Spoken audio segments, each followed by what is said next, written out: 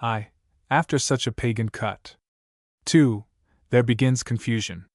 3. As false as stairs of sand. 4. Some speech of marriage. The voluble and sharp discourse. 6. Heart-burning heat of duty. 7. The shot of accident. 8. Like covered fire. 9. His pure heart's truth. X. A sympathy of woe. 11. In place and in account nothing. 12. The inly touch of love. 13. A necessary evil. 14. He speaks the mere contrary. 15. Heartsick with thought. 16. The great essay of art. 17.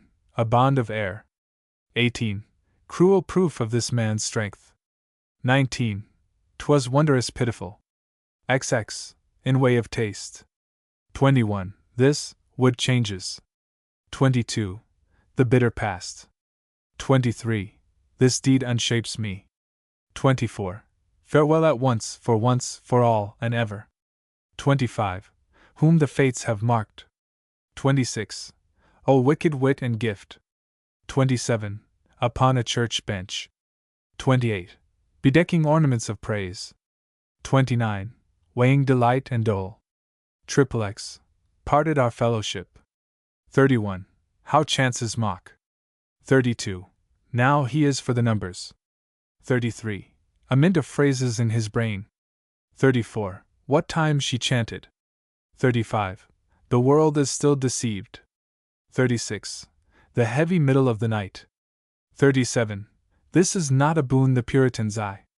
After such a pagan cut Henry VIII, I. 3. We are all the children of the Puritans, Mrs. Herman said, smiling. Of course there is an ethical strain in all of us. Her cousin, Philip Ashe, who wore the dress of a novice from the clergy house of St. Mark, regarded her with a serious and doubtful glance. But there is so much difference between you and me, he began. Then he hesitated, as if not knowing exactly how to finish his sentence. The difference, she responded, is chiefly a matter of the difference between action and reaction. You and I come of much the same stock ethically. My childhood was oppressed by the weight of the Puritan creed, and the reaction from it has made me what you feel obliged to call heretic, while you, with a saint for a mother, found even Puritanism hardly strict enough for you, and have taken to semi-monasticism. We are both pushed on by the same original impulse, the stress of Puritanism. She had been putting on her gloves as she spoke, and now rose and stood ready to go out. Philip looked at her with a troubled glance, rising also. I hardly know, said he slowly, if it's right for me to go with you. It would have been more in keeping if I adhered to the rules of the clergy house while I am away from it. Mrs. Herman smiled with what seemed to him something of the tolerance one has for the whim of a child. And what would you be doing at the clergy house at this time of day? She asked. Wouldn't it be recreation hour or something of the sort? He looked down. He never found himself able to be entirely at ease in answering her questions about the routine of the clergy house. No, he answered. The half-hour of recreation which follows nones would just be ended. His cousin laughed confusingly. Well then, she rejoined, begin it over again. Tell your confessor that the woman tempted you, and you did sin. You are not in the clergy house just now, and as I have taken the trouble to ask leave to carry you to Mrs. Gore's this afternoon, more because you wanted to see this Persian than because I cared about it, it is rather late for objections. Philip raised his eyes to her face only to meet a glance so quizzical that he hastened to avoid it by going to the hall to don his cloak, and a few moments later they were walking up Beacon Hill. It was one of those gloriously brilliant winter days by which Boston weather atones in an hour for a week of sullenness. Snow lay in a thin sheet over the common, and here and there a bit of ice among the tree branches caught the light like a glittering jewel. The streets were dotted with briskly gliding sleighs, the jingle of whose bells rang out joyously. The air was full of a vigor which made the blood stir briskly in the veins. Philip had not for years found himself in the street with a woman. Seldom, indeed, was he abroad with a companion, except as he took the walk prescribed in the monastic regime with his friend, Maurice Wynne. For the most part he went his way alone, occupied in pious contemplation, shutting himself stubbornly in from outward sights and sounds. Now he was confused and unsettled. Since a fire had a week earlier scattered the dwellers in the clergy house, and sent him to the home of his cousin, he had gone about like one bewildered. The world into which he was now cast was as unknown to him as if he had passed the 2 years spent at St. Mark's in some far island of the sea. To be in the street with a lady, to be on his way to hear he knew not what from the lips of a Persian mystic, to have in his mind memory of light talk and pleasant story, all these things made him feel as if he were drifting into a strange unknown sea of worldliness. Yet his feeling was not entirely one of fear or of reluctance. Sensitive to the tips of his fingers, he felt the influences of the day, the sweetness of his cousin's laughter, the beauty of her face. He was exhilarated by a strange intoxication. He was conscious that more than one passer looked curiously at them as, he in his cassock and she in her furs, they walked up Beacon Street. He felt as in boyhood he had felt when about to embark in some adventure to childhood strange and daring. "It is a beautiful day," he said involuntarily. "Yes, Mrs. Herman answered. "It is almost a pity to spend it indoors. But here we are." They had come into empty Vernon Street, and now turned in at a fine old house of grey stone. "Is there any discussion at these meetings?" he asked, as they waited for the door to be opened. "Oh, yes, often there is a good deal. You'll have ample opportunity to protest against the heresies of the heathen." "I do not come here to speak," he replied rather stiffly. "I only come to get some idea of how the Oriental mind works." He felt her smile to be that of one amused at him, but he could not see why she should be. "I must give you one caution," she went on, as they entered the house. "It's the same that the magicians give to those who are present at their incantations. Be careful not to pronounce sacred words." "But don't they use them?" "Oh, abundantly. But they know how to use them in a fashion understood only by the initiated, so that they are harmless." They passed up the wide staircase of Mrs. Gore's handsome, if over-furnished house. They were shown into the drawing-room, where they were met by the hostess, a tall, superb woman of commanding presence, her head crowned with masses of snow-white hair. Coming in from the brilliant winter sunlight, Philip could not at first distinguish anything clearly.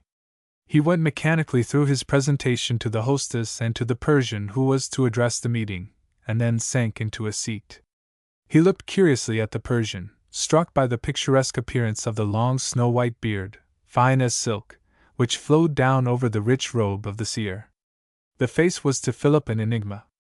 To understand a foreign face it is necessary to have learned the physiognomy of the people to which it belongs. As to comprehend their speech it is necessary to have mastered their language. As he knew not whether the countenance of the old man attracted or repelled him more, and could only decide that at least it had a strange fascination.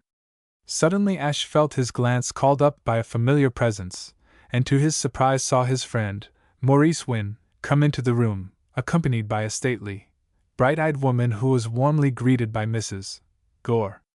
He wondered at the chance which had brought Maurice here as well as himself, but the calling of the meeting to order attracted his thoughts back to the business of the moment. The Persian was the latest ethical caprice of Boston. He had come by the invitation of Mrs. Gore to bring across the ocean the knowledge of the mystic truths contained in the sacred writings of his country, and his ministrations were being received with that beautiful seriousness which is so characteristic of the town. In Boston there are many persons whose chief object in life seems to be the discovery of novel forms of spiritual dissipation.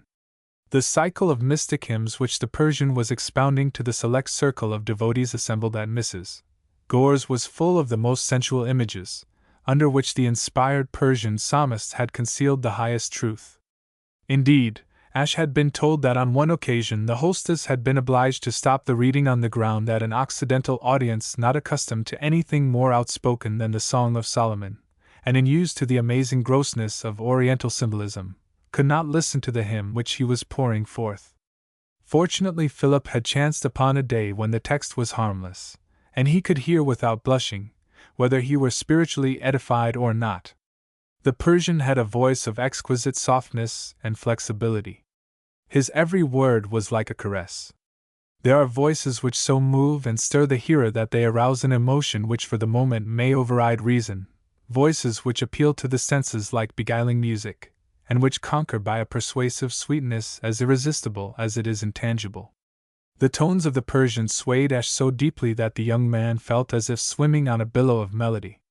Philip regarded as if fascinated the slender, dusky fingers of the reader as they handled the splendidly illuminated parchment on which glowed strange characters of gold, marvelously intertwined with leaf and flower, and cunning devices in gleaming hues. He looked into the deep, liquid eyes of the old man, and saw the light in them kindle as the reading proceeded. He felt the dignity of the presence of the seer, and the richness of his flowing garment, but all these things were only the fitting accompaniments to that beautiful voice, flowing on like a topaz brook in a meadow of daffodils. The Persian spoke admirable English, only now and then by a slight accent betraying his nationality. He made a short address upon the antiquity of the hymn which he was that day to expound, its authorship, and its evident inspiration. Then in his wonderful voice he read, "The Hymn of Ismet. Yesterday, half inebriated, I passed by the quarters where the vintners dwell, to seek the daughter of an infidel who sells wine. At the end of the street, there advanced before me a damsel, with a faery's cheeks, who in the manner of a pagan wore her tresses dishevelled over her shoulders like a sacerdotal thread. I said, O thou, to the arch of whose eyebrow the new moon is a slave, what quarter is this, and where is thy mansion? She answered, Cast thy rosary to the ground, bind on thy shoulder the thread of paganism, throw stones at the glass of piety, and quaff from a full goblet. After that come before me that I may whisper a word in thine ear. Thou wilt accomplish thy journey if thou listen to my discourse. Abandoning my heart, and wrapped in ecstasy, I ran after her until I came to a place in which religion and reason forsook me. At a distance I beheld a company all insane and inebriated, who came boiling and roaring with ardor from the wine of love. Without cymbals or lutes or viols, yet all filled with mirth and melody. Without wine or goblet or flagon, yet all incessantly drinking. When the cord of restraint slipped from my hand, I desired to ask her one question, but she said, Silence! This is no square temple to the gate of which thou canst arrive precipitately. This is no mosque to which thou canst come with tumult, but without knowledge. This is the banquet house of infidels, and within it all are intoxicated, all from the dawn of eternity to the day of resurrection lost in astonishment. Depart thou from the cloister and take thy way to the tavern, cast off the cloak of a dervish, and wear the robe of a libertine. I obeyed, and if thou desirest the same strain and color as Ismet, imitate him, and sell this world and the next for one drop of pure wine. The company sat in absorbed silence while the reading went on. Nothing could be more perfect than the listening of a well-bred Boston audience, whether it is interested or not. The exquisitely modulated voice of the Persian flowed on like the tones of a magic flute, and the women sat as if fascinated by its spell.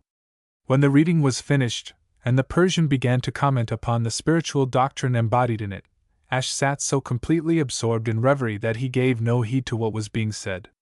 In his ascetic life at the clergy house he had been so far removed from the sensuous, save for that to which the services of the church appealed, that this enervating and luxurious atmosphere, this gathering to which its quasi-religious character seemed to lend an excuse, bred in him a species of intoxication. He sat like a lotus-eater, hearing not so much the words of the speaker as his musical voice, and half drowned in the pleasure of the perfumed air, the rich colors of the room, the Persian's dress, the illuminated scroll, and the subtle delight of the presence of women, and all those seductive charms of the sense from which the church defended him. The Persian, Mirza Gholam Reza, repeated in his flute-like voice, O thou, to the arch of whose eyebrow the new moon is a slave. And, hearing the words as in a dream, Philip Ash looked across the little circle to see a woman whose beauty smote him so strongly that he drew a quick breath. To his excited mood it seemed as if the phrase were intended to describe that beautifully curved brow, brown against the fair skin, and in his heart he said over the words with a thrill, O thou, to the arch of whose eyebrow the new moon is a slave! Half unconsciously, and as if he were taken possession of by a will stronger than his own, he found himself noting the soft curve and flush of a woman's cheek, the shell texture of her ear, and the snowy whiteness of her throat. She sat in the full light of the window behind him, leaning as she listened against a pedestal of ebony which upheld the bronze bust of a satyr peering down at her with wrinkled eyes. Her throat was displayed by the backward bend of her head, and showed the whiter by contrast with the black gown she wore. Philip's breath came more quickly, and his head seemed to swim. Sensitive to beauty, and starved by asceticism, he was in a moment completely overcome. Suddenly he felt the regard of his friend Maurice resting upon him with a questioning glance, and it was as if the thought of his heart were laid bare. Philip made a strong effort, and fixed his look and his attention upon the speaker, who was deep in Oriental mysticism. "It is written in the De Satir," Mirza Gholam Reza was saying, "that purity is of two kinds, the real and the formal. The real consists in not binding the heart to evil, the formal in cleansing away what appears evil to the view. The ultimate spirit, that inner flame from the treasure house of flames, is not affected by the outward, by the apparent. What though the outer man fall into sin? What though he throw stones at the glass of piety and quaff the wine of sensuality from a full goblet? The flame within the tabernacle is still pure and undefined because it is undefilable." Ash looked around the circle in astonishment, wondering if it were possible that in a Christian civilization these doctrines could be proclaimed without rebuke. His neighbors sat in attitudes of close attention. They were evidently listening, but their faces showed no indignation. On the lips of Win Philip fancied he detected a faint curl of derisive amusement, but nowhere else could he perceive any display of emotion, unless he had avoided looking at the lady in black, feeling that to do so were to play with temptation. But the attraction was too strong for him, and he glanced at her with a look of which the swiftness showed how strongly she affected him. It seemed to him that there was a faint flush of indignation upon her face, and he cast down his eyes, smitten by the conviction that there was an intimate sympathy between his feeling and hers. "This is the word of enlightenment which the damsel, the personification of wisdom, whispered into the ear of the seeker," continued the persuasive voice of the Persian. "It is the heart truth of all religion. It is the word which initiates man into the divine mysteries. Thou wilt accomplish thy journey if thou listen to my discourse. Life is affected by many accidents, but none of them reaches the Godhead within. The divine inebriation of spiritual truth comes with the realization of this fact. The flame within man, which is above his consciousness, is not to be touched by the acts of the body. These things which men call sin are not of the slightest featherweight to the soul in the innermost tabernacle. It is of no real consequence." The speaker went on, warming with his theme until his velvety eyes shone. "What the outer man may do. We waste our efforts in this childish care about apparent righteousness. The real purity is above our acts. Let the man do what he pleases, the soul is not thereby touched or altered." Ash sat upright in his chair, hardly conscious where he was. It seemed to him monstrous to remain acquiescent and to hear without protest this juggling with the souls of men. The instinct to save his fellows which underlies all genuine impulse toward the priesthood was too strong in him not to respond to the challenge which every word of the Persian offered. Almost without knowing it, he found himself interrupting the speaker. "If that is the teaching of the Persian scriptures," he said, "it is impious and wicked. Even were it true that there were a flame from the supreme dwelling within us, unmanifested and undeniable, it is evidently not with this that we have to do in our earthly life. It is with the soul of which we are conscious, the being which we do know. This may be lost by defilement. To this the sin of the body is death. I myself, the being that is aware of itself, am no less the one that is morally responsible for what is done in the world by me."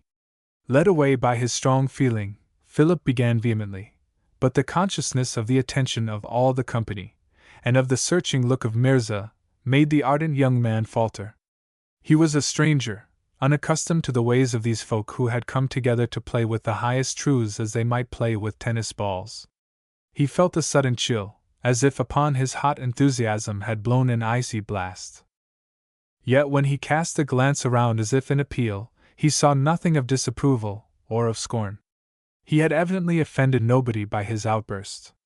He ventured to look at the unknown in black, and she rewarded him with a glance so full of sympathy that for an instant he lost the thread of what the Persian, in tones as soft and unruffled as ever, was saying in reply to his words. He gathered himself up to hear and to answer, and there followed a discussion in which a number of those present joined, a discussion full of cleverness and the adroit handling of words, yet which left Philip in the confusion of being made to realize that what to him were vital truths were to those about him merely so many hypotheses upon which to found argument. There were more women than men present, and Ash was amazed at their cleverness and their shallow reasoning, at the ease and naturalness with which they played this game of intellectual gymnastics, and at the apparent failure to pierce to anything like depth.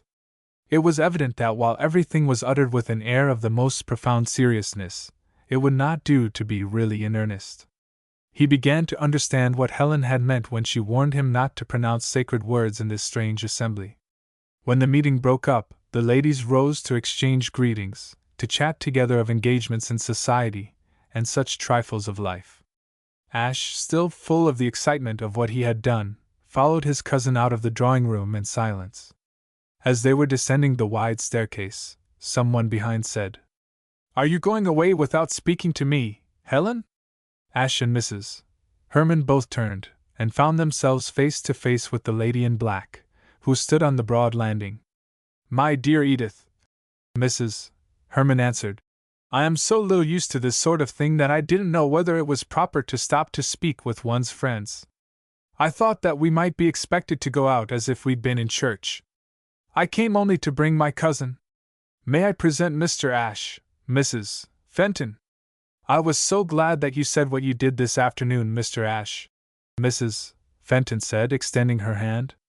"I felt just as you did, and I was rejoiced that somebody had the courage to protest against that dreadful paganism." Philip was too shy and too enraptured to be able to reply intelligibly, but as they were borne forward by the tide of departing guests, he was spared the need of answer. At the foot of the stairway he was stopped again by Maurice Wynne, and presented to Mrs. Stagchase, his friend's cousin and hostess for the time being, but his whole mind was taken up by the image of Mrs.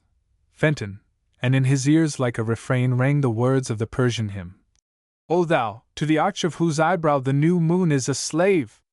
2. There begins confusion. Henry VI. 4. 1. That afternoon at Mrs.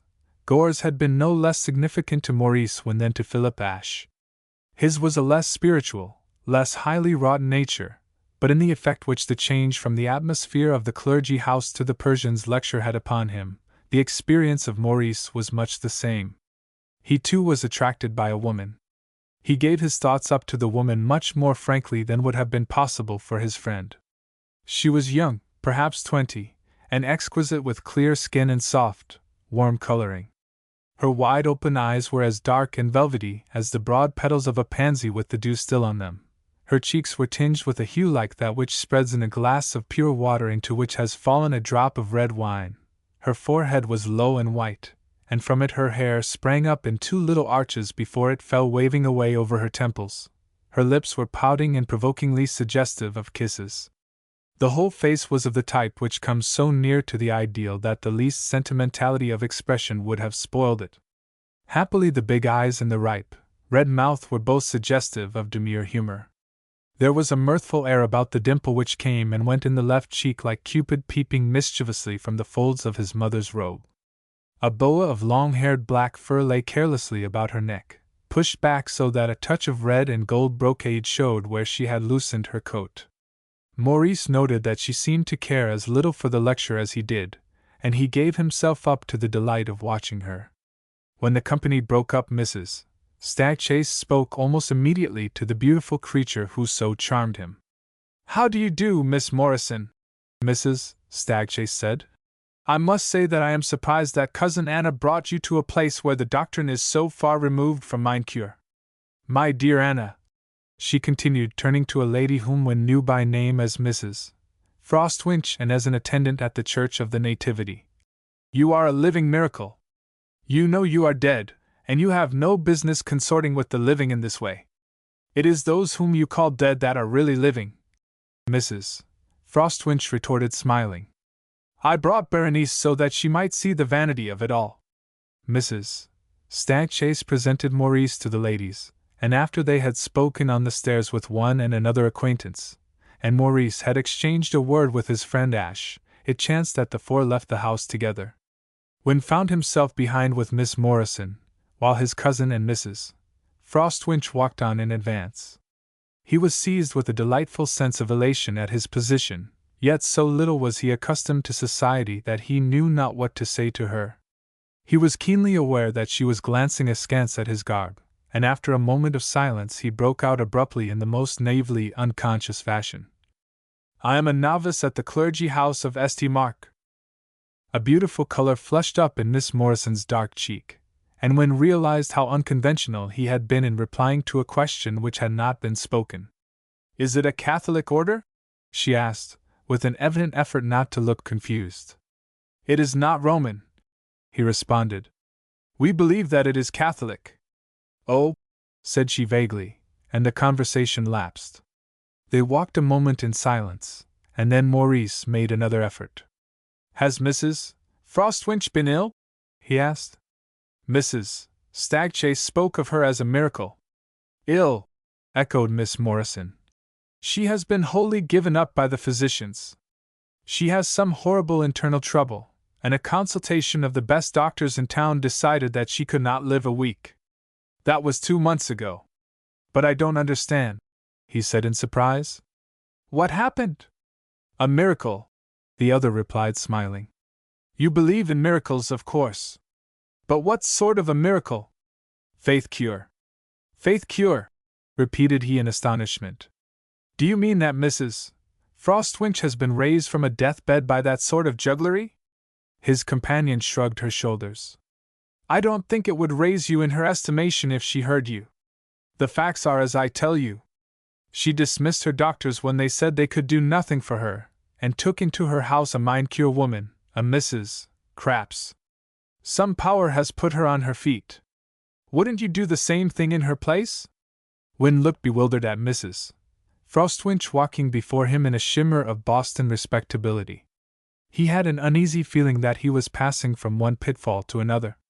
He was keenly conscious of the richness of the voice of the girl by his side, so that he felt that it was not easy for him to disagree with anything which she said. He let her remark pass without reply. "For my part," she went on frankly, "I don't in the least believe in the thing as a matter of theory, but practically I have a superstition about it, because I've seen Cousin Anna. She was helpless, in agony, dying, and now she is as well as I am. If I were ill—" She broke off with a pretty little gesture as they came within hearing of the others, who had halted at Mrs.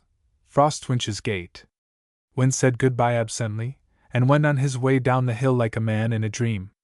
"Well," Mrs. Stagchase said, "you have seen one of Boston's ethical debauches. What do you think of it?" "It was confusing," he returned. "I couldn't make out what it was for." "For?" "To amuse us. We are the children of the Puritans, you know, and have inherited a twist toward the ethical and the supernatural so strong that we have to have these things served up even in our amusements."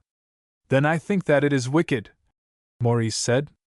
"Oh, no, we must not be narrow. It isn't wrong to amuse oneself, and if we play with the religion of the Persians, why is it worse than to play with the mythologies of the Greeks or Romans? You wouldn't think it any harm to jest about classical theology."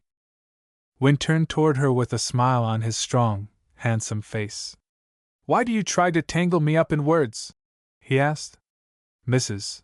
Stagchase did not turn toward him, but looked before with face entirely unchanged as she replied, "I am not trying to entangle you in words, but if I were it would be all part of the play. You are undergoing your period of temptation. I am the tempter in default of a better. In the old fashion of temptations it wouldn't do to have the tempter old and plain. Then you were expected to fall in love, now we deal in snares more subtle." Maurice laughed, but somewhat unmirthfully. There was to him something bewildering and worldly about his cousin, and he had come to feel that he could never be at all sure where in the end the most harmless beginning of talk might lead him. "What then is the modern way of temptation?" he inquired. "It shows how much faith we have in its power," she replied, as they waited on the corner of Charles Street for a carriage to pass. "That I don't in the least mind giving you full warning. Did you know the lady in that carriage, by the way? It was Mrs. Wilson, wasn't it?" "Yes, Mrs. Chauncey Wilson. You have seen her at the Church of the Nativity, I suppose. She is one phase of the temptation. I don't in the least understand. I didn't in the least suppose that you would. You will in time. My part of the temptation is to show you all sorts of ethical jugglery, the spiritual and intellectual gymnastics such as the Bostonians love, to persuade you that all religion is only a sort of pastime, and that the particular high church sort which you especially affect is but one of a great many entertaining ways of killing time. Cousin Diana! He exclaimed, genuinely shocked. I hope that you understand. She continued unmoved. I shall exhibit a very pretty collection of fads to you if we see them all. But suppose, he said slowly, that I refuse to go with you? But you won't, returned she, with that curious smile which always teased him with its suggestion of irony. In the first place, you couldn't be so impolite as to refuse me. A woman may always lead a man into questionable paths if she puts it to his sense of chivalry not to desert her. In the second, the spirit of the age is a good deal stronger in you than you realize, and the truth is that you wouldn't be left behind for anything. In the third, you could hardly be so cowardly as to run away from the temptation that is to prove whether you were really born to be a priest. That was decided when I entered the clergy house. Nonsense, nothing of the sort, my dear boy. The only thing that was decided then was that you thought you were. Wait and see our ethical and religious raree shows. We had the Persian today. Tomorrow I'm to take you to a spiritualist sitting at Mrs. Rangeley's. She hates to have me come, so I mustn't miss that. Then there are the mind cure, theosophy, and a dozen other things, not to mention the semi-religions, like nationalism. You will be as the gods, knowing good and evil, by the time we are halfway round the circle, though it is perhaps somewhat doubtful if you know them apart. She spoke in her light, railing way, as if the matter were one of the smallest possible consequence, and yet Wynne grew every moment more and more uncomfortable. He had never seen his cousin in just this mood, and could not tell whether she were mocking him or warning him. He seized upon the first pretext which presented itself to his mind, and endeavored to change the subject. Who is Mrs. Rangeley? He asked. A medium? Oh, bless you, no, she is not so bad as a medium, she is only a New Yorker. Do you think we'd go to real mediums? Although, she added, there are plenty who do go. I think that it is shocking bad form. But you speak as if spiritualism were one of the recognized ethical games, that's all. It is played pretty well at Mrs. Rangeley's, I'm told. They say that the little Mrs. Singleton she's got hold of is very clever.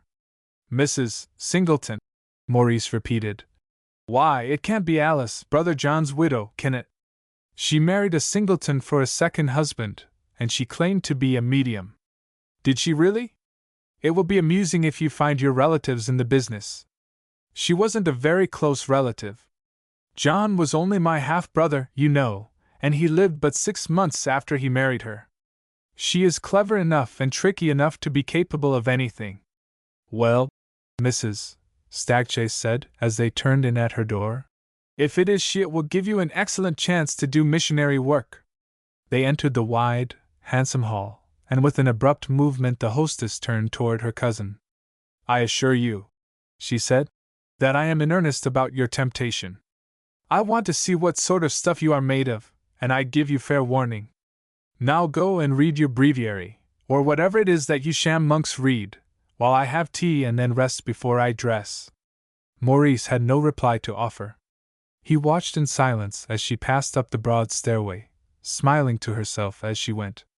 He followed slowly a moment later, and seeking his room remained plunged in a reverie at which the severe walls of the clergy house might have been startled, a reverie disquieted, changing, half fearful, and yet through which with strange fascination came a longing to see more of the surprising world into which chance had introduced him, and above all to meet again the dark, glowing girl with whom he had that afternoon walked.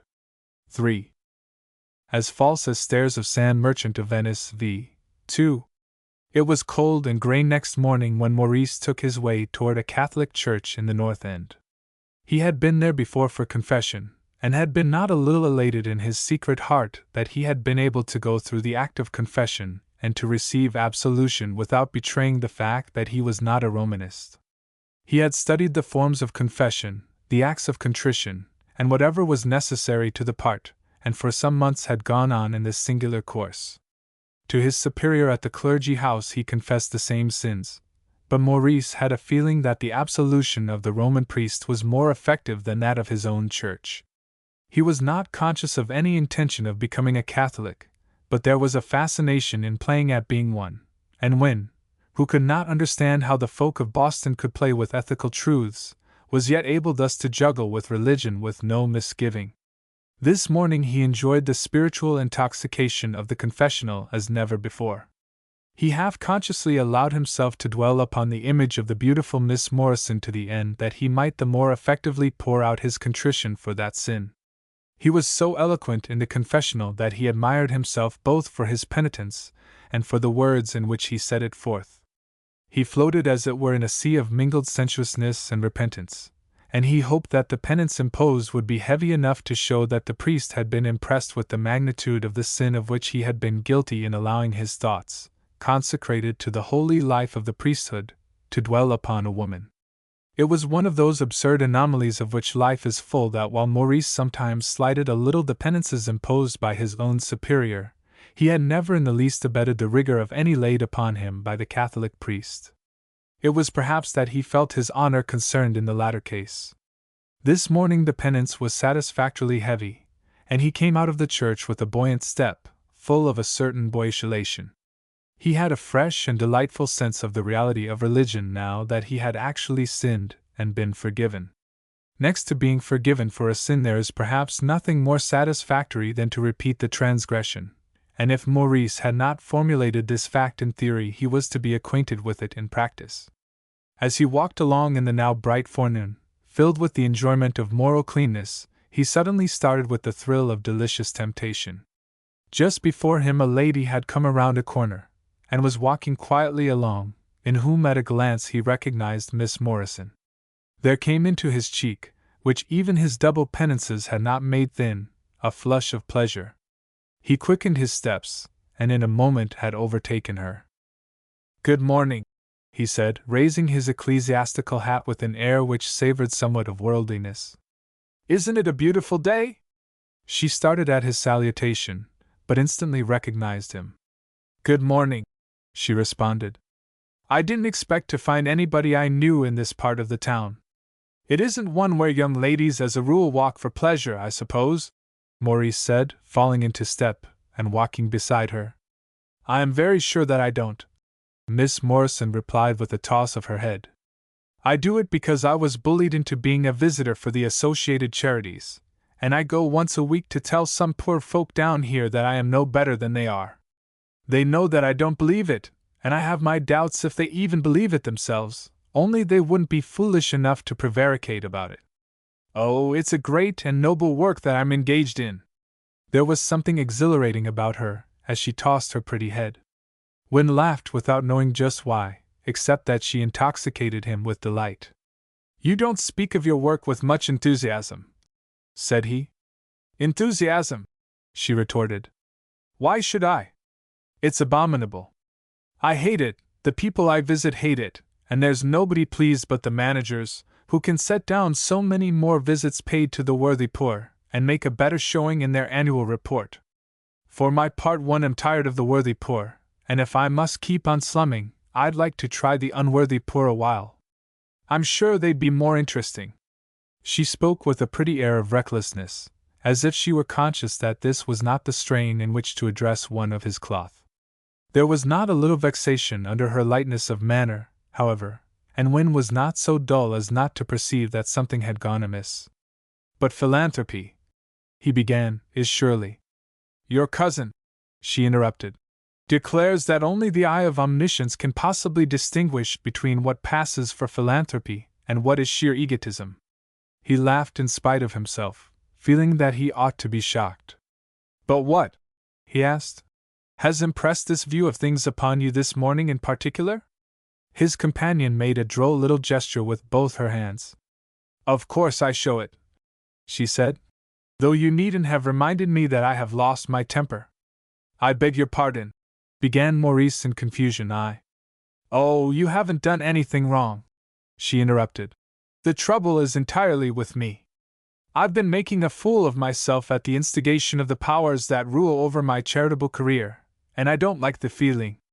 They walked on a moment without further speech. Maurice said to himself with a thrill of contrition that he would double the penance laid upon him, and he endeavored not to be conscious of the thought which followed that the delight of this companionship was worth the price which he should thus pay for it. This is what happened, Miss Morrison said at length. I don't quite know whether to laugh or to cry with vexation. There's a poor widow who has had all sorts of trials and tribulations. Indeed, she's been a miracle of ill luck ever since I began to have the honor to assure her weekly that I'm no better than she is. It may be that the fib isn't lucky. She turned to flash a bright glance into the face of her companion as she spoke, and he tried to clear away the look of gravity so quickly that she might not perceive it. Oh, she cried. Now I have shocked you. I'm sorry, but I couldn't help it. No, he replied. You didn't really shock me. It only seemed to me a pity that you should be working with so little heart, and under direction that doesn't seem entirely wise. Wise? She echoed scornfully. There's a benevolent gentleman who insisted upon giving this old woman $5. It was all against the rules of the Associated Charities, for which he said he didn't care a fig. That's the advantage of being a man. And what do you think the old thing did? She took the whole of it to buy a bonnet with a red feather in it. The committee heard of it, though I can't for my life see how. There are a lot of them that seem to think that benevolence consists chiefly in prying into the affairs of the poor wretches they help. And they posted me off to scold her. But why did you go? They said they would send Miss Spare if I didn't, and in common humanity I couldn't leave that old creature to the tender mercies of Miss Spare. What did you say? The face of Miss Morrison lighted with mocking amusement. That's the beauty of it, she cried, bursting into a low laugh which was full of the keenest fun. I began with the things I'd been told to say, but the old woman said that all her life long she had wanted a bonnet with red feathers, but that she had never expected to have one. When she got this money, she went out to buy clothing, and in a window she saw this bonnet marked $5. She piously remarked that it seemed providential. She's like the rest of the world in finding what she likes to be providential. Yes, murmured Maurice, half under his breath. Like my meeting you. Miss Morrison looked surprised, but she ignored the words, and went on with her story. She said she concluded she'd rather go without the clothes, and have the bonnet, and by the time we were through I had weakly gone back on all the instructions I'd received, and told her she was right. She knew what she wanted, and I don't blame her for getting it when she could. I'm sick of seeing the poor treated as if they were semi-idiots that couldn't think without leave from the Associated Charities. The whole tone of the conversation was so much more frank than anything to which Wynne was accustomed that he felt bewildered. This freedom of criticism of the powers, this want of reverence for conventionalities, gave him a strange feeling of lawlessness. He felt as if he had himself been wonderfully and almost culpably daring in listening. He wondered that he was not more shocked, being sure that it was his duty to be. There was about the young man's mental condition a sort of infantile unsophistication. The New England mind often seems to inherit from bygone Puritanism a certain repellent quality through which it takes long for anything savoring of worldliness or worldly wisdom to penetrate. When once this covering is broken, it may be added, the result is much the same as in the case of the cracking of other glazes. After he had parted from Miss Morrison, Maurice walked on in a blissful state of conscious sinfulness. He understood himself well enough to know that before him lay repentance, but this did not dampen his present enjoyment. He had not so far outgrown his New England conscience as to escape remorse for sin, but he had become so accustomed to the belief that absolution removed guilt that there was in his cup of self-reproach little abiding bitterness. That afternoon he accompanied Mrs. Stagchase to the house of Mrs. Rangeley with a confused feeling as if he were someone else. His cousin wore the same delicately satirical air which marked all her intercourse with him. She carried her head with her accustomed good-humored haughtiness, and her straight lips were curled into the ghost of a smile. "This is the most stupid humbug of them all," she remarked, as they neared Mrs. Rangeley's house on Marlborough Street. "You'll think the deception too transparent to be even amusing, if you don't become a convert, that is." "A convert to spiritualism?" Wynne returned with youthful indignation. "I'm not likely to fall so low as that. That is one of the things which are too ridiculous." She laughed, with that air of superiority which always nettled him a little. "Don't allow yourself to be one of those narrow persons to whom a thing is always ridiculous if they don't happen to believe it. You believe in so many impossible things yourself that you can't afford to take on airs." The tantalizing good nature with which she spoke humiliated Wynne. She seemed to be playing with him, and he resented her reflection upon his creed. He was, however, too much under the spell of his cousin to be really angry, and he was silenced rather than offended. They entered the house to find several of the persons whom he had seen at Mrs. Gore's on the day previous, and Wynne was at once charmed and disquieted by the entrance a moment later of Miss Morrison, who came in looking more beautiful than ever. It gave him a feeling of exultation to be sharing her life, even in this chance way. The preliminaries of the sitting were not elaborate. Mrs. Rangeley, the hostess, impressed it upon her guests that Mrs. Singleton, the medium, was not a professional, but that she was with them only in the capacity of one who wished to use her peculiar gifts in the search for truth. "She does not understand her powers herself," Mrs. Rangeley said, "but she feels that it is not right to conceal her light." Maurice was too unsophisticated to understand why Mrs. Rangeley's talk struck him as not entirely genuine, but he was to some extent enlightened when his cousin said to him afterward, "Frances Rangeley has the imitation Boston patter at her tongue's end now, but she is too thoroughly a New Yorker ever to get the spirit of it.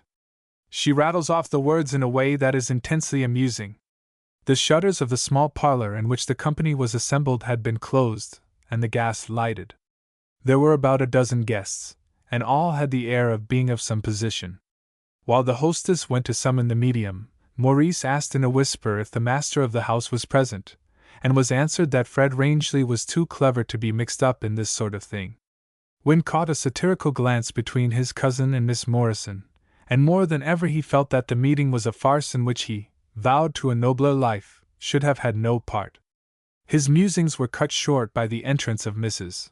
Rangeley with the medium. He recognized Mrs. Singleton at a glance, and was struck as he had been before by the appealing look of innocence.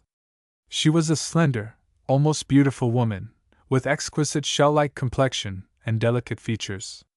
An entire lack of moral sense frequently gives to a woman an air of complete candor and purity, and Alice Singleton stood before the company as the incarnation of sincerity and truth.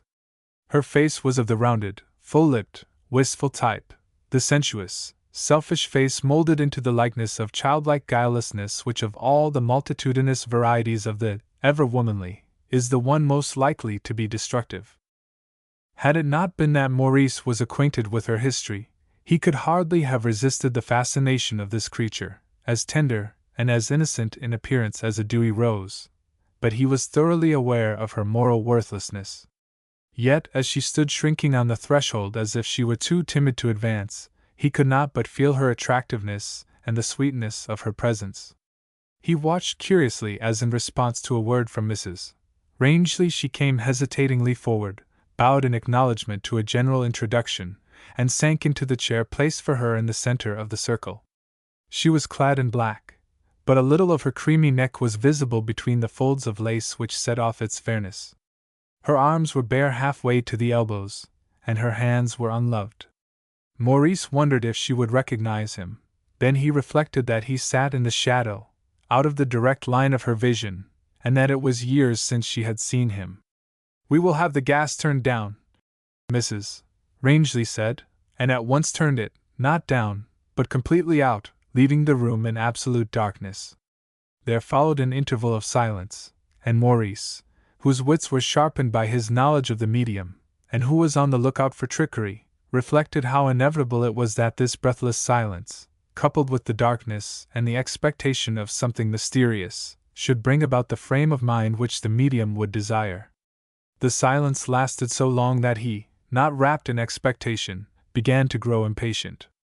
He put out his hand timidly in the darkness and touched the chair in which Miss Morrison was sitting, getting foolish comfort from even such remote communion.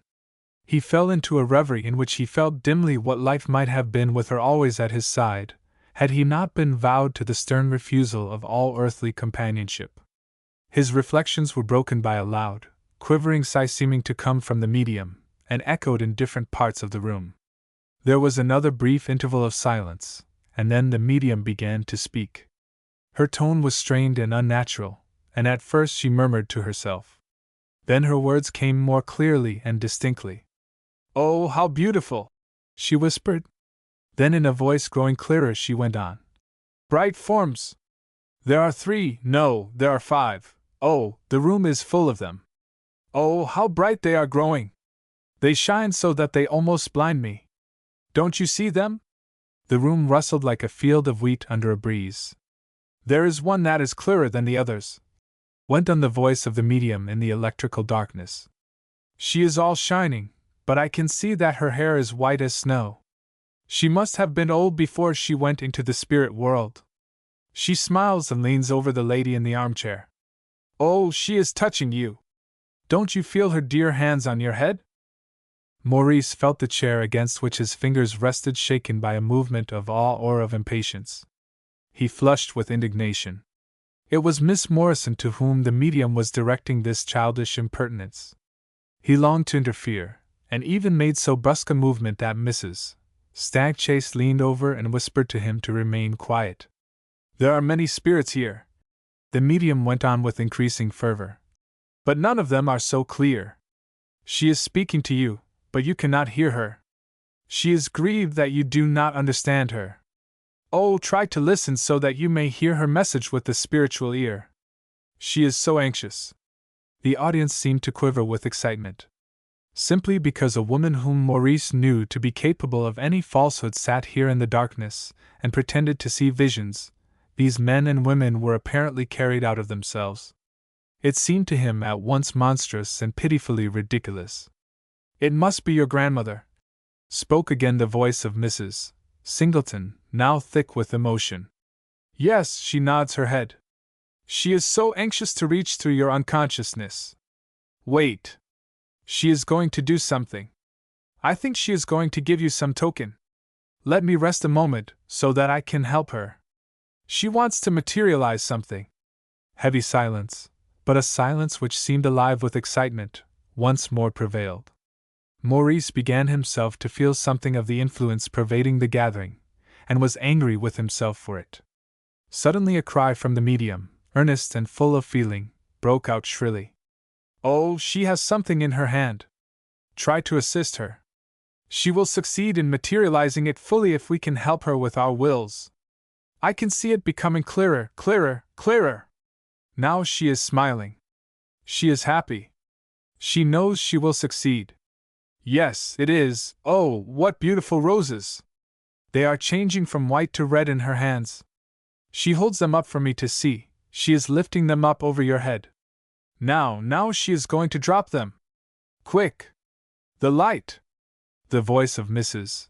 Singleton had risen almost to a scream, and bit the nerves of the hearers.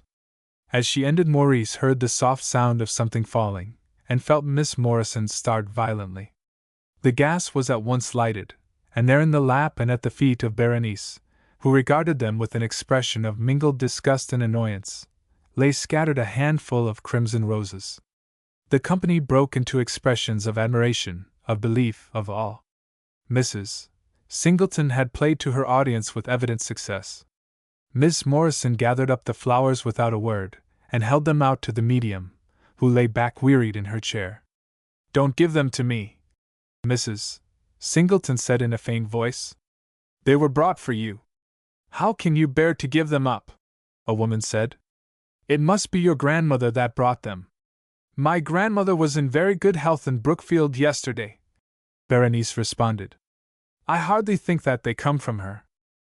The tone was so cold that Mrs. Singleton was visibly disconcerted. "Of course I don't know the spirit," she said.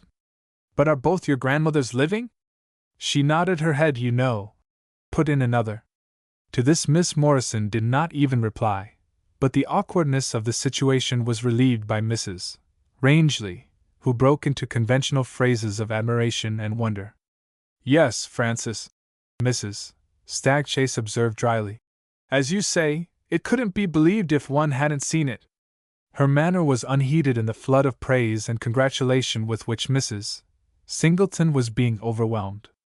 "It is what I've longed for all my life," one lady declared, wiping her eyes.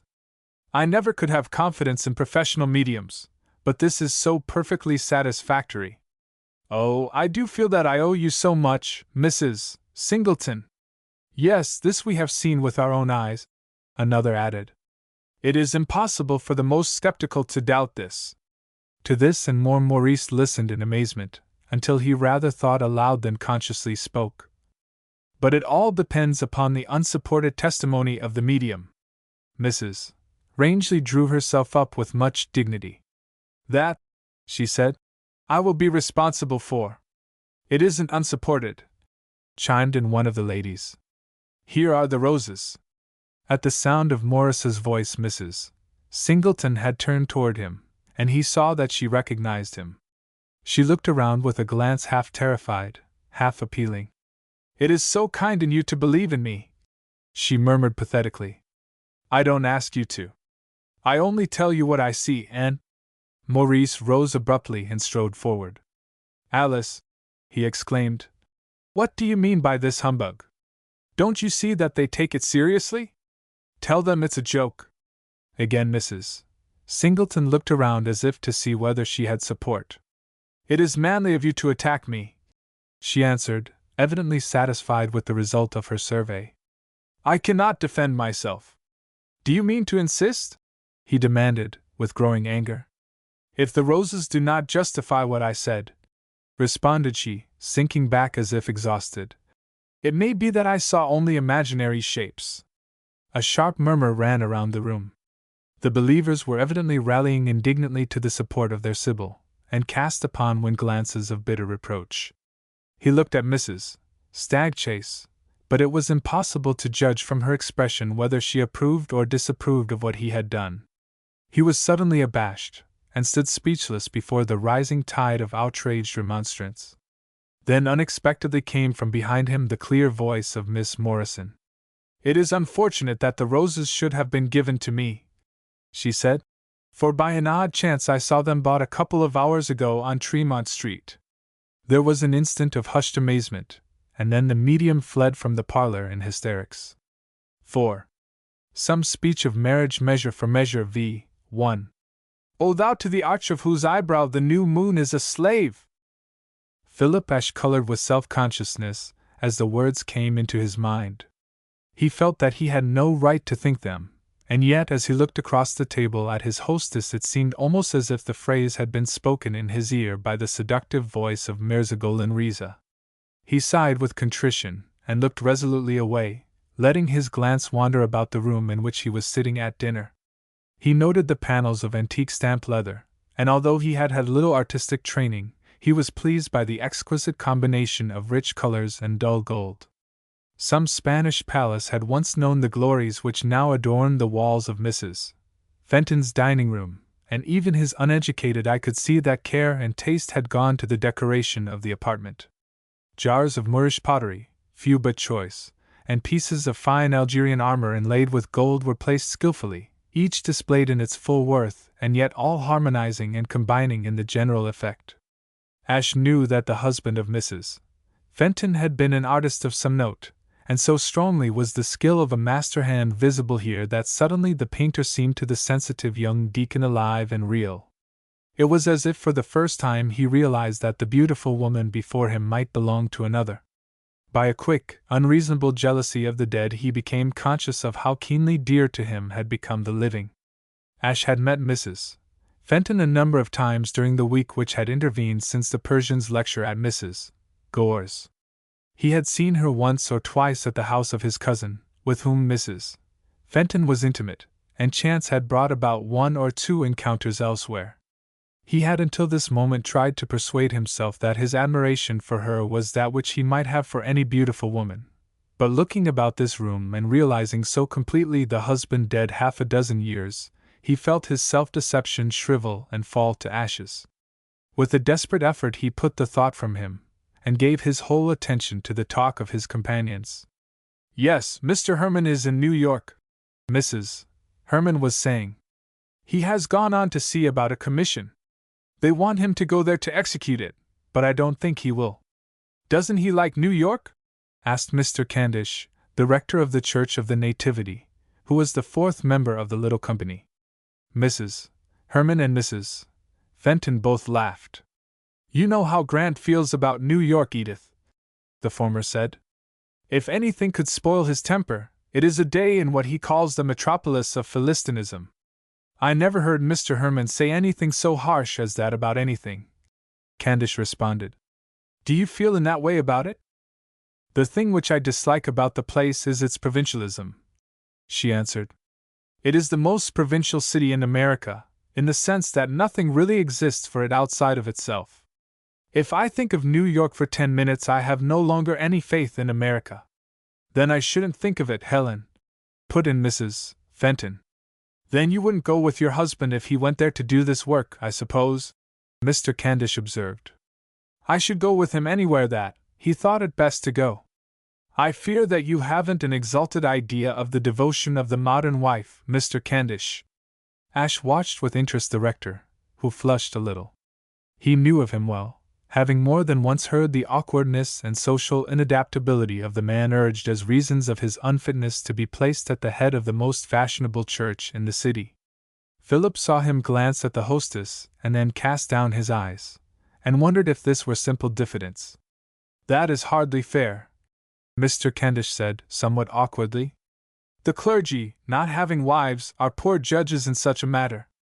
"That might be taken as an argument for the marriage of the clergy," she responded with a smile. "How so?" "If they had wives, they would be better able to sympathize with the trials and joys of their parishioners." "I never thought of that," murmured Mrs. Fenton. Mr. Candish flushed all over his homely, freckled face.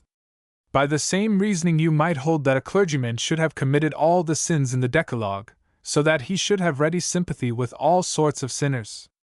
"I'm not sure that he wouldn't be more useful if he had," Mrs. Herman answered with a smile. "At least a man who hasn't wanted to commit a sin must find it hard to sympathize with the wretch that hasn't been strong enough to resist temptation. Still, I hope that sin and marriage are not put into the same category." "Oh, of course not," Mrs. Fenton interpolated. "Marriage is a sacrament." "It has always seemed to me inconsistent," Mrs. Herman went on, "that the Church should exclude her priests from one of the sacraments." Ash saw a faint cloud pass over the face of the hostess. He was himself a little shocked, and Candish frowned slightly. "The Church admits her priests to this sacrament in a higher sense," he said with some stiffness. Helen smiled. "Now I have shocked you," was her comment. "I beg your pardon. I can never accustom myself to a familiar way of handling sacred things," he returned. "It is to me too vital a matter." "I am afraid that is because you are still so young," she retorted. "It is, if you'll pardon me, the prerogative of youth to find all views but its own intolerable." The manner in which this was said deprived the words of their sting, but Mrs. Fenton evidently felt that they were getting upon dangerous ground, and she interposed. "We shall ask you to define youth next, Helen," she threw in. "Oh, that is easy. Young people are always those of our own age." In the laugh that followed this, the question of the marriage of the clergy was allowed to drop, but to all that had been said Philip had listened with a beating heart. He felt the air about him to be charged with meanings which he could not divine. He had somehow a suspicion that the hostess was more interested in this talk than she was willing to show, and with what in a moment he recognized as consummate and fatuous egotism, he felt in his heart the shadow of a hope that there might be some connection between this and her interest in him. Then a fear followed lest there might be things here hidden which would make him miserable did he understand. "Mrs. Herman insists that she is a Puritan," Mrs. Fenton said a moment later. "You see how she proves it by the position she takes on all these questions." "Of course I am a Puritan," was the answer. "I was born so." There is nothing which I believe that wouldn't have seemed to my forefathers good ground for having me whipped at the cart's tail, but I am Puritan to the bone. I don't see what you mean, Candish said. I mean that I inherit, like all of us children of the Puritans, the way of looking at things without regard to consequences, of feeling devoutly about whatever seems to us true, and of realizing that individual preferences do not alter the laws of the universe. Isn't that the essence of Puritanism? Perhaps, he answered. But are the unbelievers of today devout? Ash looked at his cousin as she paused before answering. He felt that the question must baffle her. He did not comprehend what was behind her faint smile. Certainly not all of them, was her reply. The age isn't greatly given to reverence. I am a Puritan, however, and I must say what I think. I believe that there is 100-fold more devoutness in the infidelity of New England today than in its belief. Ash leaned forward in amazement, half overturning his glass in his eagerness. Why, that is a contradiction of terms, he exclaimed. Mrs. Herman's smile deepened. Not necessarily, Cousin Philip, returned she. It is possible for belief to degenerate into mere conventionality, while sincere doubters at least must have a realization of the mystery and the awe which overshadow life. Mrs. Fenton put up her hand in a pretty gesture of deprecation. Come, she said. I don't wish to be despotic, but I can't let Mrs. Herman lead you into a discussion of that sort. We'll talk of something else. Am I to bear the blame of it all? Demanded Helen. That I call genuinely theological. Worse and worse, the hostess responded. Now you attack the cloth. It seems to me, observed Mr. Candish, coming out of a brief study in which he had apparently not heard Mrs. Fenton's last words, that you leave out of account the matter of desire. The believer at least longs to believe, and surely deserves well for that. I don't see why. Certainly he hasn't learned the first word of the philosophy of life who still confounds what he desires and what he deserves. Come, Helen, put in Mrs. Fenton. I wouldn't have suspected you of trying to pose as a belated remnant of the Concord school. Ash easily perceived that the hostess was becoming more and more uneasy at the course of the discussion. He could see, too, that Mr. Candish was growing graver, and his sallow face beginning to flush through its thin skin. It was evident that Mrs. Fenton saw and appreciated these signs, and wished to change the subject of conversation. Philip wondered that she took the matter so gravely, but cast about in his own mind for the means of helping her. Before he could think of anything to say, his cousin had started a fresh topic. By the way, she asked, who is to be bishop? Candish shook his head with a grave smile. We should be relieved if we knew, was his answer. There's a great deal being done to defeat Father Frantford, Ash added. But the lay delegates haven't been chosen. The friends of Mr. Strathmore are working very hard, observed Mrs. Fenton. It would be a great misfortune if they were to succeed. But I suppose the friends of Father Frantford are at work too, returned Helen. Ash thought that he detected a faint trace of satire in her voice, and he turned toward her with earnest gravity. It is not to be supposed, he answered, that the friends of the church are idle at a time of so much importance. Mr. Strathmore is really little better than a Unitarian, or at least he is so lax that he gives the world that opinion. He felt that this was a reply which must end all inclination to raillery on her part. He began to feel fresh sympathy with the disturbance of Mr. Candish earlier in the dinner. The matter now was to him so vital that he could not talk of it except with the greatest gravity. He watched Helen closely to discover if she were disposed to smile at his reply. He could detect no ridicule in her expression, although she did not seem much impressed with the weight of the charge he had brought against Mr. Strathmore, the popular candidate for the bishopric of the diocese, then vacant. Mrs. Chauncey Wilson is doing a good deal, Mrs. Fenton remarked, glancing smilingly at Helen. Oh, yes, responded the other. I remember now that she declined to be on a committee for the picture show because, as she said, she had to run the campaign for the bishop. The expression, Candish began, rather stiffly, is somewhat. It is hers, not mine, Helen replied. I should not have chosen the phrase myself. It is singular, Mrs. Fenton said thoughtfully. How little general interest there is in this matter of the choice of a bishop. And what there is, Mrs. Herman put in with a faint suspicion of raillery in her tone, comes from the fact that Mr. Strathmore is popular as a radical. It is natural enough that the general public should look at it in that way, Mr. Candish commented. Mr. Strathmore has all the elements of popularity. He is emotional and sympathetic, and religious laxity presented by such a man is always attractive. The infidelity of the age finds such a man a living excuse, Ash said, feeling to the full all that the words implied. Mrs. Fenton smiled upon him, but shook her head. That is a somewhat extreme view to take of it, Mr. Ash. I think it is rather the personal attraction of the man than anything else. The talk drifted away into more secular channels, and Ash in time forgot for the moment that he was already almost a priest. Youth was strong in his blood, and even when a man has vowed to serve heaven by celibacy, the must of desire may ferment still in his veins. A youthful ascetic has in him equally the making of a saint and a monster, and until it is decided which he is to be, there will be turmoil in his soul. His newly realized love for Mrs. Fenton threw Ash into a tumult of mingled bliss and anguish. The heart of the most simple mortal soars and exults in the sense that it loves. It may be timid, sad, despairing, but even the smart of love's denial cannot destroy the joy of love's existence. Philip felt the sting of his conscience. He looked upon his passion as no less hopeless than it was opposed to his vows. He was overshadowed by a half-conscious foresight of the pain which must arise from it, yet he swam on waves of delight such as even in his moments of religious ecstasy he had never before known. He felt his cheeks flush, and when his cousin glanced at him he dropped his eyes in the fear that they would betray his secret. He dared not look openly at Mrs.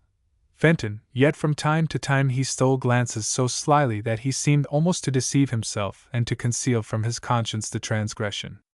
Yet, too, he struggled. He realized at moments what he was doing, and his cheek grew pale at the idea that he was juggling with his conscience and his soul. He tried to attend to the talk, and could only succeed in listening for the sound of her voice. He kept no more hold on the conversation than was sufficient to allow him to put in a word now and then to cover his preoccupation. The instinct of simulation asserted itself as it springs in a bird which flies away to decoy the hunter from its nest. He feigned to be interested, to be as usual, but all his blood was trembling and tumbling with this new delirium, and all struggles to forget his passion only increased its intensity. At moments he was astonished at himself. He could not understand what had taken possession of him. He even whispered a desperate question to himself whether it might not be that he had been singled out for a special temptation of the devil, a distinction too flattering to be wholly disagreeable. Then he glanced again at his hostess, fair, sweet, and to his mind sacred before him, and felt that he had wronged her by supposing that the arch-fiend could make of her a temptation. He had for a moment a humiliating fear that he might have eaten something that after the spare diet of the clergy house had exhilarated him unduly. He felt that at best he was a poor thing, and he seemed to stand outside of his bare, empty life, pitying and scorning the futility of an existence unblessed by the love of this peerless woman. The evening went on, and Ash struggled to conceal the wild commotion of his mind, feeling it almost a relief to get away, so fearful had he been of losing control of his tumultuous emotions. It would be bliss to be alone with his dream. As he and Mrs. Herman were going home, Helen said, "I do wonder." "What do you wonder?" he asked. "Did I say that out loud?" she responded. "I didn't mean to. I was thinking that I couldn't help wondering whether Edith Fenton will ever marry Mr. Candish." The first thought of Ash was terror lest his secret had been discovered. His second was a memory of the way in which he had seen Mrs. Fenton look at the rector at dinner. He was overwhelmed by a rush of hot anger against his rival. "Mr. Candish!" he echoed. "Why, he is an ordained priest!" His own words cut him like a sword. He had himself pronounced the death sentence of his own hope. It was with difficulty that he suppressed a groan, and what reply or comment Mrs. Herman made was lost in the tumult of an inner voice crying in his heart, "O thou, to the arch of whose eyebrow the new moon is a slave!" The Voluble and sharp discourse comedy of errors. 2. 1. On the morning after the dinner at Mrs. Fenton's, Philip Ashe and Maurice when met on the steps of Mrs. Chauncey Wilson's. The house was on the proper side of the avenue, with a regal front of marble and with balconies of wrought iron before the wide windows above, one of especially elaborate workmanship, having once adorned the front of the Palace of the Tuileries. Pillars of verd antique stood on either side of the doorway, as if it were the portal of a temple.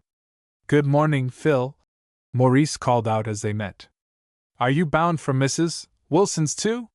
"Yes," was the answer. "I had a note last night." "Well," Wynne said gaily, as they mounted the steps, "if the inside of the house is as splendid as the outside, we two poor duffers will be out of place enough in it." Ashe smiled. "You may be a duffer if you like," he retorted, "but I'm not." "Here comes somebody," was the reply. "For my part, I'm half afraid of Mrs. Wilson, they say." But the door began to move on its hinges, and cut short his words. Wynne might have concluded his remark in almost any fashion, for there were few things which had not been said about Mrs. Wilson. Although she had been born and bred in Boston, one of the most common comments upon her was that she was so un-Bostonian. Exactly what the epithet Bostonian might mean would probably have been hard to explain, but it is seldom difficult to defend a negation. It was at least easy to show that the lady did not regard the traditions in which she had been nourished, and that she had a boldness which was as far as possible from the decorous conventionality to be expected of one in whose veins ran the blood of the most correctly exclusive old Puritan families. There was a general feeling that Mrs. Wilson's marriage was to be held accountable for many of her eccentricities, although, as Mrs. Stagchase remarked, if Elsie Dimont had not been what she was, she would not have chosen Chauncey Wilson. Well-born, wealthy, pretty, and not without a certain cleverness, Miss Dimont had had choice of suitors enough who were all that the most exacting of her relatives could desire. Yet she had disregarded the conviction of the family that it was her duty to marry to please them, and had chosen to please herself by selecting a handsome young doctor whom she met at the house of a cousin in the country. He was of some local eminence in his profession, it is true, although as time went on he gave less attention to it. He was handsome, and astute, and amusing, but he was a man without ancestors or traditions. He seemed born to justify the saying that nothing subdues the feminine imagination like force, and although the stormy times which were liberally predicted at the marriage of two creatures so strong-willed had undoubtedly marked their marital career, it was in the end impossible not to see that Dr. Wilson had secured and held command of his household. It is impossible for two to live together, however, without mutual reaction, and Elsie had unquestionably lost something of the fineness of the breeding which was hers by right of birth. For a time after her marriage she had been excessively given up to gaiety. She had figured as a leader in the fastest of the smart set, as society journals called it. She rode well, owned a stud which could not be matched in town, and raced for stakes which startled the conservative old city. It was even affirmed by the more credulous or more scandalous of the gossips that it was only the stand taken by the managers of the county club which prevented her on one occasion from riding as her own jockey, and short of this there was little she did not do. All this, however, was in the early days of the marriage, before Dr. Wilson had become accustomed to his position as husband of the richest woman in town and a member of what was to him the sacred aristocracy. When the time came that he had found his place and entered his veto upon these wild doings, there was an instant and determined revolt on the part of his wife. Elsie fought desperately to maintain her position as head of the family. By way of humiliating her husband, she flirted with an openness which won for her a reputation by no means to be envied, and she wantonly trampled on his wishes. Given a husband, however, with an iron will and a fibre not too fine, with a good temper and yet with a certain ruthlessness in asserting his sway, and there is little doubt that in the end he will triumph.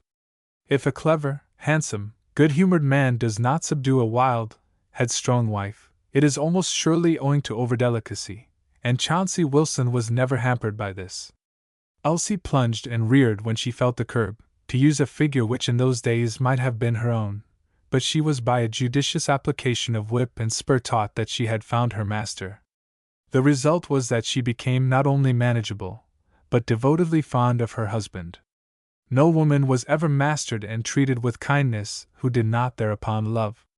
Dr. Wilson was too good-natured to be unkind, and for the most part he allowed his wife to have her way, fully aware that he had but to speak to restrain her, and thus it came about that the household was on a most peaceful and satisfactory basis. Mrs. Wilson, however, craved excitement, and ethical amusements she laughed to scorn. She did, it is true, take up high church piety, which she treated, as Mrs. Stagchase did not hesitate to say, as a plaything, but her interest in church matters was chiefly in the line of politics. She took charge of the affairs of the Church of the Nativity with a high hand which abashed and disquieted the devout rector.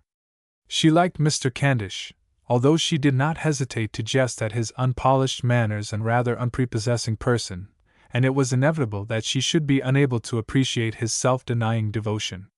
On one or two occasions she had found him to have a will not inferior to her own, and although she resented whatever balked her pleasure, she was yet a woman and respected power in a man. Mr. Candish was of all men the one least resembling the traditional pastor of a fashionable church, and had nothing of the caressing manner dear to the souls of self-pampered penitents. Fashionable women found little to admire in this man with the air of a bourgeois and the simplicity of a babe. He had, however, a strong will, and a sure faith which was not without its effect upon his parishioners. Ladies whose religion was largely an affair of nerves found comfort in relying upon his simple and untroubled devotion. They were piqued by being treated as souls rather than bodies, but this was perhaps one of the secrets of his influence. Every woman of his flock had unconsciously some secret conviction that to her was reserved the triumph of subduing this intractable nature, hitherto unconquered by the fascinations of the sex. An ugly man may generally be successful with women if he remains sufficiently indifferent to them. His unattractiveness, suggesting, as it must, the idea of his having cause to be especially solicitous and humble, imparts to his attitude in such a case an all-subduing flavor of mystery. The instinctive belief of the other sexes that he is but protecting his sensitiveness, and each longs to tear aside the veil of dissimulation. The rector, it may be added, was an eloquent preacher, and he intoned the service wonderfully. His voice in speaking was somewhat harsh, but when he intoned, it melted into a beautiful baritone, rich, full, and sweet, which, informed by his deep and earnest feeling, thrilled his hearers with profound emotion. Mrs. Wilson was proud of the effect which the service at the Nativity always had, and she took in it the double pleasure of one who claimed a share in religious enthusiasms, and who had something of the glory of a manager whose tenor succeeds in opera. Into the contest over the election of a bishop to fill the place recently left vacant Mrs. Wilson had thrown herself with characteristic vigor. There were but two candidates now seriously considered, the Rev. Rutherford Strathmore and Father Frunford. The former, a popular preacher of liberal views, was regarded as the more likely to receive the appointment, but the High Church party contested the point warmly, supporting the claims of the Father Superior of the clergy house which was the home of Maurice Wynne and Philip Ashe. The political side of the matter was exactly to Mrs. Wilson's taste. A woman has but to be rich enough and determined enough to be allowed to amuse herself with the highest concerns of both church and state, and Mrs. Wilson lacked either money nor determination. Her vigor at first disconcerted and in the end outwardly subdued the clergy. If she actually had less influence than she supposed, she was at least thoroughly entertained, and that after all was her object. She interviewed influential persons, she wrote letters, some of them sufficiently ill-judged, she sought information in regard to the character and circumstances of the clergy in the diocese, and did everything with the zeal and dash which characterized whatever she undertook. "Have you any idea what Mrs. Wilson wants of us?" when asked of Philip, as they waited in the luxurious reception-room. "I only know that Father Frunford said that we were to put ourselves under her orders," was the reply. "Of course it is something about the election." Maurice looked at him keenly. "Old fellow," he said, "you look pale. What's the matter with you?" "I didn't sleep well," Ashe answered with a flush. "I went to Mrs. Fenton's to dine, and the indulgence wasn't good for me. It's really nothing." Maurice did not reply, but sank into an easy chair and looked about him. The room was the charming fancy of the decorator, who claimed to have taken his inspiration from the American mullein. The ceiling was of a pale, almost transparent blue, a tint just strong enough to suggest the sky and yet leave it half doubtful if such a meaning were intended. The walls were hung with a rough paper matching in hue the velvety leaves of the plant, here and there touched with conventionalized figures of the yellow blossoms. This contrast of green and yellow was softened and united by a clever use of the clear red of the mullein stamens sparingly used in the figures on the walls, in the cords of the draperies, and in the trimmings of the velvet furniture. The decorator had used the same simple tone for walls, furniture, and curtains, and the effect was delightfully soothing and distinguished. Wynne felt somehow out of place in this room which bore the stamp of wealth and taste so markedly. He smiled to himself a little bitterly, recalling how alien he was to these things. Descended from a family for generations established in a New England town, he had in his veins too good blood to feel abashed at the sight of splendors, but he had in his life seen little of the world outside of lecture rooms or the clergy house. Born with the appreciation of sensuous delight, with the instinctive desire for the beautiful and refined, he felt awake within him at contact with the richness and luxury of the life which he was now leading, tastes which he had before hardly been aware of possessing. He was being influenced by the joy of worldly life, so subtly presented that he did not even appreciate the need of guarding against the danger. His reflections were cut short by the entrance of a servant who conducted the young men to a private sitting room upstairs. The halls through which they passed were hung with superb old tapestry, interspersed with magnificent pictures. On the broad landing it was almost as if the visitors came into the presence of a beautiful woman, lying naked amid bright cushions in an oriental interior. As he dropped his eyes from the alluring vision, Maurice saw in the corner the name of the artist. "Fenton," he said aloud. "Did he paint that?" His companion started, regarding the picture with widening eyes.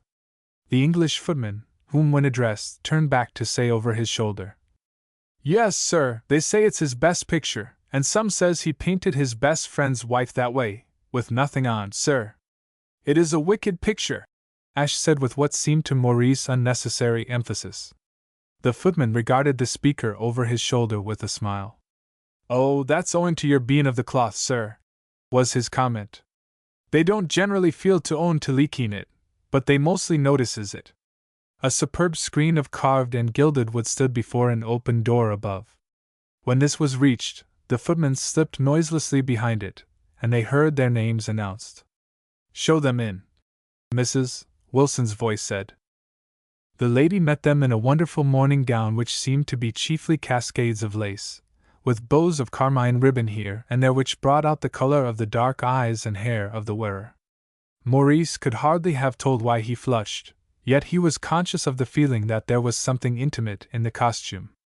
To be met by this beautiful woman, her hand outstretched in greeting, her eyes shining, her white neck rising out of the foam of laces, to breathe the air, soft and perfumed, of this room, to be surrounded by this luxury, these tokens of a life which stinted nothing in the pursuit of enjoyment, more than all to appreciate by some subtle inner sense the appealing charm of femininity, the suggestions of domestic intimacies.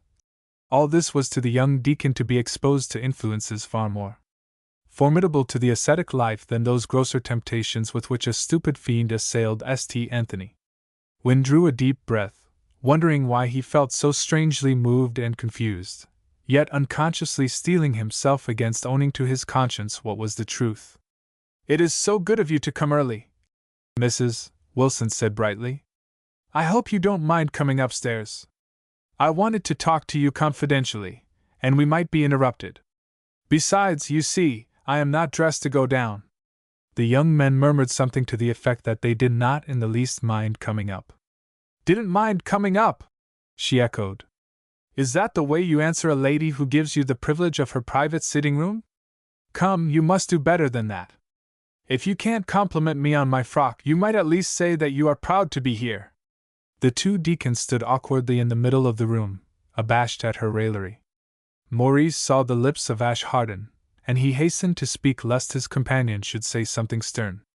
"You should remember, Mrs. Wilson," he said a little timidly, yet not without a gleam of humor, that our curriculum at the clergy house does not include a course in compliment. It should then, she responded gaily. How in the world is a clergyman to get on with the women of his congregation if he can't compliment? Why, the salvation or the damnation of most women is determined by compliments. The visitor stood speechless. Mrs. Wilson broke into a gleeful laugh. Come, cried she. Now I have shocked you. Pardon me, I should have remembered, virginibus puerisque. Sit down, and we will come to business. Both the young men flushed at her half-contemptuous, half-jesting phrase, but they sat down as directed. Mrs. Wilson took her seat directly in front of them, and proceeded to inspect them with cool deliberation. I am looking you over, she observed calmly. I must decide what work you are fitted for before I can assign anything to you.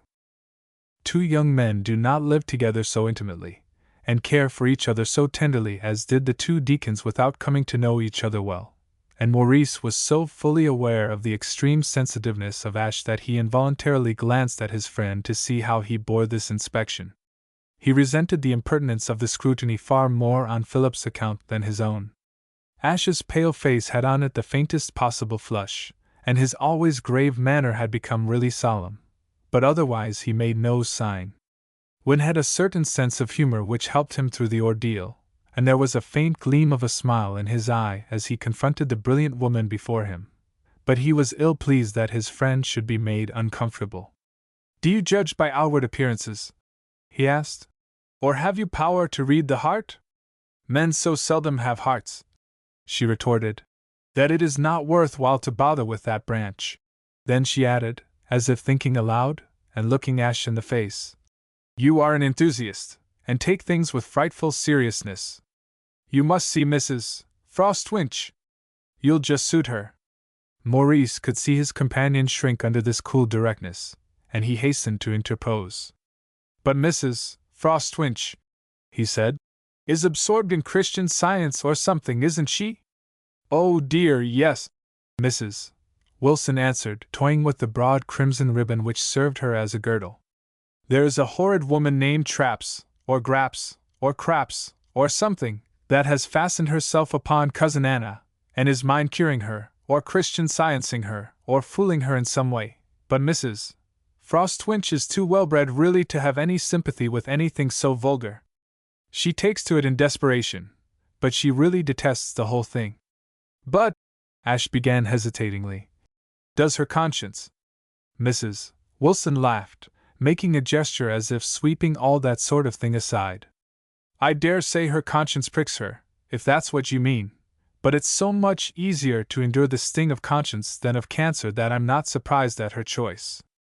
Besides, Maurice put in, this is all done nowadays under the name of religion. It isn't as if it were called by the old names of mesmerism or Indian doctoring. That's true enough, assented she. At any rate, Anna is mixed up with this woman, who gets a lot of money out of her, and earns it by making her think that she's better. However, Cousin Anna must be made to see that it's her duty in this case to use her influence to prevent the election of a man who would subvert the church if he could. But if you are her cousin, Ashe began, would it not be better if I went to see her myself? Not in the least. She entirely disapproves of my having anything to do with the election. Besides, nobody can successfully talk religion to a woman but a man. Maurice smiled in spite of himself at the air with which this was said, but he nonetheless felt that Mrs. Wilson was flippant. What influence has Mrs. Frostwinch? He asked. Well, Mrs. Wilson answered, leaning back to consider, I don't know whether to say that she controls 3 votes in the upper house of the convention or 4. The two young men regarded her in puzzled silence. There are at least 3 clergymen in the diocese that are dependent upon her, Mrs. Wilson explained. There is Mr. Bobbins. He married her cousin, not a near cousin, but near enough so that Anna has half supported the family, and the family is always increasing. I tell Anna that they have babies just to work on her compassion. I think it's wrong to encourage it myself. Then there is Mr. Mullen. He depends on Mrs.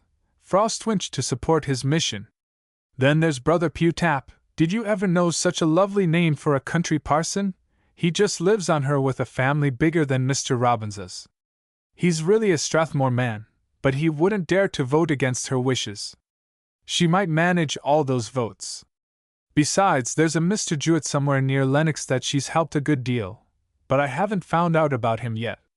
She rose as she spoke, and went to a writing table fitted out with all the inventions known to man for the decoration of the desk and the encumbrance of the writer. I have here a list of all the clergy of the diocese, she said, taking up a book bound in red morocco and silver. I've marked them down as far as I've found out about them. It's necessary to be systematic. I've done just as they do in canvassing a city ward. Maurice regarded Mrs. Wilson with ever-increasing amazement, but too, not without increasing amusement. He was somewhat shocked by the business way in which she treated the subject, but his heart was set on the election of Father Frantford. He was honest in feeling that the church would be injured by the election of Mr. Strathmore, and he was too completely a man not to be half unconsciously willing that for the accomplishment of an end he desired a woman should do many things which he would not do himself. The three went over the list together, the young men giving such information as they possessed, Maurice all the time strangely divided in his mind between disapprobation of Mrs. Wilson and admiration. Her breath was on his cheek as she bent over the book, the perfume of her laces filled faintly the air, now and then her hand touched his. He was not conscious of the potency of this feminine atmosphere which enveloped him. He did not so much think personally of Mrs. Wilson, beautiful and near though she was, as he felt her presence as a sort of impersonation of woman. He thought of Miss Morrison, and warmed with a nameless thrill of longing. Then he recalled the remark of Mrs. Stagchase that he was undergoing his temptation, and his heart sank. You see, Mrs. Wilson was saying, when he forced his wandering attention to heed her words, men are really elected before the convention. The work must be done now. You two can, of course, do a lot of things that it wouldn't be good form for a regular clergyman to do. Of course you wouldn't be able to manage the directing, but there is a good deal of work that is in your line. Of course we are glad to do what we can, Maurice responded, smiling. He glanced at Ashe, and saw that his friend's face was stern. I knew you would be, the lady went on. Mr. Ashe is to see Mrs. Frostwinch. You can't be too eloquent in telling her the consequences of Mr. Strathmore's election. If you can get her to write to the men I've named, she can secure them. It won't be amiss to flatter her a little, and above all don't abuse the faith cure business. But if she speaks of it, Ashe returned hesitatingly. What am I to do? Oh, she'll be sure to speak of it, but you must manage to evade. Let her say, and don't you contradict. She'll say enough, I've no doubt. Very likely she'll abuse it herself, but don't for goodness sake make the mistake of falling in with her. If you do, it'll be fatal. But I know Mrs. Frostwinch so slightly, Philip objected, that I do not see. Come, she interrupted. There is to be none of this. You are under my orders. I'll give you a letter to Cousin Anna now. But what? She cried, laughing. Do you mean that you distrust your leader so soon? Do I look like a woman to fail? She spread out her arms in a gesture half imploring, half jocose, her laces fluttering, her ribbons waving, the ringlets about her face dancing. Her eyes were brimming with mocking light, and however poorly she might seem to represent ideas theological, she certainly did not personify failure. Maurice laughed lightly and glanced at his friend. Ashe did not smile, but he bowed as if in resignation to the command of a leader. You are to go to Mrs. Frostwinch's this very afternoon, Mrs. Wilson declared. It won't do to lose any time. If once her votes get pledged to the other party, there's an end to that. That's your work.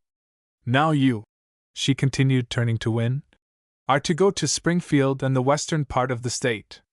The western part of the state? Maurice ejaculated in astonishment. Do you work there too? Of course we have to cover the whole diocese, she returned vivaciously. Did you suppose we left everything but Boston to the enemy? He could only reply by a stare. He had never in his life encountered anything like this woman, and he was bewildered by her audacity, her alertness, her beauty, and the dash with which she carried everything off. "You will go tomorrow," she went on, "and I will send you the list of the men you have to see. I'm sorry not to go over it with you, but I have an engagement this morning, and I shall be late now. You are staying with Mrs. Stagchase, aren't you?" "Yes, she is my cousin." "So much the better for you. It's a liberal education to have a cousin as clever as that. Goodbye. Thank you both for coming." She rang as she spoke, and handed the young men over to the maid who appeared. The maid in turn handed them over to the footman, and by him they were seen safely out of the house. As they turned away from the door, Ash sighed deeply, while Wynne was smiling to himself. What a woman!" Philip said fervently. "She's amazing." "Oh, yes," his friend laughed. "But what do you or I know about women anyway?" 6. Heart-burning heat of duty loves labor's lost eye. 1. As Philip Ash, his eyes cast down in earnest thought, approached Mrs. Frostwinch's gate that afternoon, he looked up suddenly to find himself face to face with Mrs. Fenton. She was dressed in dark, heavy cloth, set down the waist with small antique buckles of dark silver, and seemed to him the perfection of elegance and beauty. "Good morning, Mr. Ash," she greeted him, smiling. "I did not expect to find you coming to hear Mrs. Craps." "To hear Mrs. Craps?" he echoed. "Who is Mrs. Craps?" Mrs. Fenton turned back as she was entering the iron gate which between stately stone posts shut off the domain of the Frostwinches from the world, and marked with dignity the line between the dwellers on Mt. Vernon Street and the rest of the world. "Do you mean," asked she, "that you didn't know that Mrs. Craps, the mind-cure woman, is to lecture here this afternoon?" Ash drew back. "I certainly did not know it," he answered. "I was coming to speak to Mrs. Frostwinch about the election. It's the last of 3 lectures," Mrs. Fenton explained. "Mrs. Craps, you know, is the woman that has been curing Mrs. Frostwinch." Ash stood hesitatingly silent in the gateway a moment. "I should like to see her," he said thoughtfully. "Not from mere curiosity, but because I cannot understand what gives these persons a hold over intelligent men and women. The thing that gives her a hold over Mrs. Frostwinch is that she has raised her up from a bed of sickness. Come in with me and see her. I should like to see how she strikes you. You can speak to Mrs. Frostwinch after the lecture." He hesitated a moment, and then followed her, saying to himself with suspicious emphasis that the fact that the invitation came from her had nothing to do with his acceptance.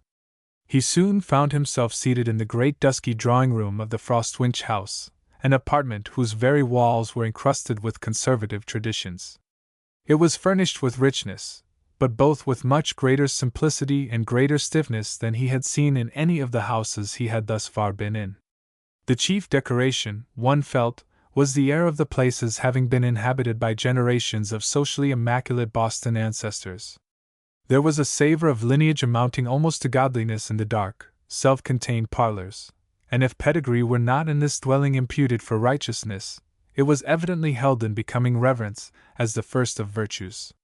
There are certain houses where the atmosphere is so completely impregnated with the idea of the departed as to give a certain effect as a spiritual morgue, and in the drawing-room of Mrs. Frostwinch there was a good deal of this flavor of defunct, but by no means departed, merit. Grim portraits stared coldly from the walls, Copleys that would have looked upon a Stuart as parvenu. The Frostwinch and Canton arms hung over the ends of the mantel, while the very furniture seemed to condescend to visitors.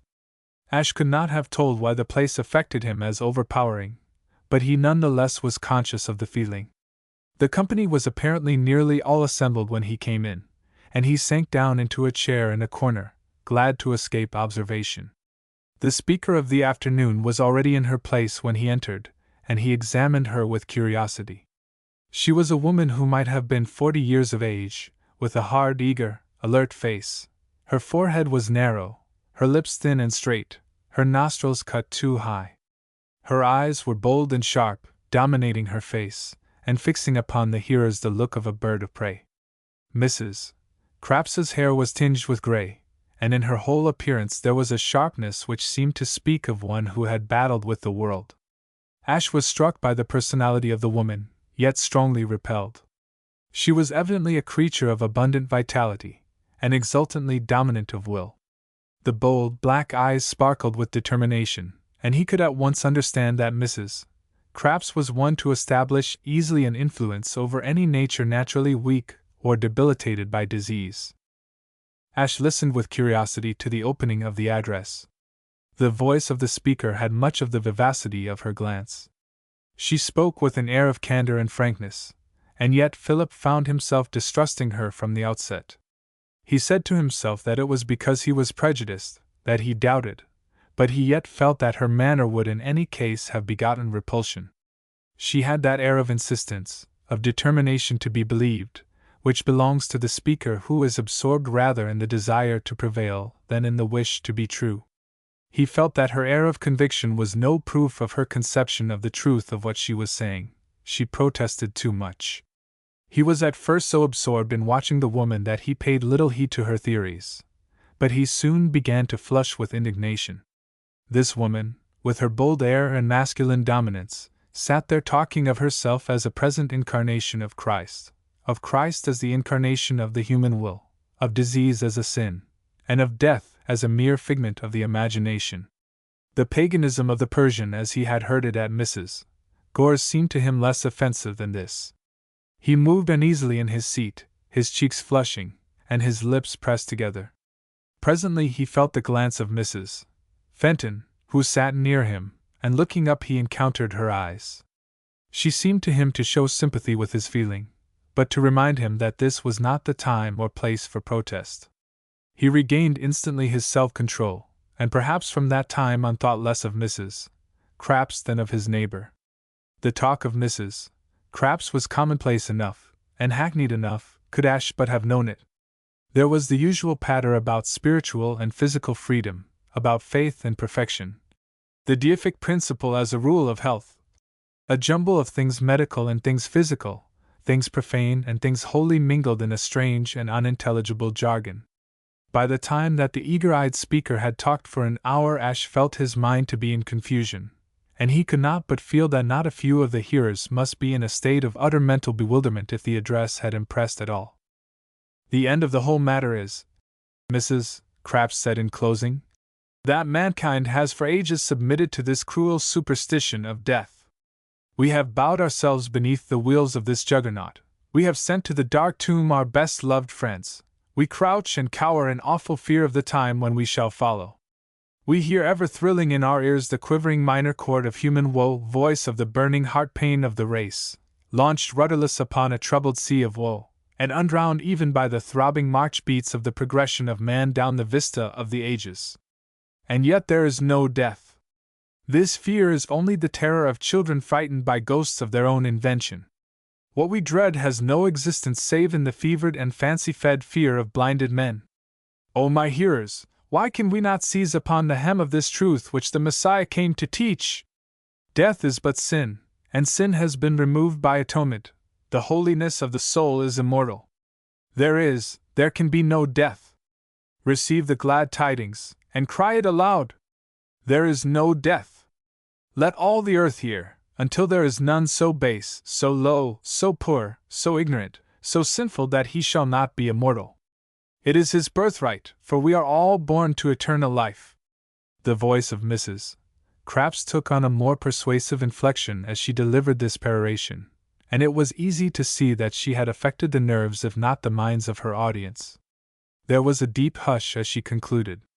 She lifted for a moment her sharp black eyes toward heaven, and then dropped her glance to earth, as if overcome by feeling, or as if with awe she had caught sight of sacred mysteries which it was not lawful to look upon. In a moment more she raised her eyes, and invited any of her hearers to question her about anything connected with the subject which troubled them.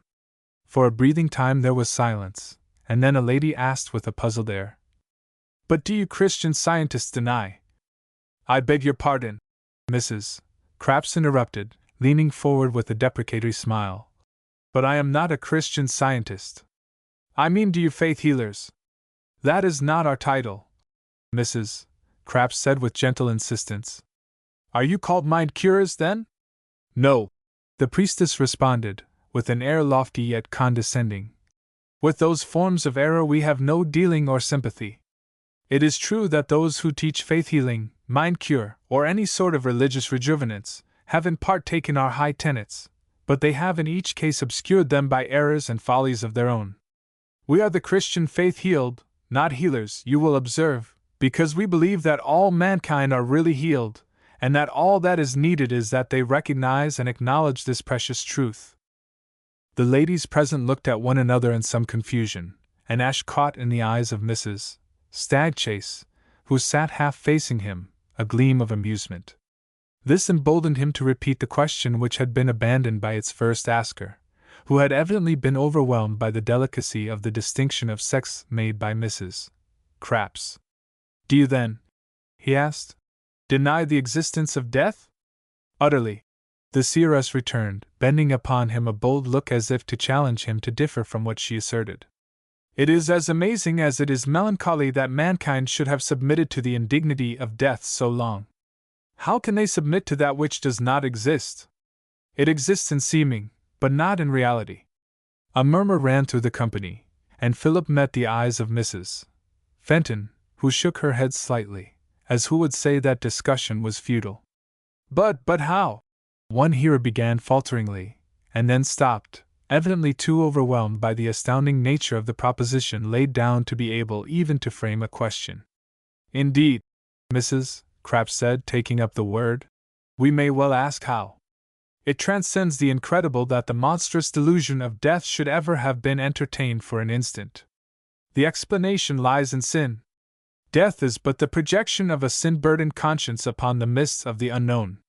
Thank God that it has been given to our generation to tear away the veil from this falsehood, and to recognize the absolute unreality of the phantom which the ignorance and superstition of guilty humanity have conjured up." The smooth, deliberate voice of Mrs. Stagchase broke the silence which this declaration produced. "It is then your idea that death comes entirely from the belief of mankind? What we call death undoubtedly has that origin," Mrs. Crapps answered. "How then could so extraordinary a delusion have had a beginning?" A faint shade crossed the face of the seeress, but it merged instantly into a smile of patient superiority. "That is the question unbelief always asks," she said. "It seems so difficult to answer, and yet it is really so simple. The idea of death of course arose from a distorted projection of the condition of sleep upon the diseased imagination. With sin came the bewilderment of human reason, and the delusion followed as an inevitable morbid growth. Then the earlier generations of mankind were immortal? Undoubtedly. We have traces of the fact in all the old mythologies. But what became of them? Once the idea of death had entered the world," Mrs. Crapps said impressively, "it spread like the plague until it had infected all mankind. Even those who had lived for ages to prove it false were not able to resist the prevalence of the thing they knew to be untrue any more," she added, dropping her eyes and speaking in a tone sad and patient. "Then we who today understand that there is no such thing as death can resist the overwhelming power of the belief of the masses of the race. The might of the will of the majority, directed by an appalling delusion, compels us to submit to that which we yet know to be an unreality." Again there was a hush. The woman was appealing to the most fundamental facts of human experience, and the most poignant emotions of human life, and boldly denying or confounding both. It seemed to Ash that the only possible answer to such talk was an accusation either of madness or blasphemy. The silence was once more broken by Mrs. Stagchase.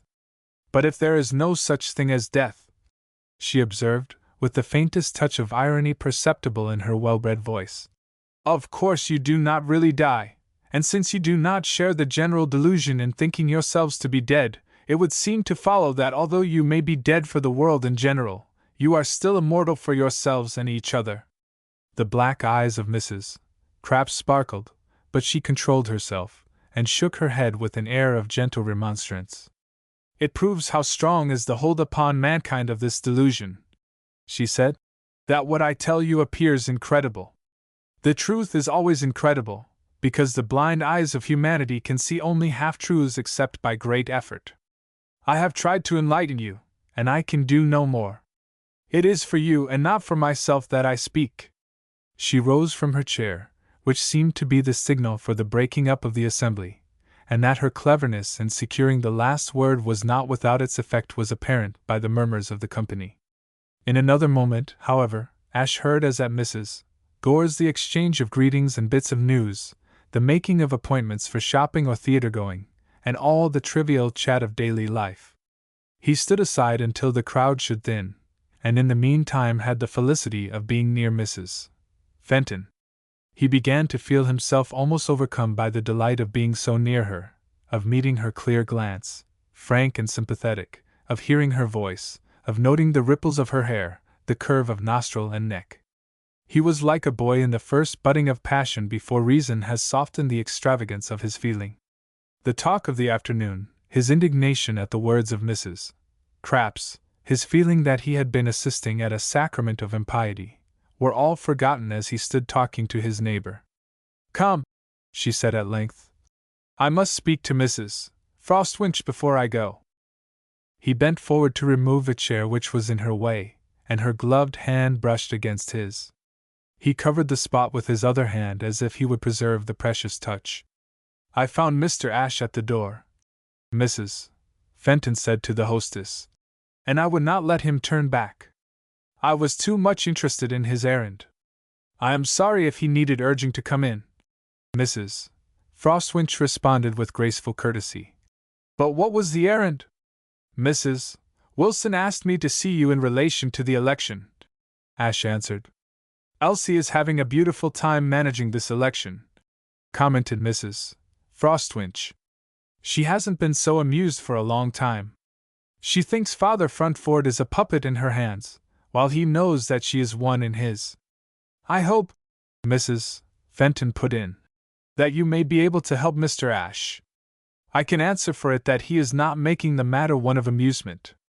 Ashe could not help flushing. He thanked her with a glance, and turned again to Mrs. Frostwinch. "I do not know or like the electioneering of such affairs," he said gravely. "But since there is a strong effort being made on the other side, it certainly seems necessary to do whatever can be done fairly." A few last visitors who had been chatting among themselves now came forward to say good-bye. Mrs. Fenton also took leave, and Ashe found himself alone with his hostess and Mrs. Crapps. "Mrs. Crapps, Mr. Ashe," Mrs. Frostwinch said. It seemed to him that there was in the manner of Mrs.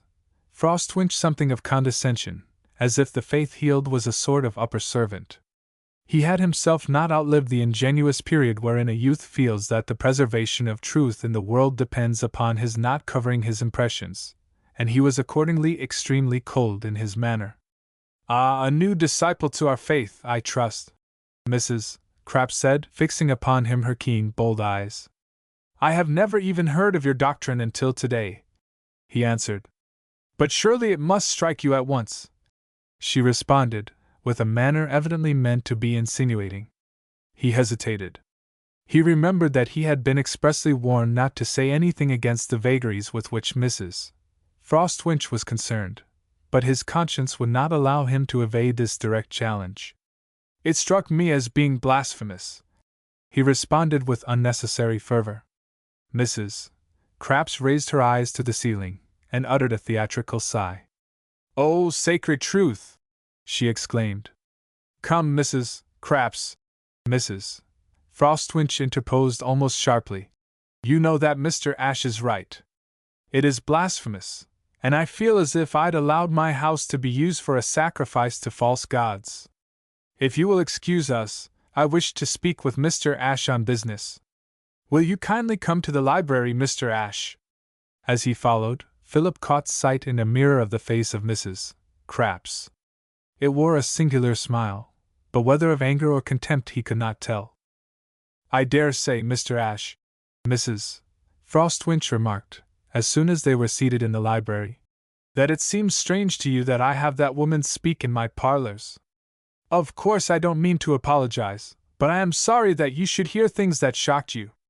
"Dear madam," he answered, leaning forward in his eagerness, "what I heard does not matter, but it does seem to me a pity that such things should be said, and said under your protection." He was too much in earnest to be self-conscious, even when she regarded him in silence a moment before replying. "You are perhaps right," she said at length, "although you exaggerate the influence of such things. I do not pretend to know whether they are influential or not," he returned simply. "It is only that they do not seem to me to be right. If they are wrong, they are wrong." She smiled and sighed. "Life is not so simple as that," was her reply. "The woman has saved my life. I should have been in my grave months ago but for her. My physician insists now that I haven't any real right to be out of it. I cannot refuse to allow her to say the thing that she believes, since that thing has a certain proof in my very life." Philip shook his head. "It is not for me to judge," said he, "but the way in which all sorts of heresies and strange doctrines are taught and played with in Boston seems to me monstrous. The persons of influence who lend their names and aid—" He broke off suddenly, recalled by the half-smile in her eyes to the fact that he was condemning her. "There is much in what you say," Mrs. Frostwinch assented. "I suppose that the difficulty is that we have ceased to recognize any authority in matters of belief. But the Church—" "Yes, there is the Church," she said doubtfully. "But to many it has ceased to be an authority, and modern thought allows so much individual freedom. Our Church has never claimed to be infallible like the Catholic, and individual freedom of conscience has come pretty generally to mean freedom from conscience. Then it is a pity that the authority which is exercised in the Roman Church is not exercised in ours. Ah, Mr. Ashe, you reckon without the spirit of the age in which we live. But tell me what I can do for you in the matter of the election." Mrs. Frostwinch was a devout churchwoman in her way, although she was now in appearance following after strange gods. She readily promised her aid in favor of Father Frantford. "I agree with you, Mr. Ashe," she said, "that everything possible should be done to stem the tide of laxness which seems advancing everywhere. The mental reservations of Mr. Strathmore are certainly so broad that they may cover anything. I know women who go to his church and simply say the beginning of the creed, 'I believe in God,' and who do not hesitate in private to explain that by the name God they mean whatever force it is that moves the universe, whether it is intelligent or not." "How dreadful!" Philip exclaimed.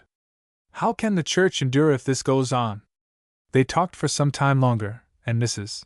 Frostwinch assured him that she would do her best to secure the votes of the clergymen who were her pensioners. Ashe left her with a pleasant feeling in his heart that he had accomplished his mission without sacrificing his convictions. Yet perhaps more potent still in warming his heart was the remembrance of the pleasant words which Mrs. Fenton had spoken in his behalf.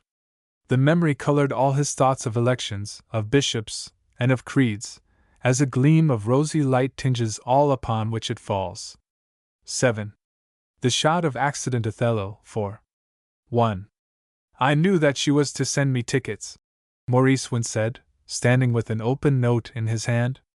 "She insisted upon that. But why should she send parlor car checks too? It is all part of your temptation," Mrs. Stagchase responded, smiling. "Of course, if you go as the representative of Mrs.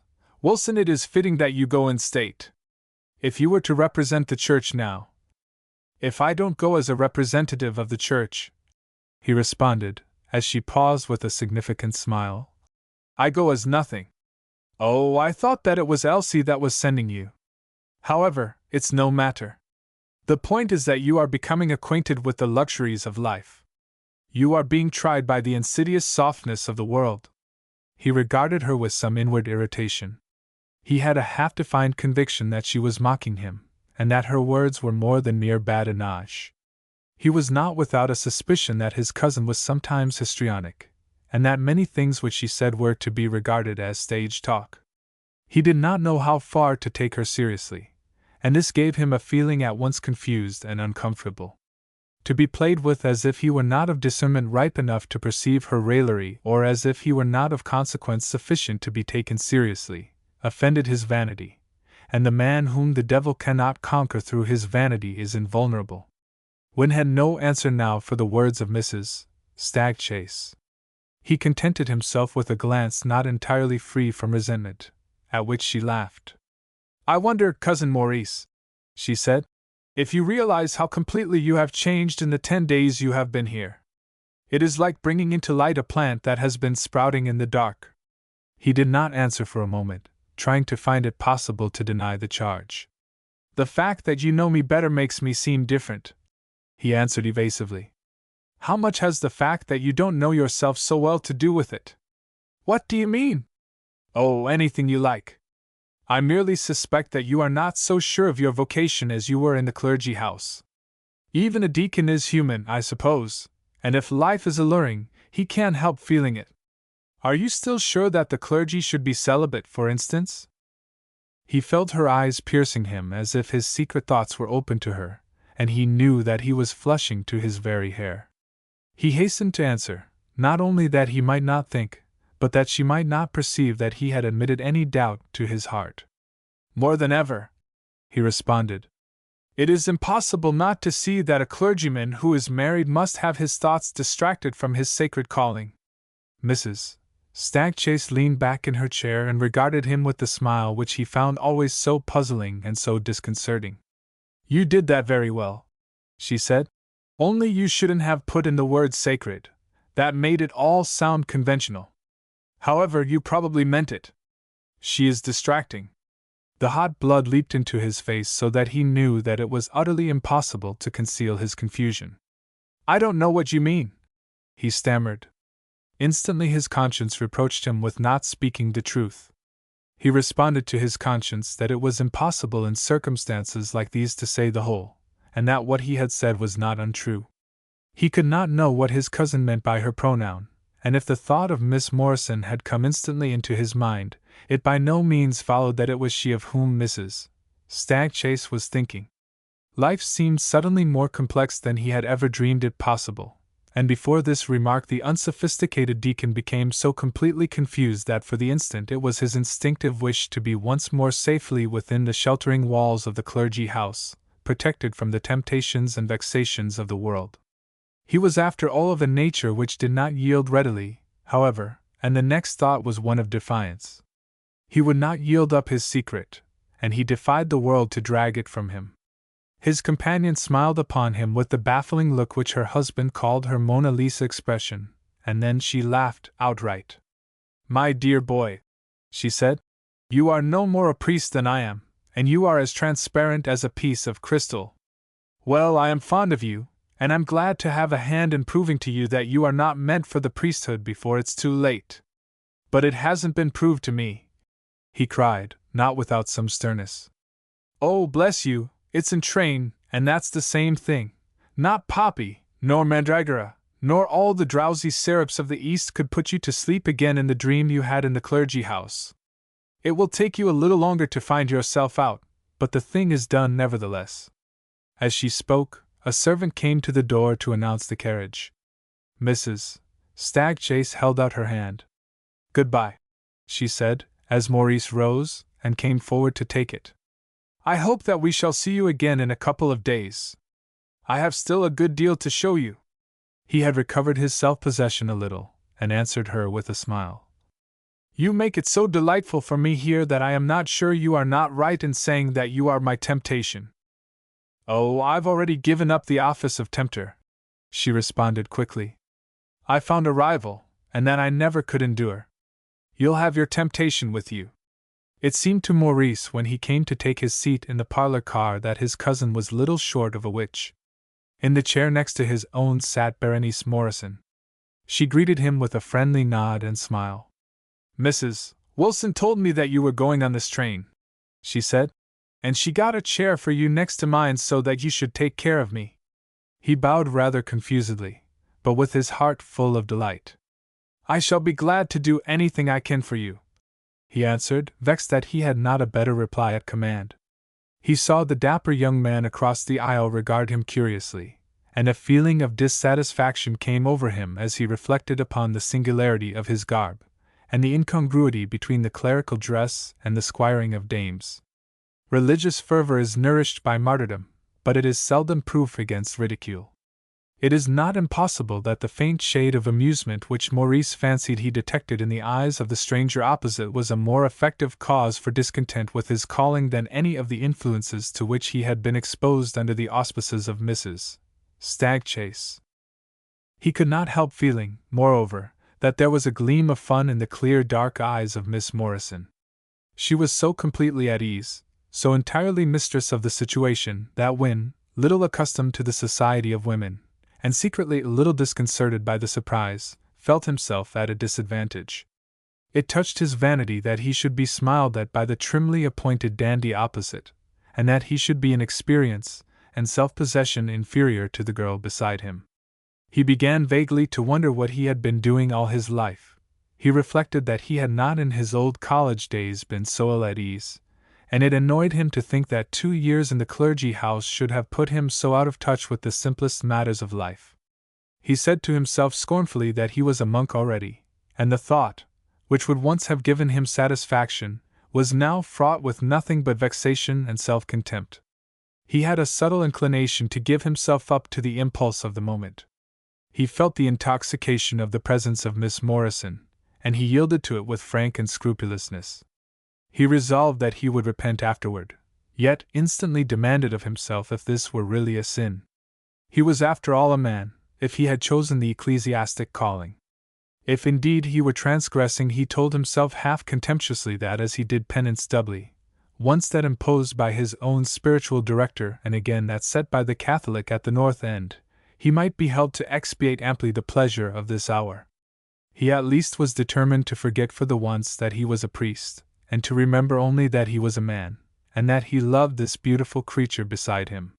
He noted the curve of her clear cheek and shell-like ear, the sweep of her eyelashes and the liquid deeps of her dark eyes. He let his glance follow the line of her neck below the rounded chin, and became suddenly conscious that he was fascinated by the soft swell of her bosom. The blood came into his cheeks, and he looked hastily out of the window. The train was already clear of the city, and was speeding through the suburbs, rattling gaily and noisily past the ostentatious stations and the scattered houses. Maurice felt that his companion was secretly observing him, although she was apparently looking at the landscape which slid precipitately past. He wished to say something, and desired that it should not be clerical in tone. He would fain have spoken, not as a deacon, but as a man of the world. "Are you going to New York?" he asked. "I shall not have the pleasure of your company so far," she returned with a smile. "No," he responded naively. "I am going only to Springfield." "Ah," she said, smiling again, and too late he realized that she had meant that she was not going through. He was the more vexed with himself because he was sure that his confusion was so plain that she could not but see it, and that it was with a kind intention of relieving his embarrassment that she spoke again. "I am going to visit my grandmother in Brookfield," he replied by some sort of an unintelligible murmur, and was doubly angry with himself for being so shy and awkward. He glanced furtively at the trim young man opposite, and was relieved to find that that individual was reading and giving no heed. He wondered why he should be so completely thrown out of his usual self-possession by this girl, so that when he talked to her, and was most anxious to appear at his best, he was most surely at his worst. There came whimsically into his head a thought of the wisdom of training the clergy to the social gifts and graces, and he remembered the flippant speech of Mrs. Wilson about the need of their being able to pay compliments. "I seem to be specially stupid when I try to talk to you," he said with boyish frankness. Miss Morrison looked at him curiously. "Am I to take that as a compliment, or the reverse?" she asked. "It must be a compliment, I suppose, for it shows how much power you have over me." He was reassured by her smile, and felt that this was not so badly said. "The power to make you stupid, I think you intimated." "Oh, no," he responded, with more eagerness than the occasion called for. "I didn't mean that." She smiled again, a smile which seemed to him nothing less than adorable, and yet which teased him a little, although he could not tell why. She took up the novel which lay in her lap. "Have you read this?" she inquired. He shook his head. "You forget," he answered, "that I am a deacon. At the clergy house we do not read novels." "How little you must know of life," returned she. There was a silence of some moments. The train rushed on, past fields desolate under patches of snow, and stark, leafless trees, over rivers dotted with cakes of grimy ice, between banks of frost-gnawed rock. The landscape in the dim January afternoon was gray and gloomy, and as day declined everything became more lorn and forbidding. Maurice turned away from the window, and sighed. "How disconsolate the country looks," said he. "I am country-bred, and I don't know that I ever thought of the sadness of it, but now if I see the country in winter it makes me sigh for the people who have to live there all the year round. But they don't notice it any more than you did when you lived in it." "Perhaps not, but it seems to me as if they must. At any rate they must feel the effects of it, whether they are conscious of it or not." Miss Morrison looked out at the dull, sodden fields and stark trees. "I am afraid that you were never a true lover of the country," said she thoughtfully. "You should know my grandmother. She is almost 90, but she is as young as a girl in her teens. She has lived in the finest cities in the world, London, Paris, St. Petersburg, and of course our American cities. Now she is happiest in the country, and can hardly be persuaded to stay in town. She says that she loves the sound of the wind and the rain better than the noise of the streetcars." "That I can understand," he answered. "But I am interested in men. I don't like to be away from them. There is something intoxicating in the presence of masses of human beings, in the mere sense that so many people are alive about you." She looked at him with more interest than he had ever seen in her eyes. "But I don't understand," she began hesitatingly. "Why?" "Why what?" he asked as she paused. "I don't know that I ought to say it, but having begun I may as well finish. I was going to say that I could not understand how one so interested in men and so sensitive to humanity could be content to choose a profession which cuts him off from so much of active life. It was from interest in men, I suppose, that I chose it. I wanted to reach them, to do something for them. Although," Maurice concluded, flushing, "I don't think that I realized at that time the feeling of being carried away by the mere presence of crowds of living beings." There was another interval of silence, during which they both looked out at the cold landscape, blotted and marred by patches of snow tawny from a recent thaw. "I doubt if you have got the whole of it," Miss Morrison said thoughtfully, turning toward him. "Dear old grandmother is as deeply interested in the human as anybody can be. She always makes me feel that my life in the midst of folk is very thin and poor as compared to hers. She has known almost everybody worth knowing. Grandfather was minister to England and Russia, and she of course was with him. Yet she's content and happy off here in Brookfield. Perhaps," Wynne returned hesitatingly, "there's something the matter with the age. I don't suppose that at her time of life she has anything of this generation's restless." He broke off abruptly. "Well?" his companion said curiously. He smiled and sighed. "I don't know why I am talking to you so frankly," replied he. "As a matter of fact, I find that I'm more frank with you than I am with myself.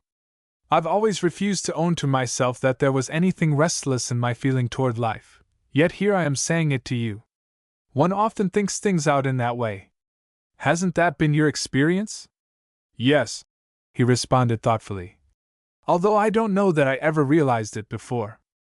I see now that I've often reasoned out things that bothered me simply by trying to tell them to my friend, Mr. Ashe." "Is he your bosom friend and confidant?" "It is usually supposed to be a woman in such a case." "Oh, no," was his somewhat too eager rejoinder. "I never talked like this to a woman. I never wanted to before." A look which passed over her face seemed to tell him that the talk was taking a tone more confidential than she liked. He was keyed up to a pitch of excitement and of sensitiveness, and a thrill of disappointment pierced him.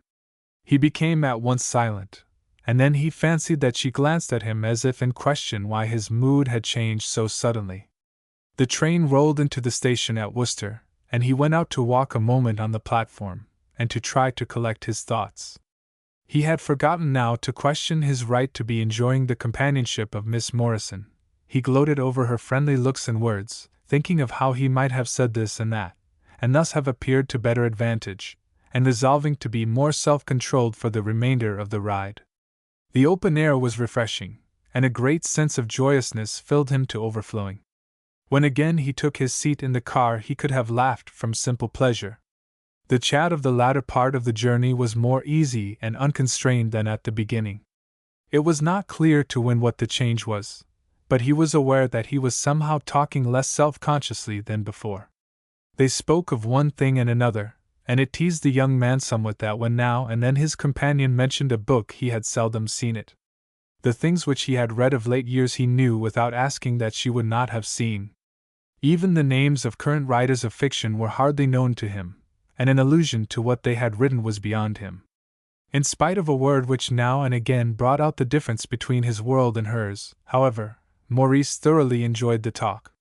Now and then he would reflect in a sort of subconsciousness that the delight of this hour was to be dearly paid for with penance and repentance, but this provoked in him rather the determination at least to enjoy it to the full while it lasted, than any inclination to deny himself the present gratification. It has been remarked that the ecclesiastical temper is histrionic, and Wynne was not without a share of this spirit. He would have gone to the stake for a conviction, and made a beautifully effective death scene for the edification of men and angels, not for a moment aware that there was anything artificial in what he was doing. Now he was not without a consciousness that he was playing the role of a lover and a prodigal, sincere in his love and devotion, yet none the less subtly aware how much more interesting is repentance when there is genuine human passion to repent, is renunciation when there is real love to sacrifice, of how much more effective is saintliness set off against a background of transgression. It was a real if somewhat childish joy to be able to sin actually yet without going beyond hope, of being dramatically false to his vows without crossing the line of possible pardon. "We shall be in Brookfield in 10 minutes," Miss Morrison said, beginning to look about for her belongings. "We passed the New York Express just here." Hardly had she spoken when suddenly and without warning there was an outburst of shrieks from the whistle of the engine, answered and blended with that of another. Before Maurice could realize what the outburst meant, there followed a horrible shock which seemed to dislocate every joint in his body. Berenice was thrown violently into his arms, flung as a dead weight, and shrieking as she fell against his breast. Instinctively he clasped her, and in the terror of the moment it was for a brief instant no more to him that his embrace enfolded her than if she had been the veriest stranger.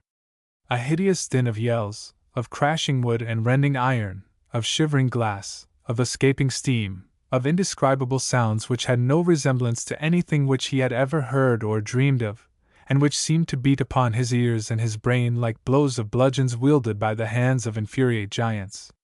The end of the car before him was beaten in, splinters of wood and fragments of glass flew about him like hail.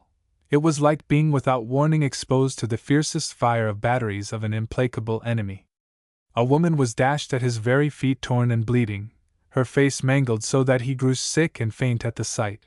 Pinned against the seat opposite, transfixed by a long splinter as with a javelin, was the dapper young man, horribly writhing and moaning, and then stark dead in an instant, staring with wide open eyes and distorted face like a ghastly mask.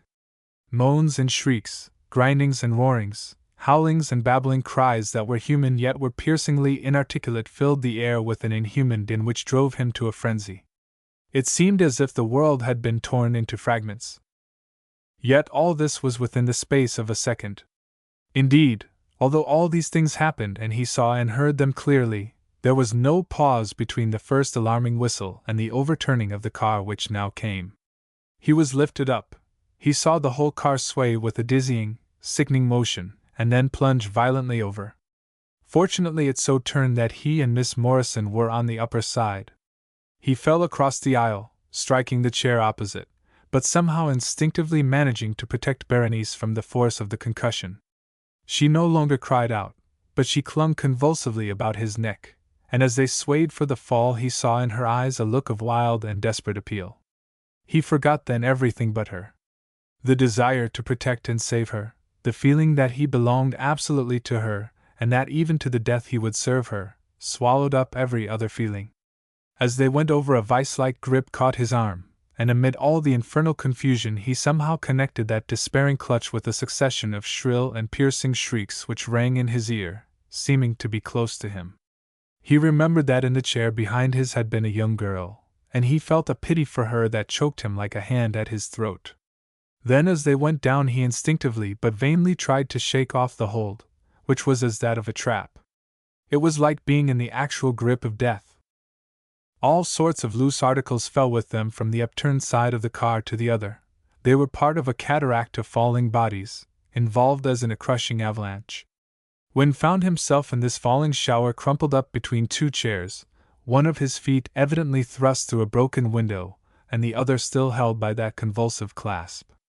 Miss Morrison was half above him, partly supported by a chair which still held by its fastenings to the floor. He could not see her face, and his body was so twisted that he could not move his head with freedom. Berenice was evidently insensible, but whether stunned from the shock or more seriously hurt he could not tell. He struggled fiercely to free himself, straining her to his breast. There were still movements in the car after it had overturned. It rocked and settled. For some time small articles continued to fall. He drew the face of the unconscious girl more closely into his bosom to protect it. As he did so he was aware that his arm was hurt. A burning, biting pain singled itself out from all the aches of blows and contusions. He seemed to remember that a long time ago, some hours nearer the beginning of this catastrophe which had lasted but a moment, he had felt something rip and tear the flesh. But he had been so absorbed in the attempt to shield Berenice that he had not heeded. Now the anguish was so great that it seemed impossible to endure it. He set his teeth together, determined not to cry out lest she should hear him and think that he lacked courage. Then it seemed to him that he was swooning. He struggled against the feeling, and for what seemed to him an interminable time he wavered between consciousness and insensibility. It was either growing darker or he was losing the power to see. He could not distinguish clearly any longer that human hand, smeared with blood, sticking ludicrously in the air from amid a pile of bags, coats, and all sorts of things thrown together just where the position of his head constrained him to look. He had been seeing that hand for a long time, it seemed to him, and only now that the darkness had so increased as to cut it off from his sight did he realize what it was and what it must mean. He still retained a consciousness of the face of Berenice, warm against his bosom, and with each wave of faintness he struggled to keep his senses that he might protect her. The din of noises seemed far away, the cries somewhere at a distance ever increasing. The moans that had seemed to him those of the girl who clutched his arm grew fainter, until they were lost in the buzz and whir of 100 other sounds. Then the clasp which held him relaxed as suddenly as if a rope had been cut away. It came into his mind with a wave of horror that the girl who had held him was dead. The thought that Berenice might be dead also followed like a flash, and aroused his benumbed senses. He spoke to her, he tried to move, to release her from her position. He seemed buried under a mound of debris, and she gave no sign of life. He exhausted himself in frantic attempts to escape, to get his arms free, to turn his head far enough to see her face, to thrust back the rubbish which had fallen against them. The anguish to his arm was so great that he could not continue. He could do nothing but suffer whatever fate had in store for him. He tried to pray, but his prayers were broken and confused ejaculations. All at once he distinguished amid the chaos of noises roaring and singing in his ears something which made his heart stand still, which pierced to his dulled consciousness like a stab. It was the cry of "Fire!" He had once seen a servant with her hair in flames, and instantly arose before him the picture of her shriveling locks and the terror of her face. He seemed to see the dear head on his bosom. The thought was more than he could bear, and for the first time he cried out, shouting for help in a transport of frenzied fear. He was so absorbed in his thought of Berenice that he had forgotten himself, but the realization of his own peril revived as a waft of smoke came over him, choking and bewildering. He was then to die here, stifled or wrapped in the torture of flame. Then the wild and desperate thought sprang up that at least if he must die he should die with her on his bosom, clasped in his arms. He might give himself up to the delirium of that joy, since there was no more of earth to contaminate it. But the horror of it! The anguish for her as well as for him! Not by fire! His thoughts whirled in his brain like sparks caught in a hurricane. He scarcely knew where he was or what had happened to him. Only he was acutely aware of the acrid smoke, of how it increased, constantly more dense and stifling. However the mind may for a moment be turned aside from its usual way by circumstances, habit is quick to reassert itself. The habitual constrains men even in the midst of events the most startling. The mind of one had been too long bred in priestly forms not to turn to the religious view here in the face of death. His conscience cried out that he might be responsible for the peril and disaster which had come upon them. With the unconscious egotism of the devotee, he felt that heaven had been avenging the impiousness of his sin. He had dared to trifle with his sacred calling, to look back to the loves of the world and of the flesh, and swift destruction had overtaken him. And Berenice had been crushed by the divine vengeance which had so deservedly fallen on him. He groaned in anguish, seeming to see how she had perished through the blight of his passion. Not by fire, O God! Not by fire! How long would it be possible to breathe in this stifling reek, heavy with unspeakable odors? It was his crime that had brought her to this death. He, a man set apart and consecrated to the work of God, had turned from heaven to earth, and heaven had smitten with one blow him and the woman who had been unwittingly his temptation. And she so innocent, so pure, so sacred. Through his distraught mind rushed a pang of hatred against the power that could do this. He was willing to suffer for his sin, but where was the justice of involving her in his ruin? It was because this was what would hurt him most. It was the work of a devil. Then this thought seemed to him a new transgression which might lessen the chances of his being able to save her, and he tried to forget it in prayer, to atone by penitence. He offered his own life amid whatever tortures would propitiate the offended deity, but he prayed that she might be spared. All this time, and whether the time were long or short he could not tell, he had heard continued cries and groans. He had now and then been dully aware of a change in the noises. Now it would seem as if all else was swallowed up in the sound of tremendous blows, as if the car were being struck again and again by a mighty battering ram. Then a chorus of shouting went roaring up, as if an army cried. Noise and physical sensation were too intimately blended to be separated. His brain struggled in confusion, emerging now and then for a moment of consecutive thought and sinking back into semi-unconsciousness as a spent swimmer goes down, fighting wildly for life. He knew that a light had come into the car. He saw it amid the smoke, and his first thought was that it was flame. Dulled and half asphyxiated, he said to himself now almost with indifference that the end had come. Then with a thrill which for a moment aroused all his energies he recognized that it was the glow of a lantern. He was aware that rescuers were close above him, climbing down through the windows over his very head. He cried to them in a paroxysm of appeal. "Save her! Save her!" Whether he was heeded amid the babble of cries and all the noises which seemed to swell to drown his voice, he could not tell, but in another instant he felt that friendly hands had seized Miss Morrison, and were endeavoring to lift her insensible form. He strove to loosen his hold, but the effort gave him agony so intolerable that he could do nothing.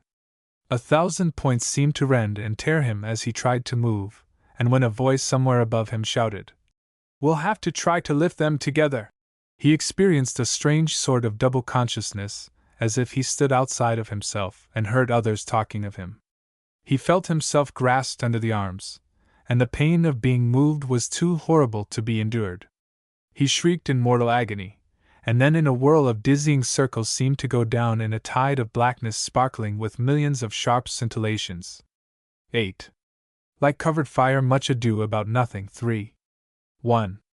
Philip Ashe found himself less and less able either to understand or to sympathize with the politics of Mrs. Wilson. He believed in the righteousness of her cause, and was keenly alive to the peril of the appointment of Mr. Strathmore to the vacant bishopric.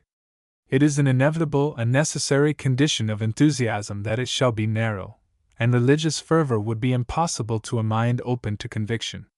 To accept the possibility of any opposed truth is to be secretly doubtful of the creed which one holds, and tolerance is of necessity the child of indifference. Had Ashe been able to perceive that the Church would go on much the same no matter which of the rival candidates was chosen, it would have been impossible for him to be so deeply concerned for the success of Father Frantford. As it was, he was as much in earnest as Mrs. Wilson, and thus he felt forced to acquiesce in the strangeness of her methods of work. He said to himself that he supposed this electioneering to be a necessity, no matter how unpleasant, and he added the reflection that in any case it was not in his power to prevent it. Other feelings were, moreover, completely absorbing his mind. Although he was not yet conscious that anything had come between him and the church, priesthood in which had been his highest earthly ideal, the truth was that his passion for Mrs. Fenton waxed steadily. Chance threw them together. Mrs. Fenton had been appointed to a committee on charities, and it happened that Ash was a visitor in the North End in a region which the committee were making an especial field of labor.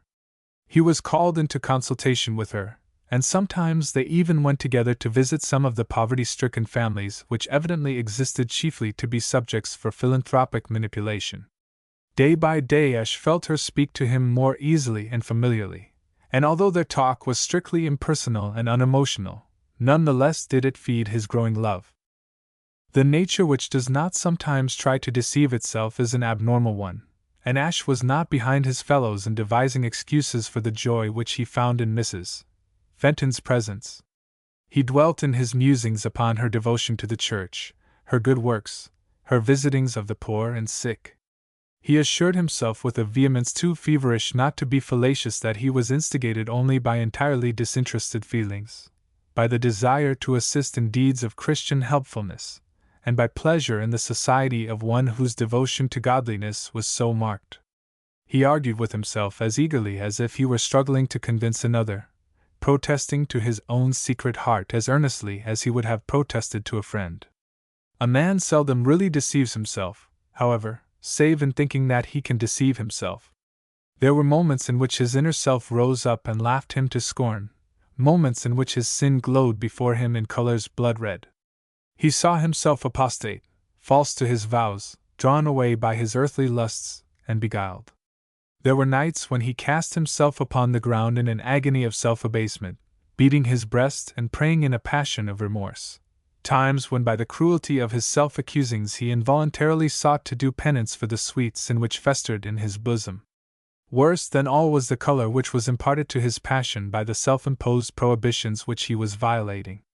The insistence upon the earthly side of love, which is an inevitable accompaniment to the idea that woman is a temptation, cannot but degrade the relation of the sexes in the mind of the professed celibate. To keep before the thoughts the theory that passion is a snare and a pollution is to render it impossible to love with purity and self-abandonment. Poor Philip, endowed at birth with a nature of instinctive delicacy, could not free himself from the taint of his training, yet he shrank as from hot iron from the blasphemy of connecting any shadow of earthliness with the woman who had become his ideal. His only resource was to take refuge in repeating to himself that he did not love Mrs. Fenton, but even in denying it he felt that he was defending himself from a charge which was a degradation to her as well as to himself. He fell into that morbid state of mind where whatever he tried as a remedy made his disease but the worse, where the idea of love was the more horrible to him the more it possessed and pervaded his whole being. Mrs. Herman was not unobservant of his condition, although she was far from understanding his state of mind. She felt that there was little use in forcing his confidence, but she gave him now and then an opportunity to confide in her, feeling sure that he would be the better for freeing his heart and speech.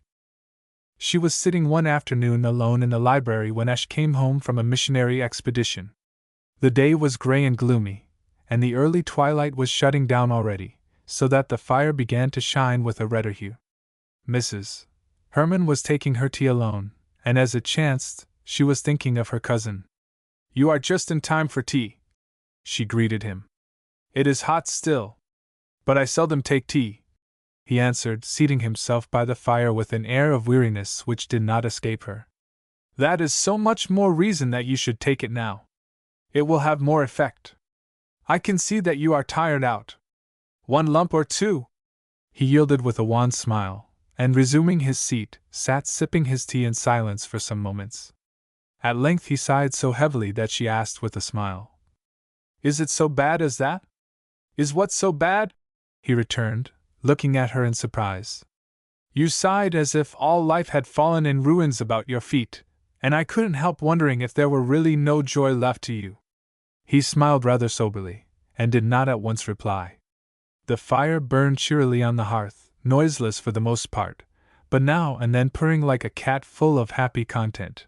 The shadows showed themselves more and more boldly in the corners, daring the firelight to chase them to discover their secrets. The colors of the room were softened into a dull richness.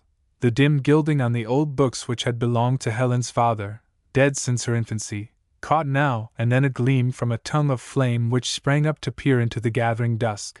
The copper tea equipage reflected a red glow, and gave to the picture a certain suggestion of comfort and cheer. "I was thinking how comfortable it is here," Philip said at length.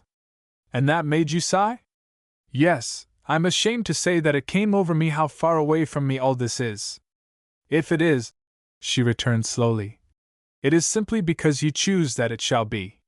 He turned his face toward her as if about to protest, then looked again into the fire. The conversation seemed ended, until Mrs. Herman spoke again as if nothing had been said. "You have been slumming this afternoon? I do not like the name, but I suppose I have. It isn't a cheerful day to go poking about alone among the tenement houses." "I was not alone," Ash answered with a hesitation which she could not help noting and with a significant softening of voice. "Mrs. Fenton was with me." "Ah!" The exclamation was involuntary. In an instant there had flashed upon Helen's mind a suspicion of the true state of things. The despondency of her cousin, the reflection upon the comfort of domesticity, connected themselves in her thought with trifling incidents which had before come under her observation, and his manner of speaking brought instantly to her mind the conviction that Ash was thinking of Mrs. Fenton with more than the friendliness of acquaintanceship.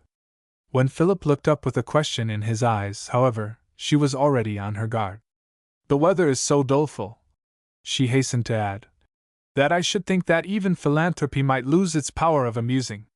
"Cousin Helen," returned he, with some hesitation, "I do not like to hear you speak in that way of what is part of my life work." She smiled, then sighed and shook her head. "My dear Philip," replied she, "I had certainly no intention of wounding you, and if you'll let me say so, I think you are going out of your way to find cause of offense. Philanthropy isn't a thing so sacred that it is not to be spoken of with a smile." "No, but what?" He did not answer at once. He put down his empty cup absently, and then sat staring into the fire as if he were trying there to read the solution of the riddle of existence. "Come," Helen observed, after waiting for a little. "You have something on your mind. What is it? It will do you good to tell it, even if I'm not clever enough to help you. I am sure that you could help me," he began eagerly, and then in a changed voice he added, "if anybody could." She left her place behind the tea-table and came nearer to him, sitting directly before the fire. The light fell on her convincing face and on her wavy hair. She folded her hands in her lap and looked at him. "Well?" she said. "I do not know how to say it," Philip responded slowly. "I am afraid that you have not much sympathy with my views of life. I probably have more than you realize. It's true that I do not believe as you do, but we are both Puritans at heart, so that in the end our theories come to much the same thing." He looked up with evident inability to follow her meaning. "I don't understand," he said. "Very likely I couldn't make myself clear if I tried to explain. Suppose we give up abstractions and come to the concrete. What is the especial thing in which you think that my theories are different from yours?" "I do not think," he answered, hesitating more than ever, "that you have much sympathy with asceticism." "None whatever," she declared uncompromisingly. "Nobody could have more honor for a sacrifice to principle than I have, but I believe that a sacrifice to an idea is apt to be the outcome of nothing but vanity or policy." "But what is the difference?" "Why, an idea is a thing that we believe with the head. Don't you know the way in which we think things out while we secretly feel altogether different?" "I do not think I follow you, but surely self-denial is a sacrifice to principle." "Not necessarily. I'm afraid I may seem to you profane, Philip, but I must say that it seems to me that asceticism is one of the worst plague spots which ever afflicted humanity. The root of it is the pagan idea of propitiating a cruel deity by self-torture." "How can you say so?" he cried. It is the pure devotion of a man to the good of his higher nature and to the good of the race. As far as the race goes, vicarious suffering can't be anything, so far as I see, except an effort to placate an unforgiving deity. As for the devotion of a man to his higher nature, you will never convince me that to go against nature and to indulge in morbidness is improving to anything. But here we are, swamped in a bog of great moral propositions again. We can't agree about these things, and the thing which we really want to say will be lost sight of entirely. He turned his face away from her again, either troubled by what she had been saying or unable to find words and confidence to go on with the confession of his trouble. Is it, Helen inquired, that you have found that you have yourself a doubt of the value of asceticism? No, not that, he answered, dropping his voice. But I begin to doubt myself. She leaned forward in her chair. Some power outside of her own will seem to constrain her. Philip, she said, bending over and touching his hand, has love made you doubt? The question evidently took him entirely by surprise. She wondered what impulse had made her speak and how her question would affect him. He flushed to his forehead, and cast at her a look so full of pathetic appeal that she felt the tears come into her eyes. It was the look of a hunted creature which sees no way of escape, yet which has not the fury of resistance, which pleads its own weakness. She knew that Philip could not equivocate, and that the secret of his heart lay bare before her. She shrank from what she had done, and a flood of pity and sympathy filled her mind. He gave her no more than a single look, and then buried his face in his hands. I have betrayed my high calling, he exclaimed in a voice of bitter suffering. I have put my hand to the plow and looked back. I am too weak to be worthy to. Stop, she interposed brusquely, although she was deeply touched. I can't listen to that sort of talk. It isn't wholesome and it isn't manly. If you have fallen short of your ideal, your experience is that of the rest of the race. I suppose the secret of our making any progress is the power of conceiving things higher than we can reach. It keeps us trying. But I devoted myself to. My dear boy, she interrupted him again. You are like the rest of us. You told yourself that you would be above all the passions and emotions of common humanity, and you are discouraged to find that you're human after all. That's really the whole of it. But to allow yourself to love. It was not necessary for her to interrupt him now. He stopped of his own will, casting down his eyes and blushing like a schoolboy. It seemed to her that it might be better to try raillery. To allow yourself, O wise cousin, she cried. Men do not allow or disallow themselves to love. It's deeper business than that. But I should have had strength not to yield. Is there anything discreditable in loving? She demanded. There is for a priest. If there were, you are not a priest. In intention I am, and that is the same in the sight of heaven. She could not repress a gesture of impatience. She felt at once an inward annoyance and a secret admiration. The temper of his mind was exasperatingly like her own in its tenacity of conviction. He would not excuse himself by any shifts, no matter how convincing they might seem to others. The matter must be met fairly and frankly, and she must reach his deepest feelings if she would move him. She reflected how best to deal with him, and with her thoughts mingled the question whether Edith Fenton could return Philip's love. The young man was well made and sufficiently good-looking, although paled by study and austerities. He was of good birth and property, and from a worldly point of view not entirely an unsuitable match for the widow, should she think of a second husband. He was somewhat younger than Mrs. Fenton, and Helen was not without the thought that this passion might be on his part no more than the inevitable result of his coming in contact with a beautiful woman after having been immured in the monastic seclusion of the clergy house, a passion which would pass with a wider acquaintance with the world. The whole matter perplexed and troubled her, and yet she earnestly longed to help her cousin. Dear Philip, she said, I can't tell you how I enter into your feeling. I don't agree with you, but we are not so far apart in temperament, if we are in doctrine.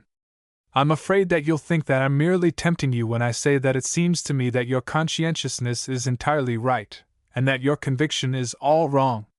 Of course I know that you do not hold the same faith that I do. But one of your own faith might remind you that your own church upholds the marriage of the clergy. Yes, he assented with apparent unwillingness. But my conscience does not. Do you mean that you find your conscience a better guide than the church? That seems to put you on my ground, after all. Oh, no, no! Certainly I do not put myself above the authority of the church. The eagerness with which you disclaim any common ground with me isn't polite, she retorted, glad of a chance to speak more lightly and smilingly. But it's sincere, and that is better. I wasn't trying to disclaim thinking as you do, but to insist that I do not set myself above the church. Then I repeat that the church sanctions the marriage of the clergy. If you don't agree, I don't see why you do not really belong in the Roman Catholic Church. There was a long pause, during which she watched her cousin narrowly. He seemed to be thinking deeply, with eyes intent on the fire. She was so little prepared for the direction which his thought took that she was startled when he said at last with a sigh, I do sometimes find myself envying the absolute authority with which the Roman Catholic Church speaks. Authority! She repeated indignantly. Do you mean that you wish to give up your individuality? No, not that, but it must be of unspeakable comfort in times of mental doubt to repose on unquestioned and unquestionable authority. Helen rose from her place by the fire and walked to the window. She felt that she was on very delicate ground, and she would gladly have escaped from the discussion could she have done so without the feeling of having evaded. She stood a moment looking out into the darkening street, dusky in the growing January twilight, bleak and dreary. Then with a sudden movement she went to her husband's desk and took up a picture of her boy, a beautiful, manly little fellow of 3 years, of whom Philip was especially fond. Crossing to her cousin, she put the picture in his hand, at the same time turning up the electric light behind him. See, she said, with feminine adroitness. I don't think I've shown you this picture of Grayson. He looked at it earnestly and sighed. It is beautiful, said he. Grayson is a son to be proud of and to love. Well? She asked significantly. What do you mean? Returned he. What has Grayson's picture to do with what we were talking about? She took the photograph from his hand, extinguished the light, and walked back toward the desk. The room seemed darker than before now that the firelight only was left. Suddenly she turned, with an outburst almost passionate. Oh, Philip! She exclaimed. Can't you see? My son! Surely if there is anything in this world that is holy, that is entirely pure and noble, it is parentage. Do you suppose that all the churches in the world, with authority or without it, could make Grant and me feel that there is anything higher for us than to take our little son in our arms and thank God for him? He did not answer, and she controlled her emotion, smiling at her own extravagance, while she wiped away a tear. She kissed the picture, and put it in its place. Then she returned to her chair by the fire. I don't expect you to understand my feeling, she said. You never can until you have a son of your own. If a little cherub like Gray puts his baby hands into your eyes and pulls your hair, you'll suddenly discover that a good many of your old theories have evaporated. But Cousin Helen, he began hesitatingly. Certainly there is often sin. She interrupted him indignantly. There is no sin in faithful, loving, self-respecting marriage, she insisted. That is what I am talking about. It is the holiest thing on earth. Anything may be degraded. I've even heard of a burlesque of the sacrament. I don't see why I shouldn't speak frankly, Philip. You are in a state of mind that is morbid and self-tormenting. If you love a woman, tell her so honestly and clearly, and if she is a good woman and can love you, go down on your knees, and thank God. He leaned his forehead on his hands, as if he were struggling with himself. The firelight shone on his rich hair, auburn like her own. Helen watched him anxiously, wondering if she had said too much, and whether she were taking too great a responsibility in the advice she gave. Certainly anything must be good that took him out of his unhealthy mood. Come, she said, rising, and turning on the electric light again. It is time for Grant to be at home, and for me to be dressing. We are to dine at the Bodwin Rangers tonight. He put up his hand to arrest her, and said in a tone that wrung her heart. But Cousin Helen, I cannot speak of love to a woman until I am ready to give up for her my priestly calling. Until you are willing to give up your unwholesome idea of celibacy and asceticism, you mean. It would be sacrificing a principle to a passion. Helen sighed. I could reason with you, she returned half humorously. But how shall I get on with all the Puritan ancestors who prevail in you and me? The thing that I say isn't that you are to give up your notions about the celibacy of the priesthood in order to marry, but because they are unwholesome and abnormal. The thing that most closely links you to humanity is the thing that best fits you to be of use in the world. He regarded her with a glance of painful intensity. But suppose, he suggested, that the woman I loved could not love me? Then I should come back to the church, and lay on the altar only a discarded and worthless sacrifice. Come back to the church, she echoed. You don't leave it. If marriage takes you out of the church, then the sooner such a church is left the better. Do you realize what you are doing, Philip? Do you remember that you insult the good name of your mother by the view you take of marriage? I am sick of all this infamous condemnation of what to me is holy. If the church cannot rise to a noble and pure conception of it, the sooner the church is done away with, the better for mankind. But you wrong the church, he interrupted eagerly. The church makes marriage a sacrament. It recognizes its purity. Then what are you doing? She burst in. With your exceptions to the theory of the church? It is you who degrade it. Pardon me, cousin, she added in a calmer voice, coming to him and laying her fingers lightly on his shoulder. I am speaking out of my heart. I have the shame of knowing that I once failed to realize how high and how noble a thing marriage is. I am older than you, and I have suffered as I hope you may never have to suffer. The end of it all is that I have learned that there is nothing else on earth so blessed as the real love of husband and wife. Of course, she concluded, as he would have interrupted, I talk as a woman, and I cannot decide what you are to do. Only I would like you to believe that I would help you if I could, and that what I say of marriage is the thing which seems to me the truest thing on earth. Then, without waiting for reply, she went away and left him to his thoughts. 9. His pure heart's truth. 2 Gentlemen of Verona. 4. 2. Who is Mr. Rangeley? Ash inquired one morning at breakfast. Mrs. Herman looked at her husband as if she expected him to reply, although the question had been addressed to her. Fred Rangeley, Grant Herman answered, is a writer. He writes for the magazines and is a newspaper man. He's written 1 or 2 novels, and the first one was pretty successful. He's written plays too. Helen smiled. Grant is too good-natured to tell you what you really want to know, she commented.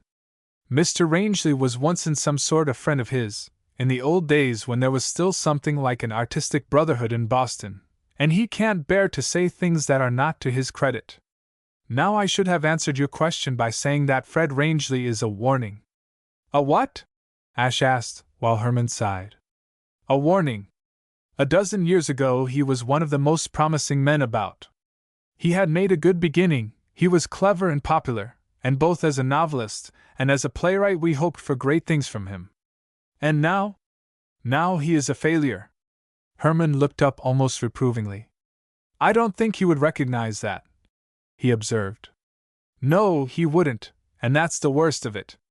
10 years ago if anybody had said of Fred Rangeley, here's a fellow that has started out to do good work, but has found that there's more money in sensationalism, who despises the popular taste and caters to it, who writes things he doesn't believe for the newspapers and spends the money in running after society, he would have pronounced such a fellow a cad. Now he would say, well, a man must live, you know, and the public will only pay for what it wants. It's lamentable.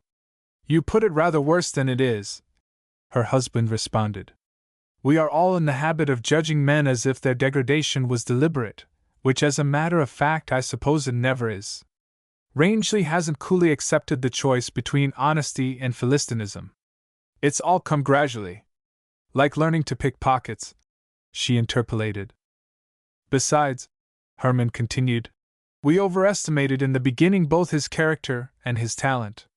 He found he couldn't do what was expected of him, and he was weak enough to do then what was most comfortable instead of what seemed to him highest. It is what 9 men out of 10 do. Of course, Helen assented. But after all, it has come about by his giving in on one thing after another. There was always a good deal that is attractive about him, but he never showed much moral stamina. He could never have married as he did if he had possessed fine instincts. And his wife? Ash inquired. Oh, he married a New York girl, who… There, broke in Herman good-naturedly. It is just as well not to go into a characterization of Mrs. Rangeley. I own that there isn't much good to be said of her, so it is as well to let her pass. Well, so be it, his wife assented, smiling. I have only to say, she added, turning to her cousin, that when Grant declines to have a woman discussed, it is equivalent to a condemnation more severe. Nonsense, protested Herman. Don't believe her, Ash. As for Mrs. Rangeley, it's enough to say that she is merely an imitation in most things, and that she has called out the worst of her husband's nature instead of the best. I'm sorry to say it, but I'm afraid it's true. Mrs. Herman looked at him with a smile which seemed to tease him for having been betrayed into saying a thing so much more severe than were his usual judgments. Then with true feminine instinct she brought the talk back to its most significant point. Why did you ask about his wife? She inquired of Philip. I did not know, he returned, so evidently disconcerted that she did not press the matter. Had Helen been a gossip, she might have added that Rangeley had acquired the reputation of being always philandering with some woman or other. Before his marriage he had been the slave of Mrs. Stagchase, and now, after devotion to all sorts of society women, he had come to be counted as one of the train of admirers who offered their devotion at the shrine of Mrs. Wilson. Where a Frenchwoman prides herself on the intensity of the devotion of some man not her husband, an American of the same type glories in the number of slaves that her charms ensnare. In either case the root of the matter is vanity rather than passion. The American fashion is at once the more demoralizing and the less dangerous. Mrs. Wilson in the early days of her married life had tried to make her husband jealous by allowing the desperate attentions of a single lover. She never repeated the experiment. The lover went abroad to recover from the sting of having been made hopelessly ridiculous, and Mrs. Wilson learned that in marrying she had found a master. Fortunately she had married for love, and no woman loves a man less for finding him able to control her. In these days Mrs. Wilson amused himself by having a troop of admirers, and perhaps prided herself upon being able to outdo the wiles of the other women of her set in securing and holding her captives. But she discussed them with her husband with the utmost frankness, mocking them to their faces if they made a step across the line which she drew for them. They were kept in a state of marked but respectful admiration. It was expected of them that they should pretend to be consumed by a passion as violent as they might please, but always a passion which was hopeless, which asked for no reward but to be allowed to continue, which found in mere admission to her presence joy enough at least to keep it alive. It may be that Rangeley had more vanity than the rest of Mrs. Wilson's followers, or it may be that he was more resolute. Certain it is that he was more presuming than the rest, and that his devotion had not failed to produce a good deal of talk.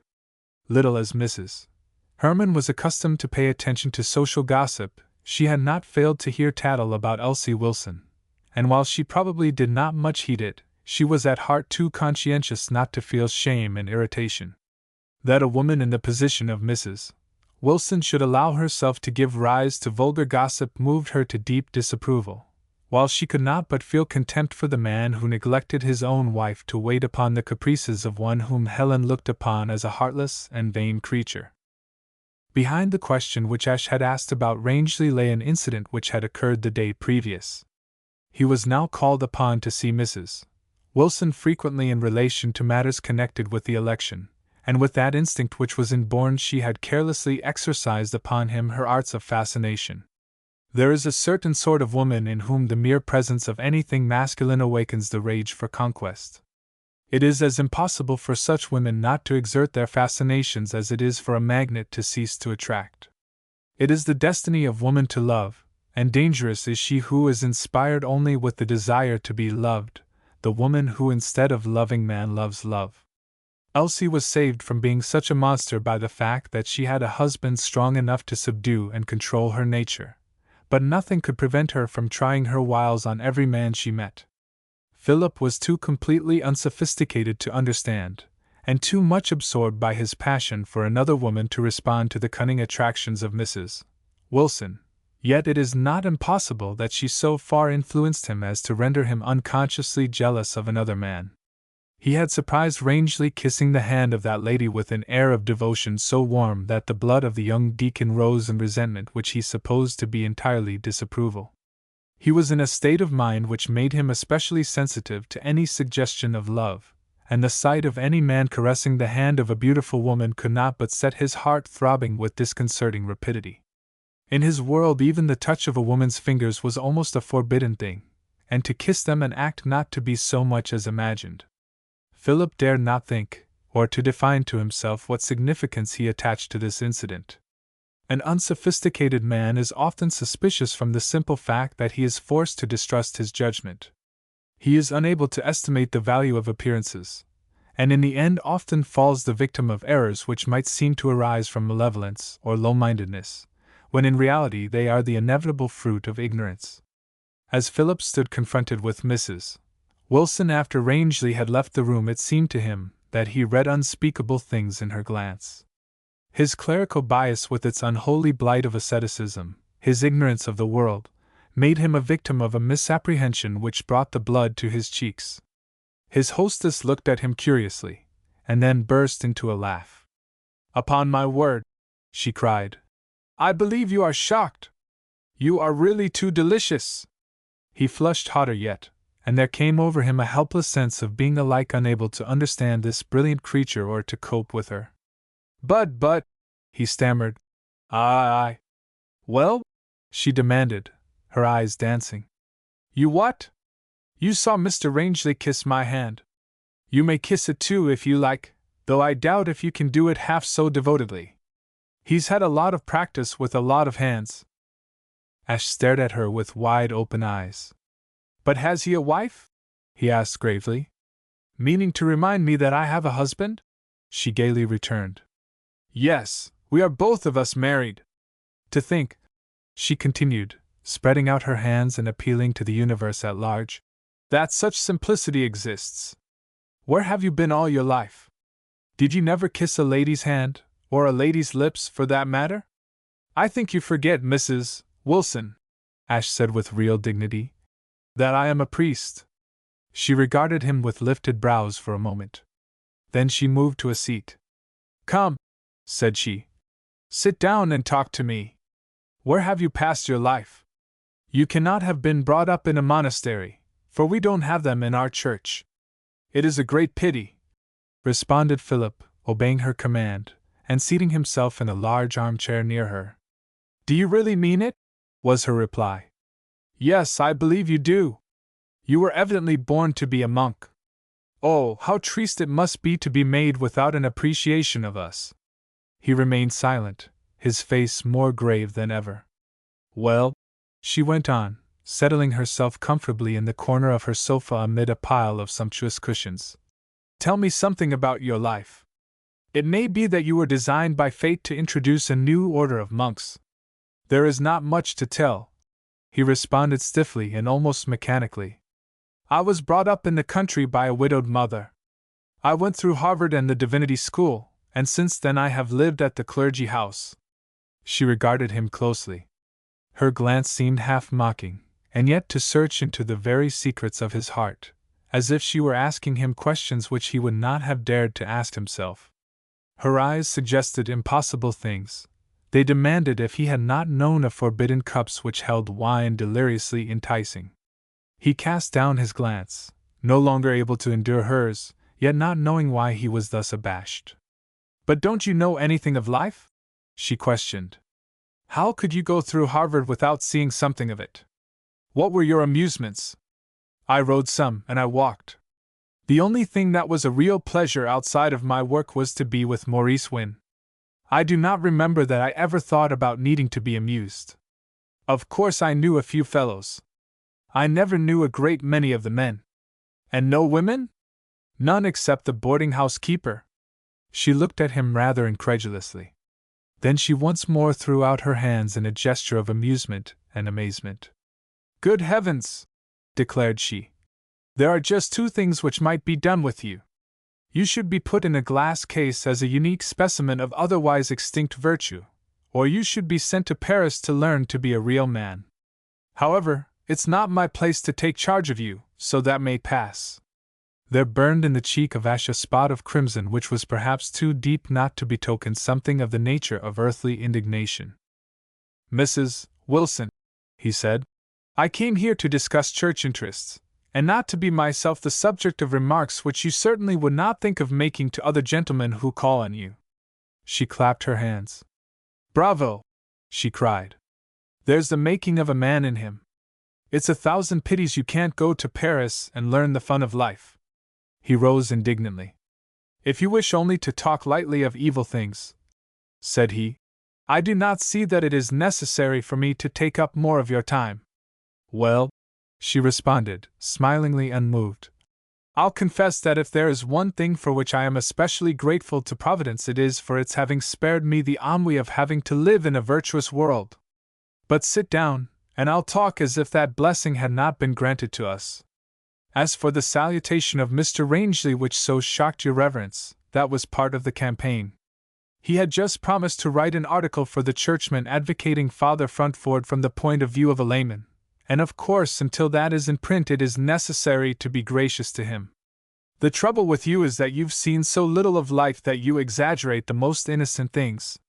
You really are rather insulting to me, if you think of it, but I pardon it because you don't know what you were doing. I suppose you never wanted to kiss a woman's hand or to write a sonnet to her eyebrow?" Ash felt the blood rush into his face in so hot a tide that he involuntarily turned away from his tormentor and walked toward the door. The question would in any case have been disconcerting, but it was made doubly so by the word which recalled the phrase from the Persian hymn which was in his mind so closely associated with Mrs. Fenton. "O thou, to the arch of whose eyebrow the new moon is a slave!" He had taken but a step, however, before Mrs. Wilson sprang from her seat, clapping her hands again. She interposed between him and the door, her face radiant with fun and mischief. "Oh, what a blush!" she cried. "Upon my word, there is a woman even in that icebox you keep for a heart." She burst into a peal of laughter, while he stood confounded and speechless, trying to look unconscious, and vexatiously aware of how completely he failed. Mrs. Wilson laid the tips of her slender fingers on his arm, and peered up into his eyes. "I wouldn't have believed it, St. Anthony. Come, make me your mother confessor, and I'll give you good advice. It's part of my mission to take charge of the love affairs of the clergy. Only yesterday I spent half the afternoon trying to find out how deeply Mr. Candish is smitten with a pretty widow." Ash started in amazement and alarm. The words of Mrs. Herman connecting the name of Mrs. Fenton with that of Candish flashed into his mind, and seemed to supply what Mrs. Wilson left unspoken. The jealous pang which he felt at this confirmation of the interest of Candish in the woman he loved was doubled by the resentment he felt that this mocking torment before him should dare even to think of Edith. Almost without knowing it, he broke out excitedly into protest. "How dare you meddle with her affairs?" he cried. Mrs. Wilson stared at him an instant in amazement, evidently taken completely aback. Then a light of cunning comprehension flashed into her sparkling eyes. "Ah!" exclaimed she. "You too! Is Mrs. Fenton so irresistible to the ecclesiastical heart?" He confronted her in silence. A wave of misery, of helplessness, of weakness, swept over him. He had no right even to be Mrs. Fenton's defender. He was, as Mrs. Wilson intimated, not a real man, but a priest. The very tone of the whole conversation this morning showed how far she was from regarding him as one having any part in her world. He had only injured Mrs. Fenton by his ill-judged outburst, and given this creature who so delighted in baiting him one more opportunity. Worse than all else was the fact that he had given her a chance to jest about the woman whom he loved. The tears rushed to his eyes in the intensity of his feelings, and the beautiful face before him, with its teasing brightness and dancing fun, swam in his vision. He hated its laughter, and he expected fresh mockery for the emotion which he could not help betraying. To his surprise, however, Mrs. Wilson again laid her hand on his arm, and her face lost its gaiety. "You poor boy," she said, with genuine feeling in her tone.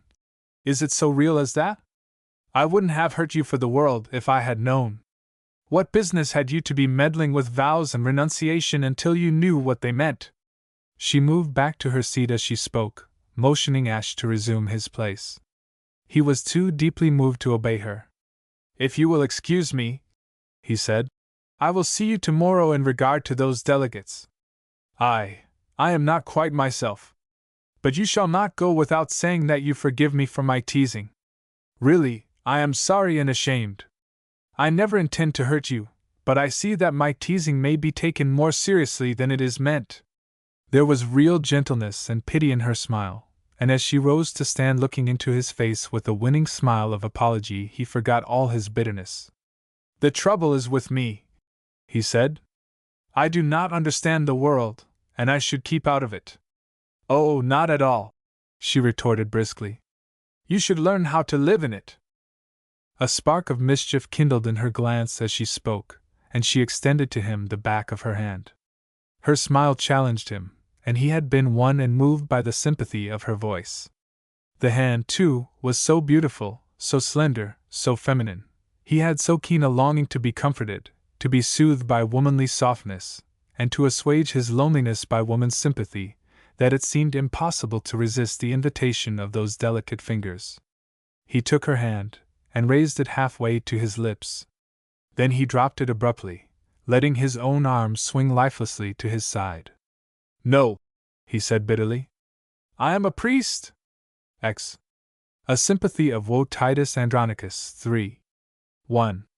The first sensation which returning consciousness brought to Berenice Morrison, after the shock of the collision and the feeling that the whole train had been hurled confusedly into space, was that of coming into fresher air as if she were emerging from the depths of the sea.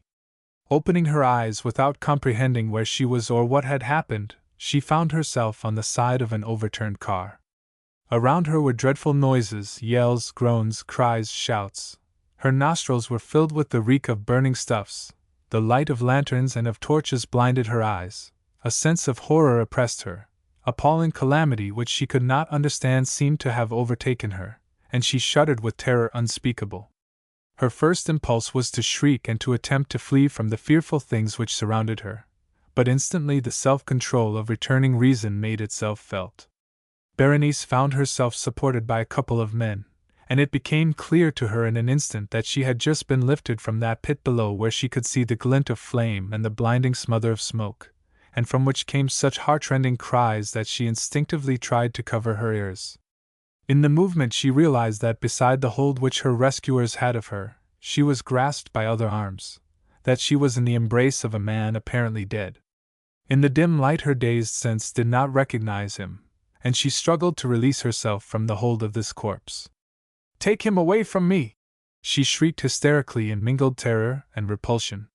"Gently, gently," said one of the men who held her. "He's got killed trying to save you." "If this cut in his arm was in your back," remarked the other, who was unlocking the hands so strongly clasped behind her, "it'd have been a finisher." Her head reeled, and she nearly swooned again, but somehow she found herself released, and passed down from the car into the arms of more men. "For God's sake, hurry," one of them said. "It's getting too hot to stand here." A blistering puff of smoke enwrapped her as she went down. She saw a face blackened and ghastly advance in the flaring light of a lantern. Hands that seemed to come out of a cloud and a great darkness helped and sustained her, until she was out of the instant press beside the burning car. When once she was free and stood upon her feet, she regained something like self-possession. Her head swam, but she realized the situation and felt that she was able to help herself. "I am not hurt," she said to those who would have assisted her. "Don't mind me." As she spoke, the body of a man was passed out of the smoke close to her, and she saw that it was Wynne. Instantly she remembered being flung into his arms, although what followed she could not recall. She looked at him now with a piercing conviction that he was dead. His cassock hung about him in rags, His face was smeared with blood and grime. His arm hung limp and bleeding. The words of the rescuer on the car roof came to her, and she saw in the disfigured form of the young deacon the body of the man who had given his life for hers. Instantly all her powers rallied to help and, if possible, to save him. "Bring him this way," she said, stepping forward eagerly, her weakness forgotten. "I'll take care of him." She moved out of the smoke without any clear idea where she was going or what she could do. The hurt man was brought after her, one of the many that were being carried as dead weights among the confused and agonized crowd. At a short distance from the track there were hastily arranged car cushions, coats, and loose coverings thrown down on a bank half covered with snow. Here the bearers laid Wynne, hurrying back to their work with a precipitancy which seemed to Berenice heartless. The scene which Berenice took in at a glance was so wild and terrible that it stamped itself on her brain in a flash. Lanterns were burning all about, dancing and flitting to and fro like fireflies in a mist. The eye caught everywhere glimpses by their light of disordered groups, dim and dreadful as a nightmare. Close about her were the victims heaped as if from a battlefield, the wounded moaning in pain, the women wailing over the dying or the dead, each with cruel egotism intent upon her own, and seizing upon any helper with terrible eagerness of despair. 100 feet away, lighted by the flames which were beginning to thrust quick tongues through the smoke and the darkness, was a long heap of shapeless wreck, about which dark figures were swarming like midges about a bonfire. She could distinguish in the middle of the line the two locomotives silhouetted against the darkness, standing half on end like two grotesque monsters rearing in deadly conflict. Every moment the flames became fiercer, and the hurrying lanterns moved more wildly. It was Wynne, however, that claimed her attention. One swift glance took in the awful picture, and then she sank down on her knees beside him as he lay, bleeding and insensible, perhaps dead. For a moment she was ready to cast herself down on the snow in helplessness and in terror at the horrors of the situation. But the grit of stout Puritan ancestors was in her fibers, the moral endurance which finds in the sense of a duty to be done an inspiration that lifts above all difficulties. Her work was before her, to abandon it impossible. The flames of the burning car brightened with appalling rapidity. Shrieks arose so piercing that they wrung her heart as if with a physical agony. It was the car from which she and Wynne had been taken which was now that hell of fire. Its glare lit up the pale and bleeding face beside her, and she realized that at that minute they might have been in that awful agony. She began to sob wildly, but she began, too, to try to bring Wynne back to consciousness. She took snow in her hands and put it to his forehead. She twisted her handkerchief about his arm to stop its bleeding. She tried to recall what she had heard at emergency lectures, with a strong determination forcing herself to remember. Kneeling in the snow, in the light of the burning car, her heart torn by the cries of the suffering, trembling with excitement, fear, and the shock she had undergone, sobbing almost hysterically, she yet constrained herself to do her best, binding up his arm with strips of her clothing, and trying to bring back his senses. A physician came to her without her knowing until he was at her side. He bent to examine Wynne, and Berenice tried to repress her sobs that she might talk to him and take his directions. The life of Wynne might depend upon her calmness. She caught up more snow and pressed it to her own temples. "Is he much hurt?" she asked feverishly. "It is not dangerous as far as I can judge," the doctor answered hurriedly. "Get him away from here as soon as you can." She looked after him as he hurried on to other patients, and her first feeling was one of indignation. Then it occurred to her that his going so soon must mean that her patient was less hurt than she had feared. But why was Wynne so long insensible? She knelt beside him again, and as she did so he opened his eyes. "Where am I?" he cried feebly. He tried to start up, but fell back with a groan. "There has been an accident," she said hurriedly. "It's all right now. You are safe. Are you in much pain? Are you hurt?" he demanded almost fiercely. "No, no, never mind me." He struggled again to rise, but fell back with a groan. She put her hand on his shoulder. "Lie still," she commanded authoritatively. "I'll see what can be done. Lie still while I look about." A second car was burning, and the whole place was aglare with yellow light. The wild groups stood out black against the trodden and dingy snow, while overhead rolled clouds of sooty smoke. It occurred to Berenice that the accident had taken place so near Brookfield that many persons must have come from the town. She seized a respectable-looking man by the arm, and asked him if he knew of any way in which she could get an injured friend to Brookfield. He stared at her a moment as if it was impossible at such a time to receive words in their ordinary meaning, but when the question had been repeated he answered that there were some hackmen from town in the crowd. He helped her to find one, and as Mrs. Morrison was well known, Berenice had little further difficulty. When submitted to being half led, half carried through the crowd, and when at last with the assistance of the hackman Berenice got him into the carriage, he fainted again. Singular and frightful to Berenice was that ride. The terrors through which she had passed, the shock, mental and physical, which she had undergone, had almost prostrated her. As soon as she was in the carriage she broke out into hysterical tears. The fainting of her companion, however, called her attention from herself, forcing her to think of him. She supported his head on her shoulder, lifting his wounded arm onto her lap, and into her heart came that thrill of interest and compassion which is the instinctive response of a woman to the appeal of masculine helplessness. A woman's love is apt to be half maternal, and she who nurses a man is for the time being in place of his mother. Berenice's thoughts were in a whirl, but pity for the hurt man at her side was her most conscious feeling. She remembered the words of her rescuer, and endowed one with the nobility which belongs to him who risks his life for another. What had happened she could not tell. She remembered the awful terror of the collision, and mistily of being hurled into his arms, but after that came a blank until the moment of her rescue. It was evident that Wynne had in some way been hurt in protecting her, and the very vagueness of the service he had rendered made the deed loom larger in her imagination. She felt his breath warm on her cheek, and suddenly into her dispassionate musings there came a fresh sense, which made her face grow hot.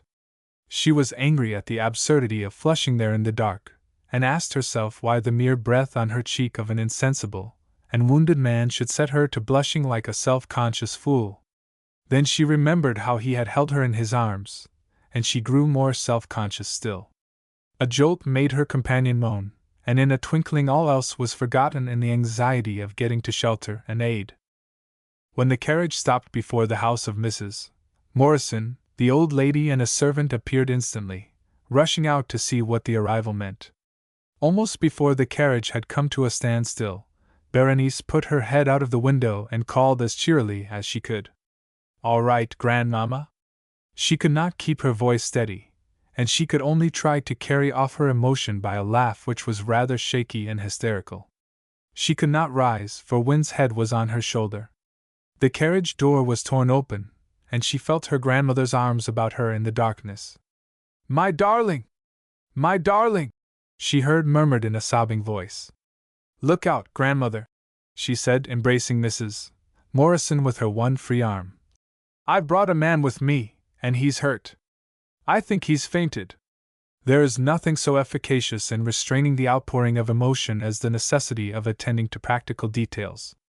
The need of getting Wynne out of the hack and into the house as speedily and as safely as possible restored Mrs. Morrison to calmness, and although for the rest of the evening and for many days after she and her granddaughter had a fashion of rushing into each other's arms in the most unexpected manner, they now devoted themselves to the unconscious young deacon. Wynne revived again when he was lifted out of the carriage, and when he had been, with the friendly aid of the driver, got into the house and given a little brandy, he came once more to his complete if somewhat shaken senses. He was too weak from the shock and the loss of blood to resist anything that his friends chose to do to him, and although he feebly protested against being quartered upon Mrs. Morrison, his protest was not in the least heeded. "Say no more about it," Mrs. Morrison said, with a quiet smile. "You are here, and you are to stay here. There is nowhere else for you to go, even if you don't like our hospitality." "That isn't it," he began feebly. "Only I've no claim." "There, that will do," Berenice interposed with decision.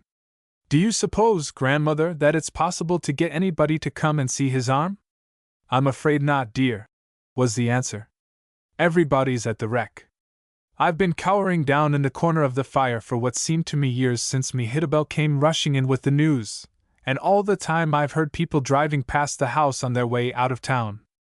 There ain't a man left," put in Mehitabel, a severe elderly servant, who had the air of being personally responsible for her mistress, and of being bound to fulfill her duties faithfully, even if the effort killed her. "I see Dr. Strong go gallopin' past first, and the other doctors was all after him, even to that little squinchy electrical image that's round the corner on Front Street." "Electrical image?" repeated Berenice. "She means the eclectic physician," explained Mrs.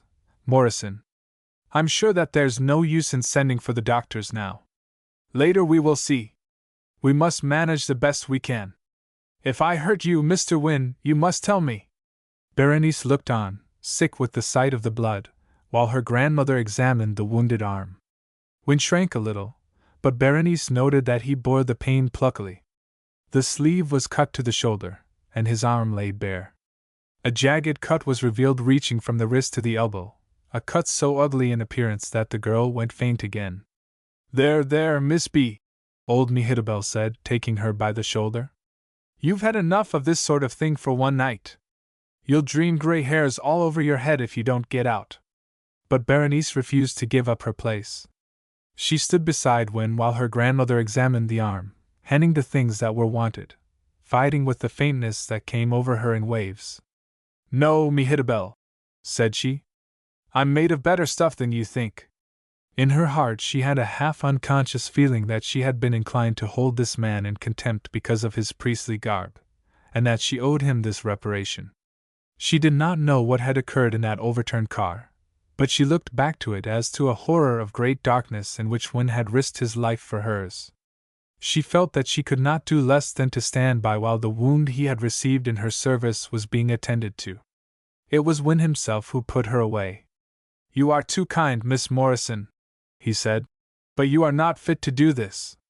I beg that you'll not stay. Your face shows how hard it is for you." The first thought that shot through her mind was one of relief that she now might properly leave her self-inflicted task. The second was a pang of self-reproach that she should wish to leave it. The third and lasting was a sense of pleasure that even in his pain he had not failed to note her face and divine her feelings. "Mr. Wynne is right," Mrs. Morrison added decisively. "Mehitabel can help me, my dear. Go into the other room and let Rosa get you a cup of tea." "It won't be much of a cup of tea," Mehitabel commented grimly. "That fool of a girl's got it into her head that it's a good time to cry for her doxy, because he's a brakeman on some other train." Berenice smiled at the characteristic crispness and the absurd speech of the old servant. She remembered Mehitabel from the days when in pinafores she used to visit here, and when she looked upon the tall, gaunt woman with an awe which was saved from being terror only by the fact that she had learned to associate with that abrupt speech an after-gift of crisp cakes. Mehitabel was to her as much a part of the establishment as were the tall chairs, the lion-headed fire-dogs, or the silver which had belonged to her grandmother's grandmother. Passing into the dining-room, Berenice summoned the afflicted Rosa, who came with face all be-blubbered with tears, and who sniffed audibly as soon as she caught sight of the visitor. "How do you do, Rosa? I wouldn't cry if I were you," Berenice said. "Mehitabel says that this wasn't his train." "Oh, I know it, miss," responded Rosa, with more tears. "But I can't help thinking how dreadful it would be if it was, and me not to know whether he was dead or alive. It don't seem to me I could ever marry him, not to be able to tell whether he'd come home any day dead or alive. I'll have to give him up, miss, and he's real kind and free-handed." Her tears flowed so freely at the thought of giving up her lover that they splashed on Berenice's hand as Rosa leaned over to reach for something on the table. "Well, Rosa," Miss Morrison remarked, smiling at the absurdity of the maid, and wiping her hand, "I'm sorry that you feel so bad, but I don't like to be deluged with tears." "Indeed, miss," Rosa returned penitently, "I didn't mean to cry on you, but tears come so easy in this world. We're all born crying." Berenice laughed in spite of herself. "If we are born crying," she said, "that's reason enough for our smiling when we've outgrown being babies." "That's all well enough for you," Rosa retorted with fresh tears. "You've got your man here all safe if he is hurt a little, and I don't know." Berenice broke in with indignant amazement, feeling her face burn. "My man!" she exclaimed. "How dare you speak to me like that? Mr. Wynne is nothing to me. He's only a clergyman that was hurt saving my life." She broke off with a laugh somewhat hysterical. Her nerves were not under control yet. "I'm sure I didn't mean," wailed the girl, "to say anything wrong." There, Rosa," the other interrupted. "We are both upset. You shouldn't take so much for granted, or talk to me about men." But in her mind the phrase repeated itself vexatiously. "Your man." 11. In place and in account nothing 1 Henry 4, v. 1. The power of self-torture which the human heart possesses is well nigh infinite. When one considers how futile are self-reproaches, self-examinations, remorses for faults and weaknesses, how vanity puts itself upon the rack and conscience inflicts envenomed wounds, how self tortures self until the whole man writhes in anguish, and in the end nothing is altered by all this pain, one might almost thank the gods for moral insensibility. Yet New England was founded upon the principle that this temper of mind develops manhood, that inward struggles are the only discipline which can fit a human being for the outward conquest of life. The Puritans had power to subdue the wilderness, to overcome whatever obstacles interposed to the founding of a state and the establishing of the truth as they conceived it, because all these difficulties were accidents, outward and of comparative insignificance when set against the real life, which was within. If a heritage of self-consciousness has come down with the noble gifts which the forefathers have left to their children, it is at least part of the price paid for great things. To Maurice that night only the pain and misery of his Puritan inheritance made themselves felt. Through the long hours he lacerated his heart and soul with repentance, with remorseful self-reproaches, enduring agony intense enough to be the reward meet for a crime. Fevered with the loss of blood, racked with the smart of bodily wounds, bruised and sore from the injuries of the accident, unable to move without torture in every joint, he yet forgot physical and mental suffering. The weakness and disorder of his body confused and distorted his thoughts, but it was in any case inevitable that with his training he should be wrung with bitter self-condemnation. He flushed and thrilled at the remembrance of the pressure of Berenice against his breast. The warmth of her breath, the odor of her hair, seemed to come back to him even out of the tumult and reek of the burning car. He remembered how it had seemed to him, a priest, sweet to die if he might die clasping unrebuked this woman in his arms. The blood throbbed in his temples as he recalled the wild thoughts that had swirled in a mad throng through his brain in those moments which had seemed like hours. The blood throbbed, too, in his wounded arm, so that a groan forced itself through his parched lips. He was constantly throwing himself to and fro as if to escape from some teasing thought, always to be by the sharp pang in his wound brought to a sense of his condition. The whole night passed in an agony of mind and body. There were moments, too, when he seemed to stand outside of himself and judge dispassionately this human creature, wounded, broken, rent in body and in soul, moments in which he sometimes seemed to smile in supreme contempt of the wretch so weak, so wavering, so utterly to be despised, sometimes to protest in angry pity against the unmerited anguish which had been heaped upon the sufferer. He had instants of delirious clearness and exultation in which he felt himself lifted above the ordinary weaknesses of humanity, to see more clearly, and to take a view broader than any to which he had ever before attained. It shocked and startled him to realize that in these intervals which seemed like inspiration, intervals in which he felt himself illuminated with inner light, he cast from him the ideals which he had hitherto cherished. As if for the first time seeing clearly, he felt that men should not be hampered by dogmas which cramp and restrain. A line he had seen somewhere, and which he had put aside as irreverent and irreligious, kept repeating itself over and over in his head. He had crippled his youth with a creed. Life stretched out before him futile and meaningless unless love should light it, unless he could win Berenice, and he protested feverishly against any vow that would thwart or restrain him. He had crippled his youth with a creed unnatural and deforming. It was time for the manhood within him to shake off its fetters and assert its strength. He told himself wildly that now for the first time he saw life as it was, that now first he understood the meaning of existence, and that life meant nothing without freedom and love. The beliefs of years, however, or even those habits which so often pass for beliefs, are not to be done away with in a night. Even love cannot completely alter the course of life in a moment. At the last, worn out with the conflict, but with a supreme effort to regain spiritual calm, Maurice flung his whole soul into an agony of supplication, as he might have flung his body at the foot of a cross, and prayed to be delivered from this too great temptation. He would renounce, he would pluck up by the roots this passion which had sprung and grown in his heart, at whatever cost he would tear it up, and be faithful to his high calling. As a child casts itself upon the bosom of its mother, he cast himself upon the divine, and with an ecstatic sense of pardon, of peace, of perfect joy, he fell asleep at last. Maurice awoke in broad daylight, with a confused sense that the world was falling in fragments about his ears, and that his name was being shouted by the angel of the last trump. He found that the physician who could not be had on the previous night had now been brought to his chamber by Mehitabel.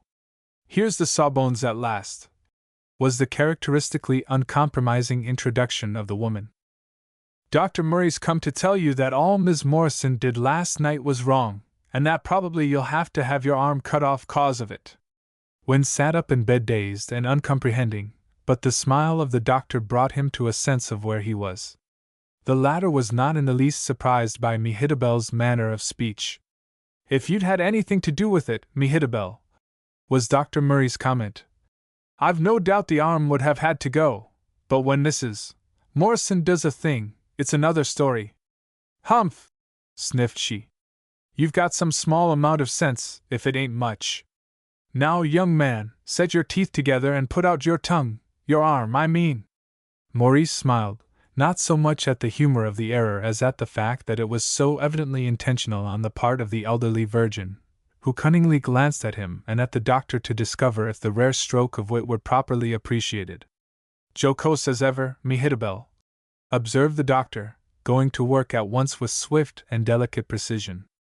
"You've a nasty cut here, Mr. Wynne, but you're lucky to get off with nothing worse. It's a good deal to come through such an accident without a permanent injury."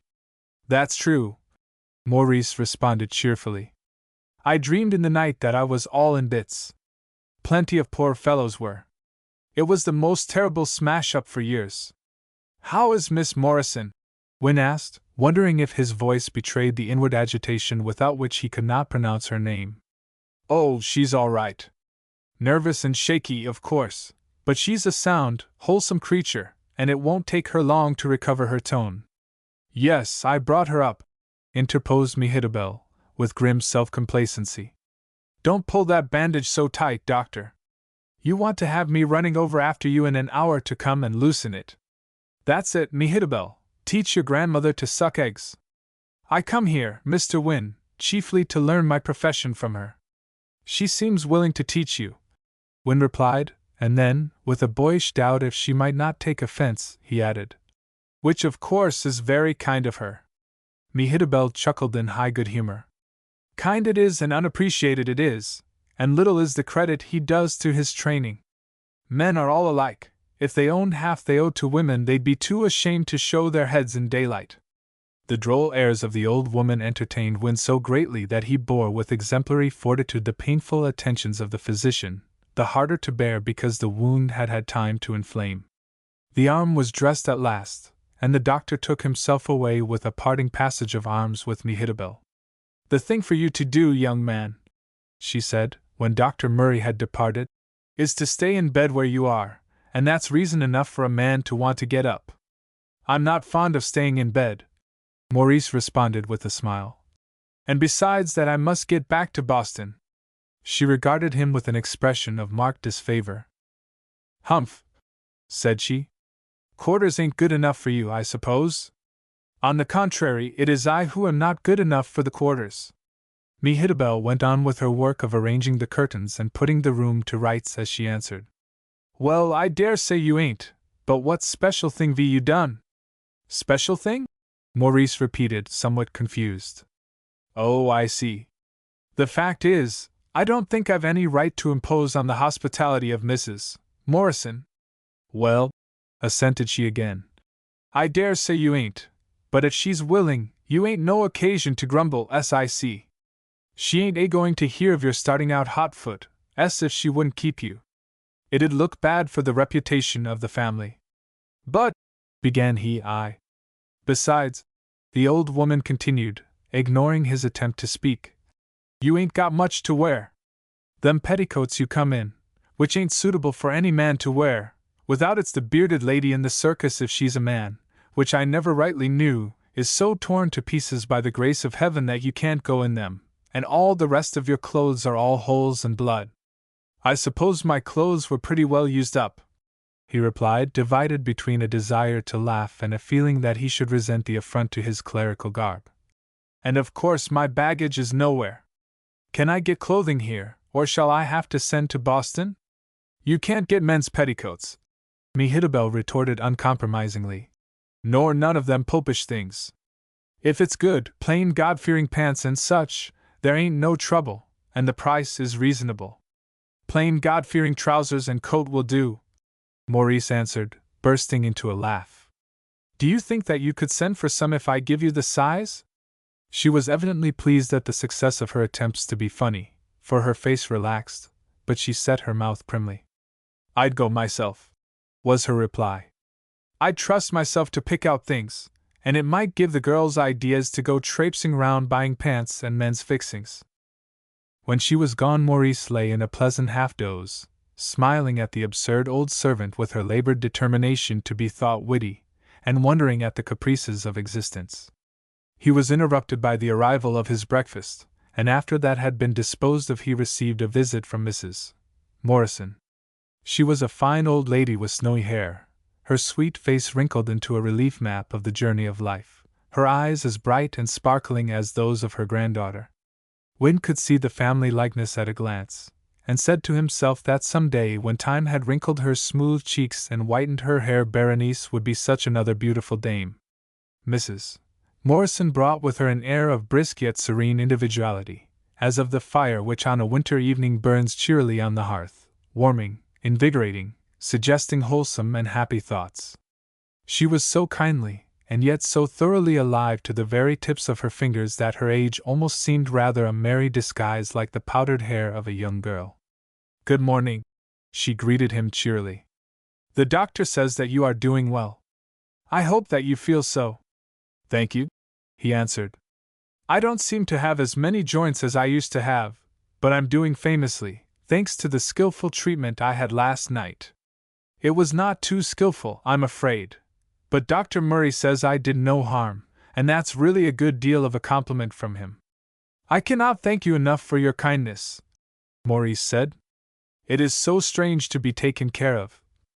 He broke off suddenly, awkward from shyness and genuine feeling.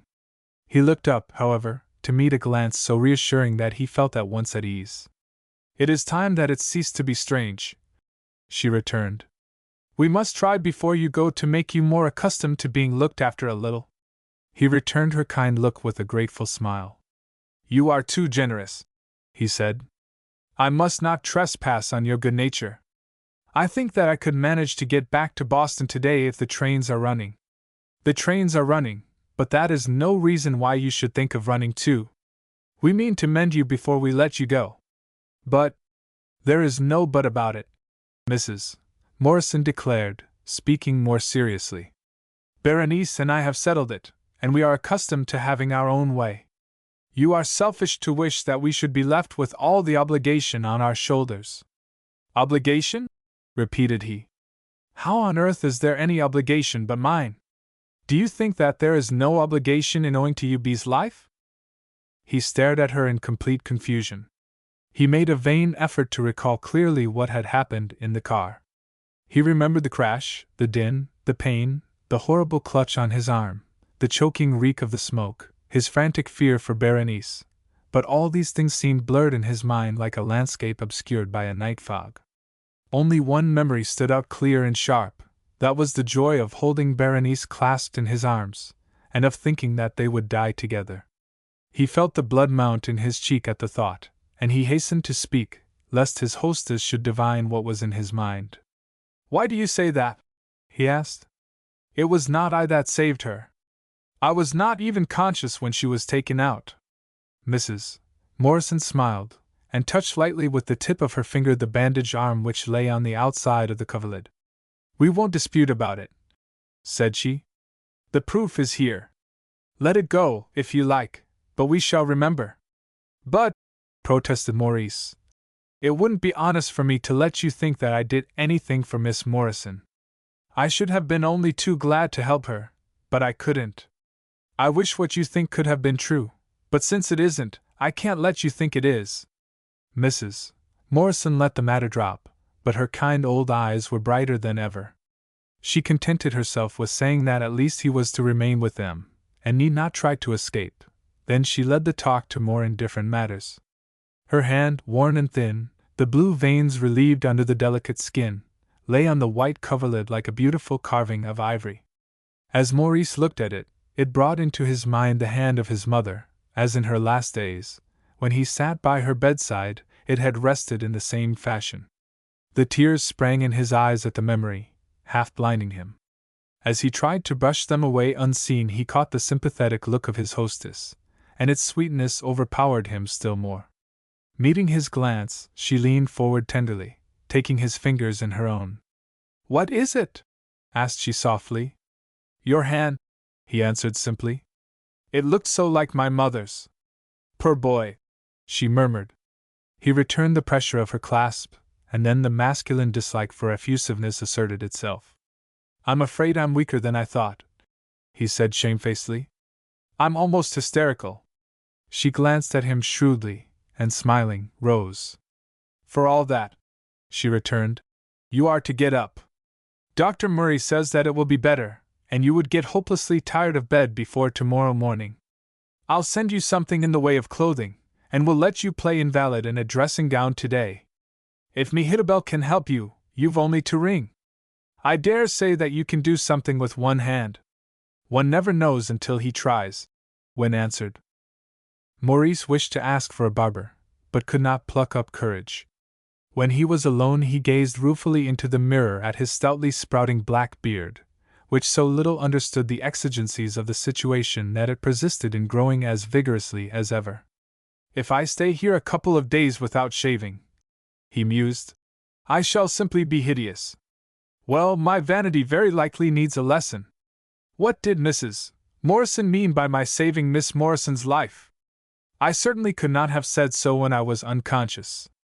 It must be from something she herself has said. If I could only remember what did happen after the car went over." His bath and toilet were difficult and unsatisfactory enough.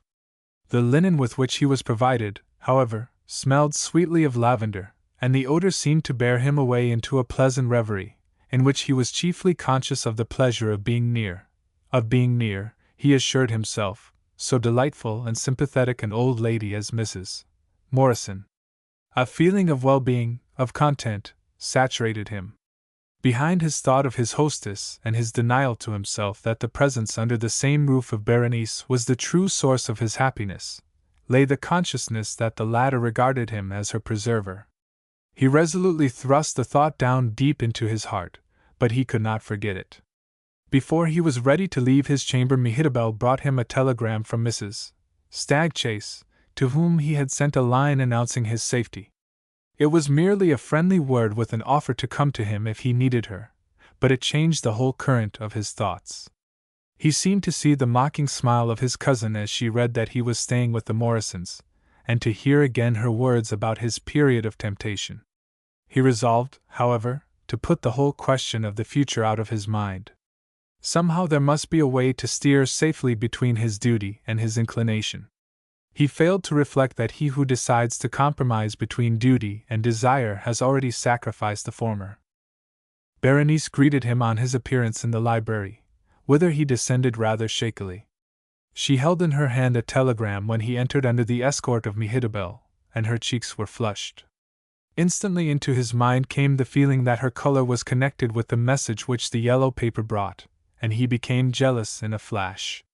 There was no possible reason why he should scent a rival in the mere presence in his lady's hand of a telegram, unless there were an intangible shade of self-consciousness in her manner. He had come downstairs eager to see her, and to assure himself that she was really no worse for the accident, but the sight of the paper instantly changed his mood. In crossing the half-dozen steps from the door to the fire, Maurice shifted from frank eagerness to aggrieved distrust.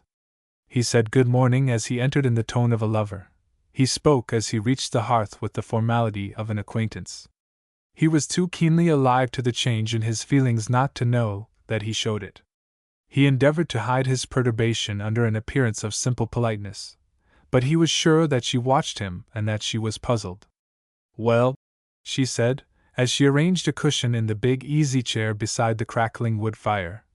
"You have the genuine scarred veteran air." "Please don't bother to wait on me, Miss Morrison," he answered, trying to speak naturally, and painfully aware that he did not succeed.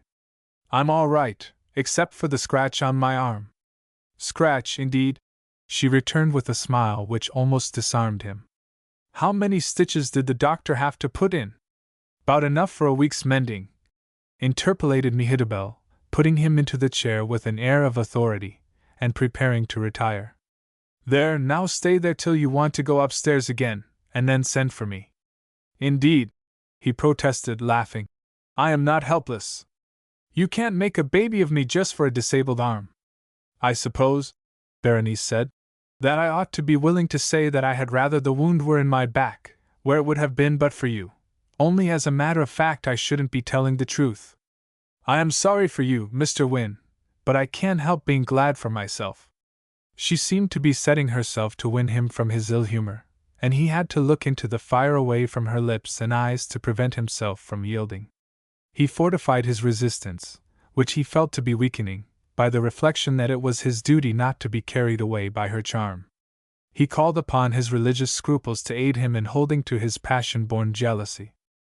"There," Miss Morrison said, when he had been properly ensconced and Mehitabel had departed. "Now it is my duty to entertain you. What shall I do?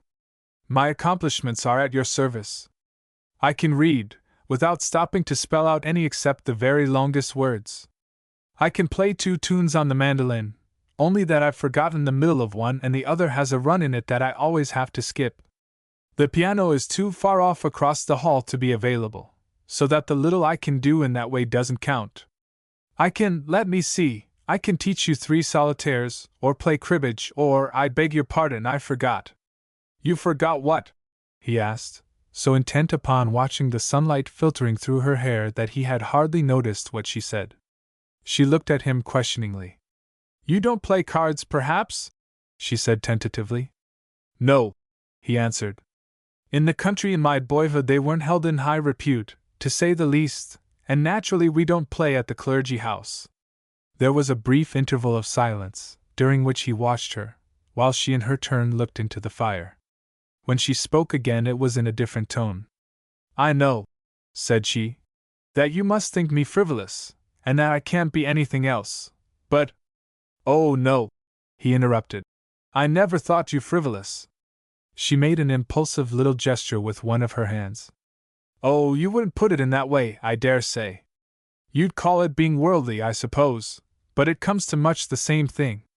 Wynne could not understand what was the direction of her thoughts, and he was taken entirely by surprise when she leaned forward impulsively and took in hers his free hand. "At least," she said quickly and eagerly, "I can't forget that you saved my life, and I thank you from my heart if I don't know just how to do it in words." He returned the pressure of her fingers, longing to cover them with kisses. "I'm afraid," responded he, "that I've very little claim to glory on account of anything I did for you. I certainly don't deserve the credit of having saved you. I only wish I did." She laughed gaily, springing up from her seat, and he realized that his voice had lost all trace of unfriendliness.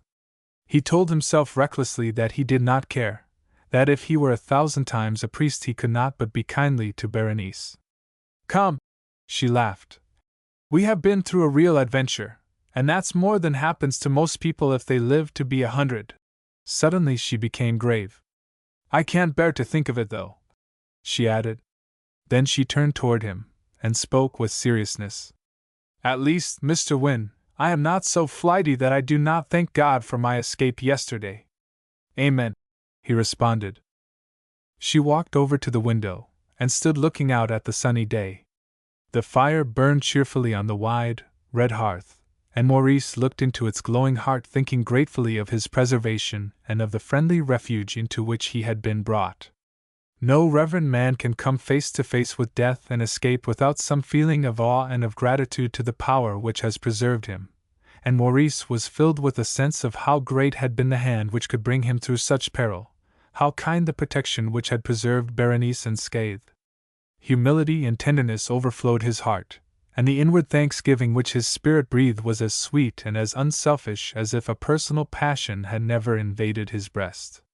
"It seems to me," Berenice remarked from her place by the window, "that the woods on the hills over there are already beginning to show signs of spring. There is a sort of delicate change of color in them that means buds beginning to grow." Before he could reply, the door opened, and Mehetabel presented herself with a card. "Oh," said Berenice as she received it. "Already?" There seemed to Maurice something of impatience or dismay in her tone.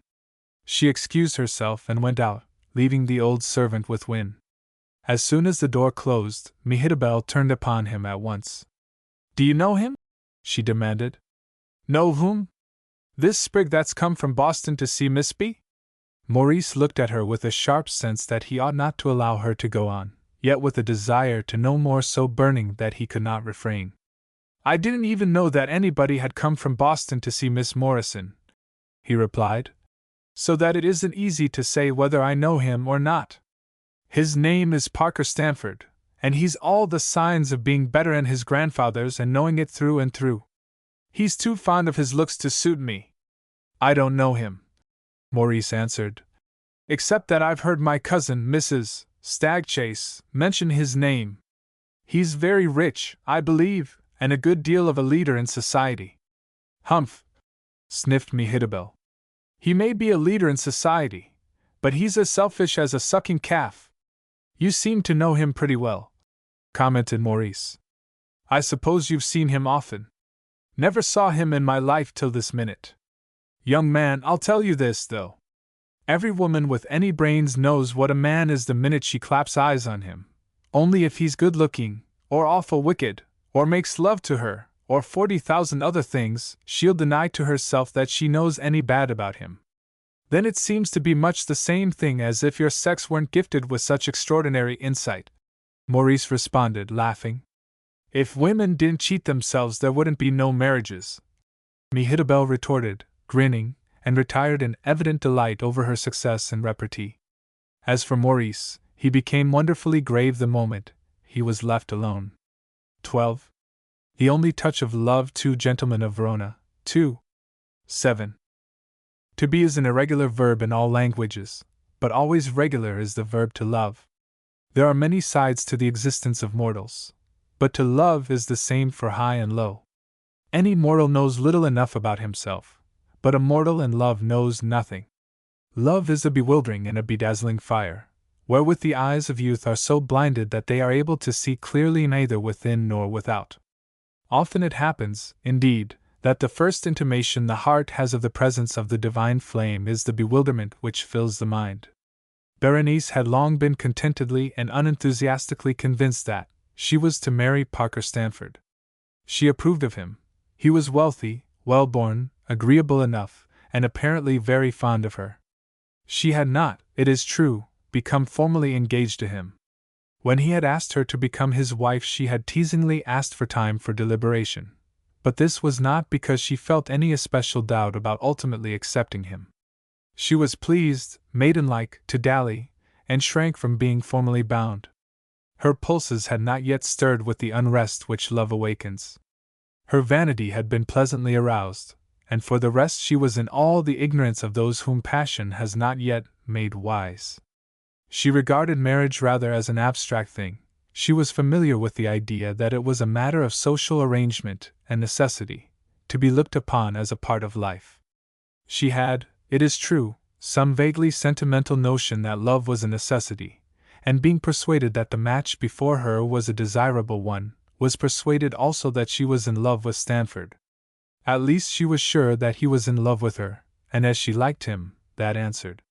To find a man amusing, agreeable, handsome, and fulfilling the social requirements of a desirable husband seemed to her unsophisticated mind to love him. She was pleased with her lover. She was not insensible of the triumph of having won the attentions of one of the most sought-after men in her set. To pass her life in the well-ordered establishment which he would provide seemed to her a decorous and desirable method of fulfilling the destiny of a woman. She was willing that the event should be postponed indefinitely, it is true, and the man himself in her considerations of the future was something of a shadow pleasant enough, yet so remote as to count for nothing intimately important. She was somewhat less sophisticated than most modern girls, inheriting that New England nature which is slow to understand emotion and endowed with the power rather of tenacity than of spontaneity of passion. When on the day previous Stamford had come to the train to see Berenice off, she had been especially gracious. She had been in particularly good spirits, full of amusement that Mr. Wynne was to be her neighbor on the train, and that he did not know it. She had chanced to send for tickets with Mrs. Wilson, the pair had laughingly planned the arrangement, and Berenice had promised herself some entertainment in teasing the young cleric on the journey.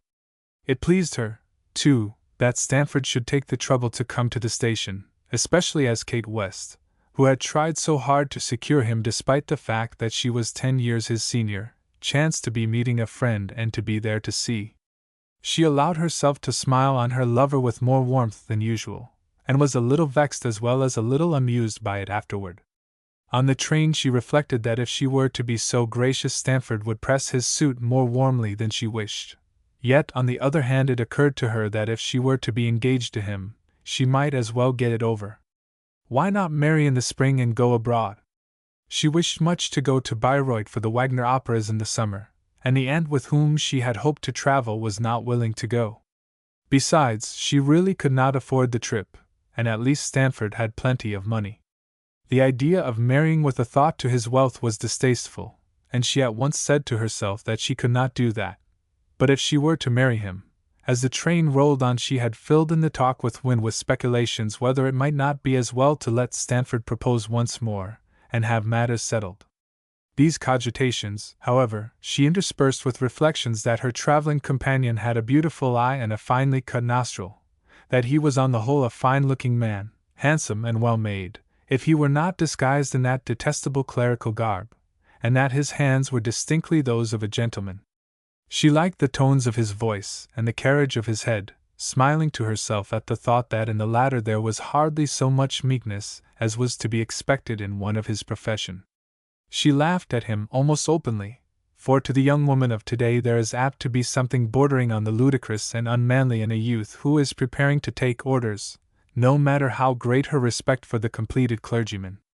Berenice felt something not entirely free from a trace of good-natured contempt for deacons in the abstract, not dreaming that she might be led to make an exception in favor of this especial deacon in the concrete. She became more and more alive to the attractions of Wynne, although up to the time of the accident she hardly realized the fact. From the moment, however, that the rescuer said to her that Maurice had saved her life, her feeling was changed. She felt that she had failed to do Wynne justice, that she had allowed his cassock to be the sign of a lack of manhood. She accused herself of having wronged him.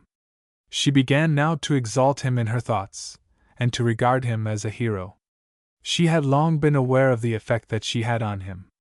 From the morning when she had encountered him at the North End, and had met the quick, troubled glance of his eye, full of doubt and of fire, she had been conscious that he was not indifferent to her presence. She had not reasoned about it, but it gave her pleasure. It was a passing breath of homage, pleasing like a breath from some rosebed passed in a walk up to the moment. However, when she said to herself that he had risked his life for her, Berenice had never consciously thought of Maurice as a lover. When she saw him lying insensible, depending upon her, a new feeling kindled in her breast. She would not think of it, she shrank from it, and refused to acknowledge it to herself. Yet for her the world was altered, and however she might try to hide the fact from her heart, secretly she felt it fluttering and throbbing deep within her breast. When the telegram came in the morning announcing the visit of Stamford, her first thought was one of gratification. The act was friendly, and it gave her a pleasant sense of importance. The reaction came instantly. The purport of the visit flashed upon her. She remembered how she had smiled on Stamford yesterday, Yesterday that now seemed so far away that she looked back to it over distances of emotion which made it strangely remote. She felt that she must receive him, but she found herself seeking for the means of making him understand that what he hoped was forever impossible. She certainly could never marry him. She was sure that the thought could never have been seriously in her mind. The idea of belonging to him, of having no right to think of another man with tenderness, became all at once too repugnant to be endured. She would not consider why her attitude was so different from that of yesterday. She only insisted vehemently in her thought that now first she really knew her own mind. Her cheek burned at the reflection that Stanford was probably sure of her consent to be his. It seemed to give him a claim upon her, to shut the door upon all other possibilities, to smudge the whiteness of her soul and render her unworthy of any man whom she might some day come to love. To remember that in her secret thought she had actually contemplated being Stanford's wife made her cringe. She stood by the window with the telegram in her hands, twisting it to and fro, wondering what it was possible for her to do. She thought of excusing herself from her visitor when he should come, but the evasion seemed to her unworthy, and she was eager to free herself from even the suspicion of belonging to him. She felt that she could not breathe freely until she were clear of the faintest shadow of any claim, even in Stanford's secret thought. She must belong once more to herself. It was at this point in her musings that Wynne came into the library. He was pale and sunken-eyed, and the tinge of his sprouting beard gave to his face a certain virility which startled her. It imparted a trace of something perhaps remotely animal and brutal, subtly altering his whole expression. He became in appearance at once more vigorous and more human.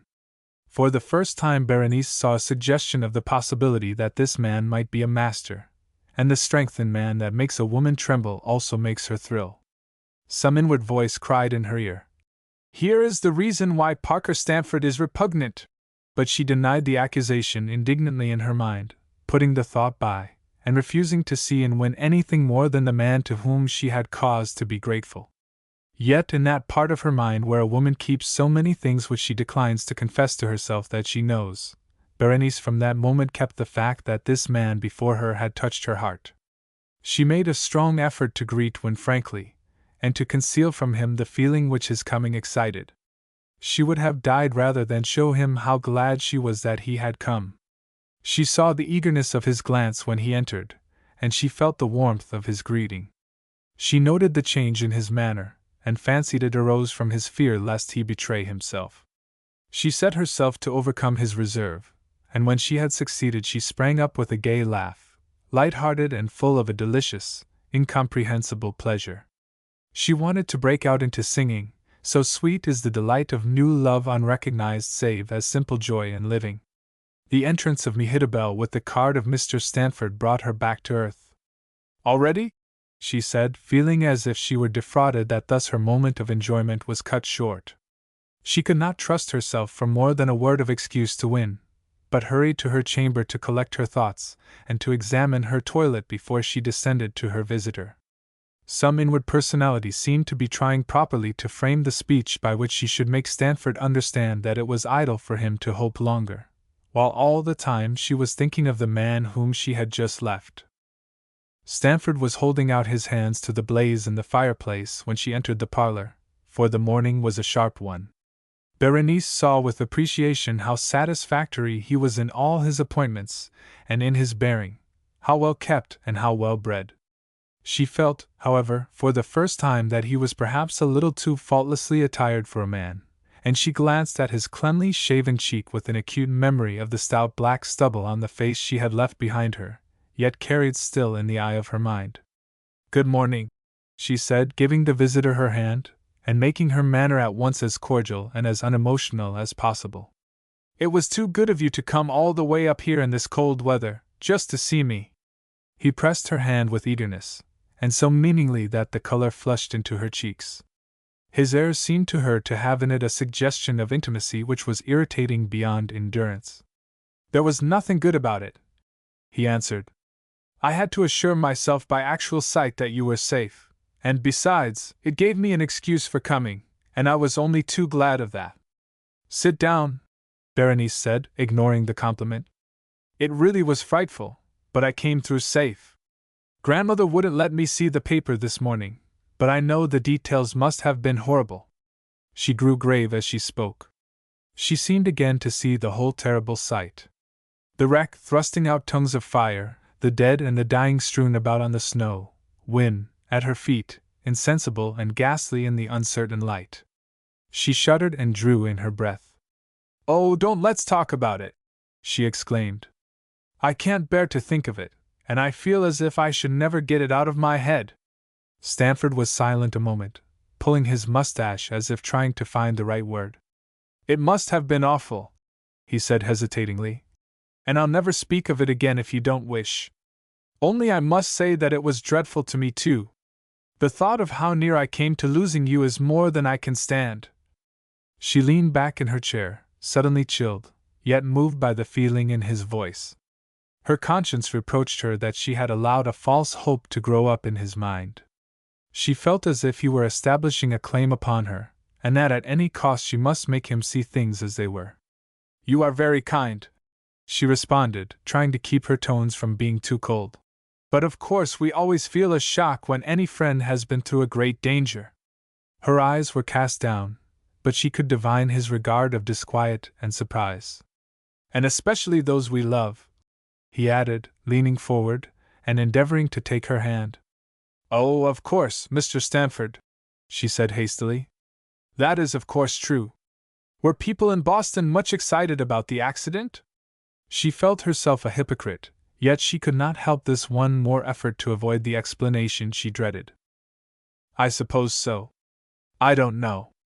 I was so taken up with thinking about you that I paid very little attention to anything else. I'm afraid I didn't deserve it.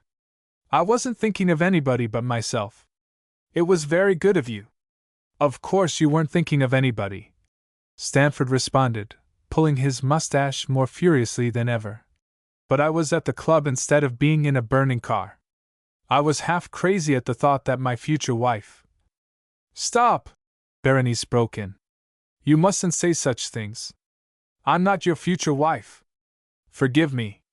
I know I haven't any right to say that when you haven't promised, but I can't help thinking of you so, and—" "Oh, please don't!" she cried. A wave of humiliation, of repulsion, of terror, swept over her. That this man had thought of her as his wife seemed almost like an inexorable bond. She shrank away from him with an impulse too strong to be controlled. "But Berenice, She sprang up and faced him. "I have never promised you," she declared with hurried vehemence. "I never will promise you. I can't marry you. If I've made you think so, I didn't mean to. I didn't know my own mind. I thought, oh, Mr. Stanford, if I have deceived you, I beg your pardon. The tears choked and blinded her. She broke off, and put her handkerchief to her eyes. But when she heard him rise and hurry toward her, she went on hastily. "I've let you go on thinking I'd marry you. I know I have. I thought so myself, but I've found out that it's all a mistake. I didn't realize what I was doing. I'm so sorry. I do hope you'll forgive me." He regarded her in amazement not unmingled with indignation. "You have let me think so," he said.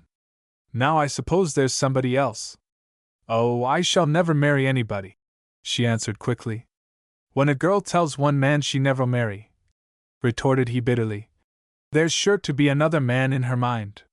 She felt herself burn with blushes to her brow, and then in very shame and anger to grow pale again. Her first impulse was to leave him, but she controlled herself. He was her guest, he had come all the way from Boston to assure himself that she was safe, and more than all she was sorely aware that she had not treated him well. To have injured a man is to a woman apt to be an excuse for continuing to treat him ill, but when the opposite occurs she can be very forbearing. "There is no other man," she said with dignity. Then she added more mildly, "Badly as I may have treated you, I don't think you've quite the right to say such a thing as that to me." "I haven't," he acknowledged contritely. "I beg your pardon, but I surely have a right to ask what I've done to change you so. You were not like this yesterday." Berenice forced herself to meet his eyes, but she ignored his question. She sank back into the chair from which she had risen to face him. Come, said she, trying to speak lightly. I don't see why we need stand. We are not rehearsing private theatricals. It was very kind of you to take the trouble to come all the way up here, but you must see that my nerves are all on edge. The shock has completely upset me. Poor girl, he said. There was a genuine ring in his voice which irritated while it touched her. She hated to feel that he was really hurt. It made her seem the more deeply guilty, and she unconsciously desired to discover in him some excuse for her own shortcomings. Oh, it's over now, she responded. Let's talk of something else. I'd be glad to, Stanford replied, but I can't seem to. I want to know how you escaped. I won't ask you to tell me now, but I keep thinking about it. I'm afraid I can't tell you much. I remember a tremendous crash, and being thrown against Mr. Wynne. Mr. Wynne? The tone showed Berenice that Stanford did not attach a special importance to the question, but asked only from a natural curiosity. Nevertheless, she could not keep her voice from hurrying a little as she answered. Mr. Wynne is a young clergyman who was in the seat next to mine. He's a cousin of Mrs. Stagchase. Oh, a clergyman, Stanford echoed. The tone seemed to her excited mood to be full of intolerable superiority. He may be a clergyman, she retorted with unnecessary warmth, but he is a gentleman and a hero. He saved my life. Oh, he did! The exclamation stung her beyond endurance. She sprang up with flashing eyes. Mr. Stanford, she exclaimed, I don't know what you mean to insinuate, but you will please to remember that you are speaking of the man that saved me, and of my grandmother's guest. Your grandmother's guest? Do you mean that he is staying here? Certainly he is. Why shouldn't he be? The young man rose, and stood looking at her a moment. Then he began to pace up and down, his gaze fixed on the floor. Berenice felt herself being swept away by tumultuous feelings which she could neither compel nor understand. Her mind was in confusion, out of which rose most definitely the desire that Stanford would go and leave her in peace. There is no reason why I should question the right of Mrs. Morrison to choose her own guests, said Stanford at length, pausing, and speaking with an evident effort to be entirely calm. And as I know nothing of this Mr. Wynne, I shouldn't in any case have a right to say anything about him. You can't wonder, though, that I'm jealous of him for having had the luck to save your life, or that when I come here and find you so suddenly different and this man staying in the house and a hero in your eyes. I wish that you wouldn't keep calling Mr. Wynne this, she interrupted hastily. It sounds dreadfully superior. Come, she added, softening her tone, and pleased at having prevented him from going on. There is no need that we should quarrel about him. He is a priest, or going to be, and he's to take the vows of celibacy, so that it is absurd for anybody to think of being jealous of him. If I seem different today, it isn't any wonder after what I've been through. I beg your pardon, he said, coming quickly forward and extending his hand. I'm awfully selfish. Of course I understand that what you've been saying isn't to be taken seriously. We stand as we did before. Only, he added, his voice deepening, you are to remember that the danger of losing you has shown me how fond I am of you. Goodbye. He stooped and kissed her hand, and before she could speak, he was gone. She stood where he had left her, hearing him leave the house, and the tears came into her eyes.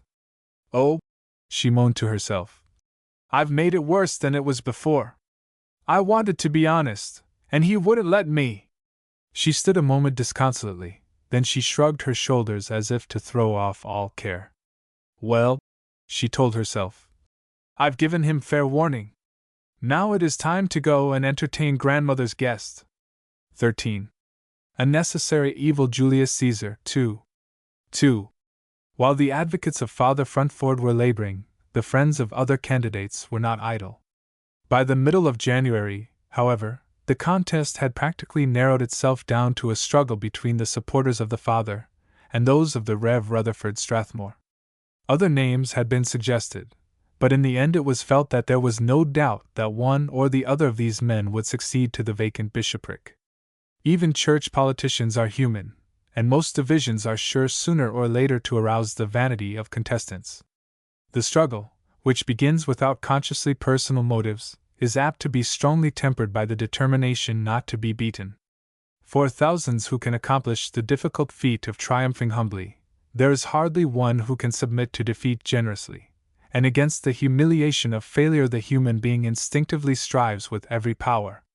Those who upheld the rival candidates were undoubtedly convinced that they had the best interests of the Church at heart, but that meant the election, even at some cost, of their favorite. There could be no question that Mr. Strathmore was the more generally popular candidate.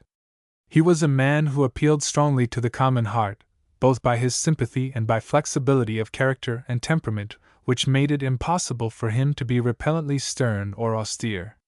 He preached the high ideals which are dear to the best thought of the children of the Puritans. He demanded high purpose and high life, noble aims and unfailing charity, while he laid little stress on dogmas, and allowed an elasticity of individual interpretation of doctrine which made the creed easy of adoption by all who believed anything. His enemies, for he was by no means so insignificant as to be without enemies, declared that he carried the doctrine of mental reservations, to the extent of rendering the articles of faith mere empty forms of words. His defenders protested that he was but wisely conforming in non-essentials to the progressive spirit of the age. Bitterly attacked by the more conservative members of his own denomination, he was looked up to by the general public as a great spiritual leader, and loved with an affection exceedingly rare in this unpriestly age. Those who urged his elevation had the support of the body of the laity, and also of the public outside of the Church, which for once was interested in church politics on account of affection and reverence for the candidate. Mr. Strathmore himself had the discretion not to express himself freely in relation to his own feelings in the matter. The enthusiastic assertions of his friends that no one save him could fill the vacant office he had answered by observing with a smile that the Church was indeed fallen upon evil times if there was in it but one man fit to be made a bishop. He had added, "It is true that if it were the will of Providence that he be the one chosen he should accept the office as a duty given him by heaven, and should devote himself to it with all his ability." It was by no means the least of Mr. Strathmore's gifts that he had the grace of speaking always without any suggestion of cant. There was an impression of candor and enthusiasm in everything he said, so that words which might on the lips of another sound conventional or meaningless became on his spontaneous and vital. "He is too modest and self-forgetful to wish for the honor," his friends commented now. "But he is too conscientious not to put aside his personal preferences for the good of the Church. He may shrink from the high places, but he is the ideal man for them." As much of this sort of thing was said in the public print, it is not impossible that the Rev. Rutherford Strathmore was aware of it, but he had the good taste to ignore it, even in conversation with his nearest friends, and the tact to carry himself without self-consciousness or the appearance of humility with which a smaller man would have shown that he knew that he was being praised. Of friends he had a host well-nigh innumerable. He had an especial liking for young men, and a great influence over them. He had the art of arousing in them an emotional enthusiasm toward a higher life, so that he had never lack of efficient helpers among the laymen in whatever projects he undertook. He had also that invaluable attribute of the priest, the gift of inspiring confidence and opening the heart. He did not seem to seek confidences, yet they always came to him. Young men in trouble, young women in woe, lads in the impressionable period when sentimental experiences assume importance prodigious, youth of both sexes bewildered between physical and religious sensations, the sick and the poor, the ignorant and the cultivated, all found in him that sympathy which opens the heart, and which, most of human qualities, endears a man to his fellows. Mr. Strathmore and Father Frontford might not unfairly be said to represent the two extremes of modern theology: on the one hand the relaxing of creeds, the liberalizing of thought, the breaking down of barriers which have divided the Church from the world, and above all, acquiescence in individual liberty of thought, on the other hand. The conservative element taking the position that individual liberty of interpretation means nothing less than a practical destruction of all standards, and that what is called the liberalizing of thought can result in nothing less than the utter overthrow of the Church. Undoubtedly either would have declared that he held the other to be a devout and godly man, but he must inwardly have added, a mistaken and conscientiously mischievous one. If Mr. Strathmore was right, Father Fruntford was little less than a medieval bigot, unhappily belated. If the father was correct, then Strathmore, despite all his influence, his popularity, his power of attracting great congregations, was little better than a dangerous and pestilent heretic. One morning Mr. Strathmore sat in his study talking to a visitor in clerical dress. The room was luxuriously appointed, for Mr. Strathmore's belongings were always of a sort to minister pleasantly to the sense. The walls were lined with books in sumptuous bindings, the windows hung with heavy curtains of crimson velvet, the floor covered with rich rugs. A bronze statuette of Savonarola stood on an ebony pedestal between two windows, consorting somewhat oddly with the velvet draperies which swept down on either side. Indeed, there might be thought to be something in the thin, spiritually impassioned face of the monk, and the eagerly imperative gesture with which he pointed with one hand to the open Bible he held in the other, not entirely consistent with the somewhat worldly air of the room. The handsome carved chairs, cushioned with fine leather, the beautiful landscape by Rousseau above the mantel, the bronze and silver of the writing table, had been given to the popular pastor by enthusiastic admirers, however, and perhaps the Savonarola better expressed his own inner feelings. Mr. Strathmore's face, it is true, was in itself somewhat unspiritual. The clergyman was of commanding presence, and while neither unusually tall nor exceptionally large, he somehow gave, from the air with which he carried himself, the impression of size and importance. His eyes were keen and piercing, neither study nor the advance of years having dimmed their clear sight or reduced him to the necessity of wearing glasses. He was still handsome, although his face was too full, and he was too generously provided with chins. As he talked, his face would have seemed almost blank and expressionless had it not been for his keen eyes, full of alert intelligence and abundant vitality. His glance was acute and searching, and yet nothing could exceed its kindliness and sympathy. The visitor who sat talking with Mr. Strathmore was almost ludicrously his opposite. Mr. Pewtap was a small, ineffectual creature, with inefficiency oozing out of his every pore. He was conspicuously the incarnation of well-meaning and exasperating incompetence, one of those men who might be forgiven everything but the fact that their stupidities are invariably the result of the best intentions. It was evident at a glance that this man had used the church as a genteel pauper asylum, wherein his ineptitude might be devoted to the service of heaven, since nothing gifted with the common sense of earth would tolerate it. His very attitude was an excuse, and the way in which he handled his hat might have provoked profanity in any saint at all addicted to nerves. Mr. Pewtap was more than usually crushed in his appearance, and towed in more than was his custom, because he had come on an awkward errand, and had been telling his host that he could not vote for him in the coming election. Mr. Strathmore had received this declaration with good humor, and even with no appearance of disapproval. "Of course, Mr. Pewtap," he said, "I am human, and it would be disingenuous for me to pretend that I am not pleased by the fact that my name has been mentioned in connection with the bishopric. I can conscientiously affirm, however, that the good of the church is more dear to me than ambition. Even were it not, I hardly think that I am capable of being offended with any man who felt it his duty to vote against me." He smiled with winning warmth. The other moved in his seat uneasily, becoming momentarily more apologetic until he seemed to beg pardon for existing at all. "I have always felt," he said confusedly, "that you ought to be chosen. That is, I mean that when Bishop Challoner was taken from us I said to Mrs. Pewtap that you were sure to succeed him." Mr. Strathmore smiled, but he did not offer to help his visitor out of the tangle in which he was evidently involving himself.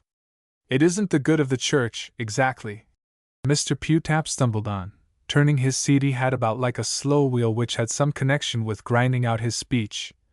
"Yes, of course I mean that the good of the church must be considered first, as you say." Speechlessness seemed to overcome him, and he looked upon his host with a piteous appeal in his face. "I understand that it is not an easy thing for you to tell me that it seems best to you not to vote for me," Mr. Strathmore said kindly. "I appreciate your coming to me on an errand so hard for you." Mr. Pewtap sighed eloquently. "If circumstances," he interpolated eagerly, "if circumstances were different." "Of course," the other responded with a genial laugh.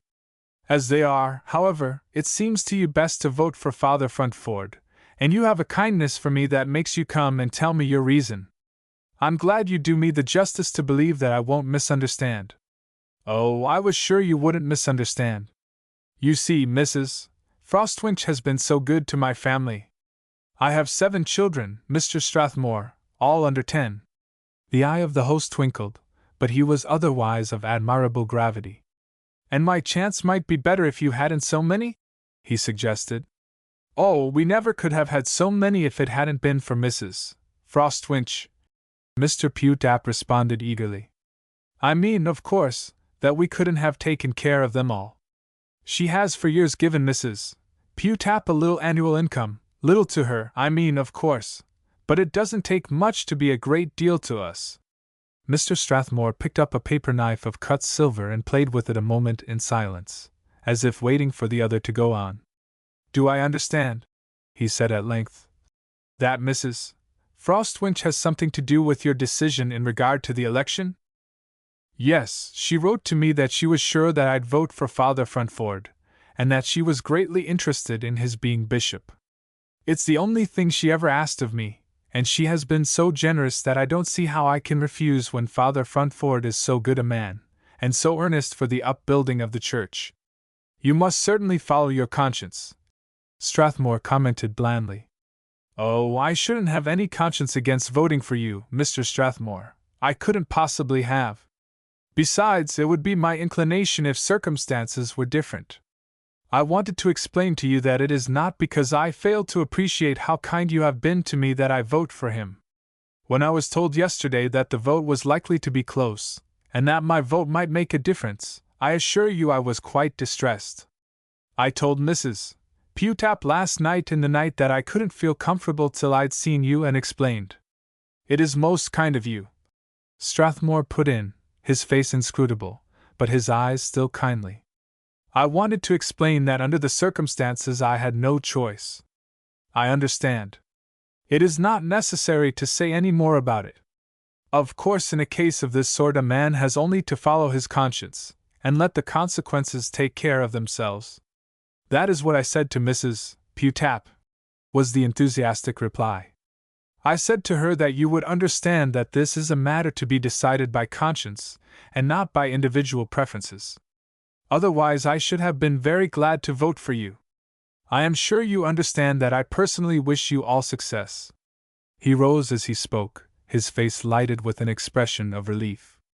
I am very much obliged to you, I'm sure, he ran on. I knew you wouldn't blame me, but these things are always so hard to state properly so that there shan't be any misunderstanding. You have taken a great weight off of my mind.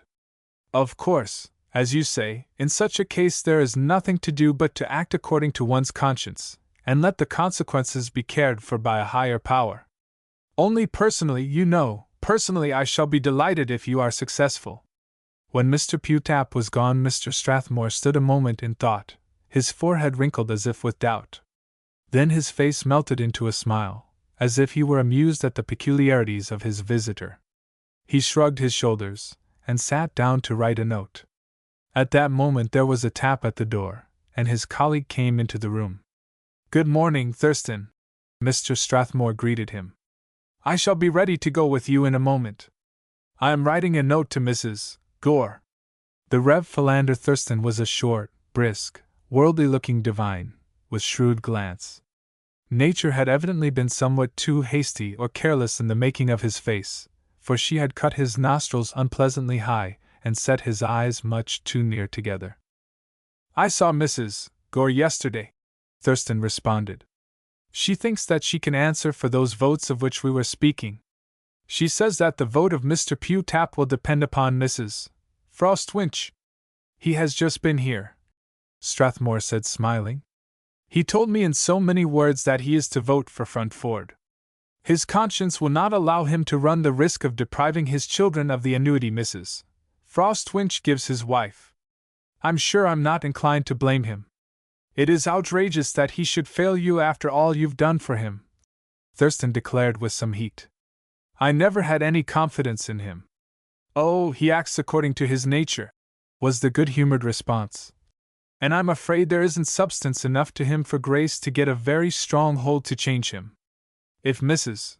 Frostwinch is taking an active part in this matter, there are others she can influence. Yes, the colleague said. I thought that she was too much taken up with that mind-healing business, but she evidently wants to help bring the church back to the formalities of the Middle Ages. Fruntford would have the whole diocese going to confession if he had his way. He could do nothing of the kind if he did wish to do it, Mr. Strathmore answered quietly. The worst that he could bring about would be to give the impression to the world that the church was retrograding instead of progressing. He would be entirely opposed to individual liberty of conscience everywhere, and that seems to me to be in opposition to the spirit of the age. It undoubtedly is, assented the young man eagerly. The gravest harm that he could do in the church, pursued the other, would be to encourage the substitution of form for spirit. The more religious faith is shaken, the greater is the temptation to supply its place by a ritual, and this temptation seems to me the most imminent and deadly peril of the church today. It certainly is, confirmed the colleague. Besides, Strathmore added emphatically, rising as he spoke, the deepest need of any time can be met only by a church which is in sympathy with the tendencies of the time. You put it admirably, the other murmured. Strathmore regarded him keenly, almost as if he suspected some hidden thought behind the words. It is time for us to go, he said in his usual genial tone. The two clergymen left the house and went down the street together, talking of parish business, until they came to the street corner where they were to take a car. As they stood waiting for this conveyance, a lady came quickly forward and spoke to Mr. Strathmore, who greeted her cordially, expressing much pleasure in seeing her. You were so kind to me, she said. I have been thinking of all you said to me last week, and it seems to me that I can bear my burden better. I want to thank you with all my heart. There is nothing to thank me for, he answered with grave tenderness. The blessing is mine if I have been able to help you. But there was no one else, she said, tears springing in her eyes, that I could have talked to so freely. You understood and sympathized. It was like talking to a brother. He took her hand with an air perfectly unaffected and unobtrusive, yet which was almost paternal in its benignity. Her look was one almost of reverence, as she hurried on her way with bowed head.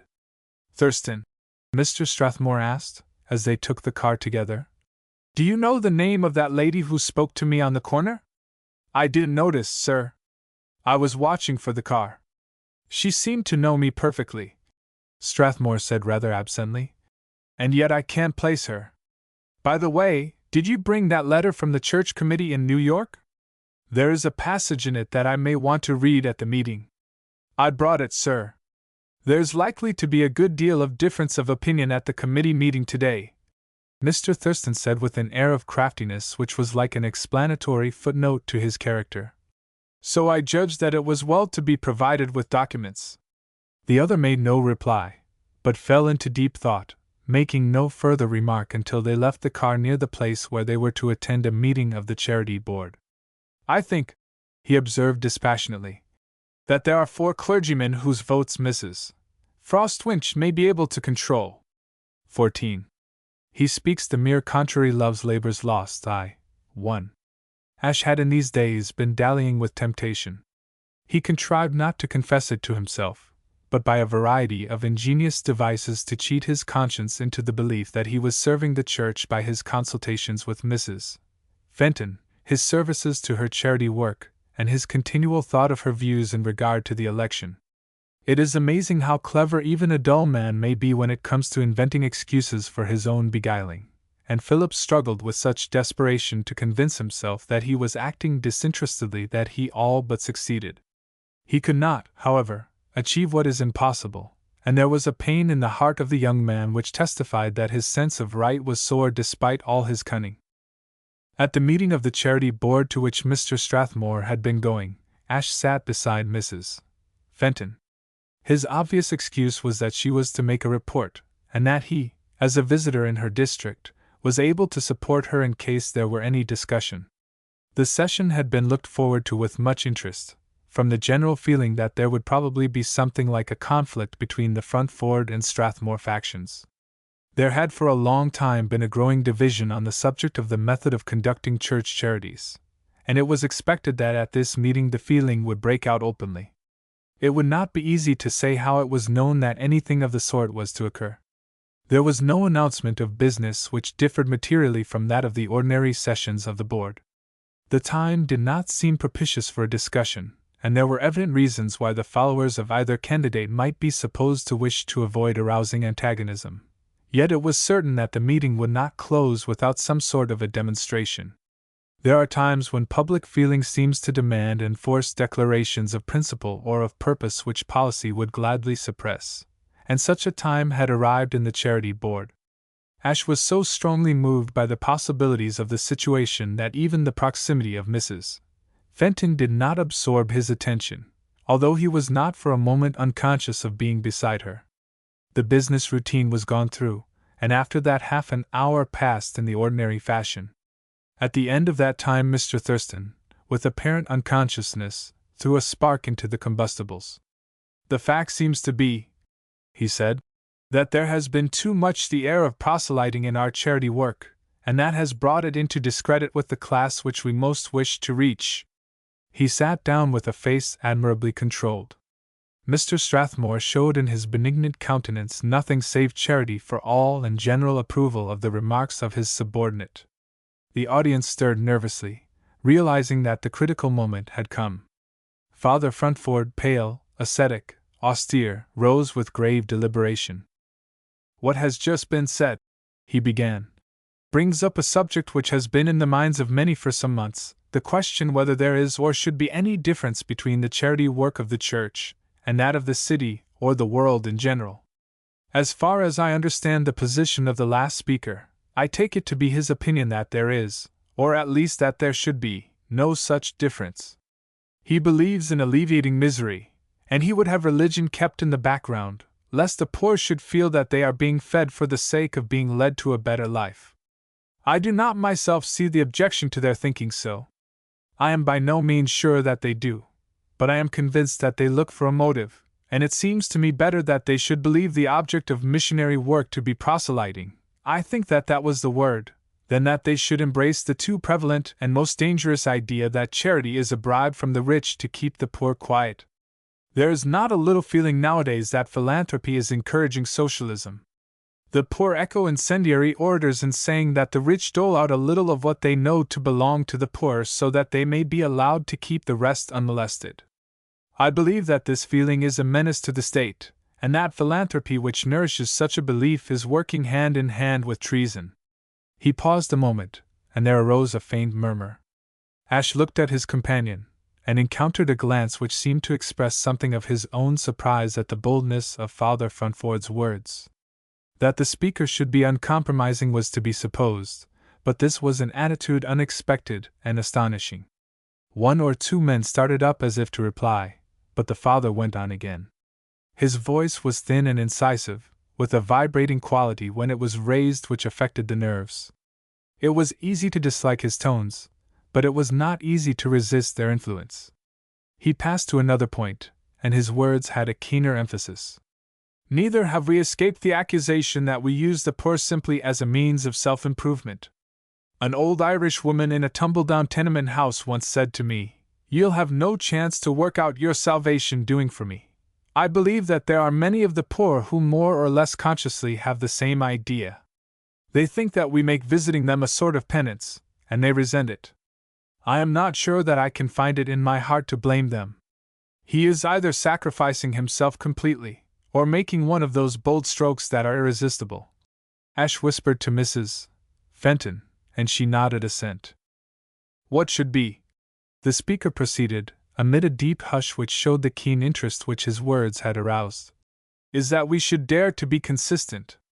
As individuals and as churchmen we should exercise the virtue of charity, but both as individuals and as churchmen we are bound to see to it that we make our charity effective for the glory of God and the salvation of men. There is no stronger instrument in our hands than philanthropy, and not to utilize it for the good of the Church is to be culpably negligent. I believe that charity should be the instrument of evangelization. The poor will have a reason for our interest in them. Let them have this. Let them believe, if they will, that we purchase their spiritual acquiescence by ministering to their bodily needs. Certainly, I believe that we should limit our work to those who can be spiritually influenced. There are more of these than we can at present attend to, and I am in favor of boldly and consistently taking the position that as administrators of the bounties of the Church we feel bound to use them for the advancement of the Church. To aid the corrupt, the evil, the hardened without any attempt to draw them into the fold and without any pledge that they will be influenced, is simply to aid the avowed enemies of religion and to strengthen their hands against righteousness. The air of the room was becoming electric. Philip could see the exchange of glances all around him, some of surprise, some of consternation, some, or he was deceived, of triumph and scornful satisfaction. He fancied that he saw Mr. Thurston shoot toward Mr. Strathmore a flash of gratification, but the face of the latter remained unmoved and inscrutable. Ashe, full of uneasiness as to the result of the speech, was greatly excited, but at the same time moved to profound admiration for its boldness and its consistency. He was in sympathy with the views expressed, and he was more than ever convinced that Father Frontford was the only man for the sacred office of bishop. Even our Lord, Father Frontford went on, his thin cheeks burning and his slender frame swayed by the strength of his emotion, did not many works in places where he found unbelief. There was no limit to his power, there was no limit to his mercy. It was out of love for the whole of mankind that he refused to benefit individuals who would have hindered the work he came to do. The example is one which we shall do well to follow. We have more work than we can do in aiding the faithful and in building up the Church. Let us accept the name of proselyters which has been contemptuously flung at us, and wear it as our glory. We are proselyters. We must be proselyters. It is the highest joy and honor of our lives that we are allowed of heaven to take this work upon us. God will require it at our hands if we fail in our private charities, and still more if we fail in the administration of the revenues of the Church to be always ardent, consistent, unwearied proselyters. There was a good deal of applause when the speaker sat down. The profound earnestness of the man carried the hearers away, at least for the moment.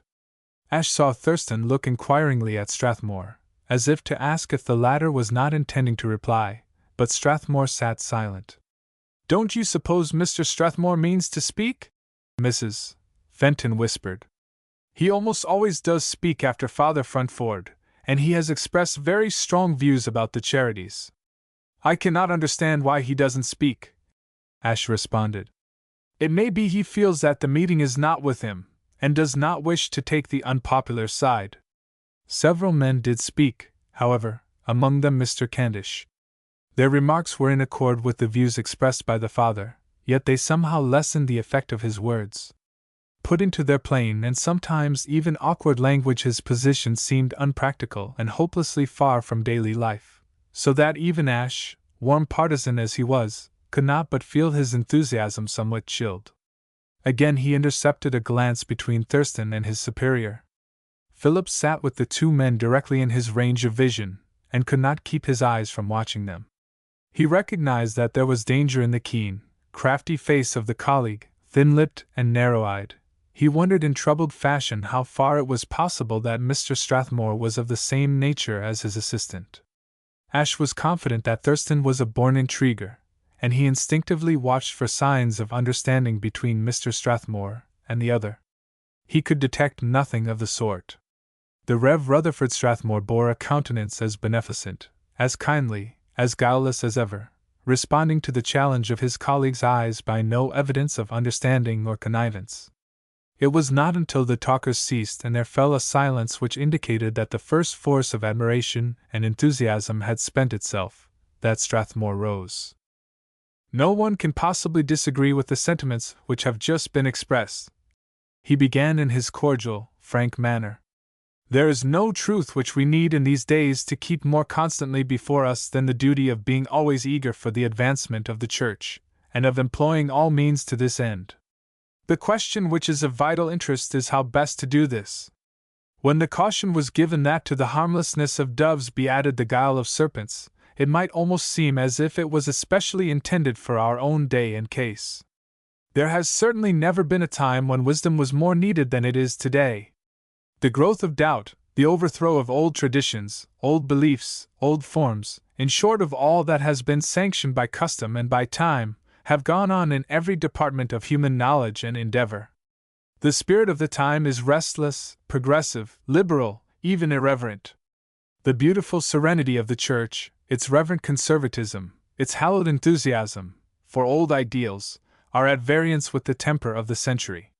Since the Church is the shrine of truth, it is impossible that it should alter with every shifting of scientific thought, every alteration in the fashions of human opinion, and we stand face to face with the trying fact that the age is not in sympathy with the Church. He paused, looking down as if in thought. Ashe regarded him closely, much impressed by the apparent spontaneity and candor with which this was said. The hearers were closely attentive. The only thing upon which we seem to have some possible disagreement, continued Mr. Strathmore, is in regard to the best method of meeting this want of sympathy, this feeling which often seems to amount almost to general indifference. Is it to arouse all the suspicion and opposition possible? Is it to seem to justify the charges brought against us of narrowness, of formalism, of repression, and of obstructing the progress of the race? It does not seem to me that this is the wisest course. I agree that it is our duty to forward the interests of the Church, and to make our administration of charity a means to this end. It is certainly a question whether open and avowed proselyting is the best means. Religion is no more to be bought with a price than is love. The person who conforms for a soup ticket or a blanket has simply added hypocrisy to his other failings, and has moreover gained for the Church that contempt which men always feel for those they have overreached. The child that goes to Sunday school for the Christmas tree and the summer week has learned a lesson in deception which can never be blotted out. It is of course proper that these means should be used, but unless it is understood fully and frankly that they are employed not as a bribe but as a persuasion, not as a price but as a kindness, the evil that they do is more than any good that it is possible to bring about through their means. I do not believe that our charities should be conducted on the basis of bargain and sale, nor do I believe that they should be put on a sectarian basis at all. He sat down quietly, with an unimpassioned air which seemed to rebuke the emotional close of the remarks of Father Frantford.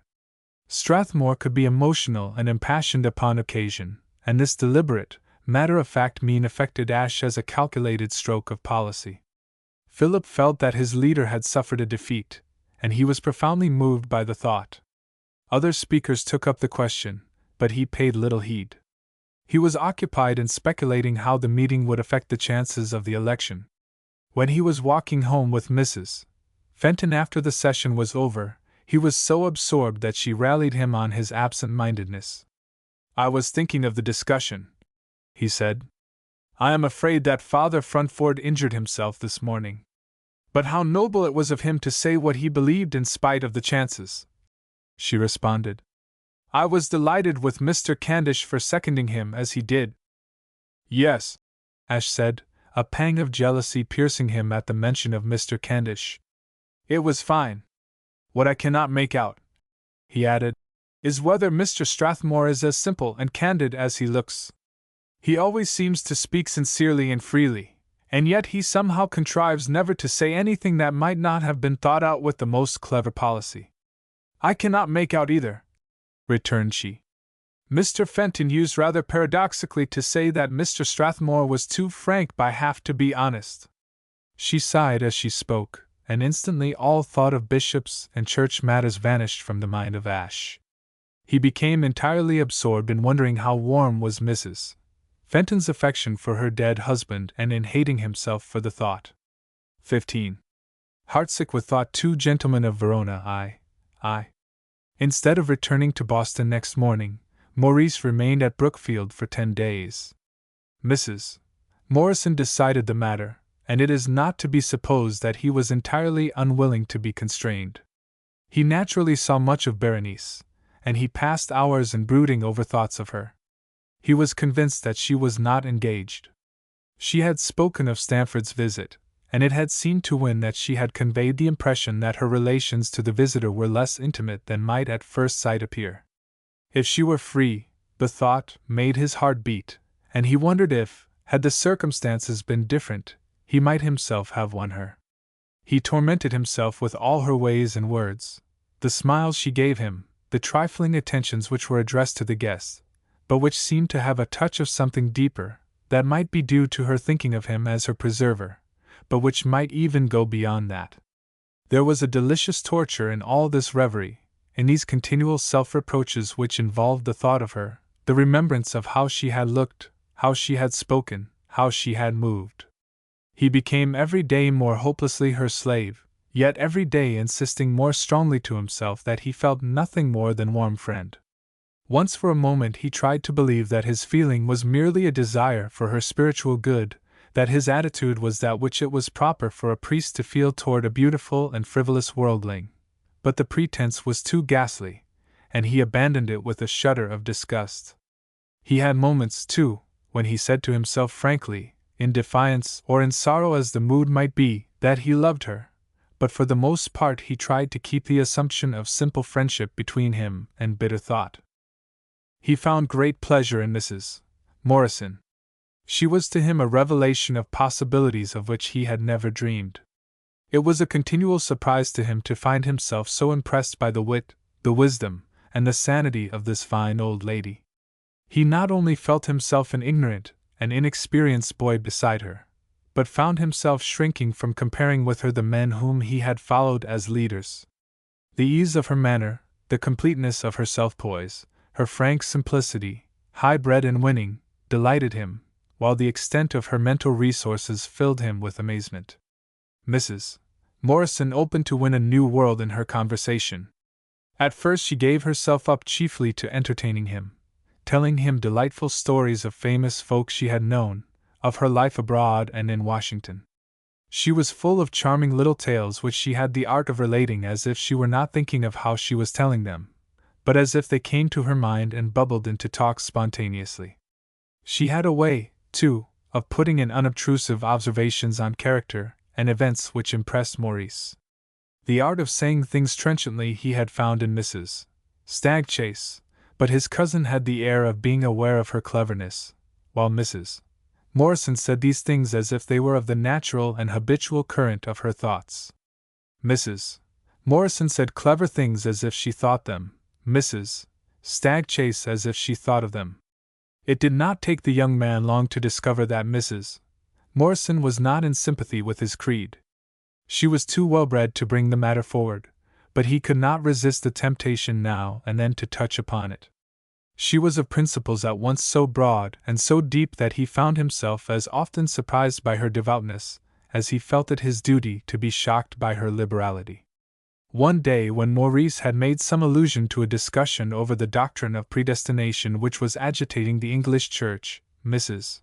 Morrison said, "It always seems to me a pity that those who believe in that dreadful doctrine do not remember that if one were not one of the elect, he could at least carry through eternity the realization that he was lost through no fault of his own. God could not take from him that consolation."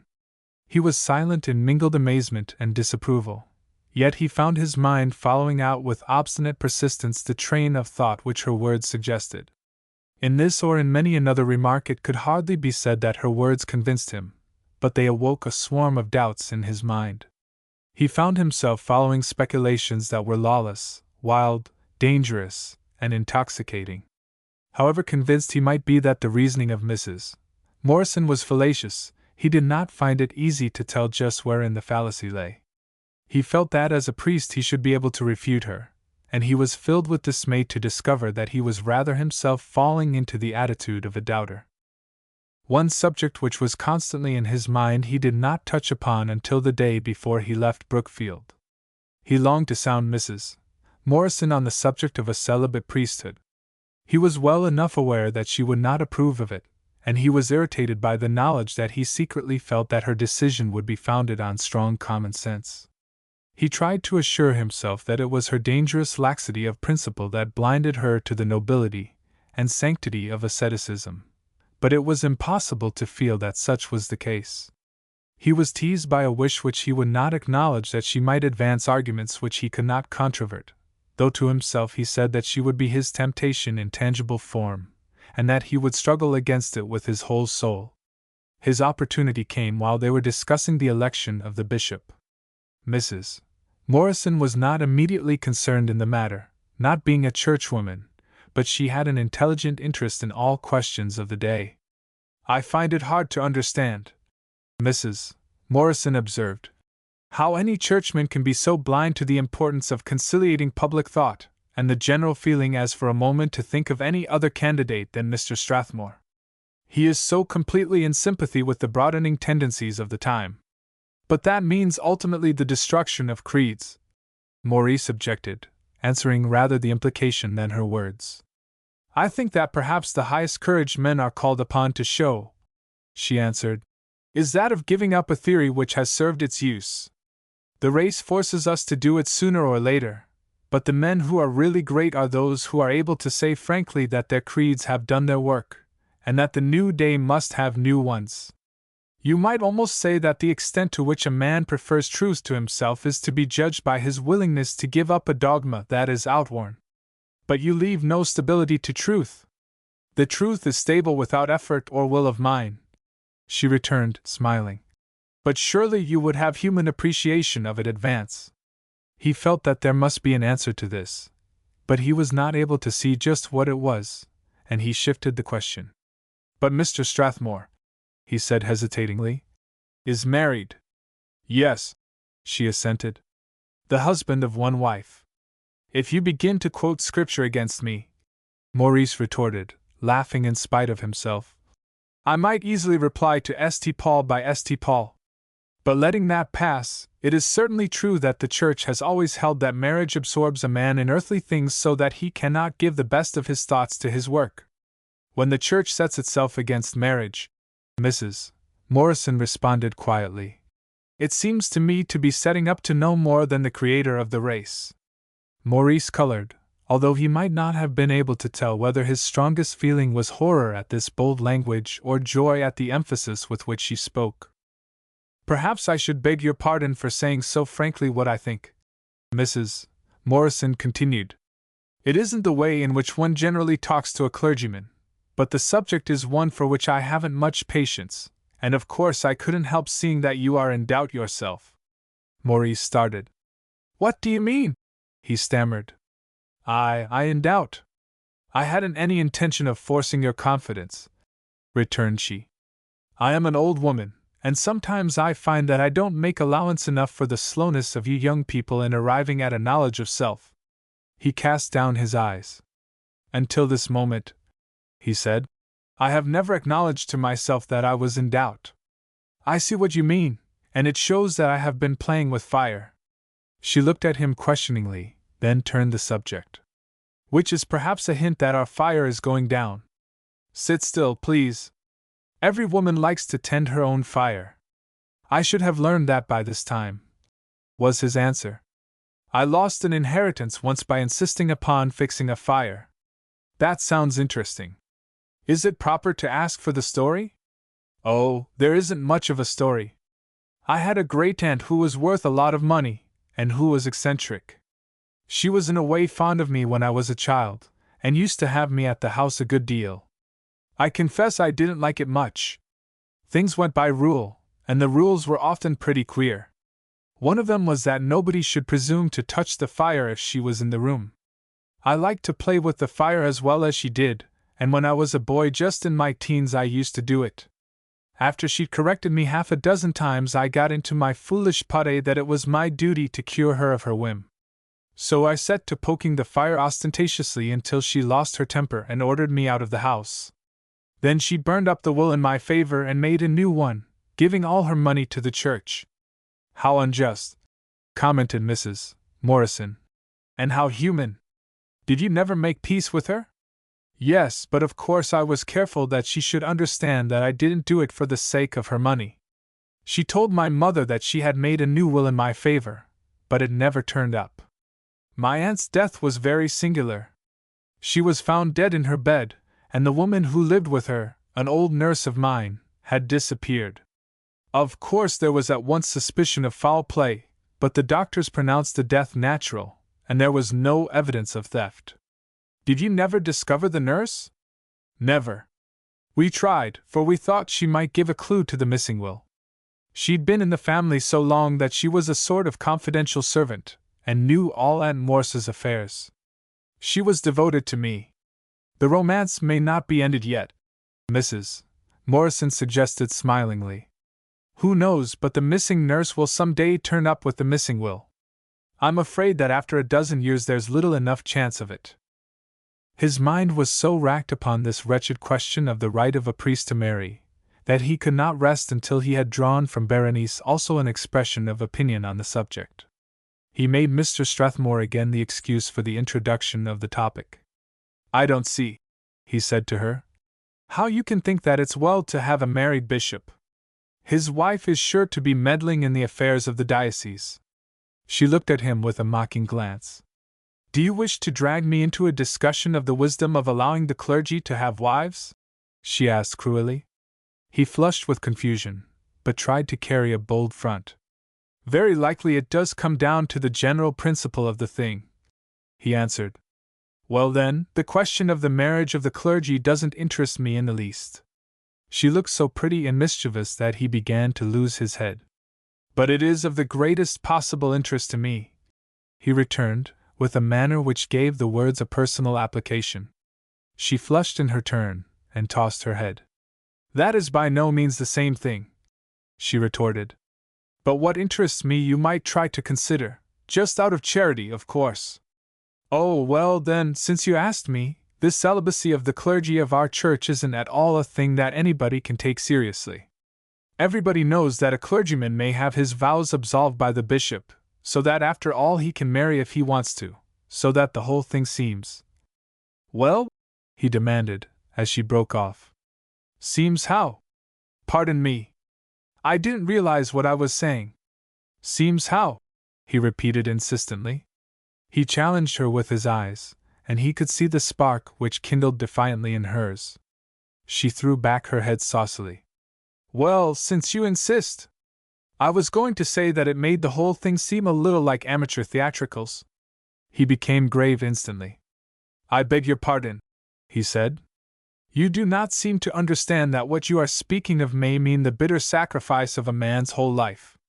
Even a clergyman is human, and may love as strongly, as completely. He choked with the emotion he could not control. He realized that he was telling his passion, and there came to him an overwhelming sense that he must never tell it save in this indirect manner. He hastened on lest she should interrupt him. Don't you suppose that a priest may know what it is to worship the very ground a woman walks on? Don't you suppose he has had his heart beat till it suffocated him just because her fingers touched his or her gown brushed him? A man is a man after all, and the dreams that come to one are much the same as come to another. The difference is that the priest has to tear his very heart out, and turn his back on all that other men may find delight in. Berenice looked at him with shining eyes, not undimmed, he thought, by tears. If you really care for her so much, she said softly, you can give only a divided heart to your work. It is better to own that to yourself, isn't it? For her? He echoed. Oh, there must be somebody, she returned hastily, her color coming. No matter about that. But think of giving up, he cried, leaning toward her. Even those who believe nothing despise a renegade priest. That's of less consequence than that he should ruin his life and despise himself. He held out his uninjured hand impulsively. Berenice, he whispered. She flushed celestial red, and for an instant her eyes responded to the love in his. Then she sprang to her feet, with a laugh. There! She cried. See what dunces we are to get to discussing theology. I'll never forgive you if you try to inveigle me into another talk about such subjects. Here is Mehetabel to say that she's ready to help you with your packing. 16. The Great Essay of Art Macbeth 4. 3. I'm sorry if I kept you waiting, Mrs. Wilson said to her husband, coming into the library one afternoon. But the fact is that I was dressing for a comedy. Gad! You dress for a comedy every day, as far as that goes. She made a mocking courtesy. Well, what is life without comedy? Oh, nothing but a bore, of course. Is this comedy with some of your ministerial hangers-on? She sat down by the fire and stretched out her feet upon a hassock. She was radiant with beauty and mischief, and dressed to perfection. That isn't a respectful way to speak of the clergy. It's as respectful as I feel, he responded, lighting a pipe. You do have a nice gang of them round. There's Candish, for instance. He looks like an advertisement for a misfit tailor, and he's fairly putrid with philanthropy. Elsie gave a quick burst of laughter. Then she pretended to frown. Chauncey, she said, you have the most abominable way of putting things that I ever heard. What would you say to the youngsters from the clergy house that I have in train? They're perfect lambs, and they love each other like twins. Have you seen them? Oh, yes, I've seen them. They seem to have been brought up on sterilized milk of the gospel, and to have Jordan water for blood. Oh, don't be too sure. You can't tell from a man's looks how red his blood is, especially if he's a priest. I suppose it's the men that have to hold themselves in hardest that make the best ministers. I dare say, he answered indifferently. Priestcraft has always been clever enough to see that unless the things it called sins were natural and inevitable, its occupation would be gone. However, as long as folks will follow after them, they'd be foolish to give up their trade. Of course, his wife assented laughingly. You won't get a rise out of me, my dear boy. Dr. Wilson chuckled. You're a devilish humbug, he remarked admiringly. But you do manage to get a lot of fun out of it. She smoothed her gown a moment, half smiling and half grave. Of course it's of no use to tell you that in spite of all my fun I'm serious at bottom, she said slowly. But it's a fact all the same. I don't take things with doleful solemnity like the old tabbies, but that's no sign that I'm not just as sincere. It's no matter though, you won't believe it. What did you want to see me about? Oh, it was about those mortgages. I saw Lincoln this morning, and he has heard from Mrs. Frostwinch. She insists upon paying them off. Then there isn't any truth in the story that Sampson woman is circulating that Anna is going to build a spiritual temple or something. I never believed that Anna could be such an idiot as to give her money for anything so vulgar. The whole thing is nonsensical on the face of it, was his response. Mrs. Frostwinch can't build churches, let alone temples, if there's any difference. Oh, in these days, Elsie interpolated. A temple is only a church de classe. She has only a life interest in the property. Wilson went on. Berenice Morrison is residuary legatee of almost everything, unless Mrs. Frostwinch has saved up her income. The talk ran on business for a few moments, Wilson advising with shrewdness, and practically deciding the matter for his wife. I suppose, he said, when this was disposed of, that Mrs. Frostwinch is too much wrapped up in faith-cure nonsense to take much interest in your holy war against Strathmore. She isn't so much wrapped up in that stuff as you think. Dear Anna hasn't any sense of humor, but she's a model of propriety, and she's constantly shocked at herself for being alive by a treatment so irregular. She was mortified beyond words when that Craps woman gave a treatment to Mrs. Bodwin Ranger's dog. That snarling little black devil that's always underfoot at the Rangers. Gad! I'd like to give it a treatment. It got its ear hurt somehow, and Mrs. Craps pretended to cure it. Mrs. Ranger was all but in tears over it, she was so grateful. Anna was entirely disgusted. She told Mrs. Craps that she hadn't known before that she was in the hands of a veterinary. Dr. Wilson smoked in silence for a moment. The fire of soft coal purred in the grate, the smoke from his pipe ascended in the warm air. The thin sunshine of the winter afternoon filtered in through the windows, and made bright patches on the rugs. By the way, Wilson asked lazily, how is the campaign going? I haven't heard anything interesting about it for some time. Oh, things are moving on.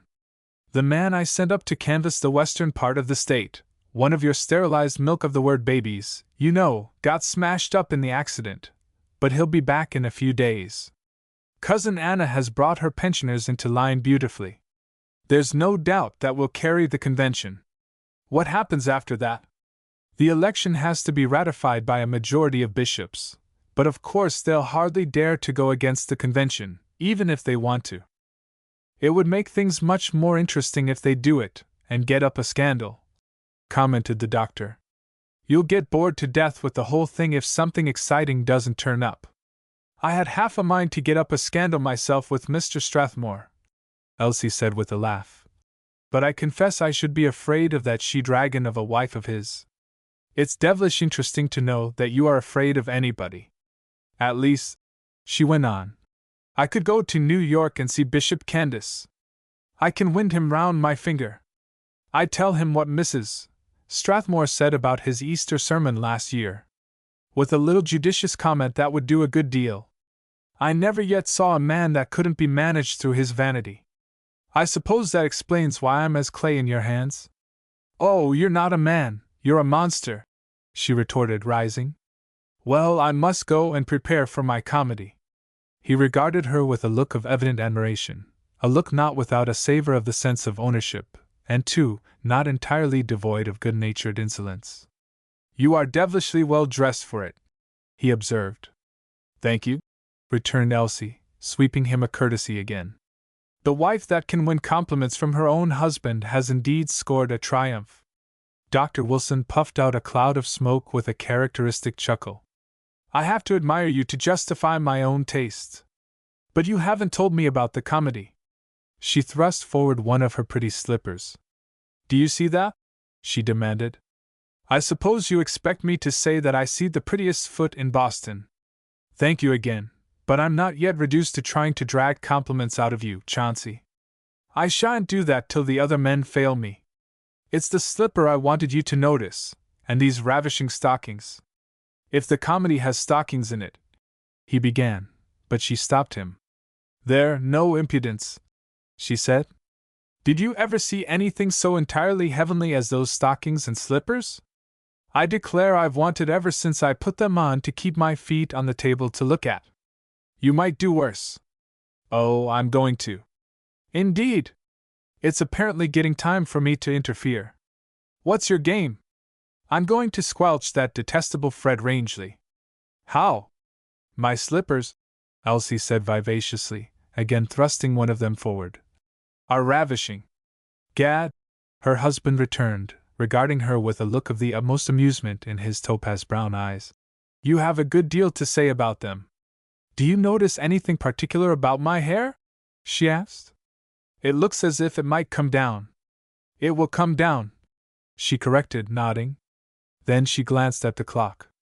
It will come down in about 20 minutes, all tumbling over my shoulders.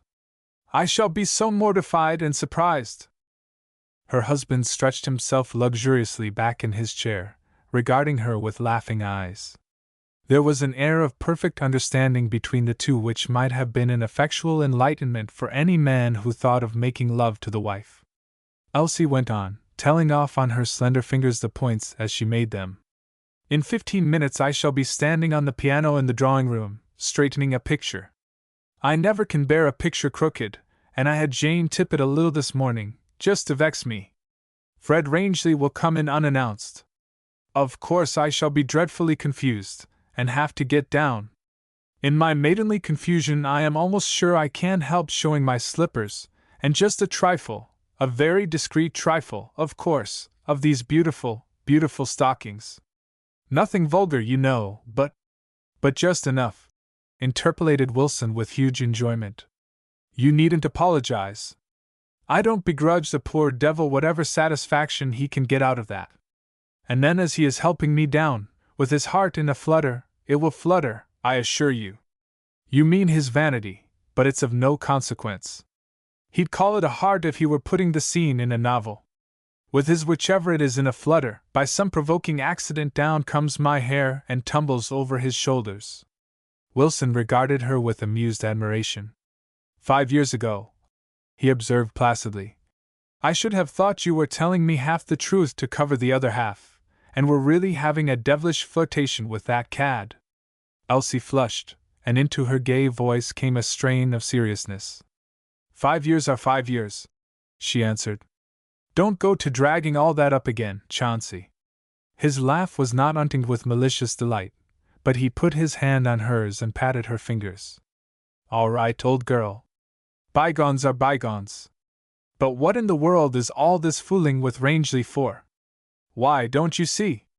The fool is sure to say something so silly that I can snub him within an inch of his life. I've only been holding off until he had that thing written for the churchman. Now I've got that, I'll settle him. Oh, the gratitude of women! Why, it isn't that. He needn't be smirking at me the way he does. I simply won't stand it. Besides, he makes eyes at me wherever I go, just to advertise the fact that he's silly about me.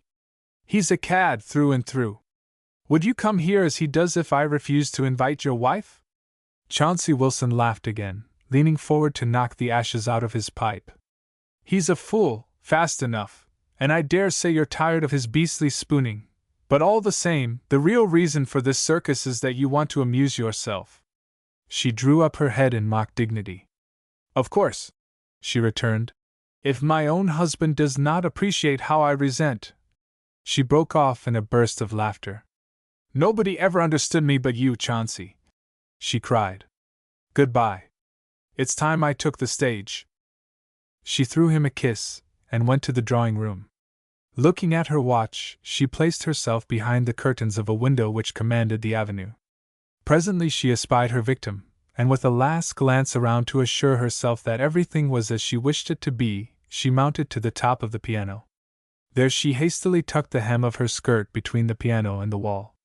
The reflection in a great blue-black Chinese jar showed her when Rangeley appeared between the portieres, so that she was able to step back as if to view the effect of her work just as he reached the middle of the room. "Be careful!" exclaimed he, hurrying forward. "You almost stepped off backward!" She wheeled about quickly. "Oh, Mr. Rangeley!" she cried. "How did you get into the room without my knowing? How horrid of you to surprise me like that! But think how charming it is for me," he responded with an elaborate air of gallantry. "It is so delightful to see you on a pedestal." "Meaning that I am no better than a graven image?" she demanded with a smile. "If that is the best you can do, I may as well come down." She held out her hand for his, and then sat down, displaying one of the fascinating slippers, and the openwork instep of her silk stocking, through the meshes of which the pearly skin gleamed evasively. "My dress is caught," she said, turning to conceal her face, and pretending to pull at her skirt. "I hope my slippers haven't damaged the piano. The piano is harder than my heart if they haven't." She gave a slight twitch at a hairpin. "That is very pretty," observed she, giving her head a shake that brought her hair down in a rolling billow. "Oh dear! Now my hair has—" Before she could finish he had dropped her fingers, and gathered her hair in both hands, kissing it again and again. "Mr. Rangeley!" she exclaimed. "What do you mean?" For reply he stooped to her foot, and kissed the mesh-clad instep fervidly. "How dare you!" she cried, scrambling down hastily without his assistance. But alas, even trickery is not always successful in this uncertain world. The hold of the piano upon the hem of her gown was stronger than she realized. She tripped and stumbled, half hung for a second, and then dropped in an inglorious heap at the feet of the man she wished to humiliate. Elsie was on her feet in a minute. She did not take the hand which Rangeley extended, but drew back, her eyes sparkling with rage. "Oh, you find it laughable, do you?" she cried. "A gentleman would at least have concealed his amusement." He grew suddenly grave, and seemed not a little surprised. "I beg your pardon," he said. "I hope you were not hurt." She looked at him scornfully without replying, and then walked to the mantel, where there was a small antique mirror of silver. "Thank you, not in the least." Her tone was no warmer than an Arctic night. She gathered her hair, and began to twist it up. He followed and stood behind her with an air at once deprecatory and insinuating. "I shouldn't think you could see in that thing," he observed. She took no notice of his words. "If I laughed," continued he, "it was only from nervousness. I was carried away." "I observed that you were," she interrupted icily. He stood awkwardly a moment, while she finished putting up her hair. Then, as she turned toward him, he smiled again, holding out his hand. "Surely you are not angry with me?" he pleaded. "I care more for your feeling toward me than for anything else in the world. It would amuse Mrs. Rangeley to hear you say so, not to mention my husband." He stared at her with the air of a man not sure whether he is awake or dreaming. "What are they to us?" he asked, sinking his voice almost to a whisper. "Mrs. Rangeley may be nothing to you, but Dr. Wilson is still a good deal to me, thank you." He looked at her again with perplexity in his glance, but with his face hardening. "You surely cannot mean that you have ceased to care for me just for a second of meaningless laughter?" She swept him a scornful courtesy. "You do these things better in your novels, Mr. Rangeley, which shows what an advantage it is to have time to think speeches over. I wouldn't have my hero say a thing like that if I were you. It would make him seem like a conceited cad." The insolence of her manner was such as no man could bear. Rangeley crimsoned to the temples. He paced across the room, while she coolly seated herself in a great Venetian chair, and began to play with a little jade image. He came back to her, and stood a moment as if he could not find words. "Why don't you go?" she asked, looking up at him as if he were a servant sent upon an errand.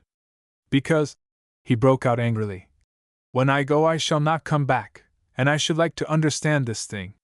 She shrugged her shoulders, and leaned back in her chair, looking him over from head to foot. "Why you quarrel with me is more than I know," he went on. "You've got tired of me, I suppose, and want to amuse yourself with another man." The red flushed in her cheek. "If my husband, who you say is nothing to us, were here," she said, "he would horsewhip you." The other laughed savagely. "He is not here, however, so you may digest my remark at your leisure." Mrs. Wilson rose from her seat with an air of dignity which was really imposing.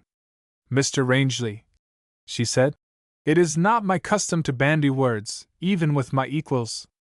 I have allowed you the freedom of my house because I was willing to help you in your desire to be useful to Father Fruntford. You have taken advantage of my kindness to insult me. This seems to me sufficiently to explain the situation." He stared at her a moment in evident amazement. Then he burst into hoarse laughter. "My desire to be useful to Father Fruntford," he echoed. "That is the best yet. You know I care nothing about your pottering old church politics except to please you." "I see that I was deceived completely," she responded coldly. She crossed the room and pressed an ivory button. "Deceived?" he sneered. "It would take a clever man to deceive you." She looked not at him, but beyond him. He turned, and saw a footman in the doorway. "The gentleman wishes to be shown out, Forrester," said she. She held the tips of her fingers to Rangeley. "Thank you so much for coming," she murmured in her most conventional manner. "The pleasure has been mine," he responded. They both bowed, and Rangeley followed the footman. 17. A bond of air Troilus and Cressida I. 3. "You have made a new man of me," Maurice Wynne had said to Mrs.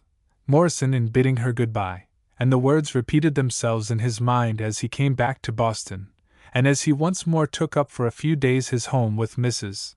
Stagchase. There is nothing more inflammable than the punk left by the decay of a religion, and any theology may be said to be doomed from the moment when men begin to ask themselves whether they believe it. Maurice had been so strenuously questioning his belief that it is small wonder that he found his heart full of fire. In the days of his stay at Brookfield, moreover, he had been rapidly journeying on the road toward a new view of life, and the idea of returning to the clergy house became to him well nigh intolerable. It seemed like taking upon himself once more the swaddling clothes of infancy. On the afternoon of his return, he hurried to see Ashe, and found himself obliged to wait some time for his friend's return from a committee meeting. Mr. Herman chanced to be at home alone, and Maurice sat with him in the library. Wynne had come to know the sculptor fairly well, and had been warmly drawn toward him. He was today struck more than ever by the strength and self-poise which Herman showed. The young man was seized with a desire to appeal to the sanity and the kindliness of one who seemed to possess both so aboundingly. "Have you ever found yourself all at sea, Mr. Herman?" he asked abruptly. "Of course. I fancy every man has had that experience. But," Maurice hurried on, more impulsively yet, "you can never have felt that you were a renegade and a hypocrite. That's where I am now." The sculptor regarded him with evident surprise, yet with a look so keen that Maurice felt his cheeks grow warm. "Does that mean," Herman asked with kindly deliberation. That you are tired and out of sorts, or is it something deeper? Wynne was silent a moment. Now that he had broken the ice, he feared to go on. It was something of a shock to find himself on the brink of a confidence when he had not intended to make one. I'm afraid it goes deep, he answered. The truth is, Mr. Herman, that I've come back with my whole mind in a turmoil. Herman seemed to hesitate in his turn. I'm afraid I'm a poor one to help you, Mr. Wynne. Mrs. Herman does the mental straightening out for this family. Besides, we look at things so differently, you and I, that I shouldn't know how to put things to you if I tried. I've no right to bother anybody with my troubles, Maurice said. That anybody could help you would give you a claim upon him, Herman responded cheerily. I noticed, Mr. Wynne, that things were not going right with you before you went away. May I give you a piece of advice? I shall be glad if you will. Then if I were you, I'd go and talk with Mr. Strathmore. With Mr. Strathmore? Maurice echoed in surprise. Oh, I know he isn't exactly of your way of thinking in church matters, Herman proceeded. He's still farther from my position, but he's the man I should go to. He is so human, and so sympathetic, that there isn't such another man in Boston for comfort and advice. But I've always been opposed, Maurice protested to all. That's no matter. He's too big a man for that to make any difference. Go to him as a fellow that's in a hobble, and the only thing he'll consider is how to help you. He's had experience, and he has the gift of understanding. No more was said on the subject, but the words stuck in Wynne's mind. Since all things seemed to him to be turning round, why should he not take this one more departure from the old ways? Yet it was in some sort almost like treason to Father Frontford to seek aid and comfort from Strathmore. Although the thing had never been so stated in words, it was understood at the clergy house that Strathmore was to be looked upon in the light of an enemy to the faith, and Wynne felt as if he had been enrolled to fight the popular preacher under the banner of Father Frontford. It seemed the more treasonable to desert the Father Superior now that he was in the midst of a desperate struggle. Maurice knew, however, that it was useless to carry to his old confessor doubts which for the heart of the stern priest could not exist. He would simply be told that doubt was of the devil and was to be crushed, and the young man felt that this would leave him where he was now. If he were to seek aid, it must at least be from one who would understand his state of mind. Wynne resumed his clerical garb on the morning after his return to Boston. His conscience reproached him for the strong distaste which he felt for the dress, and his spirits were of the lowest. About the middle of the forenoon, he started out to try the effects of a walk. It was a clear, brisk morning, with a white frost still on the pavements where the sun had not fallen.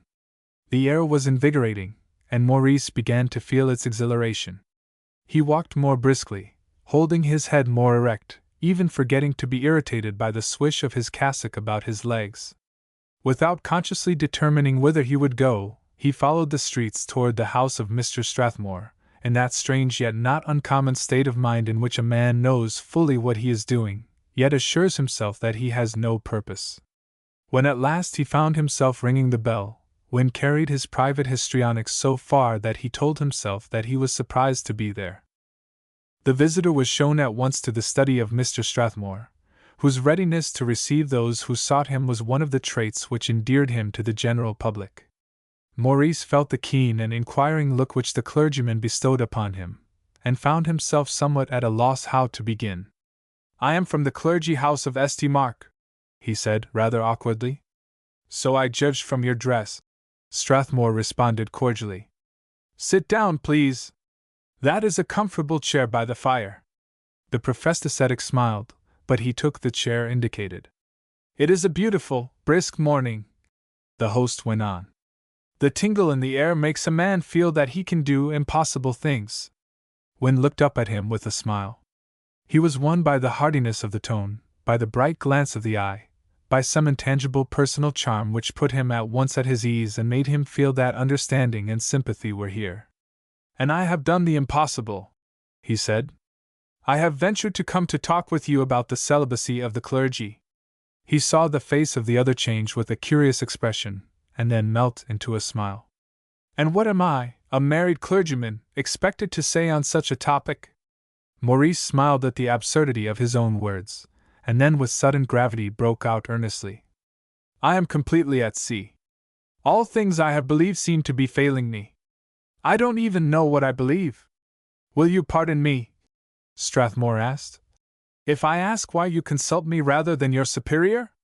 Maurice flushed and hesitated, yet he felt that nothing would do but absolute frankness. I will tell you, he returned. I was to be a priest. I went into the clergy house supposing that that was settled. I see now that I really followed a friend. If he went, I couldn't be shut out. Now I have been among men and… He hesitated, but the friendly smile of the other reassured him. And among women, he went on bravely. And you have discovered the meaning of a certain text in Genesis which declares that male and female created he them, concluded Strathmore. Wynne felt the tone like a caress. He seemed to be understood without need of more speech. His condition, which had seemed to him so intricate and so unique, began to appear possible and human. He was not so completely cut off from human sympathy as he had felt. Yes, he assented. I will be frank about it. I did not think that Father Frontford would understand what it meant to feel that life is given to us to be glorified by the love of a woman. If this is all that is troubling you, Strathmore remarked, it seems to me that your position, though it may not be pleasant, is not very tragical. Our bishops are generally willing to absolve from vows of celibacy. I doubt if Father Frontford would be, Maurice commented involuntarily. That is perhaps one of his virtues in the eyes of his supporters, Strathmore suggested with a twinkle. I have not taken the vows, however, Maurice responded hastily, flushing and ignoring the thrust. Then what is your trouble? When I meant to take them, it was the same thing. Do I understand you that to intend to do a thing and then to change the mind is the same as to do it? Oh, no, not that, but I am not clear that it isn't my duty to take them. I'm not sure that it is right for a priest to marry, if you will pardon my saying so. And you come to me to convince you? It seems to me that Providence has already done that through the agency of some young woman. If you really know what it is to love a good woman, there is no real doubt in your mind as to the sacredness of marriage, for the clergy, or for anybody else. Isn't your trouble perhaps an obstinate dislike to seem to abandon a position once taken? The words might have sounded severe but for the tone in which they were spoken. But that is not the whole of the matter, Maurice continued, feeling as if he were being carried forward by an irresistible current. If I have been mistaken on this point about which I have felt so sure and so strongly, what confidence can I have in my other beliefs?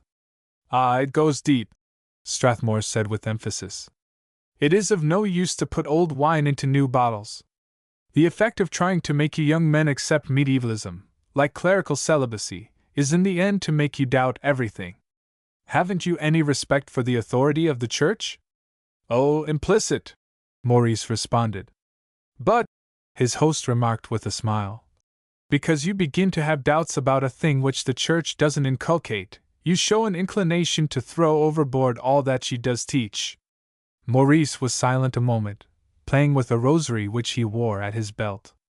He was surprised that he had never thought of this, and he was startled by the doubt which had arisen in his mind as soon as he had declared his implicit faith in the Church. He realized in a flash that while he had spoken honestly, he had not told the truth. I am afraid that I'm not quite honest, he said, though I meant to be. I'm afraid that after all I don't feel sure of all the Church teaches. My dear young man, the other replied kindly, you are fighting against the age. You have been taught to believe, if you will pardon me, that the thing for a true man to do is to resist the light of reason.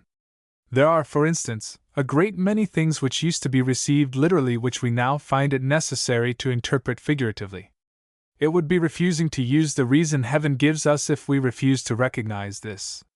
The teachings of the Church are true and infallible, but every man must interpret them according to the light of his own conscience and reason. But if this is once allowed, I don't see where you are to draw the line. The heathen are very likely honest enough. I said the teaching of the Church, Mr. Wynne. If a man earnestly searches his heart and follows this guide as he understands it, there can be no danger. Mr. Strathmore, Maurice said, Perhaps it seems like forcing myself upon you, and then taking the liberty of fighting your views, but this is too vital to me to allow of my stopping for conventionalities. You seem to me to be inconsistent. You refer to the Church as the supreme authority, but you give into the hand of every man a power over that authority. The other smiled with that warm, sympathetic glance which was so winning. Does it seem possible to you, asked he, that two human beings ever mean quite the same thing by the same words? Isn't there always some little variation, at least, in the impression that a given phrase conveys to you and to me? Theoretically, I suppose that this is true, assented Maurice. But practically it doesn't amount to much, does it? It at least amounts to this, was the reply. That what one man means by a set form of words cannot be exactly the same that another would mean by it. The creed is one thing to the simple-minded, ignorant man, and something infinitely higher and richer to a father in the Church. You would allow that, of course. Yes, Maurice hesitatingly assented. But I shouldn't have thought of it as an excuse for laxity of doctrine. I am not recommending laxity of doctrine. I am only saying that since absolute unity of conception is impossible, it is idle to insist upon it. I am not excusing anything. A fact cannot need an excuse in the search for truth. The young deacon felt himself sliding into deeper and deeper waters, though the mien of Strathmore seemed to inspire confidence. He was more and more uncertain what he believed or ought to believe. But is this the belief of the Church? He persisted. What is the belief of the Church if not the belief of its members? I do not know, Maurice answered. I came to you to be told. He tried to grasp definitely the belief which was being presented to him, but it appeared as elusive as a shadow in the mist. Mr. Strathmore's look was as frank and clear as ever. There was in his eyes no sign of wavering or of evasion. His smile was full of warmth and sympathy. My dear young friend, the elder said, I don't pretend to speak with the authority of the Church, but to me it seems like this. We live in an age when we must recognize the use of reason. We are only doing frankly what men have in all ages been doing in their hearts. Men always have their private interpretations whether they recognize it or not. Nothing more is ever needed to create a schism than for some clear thinker to define clearly what he believes. There are always those who are ready to follow him because this seems so near to what many are thinking. But that is because so few persons are ever able to define for themselves what they do believe, Maurice threw in. Then do they ever really appreciate what the doctrines of the Church are? Strathmore asked significantly. Maurice shook his head. He seemed to himself to be entangled in a net of words. He could not tell whether the man before him was entirely sincere or not. There seemed something hopelessly incongruous between the position of Mr. Strathmore as a religious leader and these opinions which seemed to strike at the very foundations of all creeds, yet the manner and look with which all was said were evidently honest and unaffected. Don't suppose that I think it would be wise to proclaim such a doctrine from the housetops, continued Strathmore, answering. Maurice felt the doubt in the face of the latter. I speak to you as one who is face to face with these facts, and must have the whole of it. Maurice rose with a feeling that he must get away by himself and think. Mr. Strathmore, he said, I am more grateful than I can say for your kindness. I'm afraid that I've seemed stupid and ungracious, but I haven't meant to be either. I see that every man must work out his own salvation. But with fear and trembling, Mr. Wynne. The smile of the rector was so warm and so winning that it cheered Maurice more than any words could have cheered him. Mr. Strathmore grasped the young man warmly by the hand and added, Don't think me a heretic because I have spoken with great frankness. Remember that the good of the Church is to me more dear than anything else on earth except the good of men for whom the Church exists. God help you in your search for light. 18. Cruel proof of this man's strength as you like it. I, too. The afternoon was already darkening into dusk one day late in January when Philip Ashe stood in the hallway of a squalid tenement house, looking out into a dingy court. The place was surrounded by tall buildings which cut off the light and made day shorter than nature had intended, an effect which was not lessened by the clothes drying smokily on lines above. In one corner of the court yawned like the entrance to a cave the mouth of the passageway by which it was entered. In another stood a dilapidated handcart in which some dweller there was accustomed to carry abroad his rubbishy wares. The windows were for the most part curtainless, rising row above row with an aspect of wretchedness which gave Ash a sense of discomfort so strong as almost to be physical. Here and there rags and old hats did duty instead of glass. Some windows were open, framing slatternly women. These women were stupidly quiet. Ash wondered if they would have talked to each other across the court if he had not been in sight, or if the gathering dusk silenced them. One of them was smoking a short black pipe, and once let fall a spark upon the head of another idler a couple of floors below.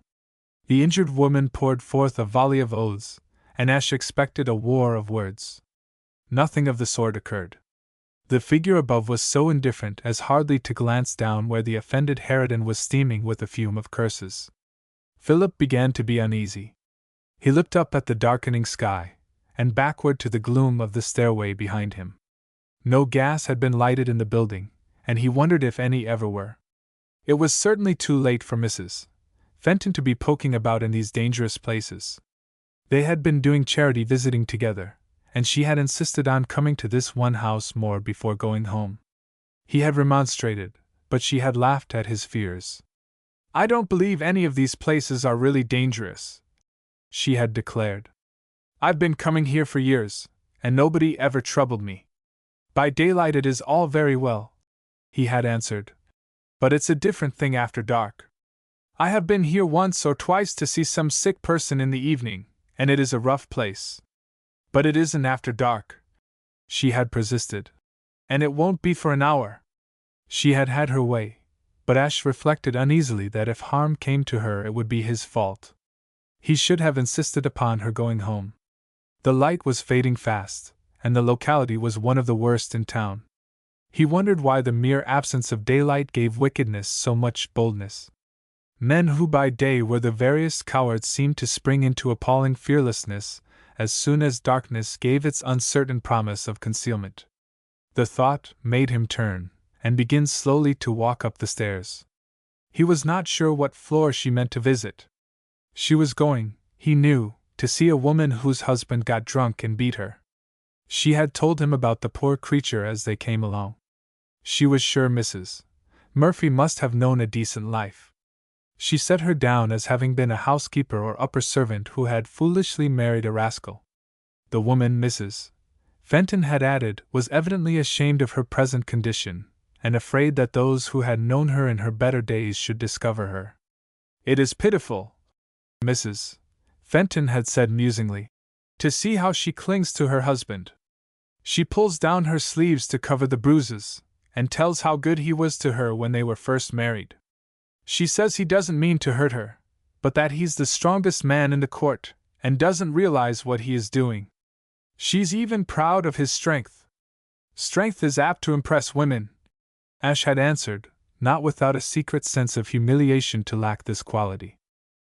As he walked gropingly up the dark stairway, a man came clumsily after, and presently stumbled past him.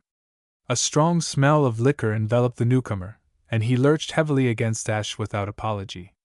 Philip heard his uneven steps mounting in the gloom, and followed almost mechanically. He paused in one of the hallways to listen to a babble of words in one of the rooms. It was chiefly profanity, but it hardly seemed to be ill-natured. It was simply a family cursing each other with well-accustomed vehemence. He grew every instant more and more uneasy, and thought of knocking at every door until he found his friend. What right had philanthropy to demand that a beautiful, noble woman should be exposed to the chances of a nest of ruffianism and vice? He was indignant at the committee for not delegating such work to men. Then he remembered that Mrs. Fenton was herself on the committee, and that it was by her own insistence that she was here. "She is capable of any sacrifice to what she believes to be right," he said to himself. "But she is too good for such work, she is too delicate too." Suddenly a noise arose on the floor above him. A man's voice, thick with anger or drink, was pouring out a stream of words, half oaths. A woman was shrilly entreating. Ash sprang quickly upstairs, and as he did so he heard Mrs. Fenton scream. The sound was behind a door, and without stopping to deliberate he tried to open it. The latch yielded, but he could not open. "Let me in!" he cried fiercely. "What is the matter?" The voice of a man who was evidently against the door answered him with blasphemies. A woman within cried to the man to stop, while Mrs. Fenton called to Ash for help. Philip set his shoulder against the door and strained with all his might to force it. He remembered then what Mrs. Fenton had said about the strength of the husband of her pensioner. "Go to the window and call the police," he shouted. "He's holding me," Mrs. Fenton cried back pantingly. Philip strained more desperately, and as he did so he heard the window within flung open, and the voice of a woman yelling for the police. The man inside sprang forward with an oath, the door yielded, and Philip plunged headlong into the room.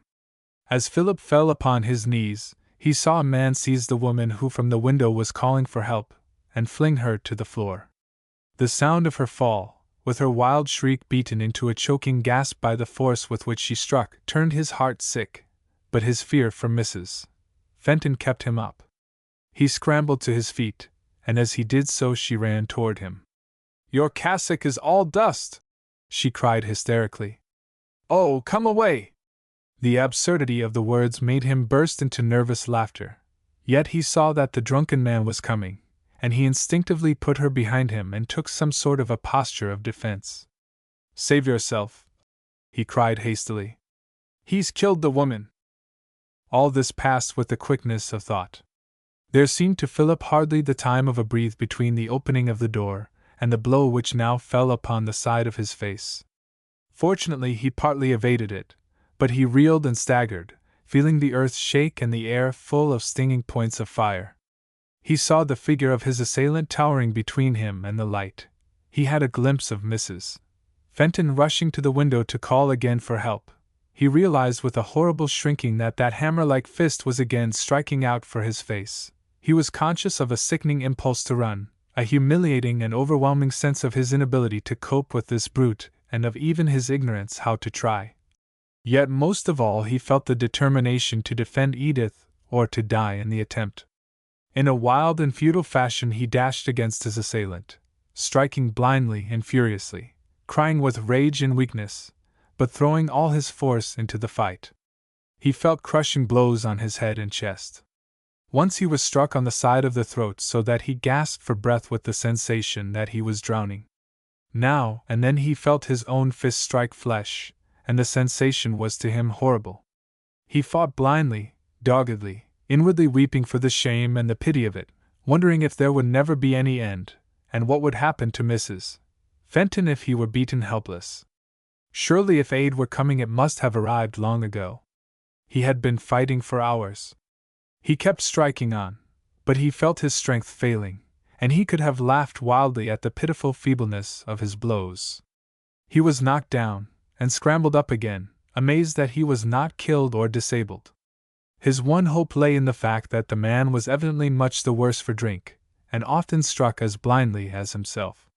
If he could but occupy the brute's attention until help came, Mrs. Fenton would be saved. Suddenly he was aware that the roaring in his ears was not all from the ringing in his head, but that heavy steps were sounding from the stairway. In a moment more screaming women were swarming in, and the din became intolerable as they scuttled about him, calling out to his opponent to stop and not to do murder. Men followed, and a couple of policemen came in their wake.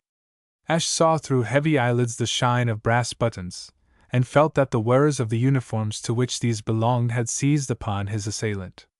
He staggered against the wall, sick, faint, and dizzy. The two policemen were having a severe struggle to subdue their prisoner, and it seemed to Philip that all the inhabitants of the neighborhood were crowding in at the narrow door. The wife lay where she had been dashed to the floor, and Mrs. Fenton bent over her. "Oh, Mr. Ash," the latter said, coming to him, "you must be terribly hurt. I think Mrs. Murphy's killed." He tried to smile, but his face was swollen and unmanageable. "It's no matter about me," he managed with difficulty to say. "If you are not hurt." The realities of life came back. The whirling rush of the swift moments of the fight seemed already far off. The crowd examined him with frank curiosity, commenting on him as the dude that's been scrappin' with Mike Murphy. He saw some of the women busy over the prostrate form of Mrs. Murphy, lifting her from the floor to the bed. "Well, Mike," one of the policemen said, "I guess this job will be your last. You've done it this time." The prisoner seemed to have become sober all at once, now that he was in the hands of the law. He went over to the bed, between his captors, and examined the injured woman with the air of one accustomed to such occurrences. "Oh, the old woman pull round all right," he growled. "She ain't no flannel-mouthed charity chump." Without a word, Ash put his hand upon the arm of Mrs. Fenton and led her toward the door. The insult cut him more than all that had gone before. What had passed belonged to a drunken and irrational mood. This taunt came evidently from deliberate contempt and ingratitude. Philip had a bewildered sense of being outside of all conditions which he could understand. This shameless effrontery and brutality seemed to him rather the distorted fantasy of an evil dream than anything which could be real. His one thought now was to get his companion away before she was exposed to fresh insult. They were detained a little by the police, but after giving their addresses were allowed to go. Ash felt shaky and exhausted, but the hand of Mrs. Fenton was on his arm, and the need of sustaining her gave him strength. They got with some difficulty through the crowd and out of the court, and after walking a block or two were fortunate enough to find a carriage. "Mr. Ash," Mrs. Fenton said, as they drove up Hanover Street, "I'm afraid you're terribly hurt, and it is all my fault." "No, no," he replied with swollen lips. "The fault was mine. I shouldn't have let you go into that place. But you did try to stop me, only I was obstinate. Oh, I don't know how to thank you for coming as you did. But what happened before I came?" Mrs. Fenton shuddered. "Oh, I don't think I know very clearly. That great drunken man came in and asked me for money. Of course I didn't give it to him, and his wife tried to get him to let me go. Then he struck her on the mouth.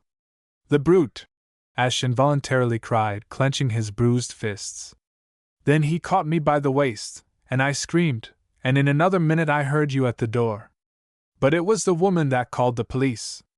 "Yes, and when she did that I was fearfully frightened. I knew that if she called the police against her own husband she must think that he'd really hurt me."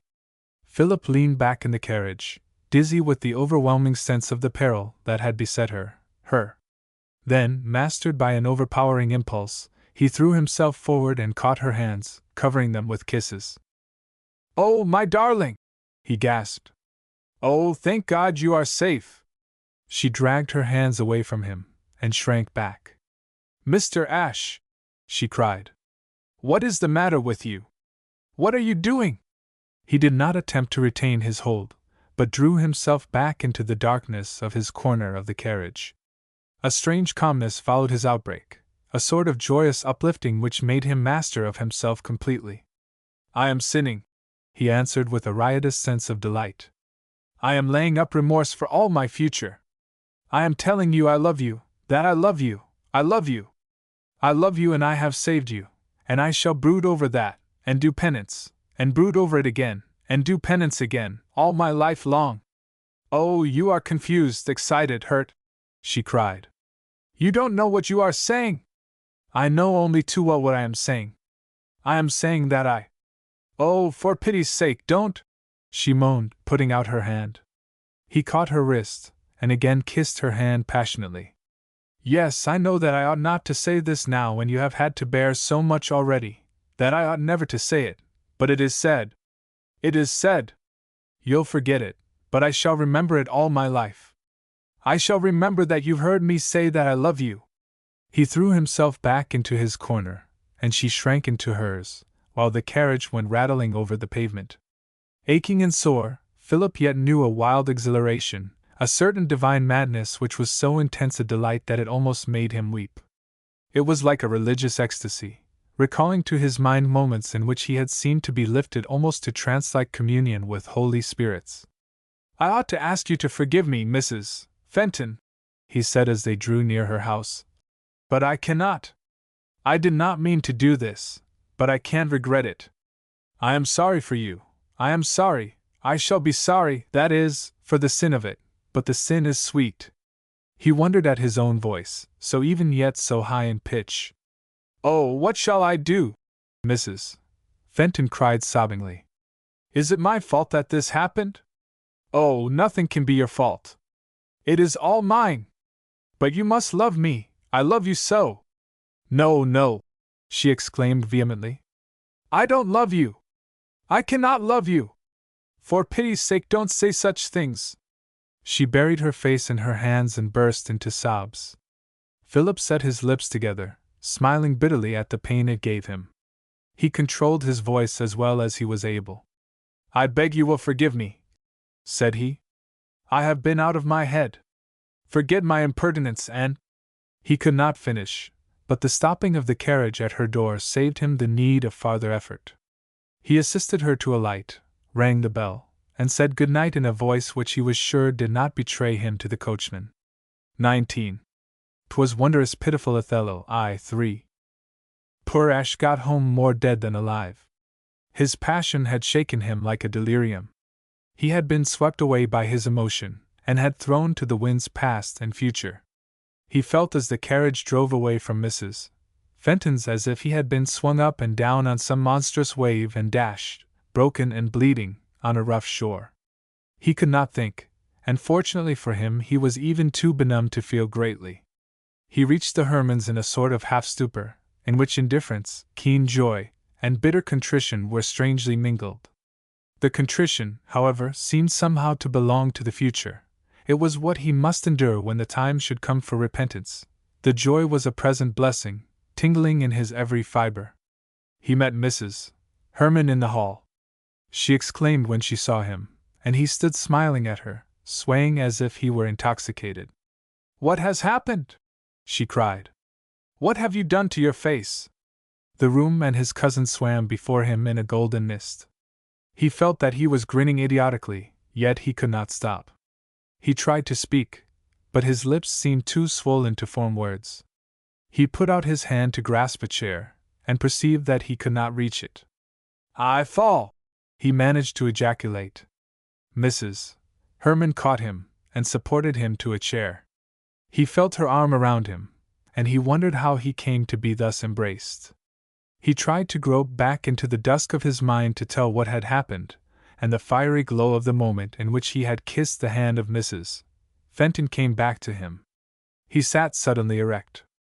"Cousin Helen," he said, with husky fervor, "I have been a wretch, and I rejoice in it. I have found out how sweet it is to sin. I am lost, lost, lost." He buried his face in his hands, almost hysterical. He felt his cousin's hand on his shoulder.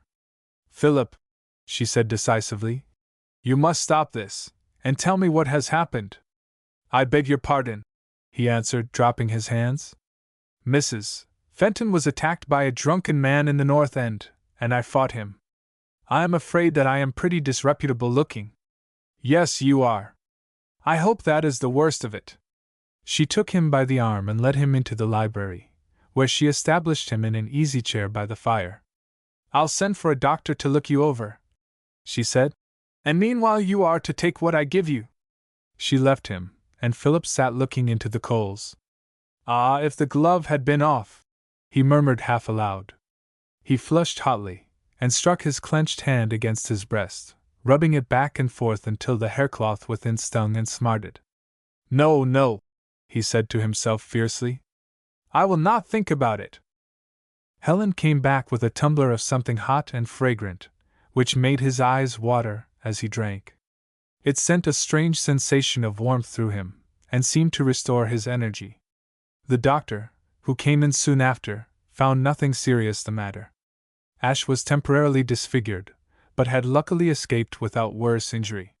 He was sent to bed, and despite his expectation of passing the night in an agony of remorse, he sank almost immediately into a dreamless sleep. When Philip awoke, his first sensation was that of stiffness and soreness such as he had felt once when he had slept on the floor with his arms extended in the form of a cross. The thought of penance performed gave him a thrill of happiness, but to this instantly succeeded the remembrance of the events of yesterday, and his brief satisfaction vanished. His face was discolored, and as he set out after breakfast to seek his spiritual adviser, he felt a grim satisfaction in going abroad thus marked. It was in the nature of a mortification and a penance. He repeated prayers as he walked, his eyes cast down, his bosom pricked by haircloth. He felt that he had already begun the expiation of the sin of yesterday. He found Father Frantford at home, but so occupied as to be unable to listen to him. It would have been impossible for Philip to do as Maurice had done, and go to a man like Strathmore, and indeed, he had come to his Father Superior partly because of the sharpness with which he felt that his offending would be judged. Where Maurice would question, Philip would submit blindly and with ardent faith. "Good morning," the father greeted Ash kindly, holding out his left hand, while the right held suspended the pen which had already produced a heap of letters. "I am very glad to see you, but you find me extremely busy. There are so many things to be thought of just now, and so many letters to be written." "Yes?" Philip responded absently. "The election is so near at hand now," the other continued, "that we cannot leave any stone unturned. I am writing to some of the country clergy this morning. By the way, I wanted to speak to you about Montfield." Philip wondered at himself for the remoteness which the affairs of the church had for him, so absorbed had he been in his own experiences. "It seems to me," Father Frantford went on with fresh animation, "that perhaps you can do something there. Can't you go down and talk with Mr. Wentworth? He's inclined to support Mr. Strathmore. You should be able to influence him. You are his spiritual son." Mr. Wentworth was the rector in Philip's native town, and under him both Ash and Wynne had come from Congregationalism into the church.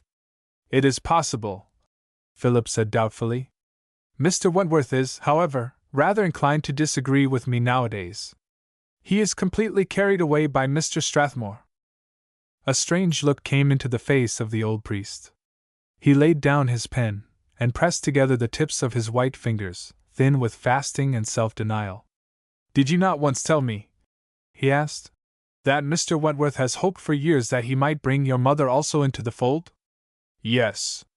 "And you are her only child?" "Yes." Father Frantford cast down his eyes, then raised them to flash a glance of vivid intelligence upon Ash. Then again he looked down.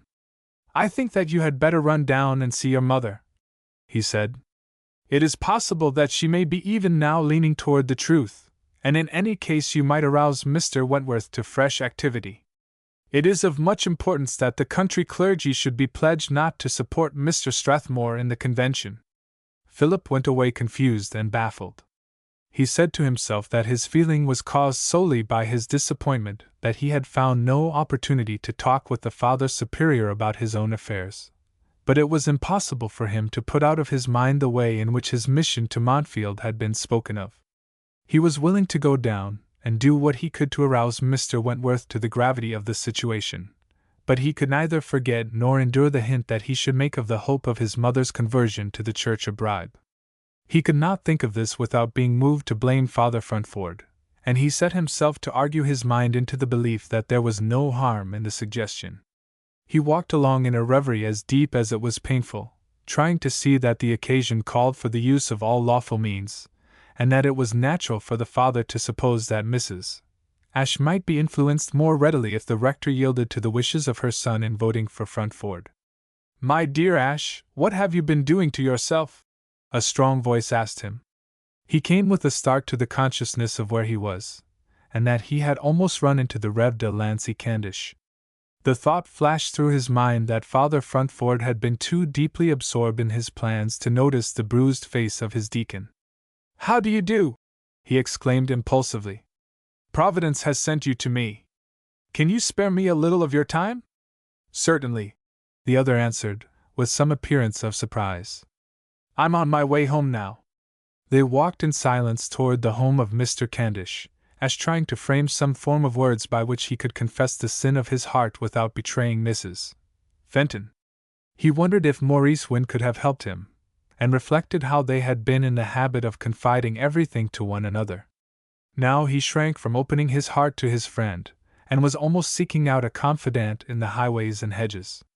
"You have not told me what sort of an accident you have had," Candish observed, as he fitted the latchkey into the lock of his door. "I was attacked by a man in the North End," Philip answered, obeying the wave of the hand which invited him to enter.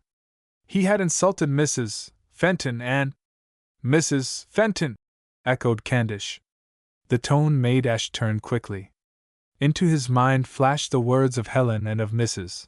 Wilson, connecting the name of Candish with that of Mrs. Fenton. In his longing for comfort and advice he had seized upon the rector of the Nativity without remembering that he was the last person to whom he should come. "Ah," he said.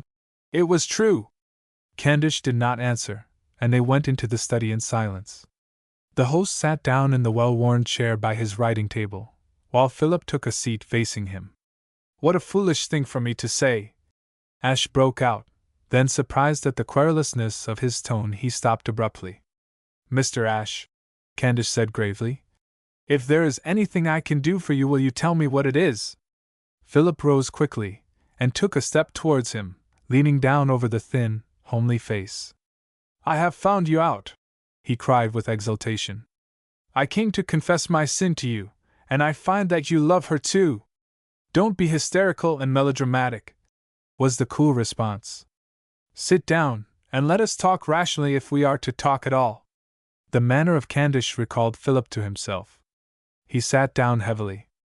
"I beg your pardon," he said. "Since that fight I have been half beside myself.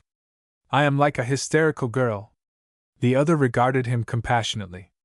"Mr. Ash," responded he, "there is no good in my pretending that I didn't understand what you meant just now.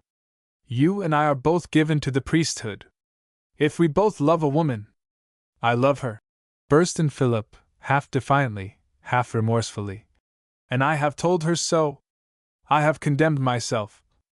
"Stop," Candish interrupted. "First you have to think of her." Philip stared in silence. It came over him how entirely he had been thinking of himself, and how little he had considered Mrs. Fenton in his reflections upon the events of the previous evening. Here was a man who could love her so well as to think of her first and himself last. "But I have given her up," Philip stammered. "Was she yours to give up?" There was nothing bitter or sneering in the words. They were said simply and dispassionately. "No," Philip answered, dropping his voice. "She was not mine." The older man rose and walked to the fire, where he stood looking down at the flaming coals. "After all," he said, "we are pretty much in the same plight. I knew her when her husband brought her here a bride, the loveliest creature alive. Arthur Fenton was a clever, selfish, wholly irreligious man, and I could not help seeing how completely he failed to understand or appreciate his wife. She was kind to me, and when her trouble came she turned to me for comfort and sympathy. It is my weakness that I love her, but she will never know it." "And does she love nobody?" demanded Ash jealously. Candish turned upon him a look of rebuke. "What right have you or I to ask that question?" he retorted sternly. "I do penance for loving her, and God is my witness how carefully I have hidden it. It is not for me to question her right to love if she please." Philip rose and went to the other, holding out his hand. "Mr. Candish," said he earnestly, "you have taught me my lesson. I have been a weak fool, and worse. I will pray for strength to lay my passion on the altar and forget it." The rector took the extended hand, looking into Philip's eyes with a glance so wistful, so humble, and so tender that the remembrance went with Ash long. "And forget it?" he repeated.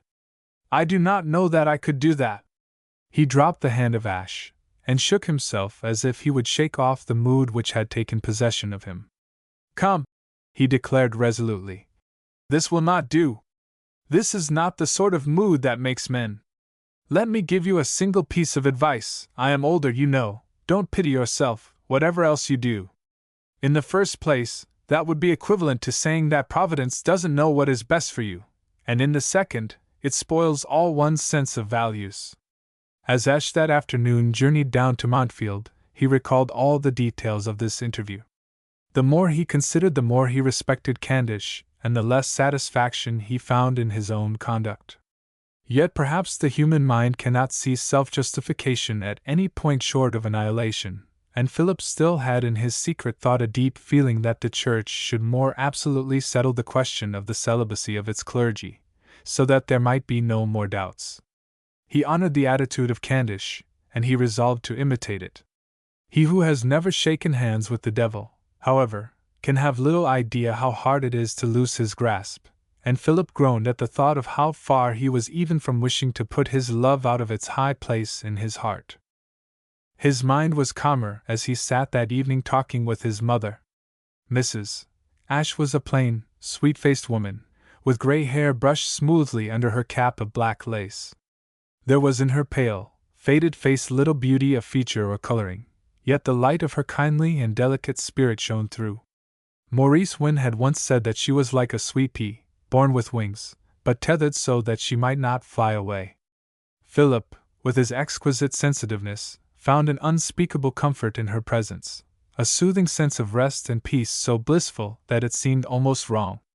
There are even in this worldly age many women who hide under the covering of uneventful, commonplace lives existences full of spiritual richness, women who find in religion not the mechanical acceptance of form, not a mere superstition which encrusts an outworn creed, but a vital, uplifting force, a power which fills their souls with imaginative warmth and fervor. The worth of an experience is to be estimated by the emotional fire which it kindles, and to the lives of such women the dull, colorless round of their daily existence gives no real clue.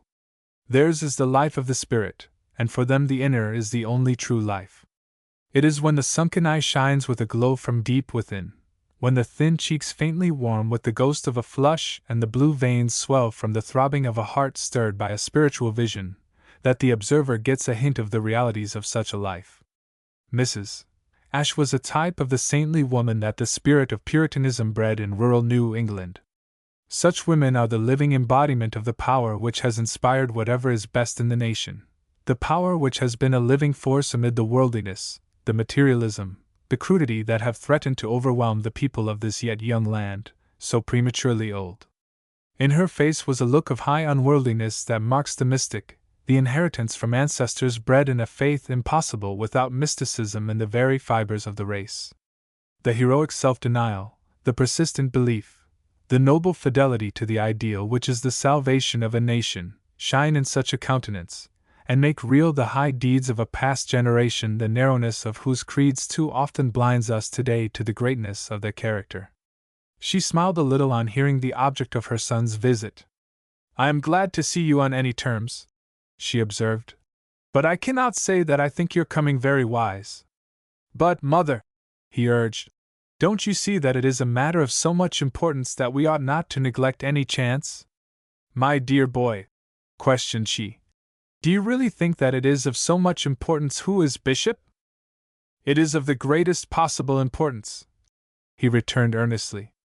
"Of course you don't agree with me as to the importance of forms of worship, but suppose that it were your own church, and the question were of having a man put into a place so influential.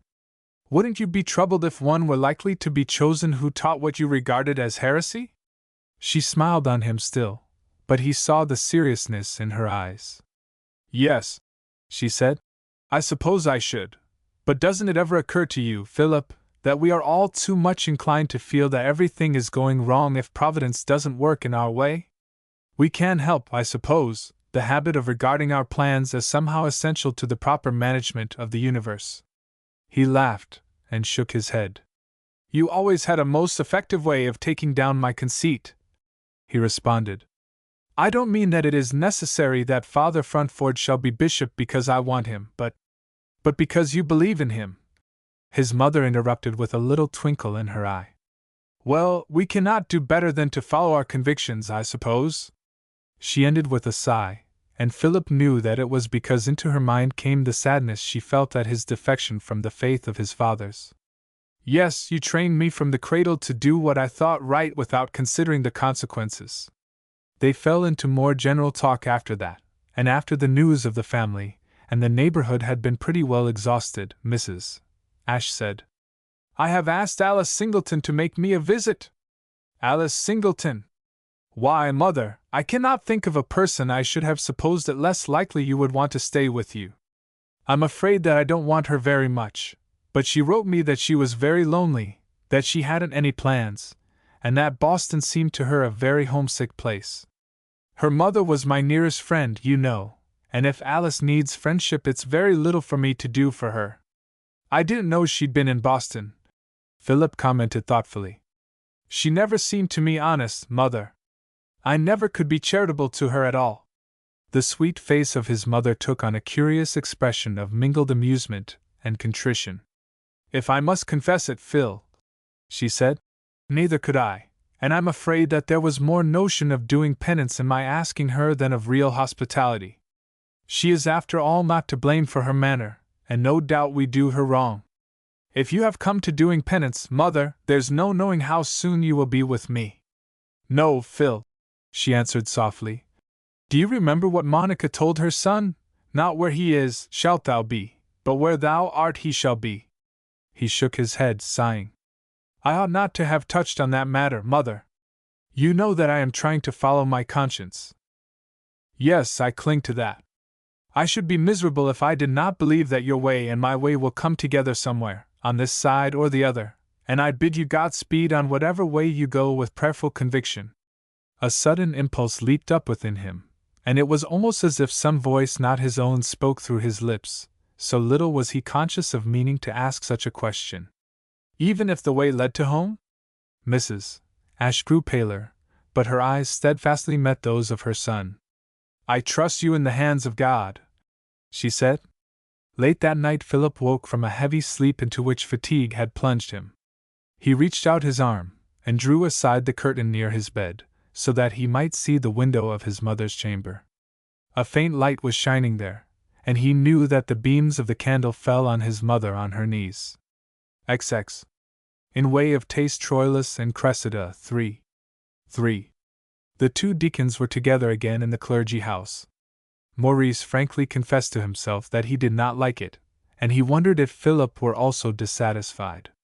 It was a question too delicate to ask, however, and he contented himself with watching his friend to discover, if possible, whether the stay outside had affected Ashe as it had him. They returned late in the afternoon, and their greeting was of the warmest.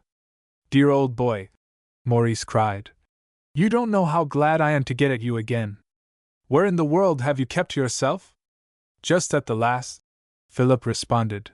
I've been down to Montfield. Down home? Have you really? How is everybody? I hope your mother is well. She is very well, and I do not remember anybody that we know who isn't. I went down to see Mr. Wentworth, and found that he is already pledged to Mr. Strathmore. Is he really? How did that happen? It seems that he is a cousin of that Mrs. Gore where we heard that heathen, and she is greatly interested in Mr. Strathmore's election. Mr. Wentworth promised her his vote. How people are carried away by that man. Mr. Wentworth told me that he looked upon him as the greatest man in the church today. It is strange. Maurice assented absently. But he is a man of great personal fascination. To me, Philip retorted, he is a whited sepulchre. His doctrine of mental reservation amounts to nothing less than that a priest is at liberty to believe anything he pleases if he will only conform outwardly. Maurice was secretly much of the same opinion, but they came now to the dinner table, where silence was the rule. Wynne had a feeling of dishonesty from the fact that he concealed from his friend that he had sought an interview with Strathmore, yet he felt that he could not confess the visit. While they sat at table a brother read aloud, and the reading chanced to be tonight from the book of Job. The words of the splendid poem mingled in the mind of Maurice with the most incongruous and unpriestly thoughts. He chafed at the routine into which he had fallen as into a pit from which he had once escaped. The meager repast seemed to him pitifully poor, and most of all he was angry with himself that he could not feel joy at his return to the house which was the symbol of the consecrated work to which he had given his life. After dinner came an hour and a half of recreation, and in this he was called to the study of the Father Superior. You returned so late in the day, the father said with a smile, that you will not mind giving up recreation tonight. I wish to speak with you on a matter of importance. Maurice took the seat toward which the other waved his hand. He felt alien and strange. He recalled the attitude of submission and reverence with which he had once been accustomed to enter this room, the respect with which he had heard every word of the father, and he blamed himself bitterly that he now took rather a defensive mood, and felt an instinctive desire to escape.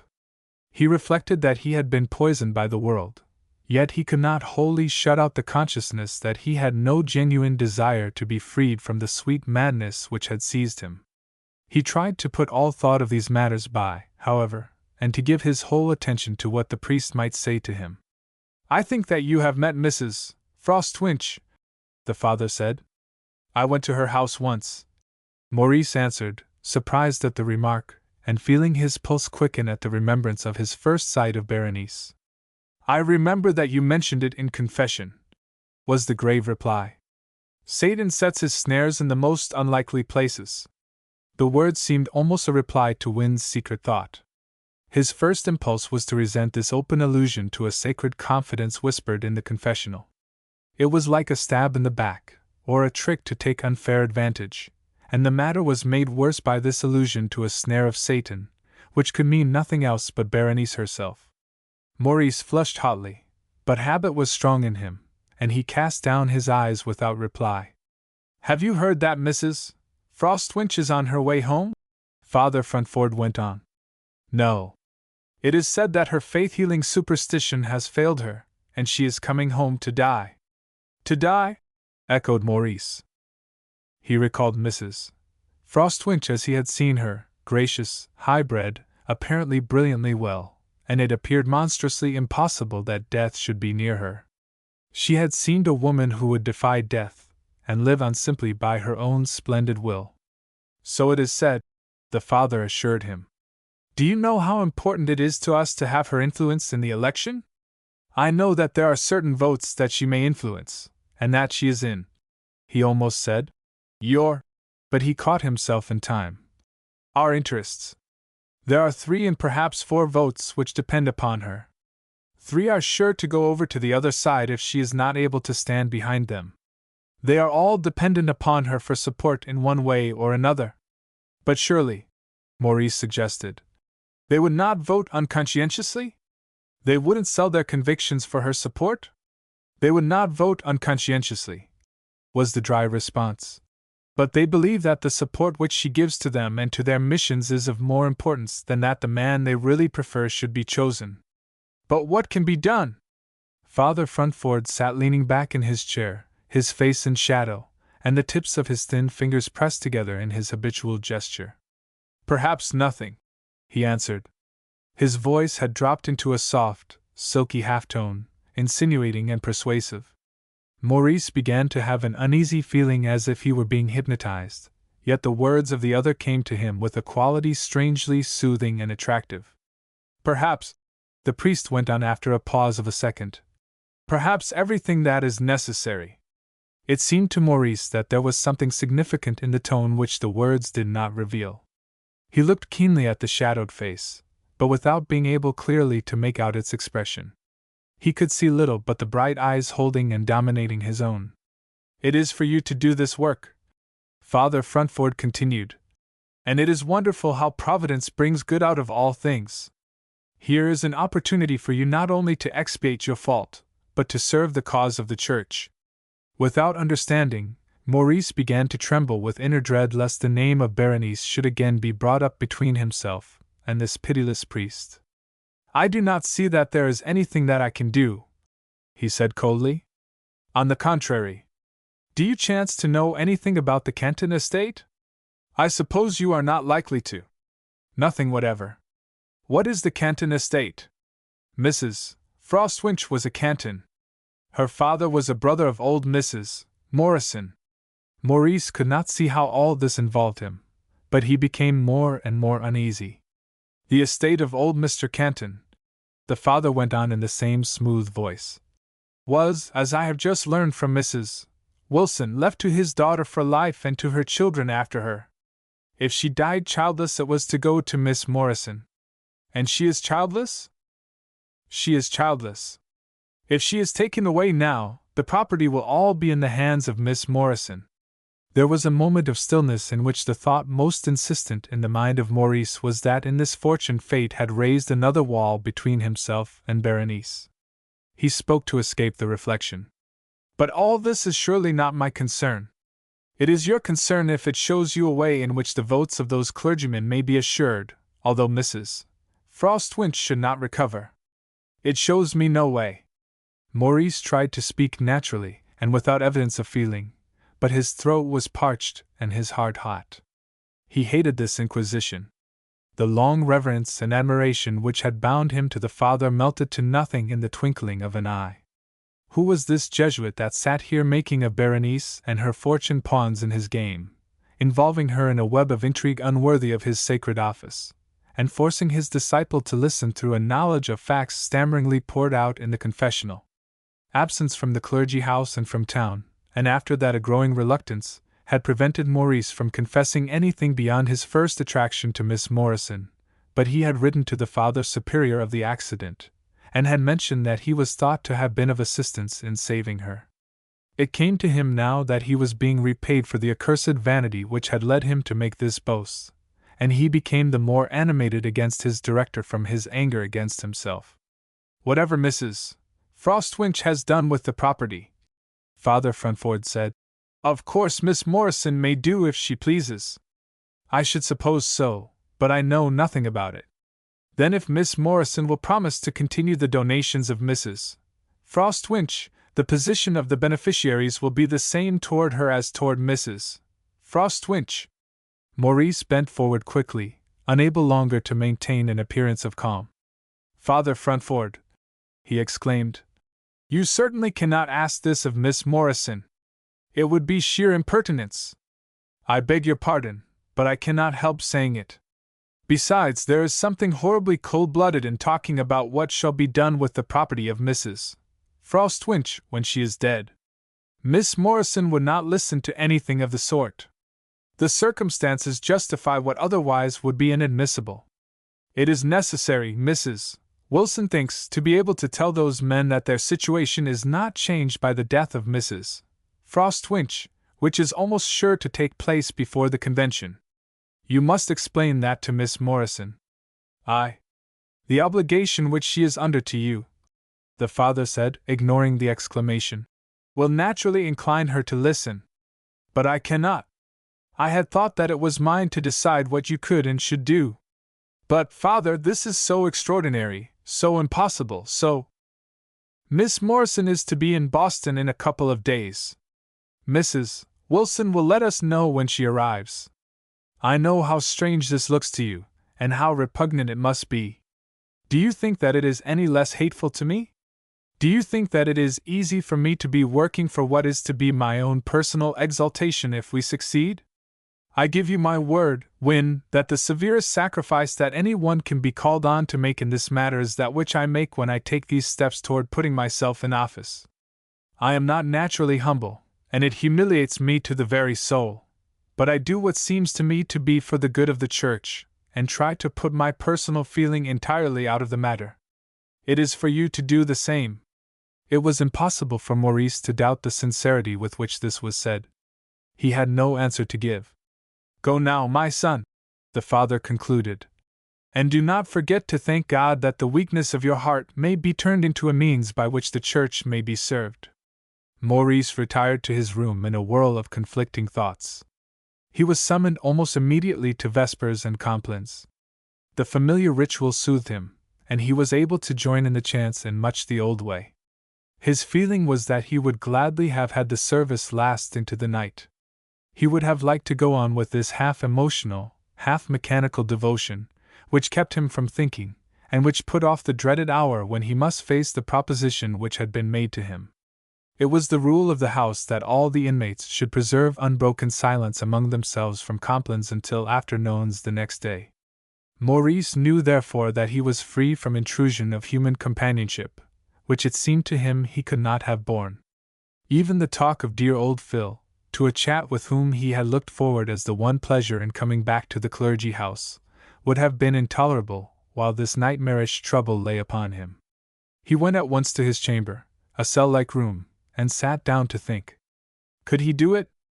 How would Berenice regard this impertinent interference with her private affairs? How could he go to her and say, "It is necessary for church politics that you assume to dispose of the property which now your cousin holds, and over which you have no rights until she is in her grave"? He could see her eyes sparkle with indignation and contempt, and he grew hot in anticipation. He could not do it, he thought over and over. It was impossible that in this age of the world anybody should dream of having such a thing done. If he were almost a priest, he told himself fiercely, he had not yet ceased to be a gentleman. The stricture which this thought seemed to cast upon the priesthood made him pause. He had not yet shaken off the dominion of old ideas and old habits. He apologized to an unseen censor for the apparent irreverence of his thought. It was not the priesthood, it was, he came again to a standstill. He was not prepared to own to himself that he disapproved of the Father Superior. He had vowed obedience, and here he sat raging against a decree because it sacrificed his personal feelings to the good of the Church. The blame should be upon himself. There was nothing in all this revolt except his own selfishness and wounded vanity. He had transgressed by allowing his thoughts to be entangled in earthly affection, and this misery and wickedness followed inevitably. The fault was in him entirely. It was his own grievous fault.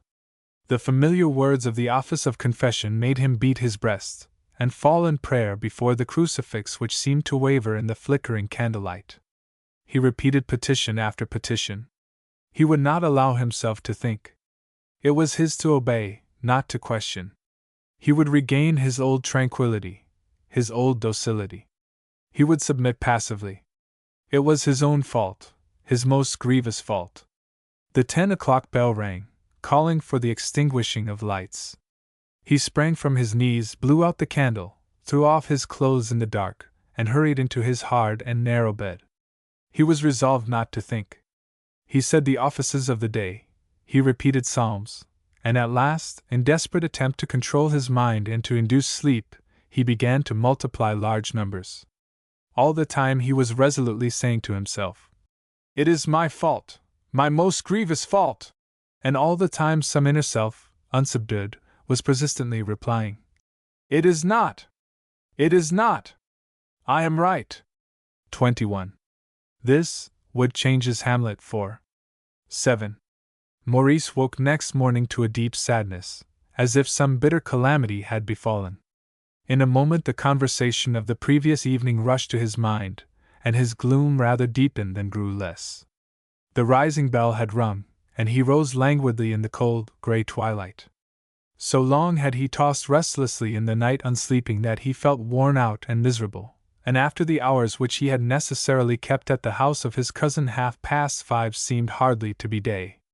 He shivered with a discouraged disgust as he made his toilet, endeavoring to forget.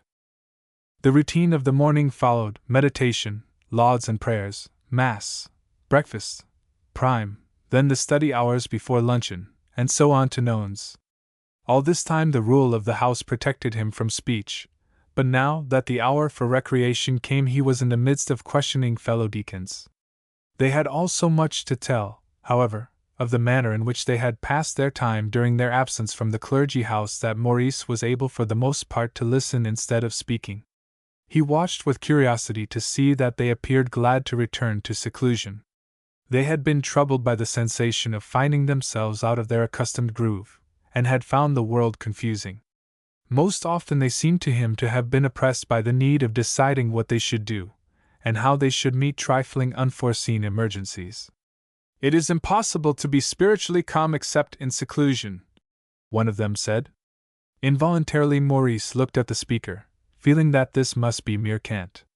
It struck him as nonsense, yet one glance at the serene, honest face of the deacon who spoke, with its tender, candid eyes like those of a pure girl, was enough to convince him of the entire sincerity of the words. He sighed, and turned away. As he did so he caught the eye of Philip, who was watching him with solicitous attention. Maurice put his hand on the arm of his friend, and led him away. "Why did you look at me that way, Phil?" he asked. "Does it seem to you that spiritual calm is the best thing in life?" Ash was silent a moment. Maurice noted that he looked thinner than of old, and reproached himself that he had seen so little of his friend during their absence from the clergy house. "I was thinking," Philip replied at length, hesitating and dropping his voice, "that I feared both you and I had discovered that something more than seclusion is needed to give it, however good it may be." Maurice laid his hand on the back of Philip's, grasping it tightly. "You too?" was his response. They stood in silence for some moments, looking out of a window over the dingy backyards which formed the prospect from the rear of the house.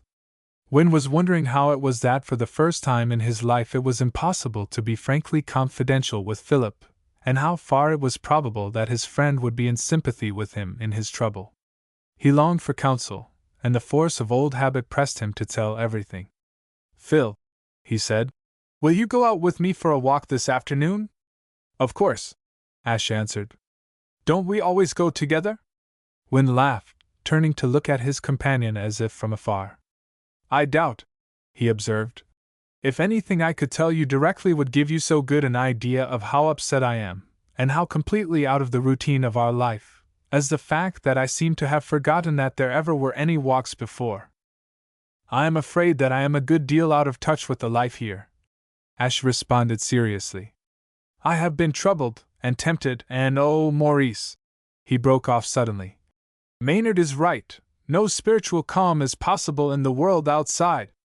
"Even if that were true," returned Maurice, "I don't know that I am prepared to agree that calm is the best thing in life. It is the highest thing. I don't believe it. It isn't growth." The bell for study sounded, and ended their talk. Maurice went to his work uneasy, perhaps a little irritated. He was disquieted that Philip should be so monastically out of sympathy, and he was annoyed with himself for being out of key with his friend. He felt as if he had returned to his old place in the body without being here at all in the spirit. He had, while at Mrs. Stagchase, looked into many books which in the clergy house would never have come in his way. He had more than once been startled to encounter thoughts which had been in his own mind, but which he had felt it wrong to entertain. Here they were stated coolly, dispassionately, with no consciousness, apparently, that they should not be considered with frankness. He had heard opinions and ideas which from the standpoint of the religious ascetic were not only heretical but little short of blasphemous, yet they were evidently the ordinary current thought of the time. It was impossible that these things should not affect him, and today as he sat in lecture he found himself trying all that was said by a new standard and involuntarily taking the position of an objector. He was able to see nothing but flaws in the logic, faults in the deduction, breaks in the argument. "I am come to that state of mind when I should see a seam in the seamless robe," he groaned in spirit. Father Fruntford lectured that afternoon on church history. Sometimes in the long hour Maurice studied the priest, wondering at him, trying to comprehend the working of his mind. Sometimes he would ask himself whether it were possible that this man were wholly sincere, whether it were possible that an intellect so acute could really believe the things which were the foundation of the teaching of the day. But he came back always to faith in the complete conviction of the Father. Maurice, indeed, said to himself that Fruntford was quite capable of taking his spiritual self by the throat and compelling it to believe, and then the young doubter asked himself if this were the secret of the faith which showed in every word and look of the speaker. He told himself that Father Fruntford was his superior, and as such to be followed, not criticized. He resolved not to think, but endeavored to give his whole attention to the lecture. Here, however, he did little better. The glories of the church upon which the speaker dwelt seemed to win in his present mood poor and paltry triumphs of dogmatism, or even, why not of superstition indeed. He was startled by the sin of his questioning, yet it seemed impossible to silence the mocking inner voice. "This is one of the incidents," he at last became aware that the Father was saying to close, "which strikingly illustrate the need of implicit obedience. If the Church were a simple organization of men, if it were for the accomplishment of worldly ends, if its object were the aggrandizement of individuals, nothing could be more dangerous than the establishment in it of what seems like arbitrary power. As it is directed from above, as its aim is nothing less than the spiritual uplifting of the race, as, indeed, upon it rests the salvation, under God, of mankind, the case is different. It is necessary that no energy be lost, that all the power of the Church be used to the best advantage, that the hand assists the head and the head have complete control of the hand. Obedience is of all the lessons which you have to learn perhaps the hardest. It is no less one of the most essential. In an age which is lacking not only in obedience but even in that reverence upon which obedience must rest, it is for the true priest to be an example of reverence and obedience alike. Revere and obey, and you have done noble service. The deacons buzzed together as they left the lecture room. They were but boys after all, and some of them light-hearted enough. Maurice heard one or two of them commenting upon the lecture or upon indifferent things. A curly-haired young deacon, a southerner with the face of a cherub, was laughing lightly to himself. He was the youngest of them all, and Maurice had for him that liking which one might have for a pretty kitten. "I say, Win," he remarked, looking up into the face of the other with a twinkling eye. "The Dominie gave us a good preachment today in support of his authority. It almost made me resolve to rebel the next time I was told to do anything." "Then I suppose that you don't agree with him," Maurice responded rather absently. "Oh, it isn't that. I do agree with him. I mean to be a bishop myself some day, and then the doctrine will come in all right. I'll work it. Down south we understand that sort of thing better than you do up here." "Then what did you object to in the lecture?" "I didn't object to anything. Only when anybody proves that you ought not to do a thing, isn't it human nature to want to do it, just for the fun of it?" Maurice felt how far from serious was the temper of the boy, and that it would be utterly unreasonable to expect from him anything like reverence. "Then how do you expect anybody to hold to the doctrine of implicit obedience?" he questioned, smiling. "Oh, everybody expects to wield the authority sometime," was the light answer. "Nobody'd hold to it otherwise." Maurice instinctively glanced at Ash. In Philip's pale and rapt face was an expression of self-surrender which made Wynne feel how completely the teaching to which they had just listened must appeal to the temperament of his friend. To obey for the sake of obeying is precisely what Phil would delight in, he thought. How entirely different we are! Yet if it hadn't been for him I should never have come here. Haven't I strength enough to follow my own convictions? The hour for walking was 4, and a few minutes after the clocks had struck, Maurice and Philip started out. It was a dull and lowering afternoon, and the narrow street was already gloomy with shadows. Half unconsciously Wynne found himself casting about in his mind for topics of conversation which should be free from the personal element. Now that the time for confidences had come, he shrank from words. He reproached himself, and then half peevishly thought, "I seem nowadays to do nothing but to find fault with myself for things that I can't help feeling." "I am glad Father Frunford said what he did today," Ash remarked after they had walked in silence for a little. "It was just what I needed.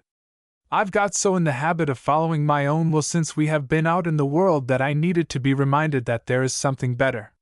Maurice felt a faint irritation that the talk was begun in precisely the key he would most gladly have avoided, but honesty would not let him be silent. "I am afraid, Phil," he said, "that I'm not entirely in sympathy with you. I didn't like the lecture. Since we are given will and reason, I believe that it was intended that we should use them. Of course, if I had no reason, how could I bring myself to give up my own will to one that I know to be higher?" Maurice smiled unhappily. "Well," was his answer, "when you begin with a paradox like that, it is evident that I couldn't go on without getting into a discussion darker than the darkness of Egypt. I'd rather just talk about common everyday things. Where shall we go?" "I want to go to the North End. There is an old woman there that I thought of visiting. I had trouble with her husband the other day. He threw her down and hurt her." "What sort of trouble?" "He struck me, and we had a sort of struggle. He wasn't sober." "Were you on the street?" "No, in his room. I broke in." "Broke in?" "Yes." Ash hesitated and then added, "Mrs. Fenton was there, and he tried to rob her." "Mrs. Fenton? Why didn't you tell me about it?" "When was it?" "The day before I went down home. You weren't here, you know." There was not much to tell. Maurice questioned eagerly, and his friend related briefly what had happened. "Why, Phil, you're a hero!" Wynne exclaimed. "You've quite taken the wind out of my sails. I counted for something of an adventurer simply by having been in a smash-up. But you rushed in and had a real adventure. I never thought of you as a defender of dames." The other turned toward him, a face contracted with a look of pain. "Don't, Maurice," he protested. "I can't joke about it. It was not anything to be proud of, and nobody knows better than I how far I am from being a hero." "Oh, you're modest, of course. That's like you, but I call it stunning. Mrs. Fenton must have admired you tremendously." "Do you suppose she did?" Philip demanded impetuously. Then his voice altered. "Oh, she knows me too well," he added. The intense bitterness of his tone gave Maurice a shock. "Phil!" cried he. His companion apparently understood the thought which lay behind the exclamation. He dropped his head, and for a little distance they walked in silence. "I may as well tell you," Ash said in a moment. "It is true, what you guess. I have been thinking of her more than was right. That is one reason why I am glad to get back to the clergy house. To give her up? She was not mine to give up. But do you mean not to try to? Oh, Phil, doesn't it ever come to you that all this monkish business is a mistake? We were a couple of foolish boys that didn't know what we were about when we went into it, and—" Ash turned and looked at him with eyes full of reproach, and of almost despairing determination. "Is that the way you help me?" he asked. Maurice drew a long, deep breath, and set his strong jaw with a resolve not to abandon so easily the endeavor to bring his friend out of his trouble. It hardly occurred to him for the moment that it was his own cause that he was defending. "Phil," he persisted, "isn't it possible that after all we may be wrong in making ourselves wiser than the Church by taking vows that are not required? Do you suppose that the devil has forgotten to say that to me over and over again?" was the response. "Meaning that I am the old gentleman?" Maurice retorted, trying to be lightsome. "Oh, don't joke. I can't stand it. I've been through so much, and this is so terrible a thing to bear anyway." Wynne seized his rosary with one hand, and struck it across the other so hard that the corner of the crucifix wounded his finger. "Phil, old fellow," he said gravely, "I never felt less like joking. It cuts me to the quick to see you suffer, and I know how hard you will take this. I know what it is, for I'm going through the same thing myself, and I've about made up my mind that we are wrong. I begin to think that celibacy is only a device that the early church somehow got into when it was necessary to hold complete authority over the priest, or when men thought that it was. It belongs to the Middle Ages, not to the 19th century. Then you don't see how marriage would be sure to interfere with a man's zeal for his work? But it would certainly bring him into closer sympathy with humanity." Ash shook his head. "You don't seem to realize," he said with a certain doggedness which Wynne had seldom seen in him, "how it must absorb a man, and take possession of his very reason. Why, see me. I know it is a sin to think of her, and yet—" he broke off and choked. "Besides," he resumed presently, "you say yourself that you feel as I do, and that means that you are not looking at the thing fairly. You are trying to make your conscience come round to the side of your desires." They walked on up the dingy street into which they had come, and for some time nothing more was said. Maurice recognized that it was idle to attempt to reply to the charge of his companion. He had made it to himself and succumbed to it, but now that another stated it, he instinctively found himself refusing to yield. He repeated to himself that he was not trying to befool his conscience, but merely acting with human sanity. Presently they came into a dusky court, and crossing it, found themselves at the door of an ill-smelling tenement house.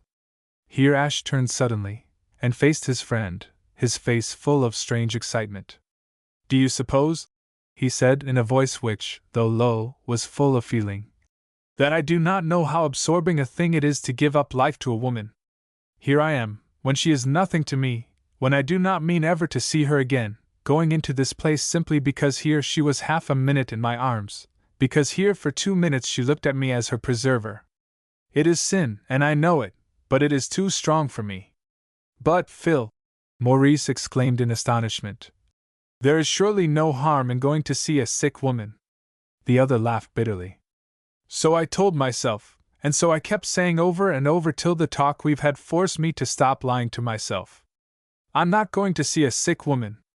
I'm going to stand where she stood that day. If you feel that way about it, Maurice said, putting his hand on the other's arm, you ought not to go in. I will go in. But obedience, Phil. Think what you were saying about the lecture. Nobody has forbidden me, Ash responded defiantly. I will go in. I had made up my mind before I came. Oh, I shall do penance enough for it, you need not be afraid of that. I shall suffer enough for it. He started up the stairs, and Maurice followed blindly, full of sympathy and dismay. 22. The bitter past. All's well that ends well. v. 3.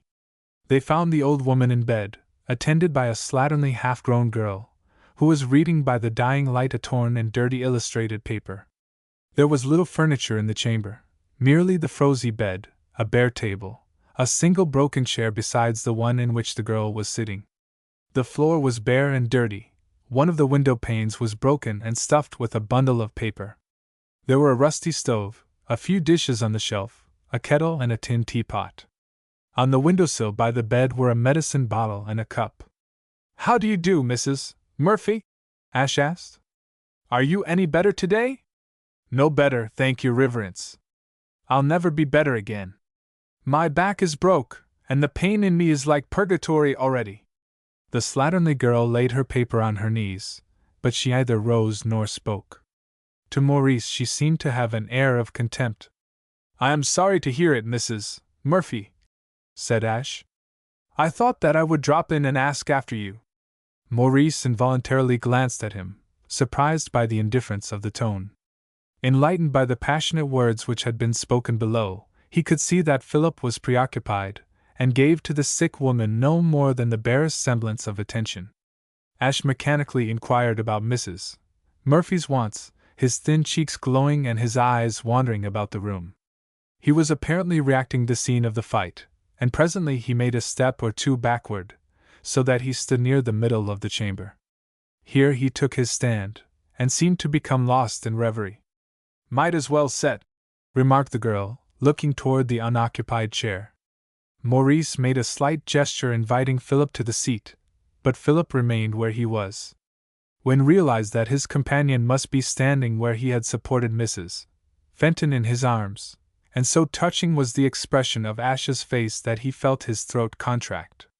He turned away and looked out of the dim window over the chimney pots and the irregular roofs. I'm used to falls, the sick woman said. I've had plenty of 'em. I left a good home and them as was good to me, to be beat and starved and murdered in the end. Women are all like that. If a man asks 'em, they're always ready to cut their own throats. Sorry was the day for me I ever left old Miss Hannah. Maurice turned toward the bed, his attention suddenly arrested. The name was that by which his aunt had usually been called, and he seemed to perceive in the talk of the woman something familiar. The possibility that this battered old creature might be his nurse came to him with a shock, so broken, so altered, so degraded was she, and as he looked at her he rejected the idea as preposterous. But your husband will be punished for his brutality, Ash remarked absently. He spoke like a man in a dream, as if his whole intent were fixed upon something so widely apart from the present that he hardly knew what was passing about him. Who wants him punished? Cried out the sick woman with sudden shrill vehemence. That's what you rich folks are always after. Who asked the lady to come here with her purse in her hand to tempt him when he wasn't himself to know what he was doing? First you get him into a scrape, and then you punish him for it. What for do I want him shut up and me left to starve in me bed? If Tim's a little pleasant when he's had a drop more and would be handy for a priest, whose business is it but mine? It's little comfort he gets, poor man, and he only takes what he can get to keep up his spirits in these poor times, and me sick and can't do for him. That's what I say too, Mrs. Murphy. The slatternly girl aroused herself to interpose. Them as never had no hard times in their lives is always ready to jump on a poor man when he's down. Maurice began to feel as if he were entangled in a strange and uncanny dream.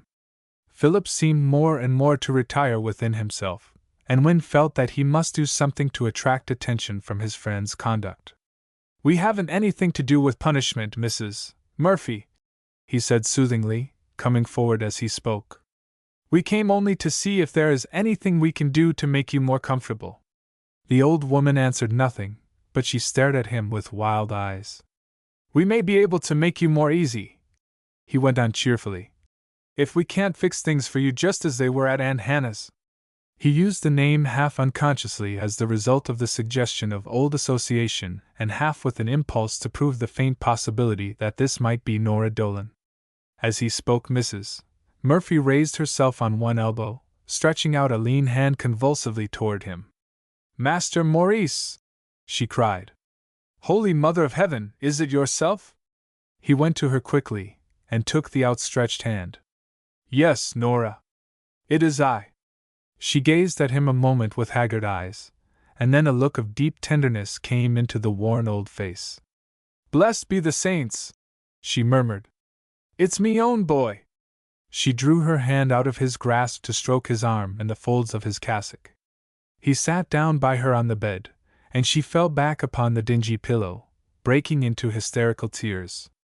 She caught one of his hands and carried it to her lips, kissing it in a sort of rapture. My own baby, she chuckled. My Master Maurice so big and fine! I always said you'd be taller than Master John. The allusion to his half-brother, dead nearly a dozen years, seemed to carry him back into a past so remote that he could hardly remember it. He smiled at Nora's enthusiasm, more moved by it than he cared to show. I've had time to grow big since you deserted us, Nora. A look of terror came into her face. It wasn't my fault, she gasped, sobbing between her words. Don't believe it against me, me darling. I never went to hurt old Miss Hannah in me life, and the saints knows how she died. I never laid any blame on you, he answered. I knew you wouldn't hurt a fly. She broke into painful, hysterical laughter. No more I wouldn't. To think it's me own baby boy that I've carried in me arms, and him a priest! The attendant, who had been watching in stupid and undisguised curiosity, gave an audible sniff. Oh, he ain't a real priest, she interrupted with brutal candor. They're just fakes. They ain't even Catholics. A pang of irritation shot through Maurice at the girl's words, but his sense of humor asserted itself, and helped him to smile at his own weakness. But Nora, he said, ignoring the taunt, I want to know about yourself. We've often tried to find you, he added, a sudden perception of the possible importance of this recognition coming into his mind. You know we depended on you to tell us a lot of things at the time of Aunt Hannah's death. He told me you'd be after me, Nora exclaimed with rising excitement. He said you'd be laying it to me, but Master Maurice, by the Mother of Mercy, I never. I know that, he interrupted, to check her excitement. But why did you go off in that way? She told me to go. She ordered me out of the house like a dog, just because I wouldn't give up Tim when she'd accidentally seen him when he'd had one drop more than the full of him, and any poor body might take a wee drop more and he meant to take beforehand.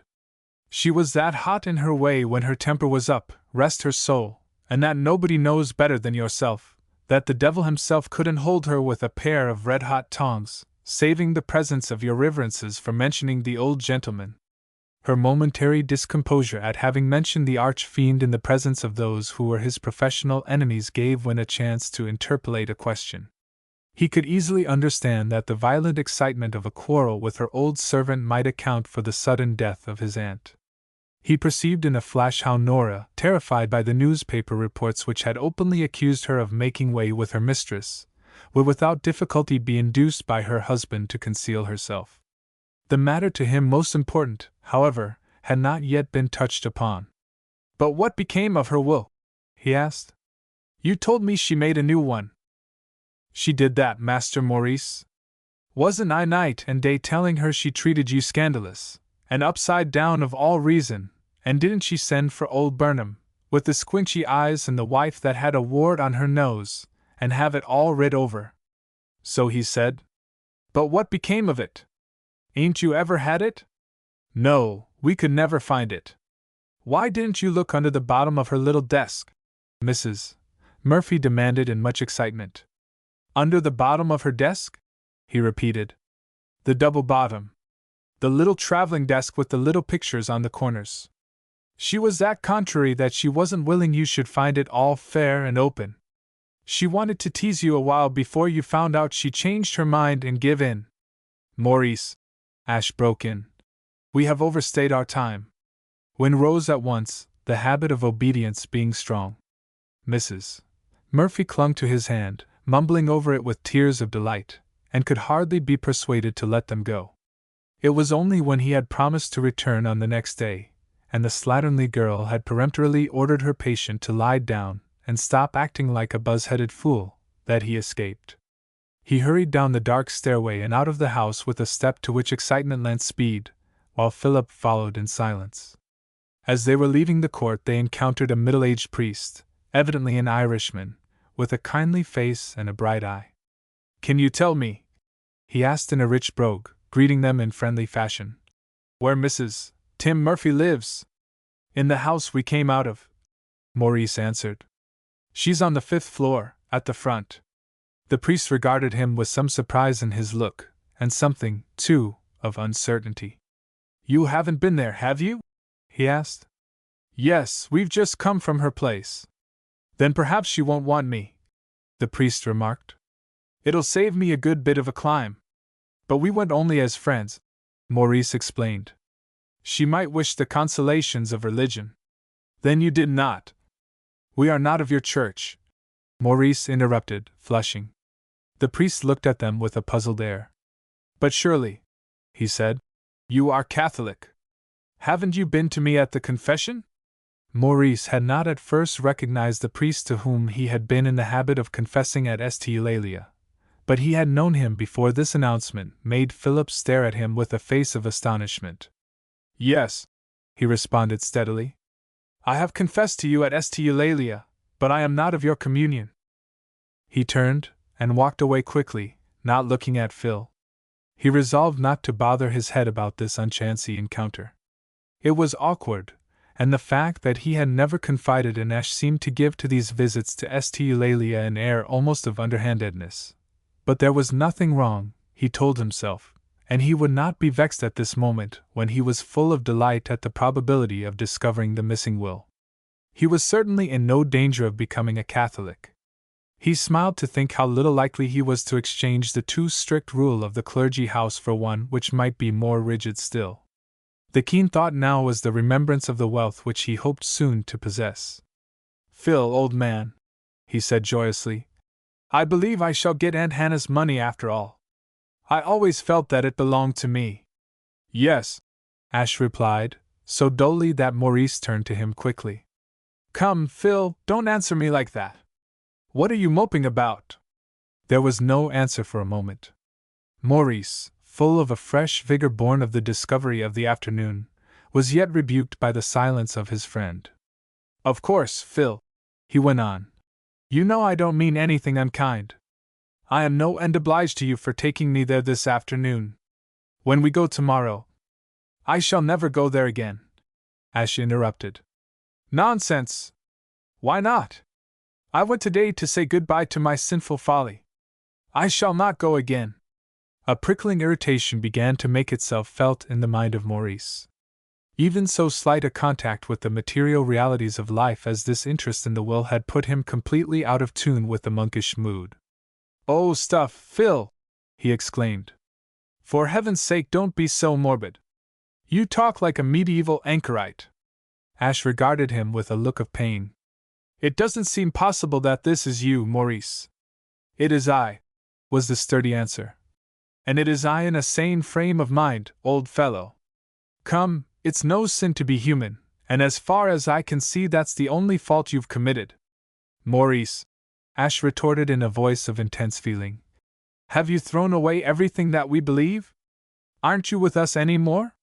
The pronoun which seemed to separate him from the company to which his friend belonged struck harshly on Maurice's ear. He felt himself being forced to define for Philip thoughts which he had thus far declined to define for himself. "Phil," he said determinedly, "I insist that your way of looking at this whole matter is morbid, and I won't get into a discussion with you. I'm in too good spirits to let you upset them. To think I shall get my property after all. But our lives are devoted to poverty. Maurice turned upon his friend, more exasperated than he had ever been with him before in the whole course of their lives. Look here, Phil, he declared. If you want to be as mopish as a mildewed owl yourself, that is no reason why you should try to make me so too. There was no response to this, and in silence they went toward the clergy house. Just as they reached the door, Maurice turned quickly and held out his hand to his friend. Ash grasped it so hard that it ached, and Maurice went to his room with a sigh on his lips, while in his heart he said to himself, "Poor Philip!" Maurice went next day to see Mrs. Murphy, and for a number of days thereafter. Nora was sinking, and clung to him with pathetic tenderness. He learned not much more about the will. She was sure that it had been concealed under the false bottom of a little traveling desk which he remembered, but beyond that she knew nothing. Maurice wrote to Mr. Burnham, the family lawyer, and the question now was, what had become of the desk? The effects of the testator had been sold at auction, but as they had been largely bought by relatives, Maurice believed that it would not be difficult to trace the missing document. The interest and excitement of this new business so occupied the thoughts of Maurice that he almost ceased to think of religious matters. Perhaps there was more danger to his monastic profession in this indifference than in the most poignant doubt. He went through his duties at the clergy house cheerfully because he thought little about them. They were part of the routine of life, and when the hour for recreation came he laid all that aside. He even on one occasion wrote a hurried note to Mr. Burnham in the hour for meditation, and it amazed him, when he thought of it, that his conscience did not protest. He reflected with a certain naive pleasure that it was possible after all to modify the strict rules of the house without suffering undue contrition afterward. The discovery might have seemed to Father Frantford a dangerous one. 23. This deed unshapes me measure for measure, for. So much was Maurice absorbed in his thought of the will and his inquiries after it that he gave little consideration to the disquieting plan of Father Frantford for the securing of Miss Morrison's cooperation in the election schemes. Several days having gone by without farther allusion to the matter, he decided that his remonstrances had been effective, and was greatly relieved to be freed from a task so repugnant under any circumstances and made intolerable by his feeling for Berenice. It was with a most painful shock, therefore, that he one day received from the father the information that Miss Morrison had returned to Boston.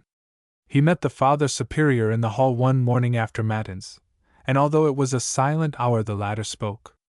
"It is better to see her at once," he added. "Mrs. Frostwinch is very low, and the sooner the thing is settled the better." "But," stammered Maurice, I think," the other went on, ignoring the interruption, "that it would be best for you to call on her this afternoon at exercise hour. She is likely to be at home then, and it will be rather early for other visitors." Maurice struggled with himself, endeavoring to shake off the influence which this man always exercised over him. He determined to speak, and to decline the hateful errand. "Father Frantford," he said with an effort, "I cannot undertake this." "My son," the other responded with gentle severity, "you forget that this is a silent hour. Although I may speak to you on affairs concerning the Church, that does not give you the right to answer irrelevantly." "It is not irrelevantly," Maurice protested, feeling his growing irritation strengthen his resolve. The voice of the old priest was more stern as he interrupted. "You seem to forget entirely your vow of obedience. There is little merit," he added, his tone softening persuasively, "in service which is easy and pleasant. It is in the sacrifice of self and our own inclinations that we gain the conquest of self. Go, my son, and pray to be forgiven for pride and insubordination. Do you think that you would be objecting if it were not for the wound to your vanity which this work inflicts? You may repeat 10 paters for having violated the rule of silence." Maurice moved away, feeling that he dared not trust himself to speak again. To be thus treated like a wilful child galled his pride and quickened all the obstinacy of his nature. "The rule of silence," he said to himself angrily as he went. "Are we in the Middle Ages?"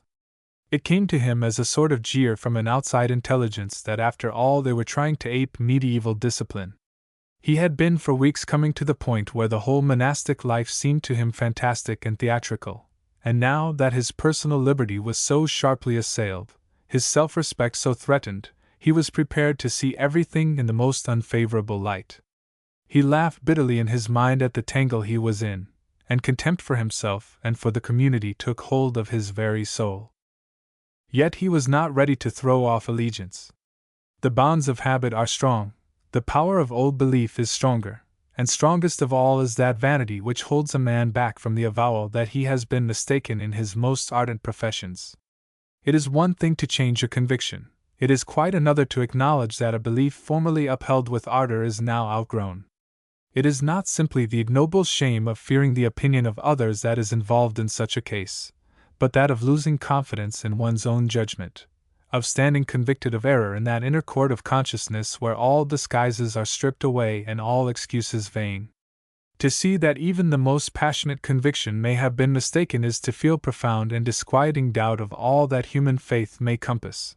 It is to seem to be helpless in the midst of baffling and sphinx-like perplexities.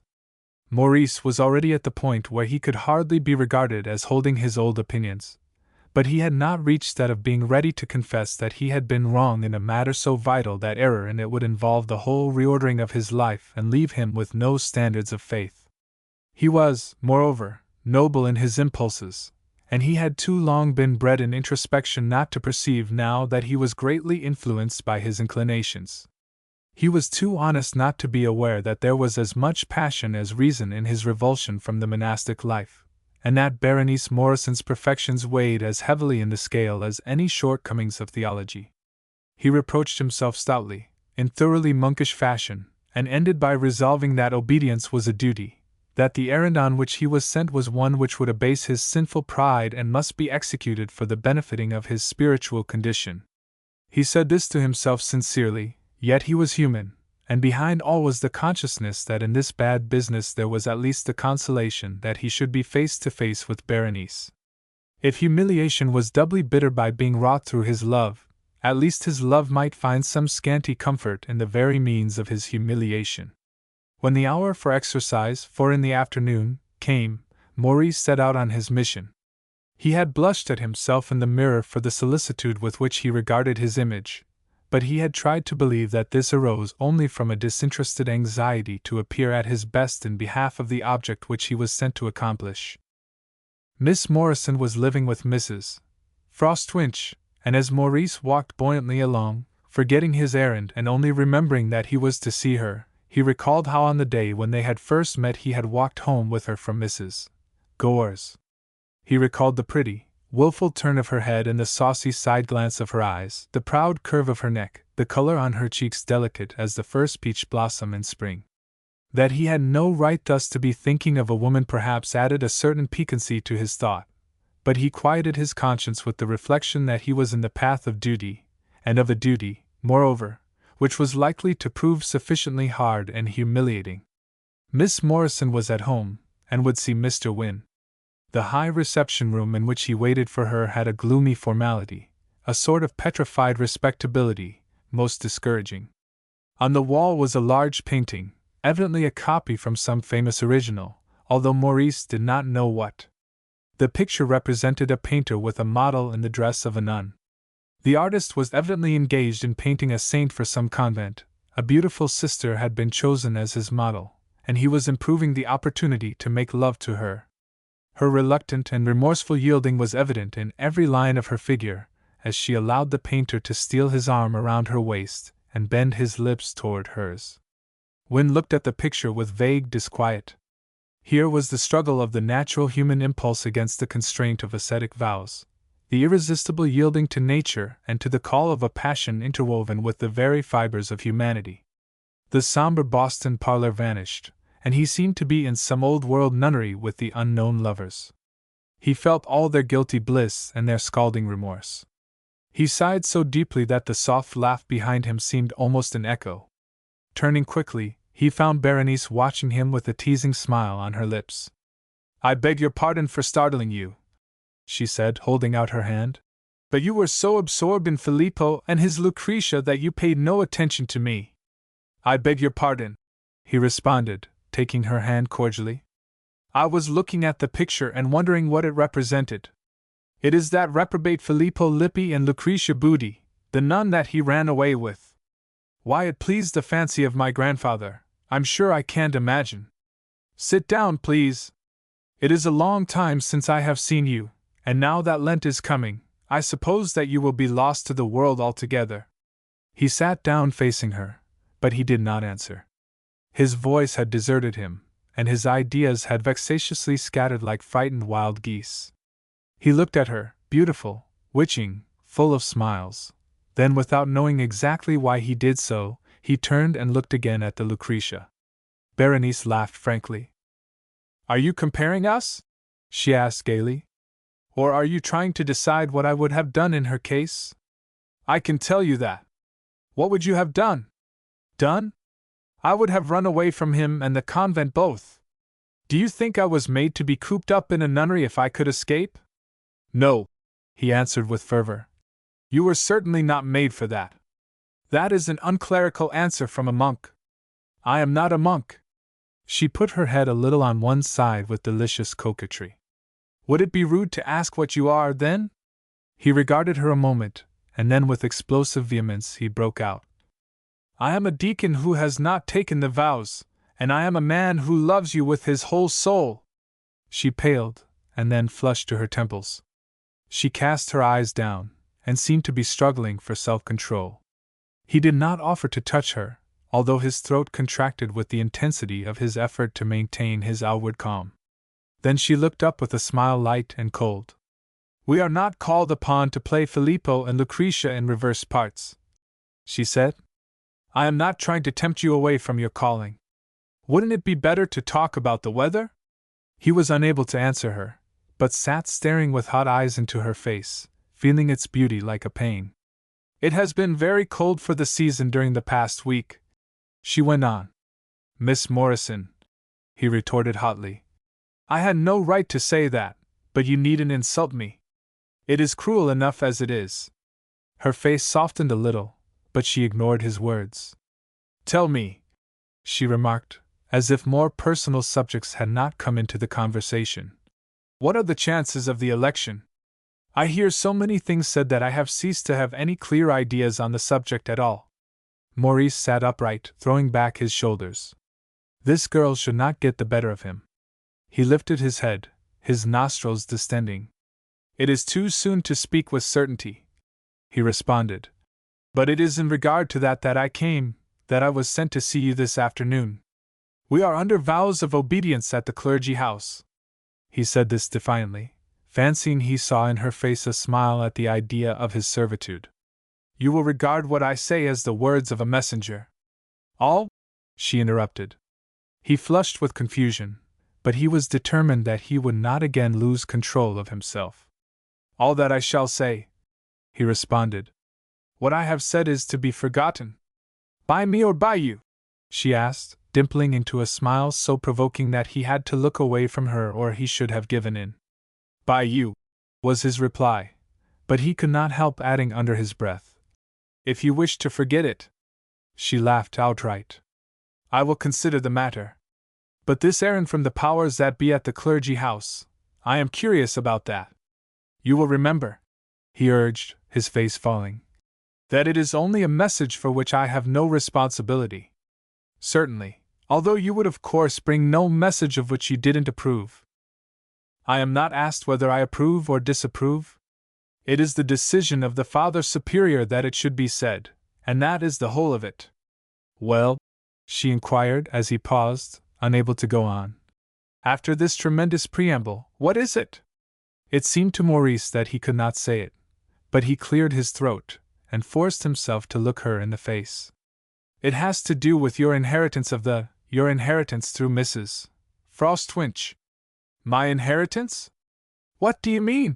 she demanded, suddenly becoming grave. As briefly as possible he explained to her the errand which had been given to him. He could see indignation gathering in her look. "But who has told Father Frantford that Mrs. Frostwinch is so ill?" she broke out at last. "Cousin Anna is not so well since she came from the south, but that is all. It is shameful to be speculating on her death, and disposing of her property as if she were buried already. I wonder at you. Wynne smiled bitterly. I have already said that I had nothing whatever to do with the matter, he answered. You had no right to come to me with such a message. It puts me in the position of waiting for her death. Oh, it's an insult.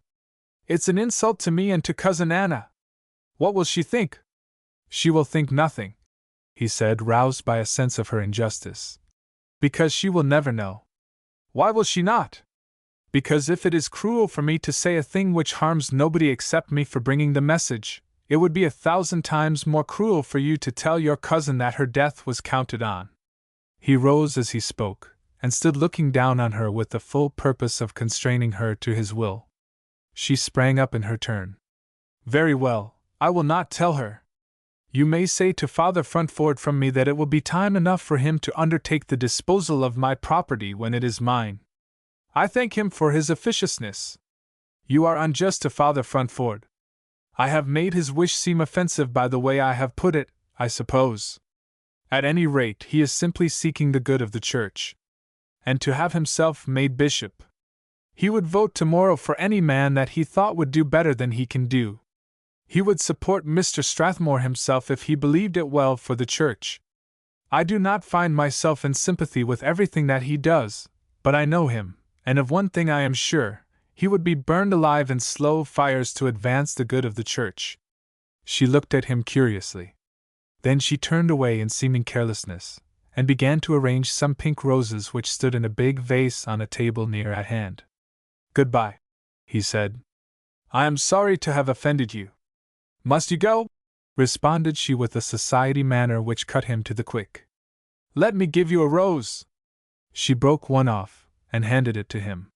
He took it awkwardly, wholly at a loss to understand her. They are lovely, aren't they?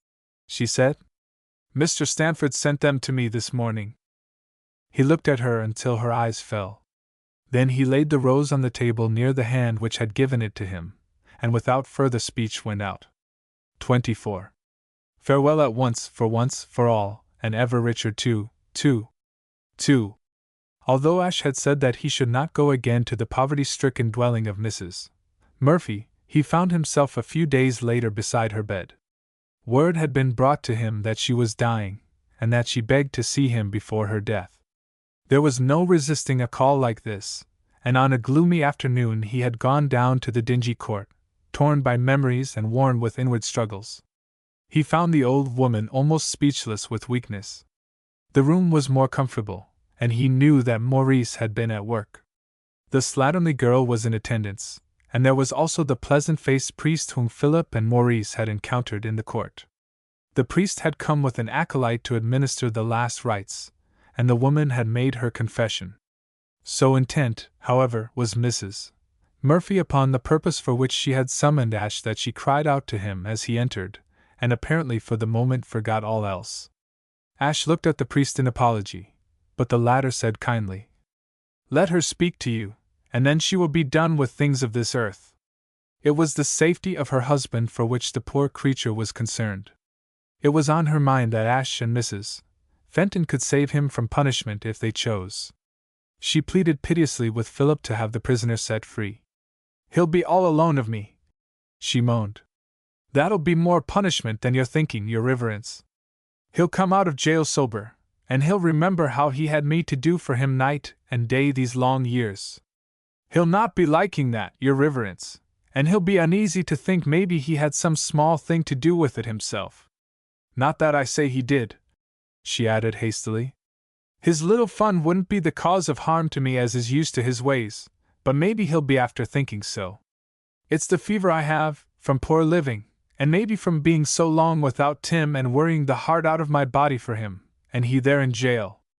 Only if you'll promise to let him go, you and the sweet lady that very likely didn't know his pleasant ways when he had a drop too much, you'd make it easier dying without him." She gasped out her words as if every syllable were an effort, her eyes appealing with a wildness which touched his heart.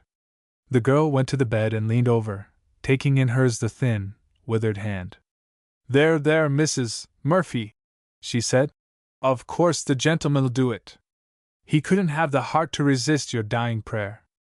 I am ready to do all I can, Mrs. Murphy, Philip stammered, struggling with his conscience to promise as much as he could. And I'll see Mrs. Fenton. I'm sure she won't wish to have anything done that you would not like. The sick woman burst into weak tears, stammering half inarticulate blessings. I don't know, Philip began, feeling that it was not honest to give her the impression that he could set her husband free. How much? The priest crossed to him and laid a hand quickly on his shoulder. Whist, he said in Philip's ear. There's no need of troubling her with that. You'll do what you can, and the rest's with heaven that is good to the poor. Mrs. Murphy had not heard or heeded what Ash said, and still mumbled her thanks while the father prepared to administer the viaticum. The acolyte and the girl looked at Ash as if expecting him to withdraw. May I remain? Philip asked, looking at the priest with deep feeling. The other regarded him benignly. Remain, my brother, and may the Holy Virgin bless the sacrament to your soul as well as to hers. Ash could not have told why he had yielded to the impulse to stay. He had for months been coming more and more to feel that the Church of Rome was his true refuge, yet he hardly now dared confess this to himself.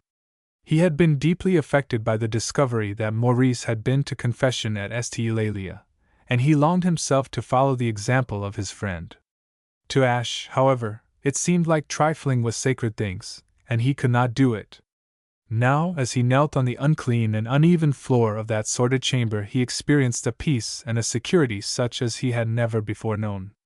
He was moved almost to tears, yet he would not yield. It is not Rome, he insisted to himself. It is the simple faith of these poor souls. That is beautiful and holy. It would be easy for me to think that I was becoming a Catholic.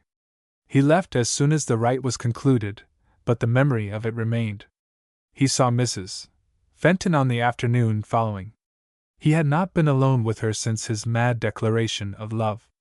He wished now to meet her calmly, yet the moment he entered her house his heart quickened its beating. He was no longer a priest bent on an errand of mercy. He was an ardent lover, acutely conscious that he was in the rooms through which she passed day by day, that in a moment he should see her, hear her voice, perhaps touch her hand. He was shown into the library where she was sitting, and she rose to greet him frankly and simply. She was not touched by what happened in the carriage, Philip said to himself, with the woeful wisdom of love. Or she could not so completely ignore it. How do you do, Mr. Ash? She said with perfect calmness. You are just in time for a cup of tea. I am having mine early, because I came in a little chilled. He was too confused with the joy of her presence to decline. I have come on an errand which is not over pleasant, he remarked, watching her handling the cups. And I am afraid that it is useless too. Does that mean that it is something you wish me to do but think I'm too hard-hearted or selfish to agree to? It is not a question of willingness so much as of power. Mrs. Murphy is dying, very likely by this time she is not living, and she begs us to save her husband from being punished. But how could that be done? I doubt if it could be done, but I promised her that I would speak to you. I suppose that if we did not give evidence there would not be much that could be told, but I hardly think that we have the right not to. Mrs. Fenton thoughtfully regarded the fire a moment, then seemed to be recalled to the present by the active boiling of the little silver teakettle. I'm afraid women would drive justice out of the world if they had their way, she said with a smile. He smiled in reply, full of delight in her mere presence. They talked the matter over, arriving at some sort of a compromise between their sympathy for the dying woman and their feeling that a man like Murphy should be dealt with by the law. They came for the moment to seem to be on the old footing of simple friendliness, while she made the tea and they discussed the situation. 1 lump or 2? Mrs. Fenton asked, pausing with tongs suspended over the sugar. 2, answered he. I am afraid I am self-indulgent in my tea, but then I very seldom take it. So small an indulgence, she said, handing him his cup, does not seem to me to indicate any great moral laxity. It is the principle of the thing, Philip returned, smiling because she smiled. Mrs. Fenton shook her head. Come, she said, this is a good time for me to say something that has been in my mind for a long time. You may think that it isn't my affair, but I can't help saying that it seems to me you have allowed yourself to get into a frame of mind that is rather, well, that isn't entirely healthy. I hope you don't think me too presuming." "You could not be," was his reply. "But I do not understand what you mean." She had grown graver, and leaned back in her chair with downcast eyes. "I hardly know how to say it," she began slowly, "but you seem to me to be feeling rather morbidly about the virtue of personal discomfort. If you will pardon me, I can't think that you really believe it to be any merit in the sight of heaven that a man should make himself needlessly uncomfortable. But if the mortification of the flesh helps us to—" She put up her hand and interrupted him. "I am a good churchwoman, but I am not able to believe in scoring off the sins of the soul by abusing the body. The old monks scourging themselves and the Hindus swinging by hooks in their backs seem to me both pathetically mistaken, and both to be moved by the same feelings." "Then you do not believe in asceticism at all?" "Mr. Fenton used to say that asceticism was the most insolent insult to heaven that human vanity ever invented. But if we are to follow the devices and desires of our own hearts," Ash broke out, his inner excitement bursting forth through his calmness. "If we are to give way to the joys of this life, do you not see, Mrs. Fenton, that this covers so much? It goes down into the depths of a man's heart. It comes almost at once, for instance, to the question of the marriage of priests." She flushed, and her manner grew perceptibly colder. "That is naturally not a subject that I care to go into," she said, "but I have no scruple against saying that I do not believe in a celibate priesthood. In our church and our time, it is out of place. But it is the supreme test whether a man is willing to give up all his earthly joy for the service of heaven." She frowned slightly, and he realized how significant his manner must have been. "The marriage of the clergy is not a subject that it seems to me necessary for us to discuss," she said. "Mrs. Fenton," Philip said, "I have given you too good a right to be offended with me once, but I must say something that I fear may offend you again. It is not about myself. It is about a better man." She looked at him in evident surprise and disquiet. "I asked what you think of the marriage of the clergy," he went on, "because it seems to me right to tell you that Mr. Candish loves you." She flushed to her temples, starting impulsively in her seat. "Mr. Ashe," she said vehemently, "what right have you to talk to me of such subjects at all?" "None," he answered. "None at all, unless, none that you would recognize. But I wish to atone for the wrong I did in speaking to you, and to say what he would never say. If it were possible that you cared for him, I should perhaps help you both. You forget, I think, that I have been married." "I do not forget anything," Philip returned desperately. "It is only that he is a good man, a noble man, a man that would never have fallen under his weakness as I did, and if you cared for him, he is too fine to be allowed to suffer. He loved you long before I ever saw you. He has never given me any sign of it." Her flushed cheeks and something in the way in which she said this seemed to him to indicate that she did love Candish.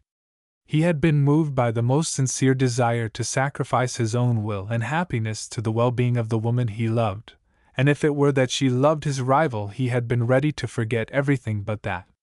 Now by a quick revulsion it seemed to him that he could not endure the success of this man whose cause he had been pleading. "Ah!" he cried, bending toward her. "You love him!" She rose indignantly to her feet. "Your impertinence is amazing!" she exclaimed. "It is time that somebody told you the truth.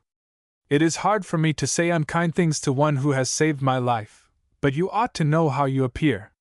You have got yourself into a thoroughly unwholesome state of mind and body, and unless you get out of it you will ruin your whole career. Does it seem to you that a man who has so little control over himself is a fit leader for others? Can't you see that you have brooded over this question of celibacy until you are completely morbid? Find some wholesome, right-minded woman, Mr. Ashe, love her and marry her, and be done with all this wretched, unwholesome mawkishness. As for me, when I married once, I married for life. My son will never be given a second father." He had risen also, and his self-possession had returned to him. "I have annoyed you," he said with a new dignity. "You are perhaps right in saying that I am morbid, but in what I said today I was trying to put self entirely out of the question. There is only one thing more that I want to say, and that is that it is not fair to judge our order by me. I know only too well how natural it is that you should think all the men at the clergy house weak and despicable like me, but that is not so. They are sincere, self-forgetful fellows. You have seen my friend Wynne. He, for instance, is as manly and fine and honest as any man alive. I do not misjudge them or you, Mr. Ashe. I only feel that in these past weeks you have not been yourself. We will forget it all, and I hope that you will forgive me if I have hurt you. I have nothing to forgive. It is you who must do that. Goodbye. He went away with the remembrance of her beautiful eyes looking in pity into his, and once more the phrase of the Persian came into his mind like a refrain. O thou, to the arch of whose eyebrow the new moon is a slave! 25. Whom the fates have marked comedy of errors, I. Maurice soon heard from his lawyer that the missing desk had passed into the hands of his sister-in-law, Mrs. Singleton, and that lady was staying at Montfield as the guest of Mrs. Ashe. He determined to go down himself, feeling unwilling to trust business so important to any other. In order to leave the clergy house, it was necessary to have permission from the Father Superior, and on Monday of Shrove Week Wynne requested what the deacons jestingly called among themselves a dispensation. He did not think it honest to conceal the reason for his wishing leave of absence, and briefly related the story of his finding his old nurse and of her revelation. Poor old Nora is dead, he concluded, but I had her affidavit taken, and if the will can be found there should be no difficulty in establishing it. The other witnesses are alive. They were sitting in the father's study, a room severely plain in its furnishings, like all the apartments in the clergy house. The table by which the superior sat was covered with papers and letters, the signs of the large correspondence which Wynne knew Fruntford to keep up with members of his order in England and this country. The furniture was stiff and uncompromising, the windows covered only by plain shades, while the bookshelves took an austere air from the dull leather of the bindings of their tall, formal volumes. Father Fruntford leaned back in his uncushioned chair and pressed together his thin fingertips in the gesture which was habitual with him, regarding the young man with keen eyes. This property, if I understand you rightly, is now in the possession of the Church? It was given by the will that was found to the Church and to missions. Some of it went to the founding of a home for invalid priests. My aunt was the one of my relatives who was a churchwoman. And if you succeed in finding and establishing this new will, you mean to divert the money to your own use? If the will is valid, is not the money mine? The father looked at him a moment before he answered. Then he sighed. My son, he asked, would you have put that question 6 months ago? Maurice flushed, but he did not wish to show that he understood. Why not? He demanded. There was not then in your heart a wish to wrest property from the Church that you might enjoy it yourself. I haven't any wish now to take from the Church anything which is not mine already. By divine right or by human? The father inquired with cold inflexibility. Maurice began to be irritated. He felt that he was being treated with too high a hand. Have I no rights as a man? Demanded he warmly. The other sighed once more, and a look of genuine pain came into his face. My son, he said with a gentleness which touched Maurice in spite of himself. When you gave yourself to the Church, did you keep back part of the price? Was not your gift all you were and all you might possess? Maurice was silent. He could not for shame answer that he did not then know that he had so much to give, and he realized too that this would then have made no difference. He felt as if he were now being held to a pledge which he had never meant to make, yet he could not see what reply there was to the words of the superior. He cast down his eyes, but he said in his heart that he would not yield his claim, that the demand was unjust. I have for some time, Father Fruntford went on, in fact ever since your return, seen with pain that your heart is no longer single to the good of the Church. An earthly passion has eaten into your soul. Your confessions are evidently attempts to satisfy your own conscience by telling as little as possible of the doubts which you have been harboring in your heart. Now there is given you an opportunity to see for yourself, without the possibility of disguise, what your true feeling is. The question now is whether you are seeking your own will or the good of religion. Will you fail us and yourself? Maurice was touched by the tone in which this was said.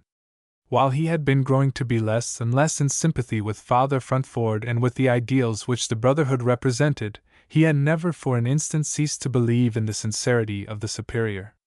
He might think him narrow, mistaken, even at times so blinded by desire for the success of the Brotherhood as to become almost Jesuitical in method, but he felt that the Father lived faithful to his belief, ready, if the cause required, to sacrifice himself utterly. He could not but be moved by the appeal which the priest made, and by the genuine feeling which rang through every word. "Father," he said, raising his eyes to the face of the other, "I cannot deny that I am less satisfied about our faith than I used to be. I can see now that I perhaps have not been entirely frank in confession, though I hadn't recognized it before. I cannot go into a discussion of my doubts now. I am not in a mood to talk with you when we must look at so many things from different points of view. I haven't hidden from you anything that has happened, and you could not be persuaded that all the change in me has not come from the fact that has not come from my feeling about marriage. This is not true. Everything has changed, and while I may be wrong, I have been trying to act conscientiously. I feel that it is right for me to follow up this matter of my aunt's will, and if I cannot make you share my feeling, I can only say that I don't wish to do anything that seems to me wrong." The other smiled sadly. "What does that mean in plainer words?" asked he. "It means that you do not wish to do wrong because whatever you desire will seem to you right." "You are unjust," Maurice retorted, flushing. The face of the father grew stern. "Since when did the rule of the order allow you to use such language to your superiors? If you are not thinking of evading your vows, you do evade them daily, and the throwing them off can be nothing but an affair of time." Maurice felt that he could not endure this longer without breaking out into words which he should afterward repent. He rose at once. "Will you permit me to retire?" he said. "I shall be glad of your answer to my request for leave of absence, but I cannot go on with this conversation." The other stretched out his hand with a gesture infinitely tender. "My son," he entreated, "do not stray into the wilderness." Maurice looked at the outstretched hand. His eyes moistened, but he could not yield. He felt tenderness for Father Frantford, but he was more and more at war with the Father Superior. For an instant they remained thus, and then the thin hand dropped. "You are then still resolute in asking leave?" the father said in his coldest voice. "It seems to me my duty to see that if possible the last wishes of my aunt be carried out. Is that your only motive?" Maurice flushed hotly, but he looked the other boldly in the face. "I must allow you to impute to me any motive you please. The point is whether I am to have your permission. Under the circumstances I do not feel justified in granting it. We will speak of the matter again, when you have examined your heart more carefully." Maurice bowed and left the room in silence, his spirit hot within him. That he should be denied had not entered his mind. He was now confused by the conflict in his thoughts. To disobey would be equivalent to nothing less than a defiance of the authority of the Father Superior. To assert his right to decide this matter could only mean a resolve to break away from the Brotherhood altogether. He was hardly prepared for a step so extreme, yet he could not but ask himself whether he were willing to accept the conditions involved in remaining. He realized for the first time what the vow of obedience meant. He had received the slight sacrifices involved thus far in his novitiate as right and proper, simple things which had marked his willingness to yield to the authority which by his own choice was above him. Now he said to himself that to continue this life was to become a mere puppet, to give up independence and manhood itself. On the other hand, he had not been bred in theological subtleties without having come to see that the act cannot be judged without the motive, and he had been more nearly touched by the words of Father Frantford than he would have been willing to confess. He knew that he had been hiding from his confessor the extent to which a longing for the world had taken possession of him, that there was in this wish to secure the will and through it the property an eagerness to be independent of control and to take his place in the world as a man among men. The thought that the money was now in the hands of the church to which he had pledged himself tormented him. There came into his mind the question what he would do with the wealth if he obtained it. He had vowed himself to poverty, at least in his intention. If he had this fortune and became a priest, he would be pledged to endow the church with all his worldly goods. He faced his inner self with sudden defiance, as if he had thrown off a disguise cunningly but weakly worn. He confessed with frankness that he had secretly desired this money that he might be in a position to gain Berenice. He pleaded with himself that he did not mean to abandon the priesthood, that he had simply discovered that he had not a vocation for the existence he had contemplated. He tried to see some way in which he might gain the end he desired without giving up the faith he professed, and in the end he succeeded only in getting his mind into a confusion so great that it seemed impossible to think of anything clearly. He had an errand at Mrs. Wilson's on Shrove Tuesday, and she invited him to accompany her to midnight service at the Church of the Nativity. When he repeated the request to Father Frantford, he was given permission to go. "It is an unusual, and even an extraordinary request," the superior said, "but Mrs. Wilson is so deeply interested in the welfare of the Brotherhood that it is better to make a concession. What time are you to meet her?" "She is to send her carriage for me at 11:30. She was so sure that you would not object that she told me not to send any word. It is not well to have her treat so great a departure from rules as a matter of course," the father answered gravely. "I will send her a note which will show her this. You have permission not to retire at the usual hour." The carnival season was celebrated at the clergy house with a meal better than usual, and with some gaiety on the part of the young deacons. The light-hearted Southerner improved to the full the permission to talk at dinner, and chatted away with a volubility which seemed to Maurice to indicate a nature too buoyant or too shallow to be deeply stirred. Father Frantford was absent, and there was nothing to throw a shadow of restraint over the feast, the other priests being almost as boyish as the deacons. "Here's Win," the Southerner said, laughing. "Is as glum as if he were Lent incarnate, come 6 hours too soon. You must have a good deal on your conscience to be so solemn." Maurice smiled, trying to shake off his depression. "It isn't always what is on one's conscience," he retorted, "so much as how tender the conscience is."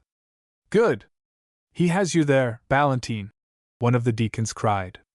"Oh, not at all. If a conscience is tender, it must be because it is harrowed up. Now Win has probably vexed his so that it is habitually sore." Maurice was out of the mood of the company, but he tried to answer with a light word. The jesting seemed to him trifling, and his companions, compared to the men he had seen during his stay with Mrs. Stagchase, appeared like boys chattering at boarding school. He wondered where they had been for their absence. Then he remembered that they had all told him, and that he had forgotten. He had had no real interest in them after all, he reflected, and at the thought he reproached himself with egotism and a lack of brotherliness. He glanced at Ashe, and was struck by the paleness of his friend. His look was perhaps followed by Valentine, for the latter commented on the downcast aspect of Philip. "Ashe," the young man said, "looks 10 times more doleful than Win. What have you fellows been doing? One would think that you had been eating the bitterest of all the apples of Sodom." "They have been in the gay world," another rejoined. "Then they might be set up as a warning against it," was the retort. Laughter that one cannot share is more nauseous than sweets to the sick, and this harmless trifling was intolerable to Maurice. He got away from it as soon as it was possible, and passed the heavy hours in his chamber, waiting for the coming of the carriage. He tried at first to read and then to pray, but in the end he abandoned himself to bitter reverie. He did not attempt to reason, he merely gave way to gloomy retrospect, without sequence or order. Seen in the light of his experiences during the past weeks, his life looked poor, and dull, and misdirected. It was little comfort to assert that he had at least been true to ideals high, no matter how mistaken. "It is not what one does," he thought, "but the intention with which he does it. Only that does not excuse one for being stupid, and raw, and ignorant. When a man is a weakling and a fool, he always takes refuge in the excuse that he is at least fine in his intentions. Bah! No wonder she laughed at me. I have shut myself up with ideas as moldy as a medieval skeleton, and when I come to daylight all that I can say is that I meant well. I suppose an idiot means well from his point of view." He looked about for something which should divert him from thoughts so tormenting. His eye fell upon his Bible, and he took it up half mechanically. On the title page was written the name of his aunt, to whom it had once belonged. The name brought back the interview with Father Fruntford, and the refusal of his request for leave of absence. "Nothing belongs to me," he said to himself. "I am a thing, a sort of thing like a numbered prisoner. How could she care for a chattel, a creature without even identity? I will go down to Montfield. I am not yet so completely out of the world that I can have a word in the disposition of my own property." He threw himself on the bed and tried to sleep, but sleep was impossible. He only thought the more hotly and wildly. The hours stretched on and on interminably before he heard the bell ring, and knew that the carriage had come. Rising hastily, he adjusted his cassock and his tumbled hair, and went down. "Perhaps I may find peace at the Mass," he sighed with a great wistfulness. The fresh, cool air of night was grateful, and as he was driven along the quiet streets, a new hopefulness came to him. He had supposed that he was to be taken to Mrs. Wilson's, and when the carriage stopped was surprised to find himself before a large building which he did not recognize. "But I was to meet Mrs. Wilson," he said doubtfully to the footman who opened the carriage door. "Mrs. Wilson is here, sir," was the answer. "She said to carry you here. James is inside to tell you what to do." A footman was indeed within, waiting for him. "Mrs. Wilson says will you please come to her, sir," the man said, and led the way upstairs. The sound of gay music, growing louder as he advanced, filled Wynne's ears. He began to feel disquieted, and once half halted. "Are you sure there is no mistake?" he asked. "Oh, no mistake at all, sir," his guide answered. "Mrs. Wilson has arranged everything. Leave your hat and cloak here, sir, if you please." Maurice mechanically did as requested, but as he threw off his outer garment the opening of a door let in a burst of music which seemed so close at hand that he was startled. He was in what was evidently a coat-room, the attendant of which regarded him with open curiosity, and he realized suddenly that he must be near a ballroom. "Where am I?" he demanded. "It's the ball, sir, that they has to end the season before Lent." "It's Lent tomorrow, sir, as I thought you'd know." Maurice stared at him in amazement and anger. "There is a mistake," he said. "Give me my cloak." "Indeed, sir," the man said, holding back the garment he had taken. "Mrs. Wilson said, sir, that I was to say that she particular wanted you to come fetch her in the ballroom, sir, and I was to bring you without fail. You may send her word that I am here." "Please, sir," the man returned, in a voice which struck Maurice as absurdly pleading. "She was very particular, and it's no hurt to go in, sir. She'll blame me, sir." Maurice looked at him, and laughed at the solemnity of the man's homely face. A spirit of recklessness leaped up within him. He said to himself that at least Mrs. Wilson should not think that he dared not come. "Very well," he said. "Show me the way." "Thank you, sir," the servant said, as if he had received a great favor. "It's not easy to bear blame that don't belong to you." He opened a door into an anteroom thronged with people laughing and chatting. The sound of the music was clear and loud, with the voices striking through its cadences. Across this he led Wynne, to the wide door of a ballroom flooded with light and full of moving figures. 26. O wicked wit and gift Hamlet I. 5. The brilliant glare of lights, the strident sound of dance music, the enlivening sense of a living, vivaciously stirring company of gaily dressed merrymakers, assailed Maurice as he followed his guide across the anteroom. At the door of the ballroom he was for a moment hindered by a group of men who were lounging and chatting there. All his senses were keenly alert, and he perhaps unconsciously listened to hear if there were any comment on his appearance in such a place. He had not realized what he was coming into, and now that it was too late for him to withdraw without sacrificing his pride, he saw how incongruous his presence really was. Almost instantly he caught a name. "By Jove!" one of the men said. "Isn't the Wilson in great form tonight? That diamond on her toe must be worth a fortune. She saves the price in the materials of her gowns." Another responded lightly. "I never saw her with quite so little on." "No material is allowed to go to waste there," put in a third. She has 2 straps and a rosebud. Yet another voice laughed. And nothing else above the belt but diamonds. Her very smile is décolleté. Someone commented.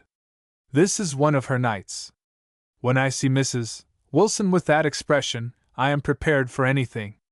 Maurice felt his cheeks burn at this light talk. It seemed to him ribald, and he was outraged that the name of a woman should be bandied about so carelessly. He raised his head and set his square jaw defiantly, then began to push his way through the group, keenly conscious of the stare which greeted him. Hello? What the devil's that? He heard behind him. The skeleton at the feast, responded one voice. Oh, it's some devilish trick of Mrs. Wilson's, of course, put in another. All this Maurice heard with an outraged sense that there was no attempt to prevent him from hearing. He might have been a servant, or a piece of furniture for any restraint these men put upon their speech. He was troubled with the fear of what absurdity Mrs. Wilson might intend. Now that he was here, however, he would go on. The natural obstinacy of his temper asserted itself, and if there was little pious meekness in his spirit at that moment, there was plenty of grit. The ballroom was garlanded with wreaths of laurel stuck thickly with red roses. Women in white and in bright-hued gowns, with fair shoulders and arms, were floating about in the embraces of men.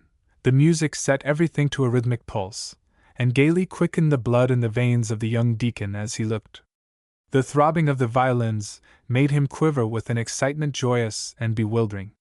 He was dazzled by the bright, moving figures, the shining colors, the sparkling of gems, the lovely faces, the alluring creamy necks and arms.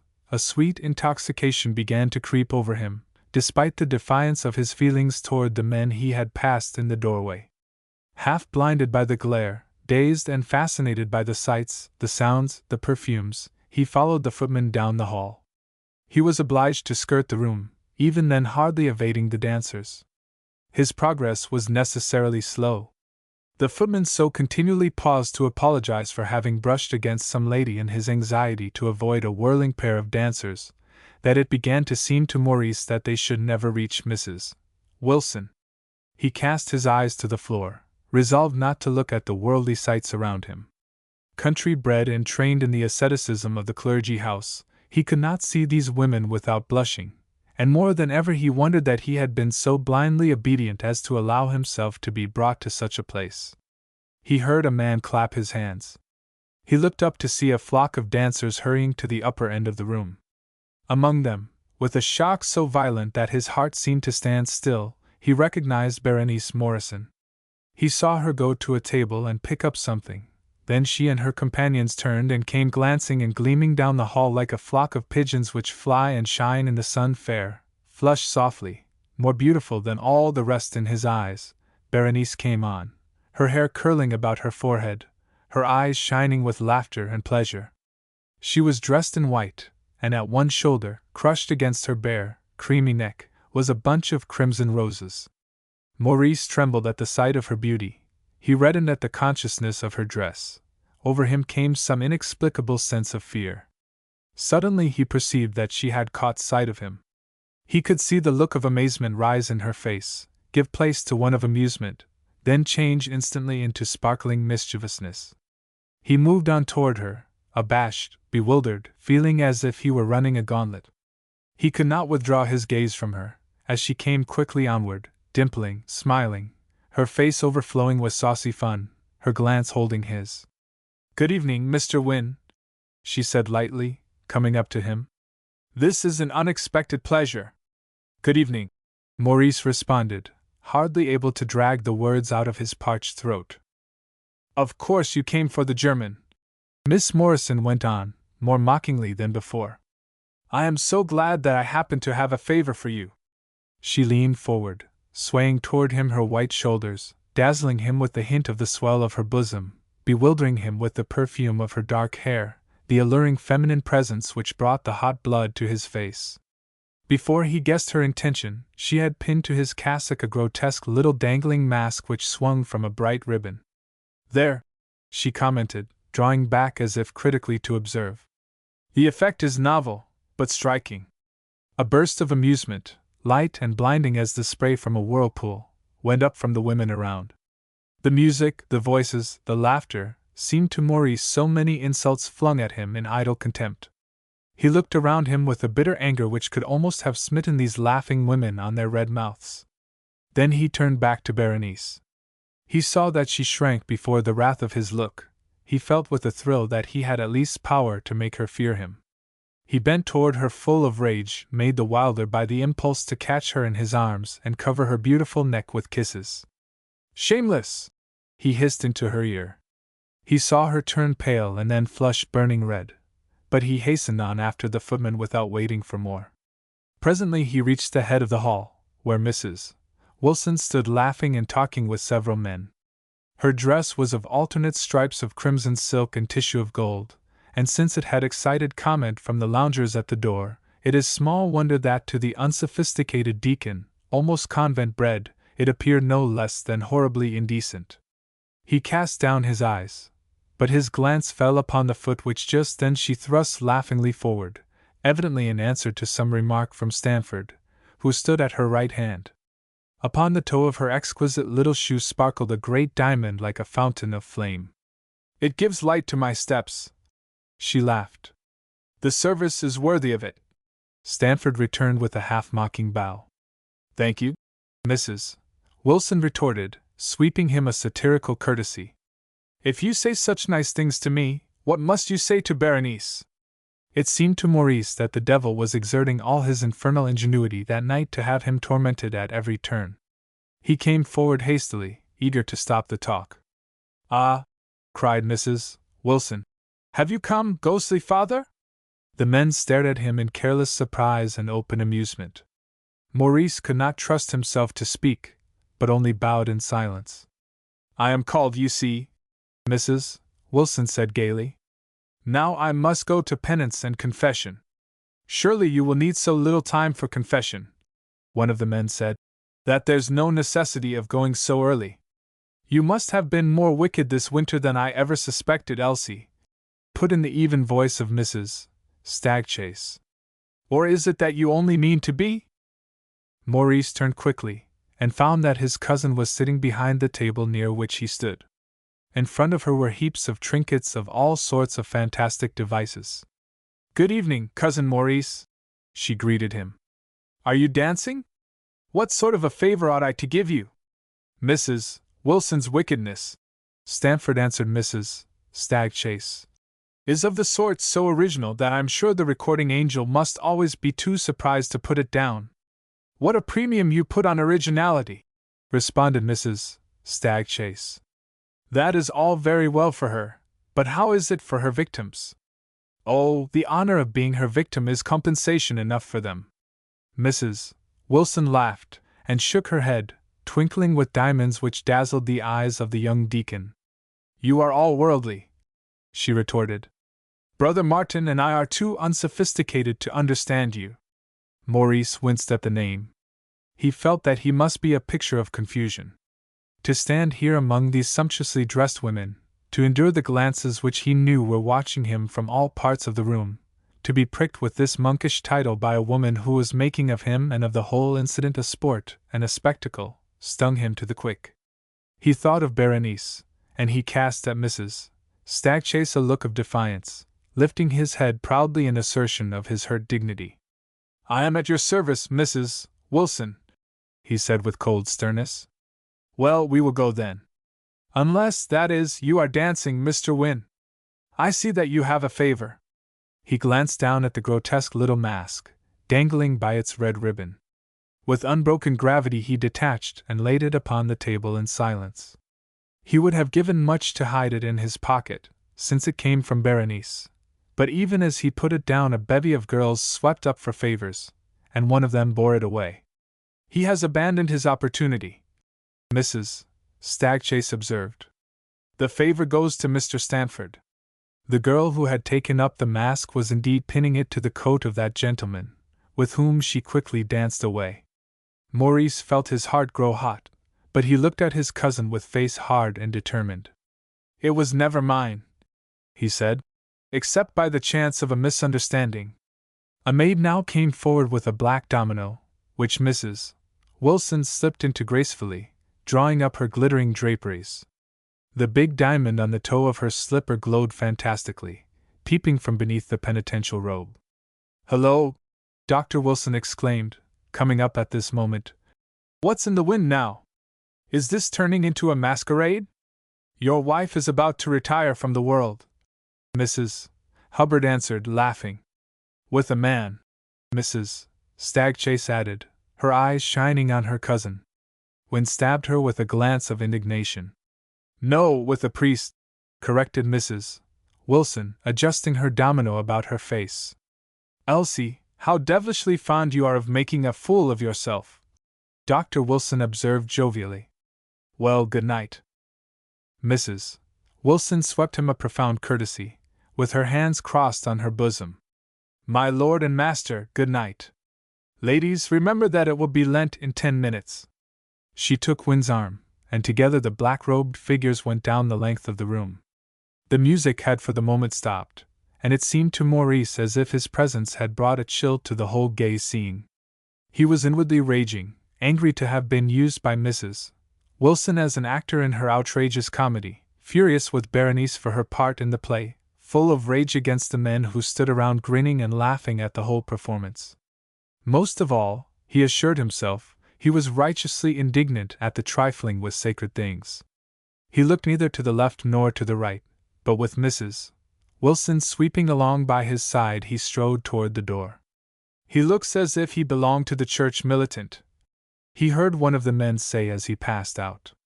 "Even the church militant is nothing against a woman," another replied, catching the eye of Mrs. Wilson and laughing. In the vestibule stood a footman bearing Morris's cloak, and a maid with fur overshoes and an ermine-lined wrap for Mrs. Wilson. Maurice said not a word except to reply in monosyllables to the questions of his companion, and almost in silence they drove to the Church of the Nativity. 27. Upon a church bench much ado about nothing. 3. The music of the Church of the Nativity was most elaborate, the very French millinery of sacred music. The selection of a new singer was debated with a zeal which spoke volumes for the interest in the service of the sanctuary, and the money expended in this part of the worship would have supported 2 or 3 poorer congregations. The church, moreover, was appointed with a richness beautiful to see. The vestments might have moved the envy of high Roman prelates, and the altar plate shone in gold and precious stones. It was no wonder, then, that a midnight service at the Nativity attracted a crowd. Mrs. Wilson and Wynne had to force a path between ranks of curious sightseers in order to make their way to the guarded pew of the former, which was well up the main aisle. It came to Maurice suddenly that in his angry mood he was pushing against these worshippers rudely, and that he was venting upon them a fury which had rather increased than diminished in his ride to the church. He was seething with anger against Mrs. Wilson for having put him in a ludicrous position, at Berenice for her mockery, at Mrs. Stagchase for her satire, and at all the frivolous fools who had stood around, grinning to see him made ridiculous. His hurt vanity throbbed with an ache intolerable, and as he forced his way between the crowding spectators he felt a certain ugly joy in thrusting them aside. He was recalled to self-control by the expression in the face of a girl whom he pressed back to give Mrs. Wilson passage. She turned to him with a look of surprise and pain, and to his excited fancy her hair in the half-shadow was like that of Berenice. "You hurt me!" she exclaimed. "I beg your pardon," he answered with instant compunction. "I did not mean to. Come with me." He yielded to the sudden impulse, and then reflected as they passed down the aisle that he had no right to bring a stranger into Mrs. Wilson's pew. Having invited her, however, it was impossible to retract, and he showed her into the slip after Mrs. Wilson. As the latter turned to sit down, she became aware of the stranger. She paused, and looked at her with haughty surprise. "I beg pardon," she said. "This is a private pew." The girl flushed, looking inquiringly at Maurice. His masculine nature resented the insolence of the glance with which Mrs. Wilson had swept the stranger, and he came instantly to the rescue. "I invited her," he said, leaning forward, speaking with a determination at which his hostess raised her eyebrows. "Oh, very well then," Mrs. Wilson murmured. She sank into her seat, and inclined her head on the rail before her. As Maurice did the same, there shot through his mind a wonder at the change there must be in the mental attitude of the woman who spoke with haughtiness almost insulting to the stranger, and the penitent who bent to ask pity and forgiveness from heaven. He tried to fix his thoughts on his own prayer, but the words ran on as mechanically as might water flow over a stone. The serious danger of a ritualistic religion must always be that the mere repetition of words shall come to answer for an act of worship, and tonight Maurice might have exclaimed with King Claudius, "My words fly up, my thoughts remain below." The service went on with its deep, appealing prayers for pardon, for help, for uplifting, and Maurice followed it only half-consciously. It was as if he were drugged, so that only now and then a phrase penetrated to his real consciousness, words which in their instant and particular application were so poignant that he could not avoid their force. "From all inordinate and sinful affections," repeated the rich voice of Mr. Candish, thrilling the church from floor to vaulted roof, "and from the deceits of the world, the flesh, and the devil. Good Lord, deliver us!" swelled the response of the congregation, and on the lips of the deacon the words were almost a groan. He lost himself then in a flood of bitter repentance and prayer, hardly realizing where he was or what was passing around him. The music swelled and eddied. There was a genuine Kyrie, wherein a single voice, a rich contralto, wailed and implored in a passion of supplication until the whole congregation quivered with the fervor of the music. Maurice felt himself swayed and lifted upon the rising tide of emotion. He lost his anger, he swam in billows of celestial delight. A blessed peace soothed his troubled soul. He knew again some of the old-time ecstasy. Yet in all this religious fervor there was some subtle consciousness that it was unreal. He was not able so completely to give himself up to it as to fail to watch its growth, its progress, its intensity. He was vexed that he should trap himself, as it were, glorying in the susceptibility to religious influences which such excitement showed. He had even a whimsical, momentary irritation that the part of his mind which was acting the devotee could not do it so well that his other consciousness could not detect the unreality of it all. Then he struggled to forget everything in the service, to steep himself in the spiritual intoxication of the hour. The girl whom he had introduced into the pew dropped her prayer book. He turned, startled by the sound, and saw her sway toward him. He realized that the crowd, the heat, the excitement, the odor of incense with which the air was heavy, had overcome her, and that she was fainting. He rose instantly, and lifting her, assisted her into the aisle. She was half in his arms as he led her down the nave, and her hair, the hair which had seemed to him like that of Berenice, brushed now and again against his shoulder. He recalled the wreck, when Berenice had been in his arms, and his religious mood vanished as if it had never been. His cheek flushed. He thrilled with anger at himself. He had been playing a part here in the church. He had never for an instant wished to be set free from his bondage to Berenice, Berenice who had tonight mocked him and his profession in the eyes of all the world. The way to the door seemed interminable. He was eager to get rid of this stranger and escape. Fortunately, the party to which the fainting girl belonged were at hand to take charge of her, and presently Maurice had made his way out of the church. He hardly gave a thought to Mrs. Wilson. She was abundantly able to take care of herself, he reflected with angry amusement, or, if not, the very pavement would spring up with troops of men to assist her. She was the sort of woman whose mere presence creates cavaliers, even in the most unlikely places. The cool outer air seemed to wake him from a bad dream. He walked hastily through the quiet streets toward the clergy house, full of disordered thoughts, wondering whether the ball were yet over, or if Berenice were still dancing in the arms of other men. The blood flushed into his cheeks at the thought. He hated furiously the partner against whose shoulder her white, bare arm might be resting.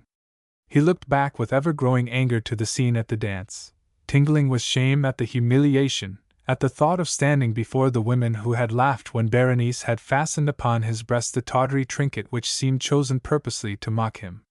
He wished that he had kept the toy, that he might now throw it down into the mire and tread on it. Yet grotesque and insulting as the thing had been, he was conscious that if the little mask were still in his possession he should not have been able to trample on it, but should have taken it to his lips instead. He remembered that now Stanford wore it. He looked up to the shining stars and felt the overwhelming presence of night like a child. His helplessness, his misery, his hopelessness swept over him in bitter waves. Late as it was when he reached his room, he did not at once undress. He sat down heavily, staring with hot eyes at the crucifix opposite. From black and unknown depths of his heart welled up rage against life and its perplexities. He threw upon his faith the blame of his suffering. What was this religion which made of all human joys, of all human instincts, only devilish devices for the torture of the very soul? Why should the world be filled only with temptations, with humiliations, with desires which burned into the very heart yet which must be denied? Was any future bliss worth the struggle? He realized with a shudder that he might be arraigning the Maker of the world. Then he assured himself that he was but raging against those who misunderstood and misinterpreted the purposes of life. He flung himself down on his knees before the crucifix in a quick reaction of mood, extending his hands and trying to pray. But he found himself repeating over and over, "For thine is the kingdom and the power and the glory." He felt with the whole strength of his soul the force of the words. This deity to whom he knelt might in a breath change all his agony, might out of overflowing power and dominion and splendor spill but one unoated drop, yet flood all his tortured being with richest happiness. The contrast between his weakness, his helplessness, his insignificance, and the superabundant resources of the infinite crushed him. He was transported with aching pity for himself and for all poor mortals. He repeated, no longer in entreaty but with passionate reproach, "For thine is the kingdom and the power and the glory." It seemed an insult to the clemency of heaven to call so piteously when it were a thing lighter than the puffing away of a flake of swan's down for one with all power to help and to comfort. If he were in the hands of a God to whom belonged the universe, why this agony of doubt? Then he cried out to himself that this was the temptation of the devil. He cast himself upon the ground, beating his breast and moaning wildly, "Mea culpa! Mea culpa!" With quick histrionic perception he was affected by the intensity and the effectiveness of his penitence, and redoubled his fervor. Then in a flash came over him the sickening realization that this devotion was a sham, that it was hysteria, simple pretense. He ceased to writhe on the floor. It was like coming to consciousness in a humiliating situation. He blushed at his folly, and rose hastily from before the crucifix. "I have been acting private theatricals," he muttered scornfully. "And for what audience?" He threw himself again into his chair, burying his face in his hands. He plunged into a reverie so deep and so self-searching that it could have been fathomed by no plummet. "I do not believe," he said at last aloud, raising his face as if to address the crucifix. "I have never believed. I have simply bejuggled myself. I have been a contemptible lie in the sight of men, not even knowing enough to be honest to myself." He was silent a moment, a smile of bitter contempt curling his lip. "I have not even been a man," he added. Then he rose with a spring to his feet, and looked about him, stretching out his arms as if to embrace all the world. "But now," he exclaimed with gladness bursting through every syllable, "at last I am free!" 28. Bedecking ornaments of praise, love's labors lost. 2. 1. When Maurice Wynn's bitter words stung her, Berenice Morrison stood for a second too overwhelmed to speak or move. She felt the blood mount to her temples, and she could see reflected in the eyes of acquaintances around a mingled curiosity and amusement. Wynn passed on, and she shrank into her seat, which fortunately was near. "Who in the world is that, and what did he say to you when you gave him that favor?" exclaimed her neighbor.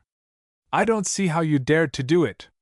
A gentleman took the speaker away, so that Berenice was spared the necessity of answering. She watched Wynn advance to the group of which Mrs. Wilson was the center, and she understood well enough that his being here was some contrivance of the latter's. She was angry with Wynn and humiliated by the insult that he had flung at her, yet she had room in her heart for rage against the woman who had brought him there. She looked at Mrs. Wilson laughing and jesting. She watched the comedy proceed as the black domino covered the white shoulders and the gown of gold and crimson, yet most of all was she conscious of how straight and strong Maurice stood among the gay group which surrounded him. The sternness of his mouth, the gravity and indignation of his look, seemed to her most manly and noble. She felt that he had by his bearing mastered the absurd circumstances in which he was placed. She smiled bitterly to think how poor and flippant had been her own thoughtless jest. When Maurice threw the favor on the table, Berenice saw Clara Carstairs take it up and give it to Parker Stanford. She watched Wynne and Mrs.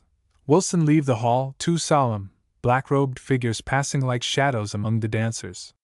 When they had disappeared, she sat with eyes cast down, her thoughts in a whirl of regret, anger, and confusion. "Well, did you ever know Mrs. Wilson to get up a circus equal to that before?" queried her partner, coming back to his place beside her. "She gets more amazing every day.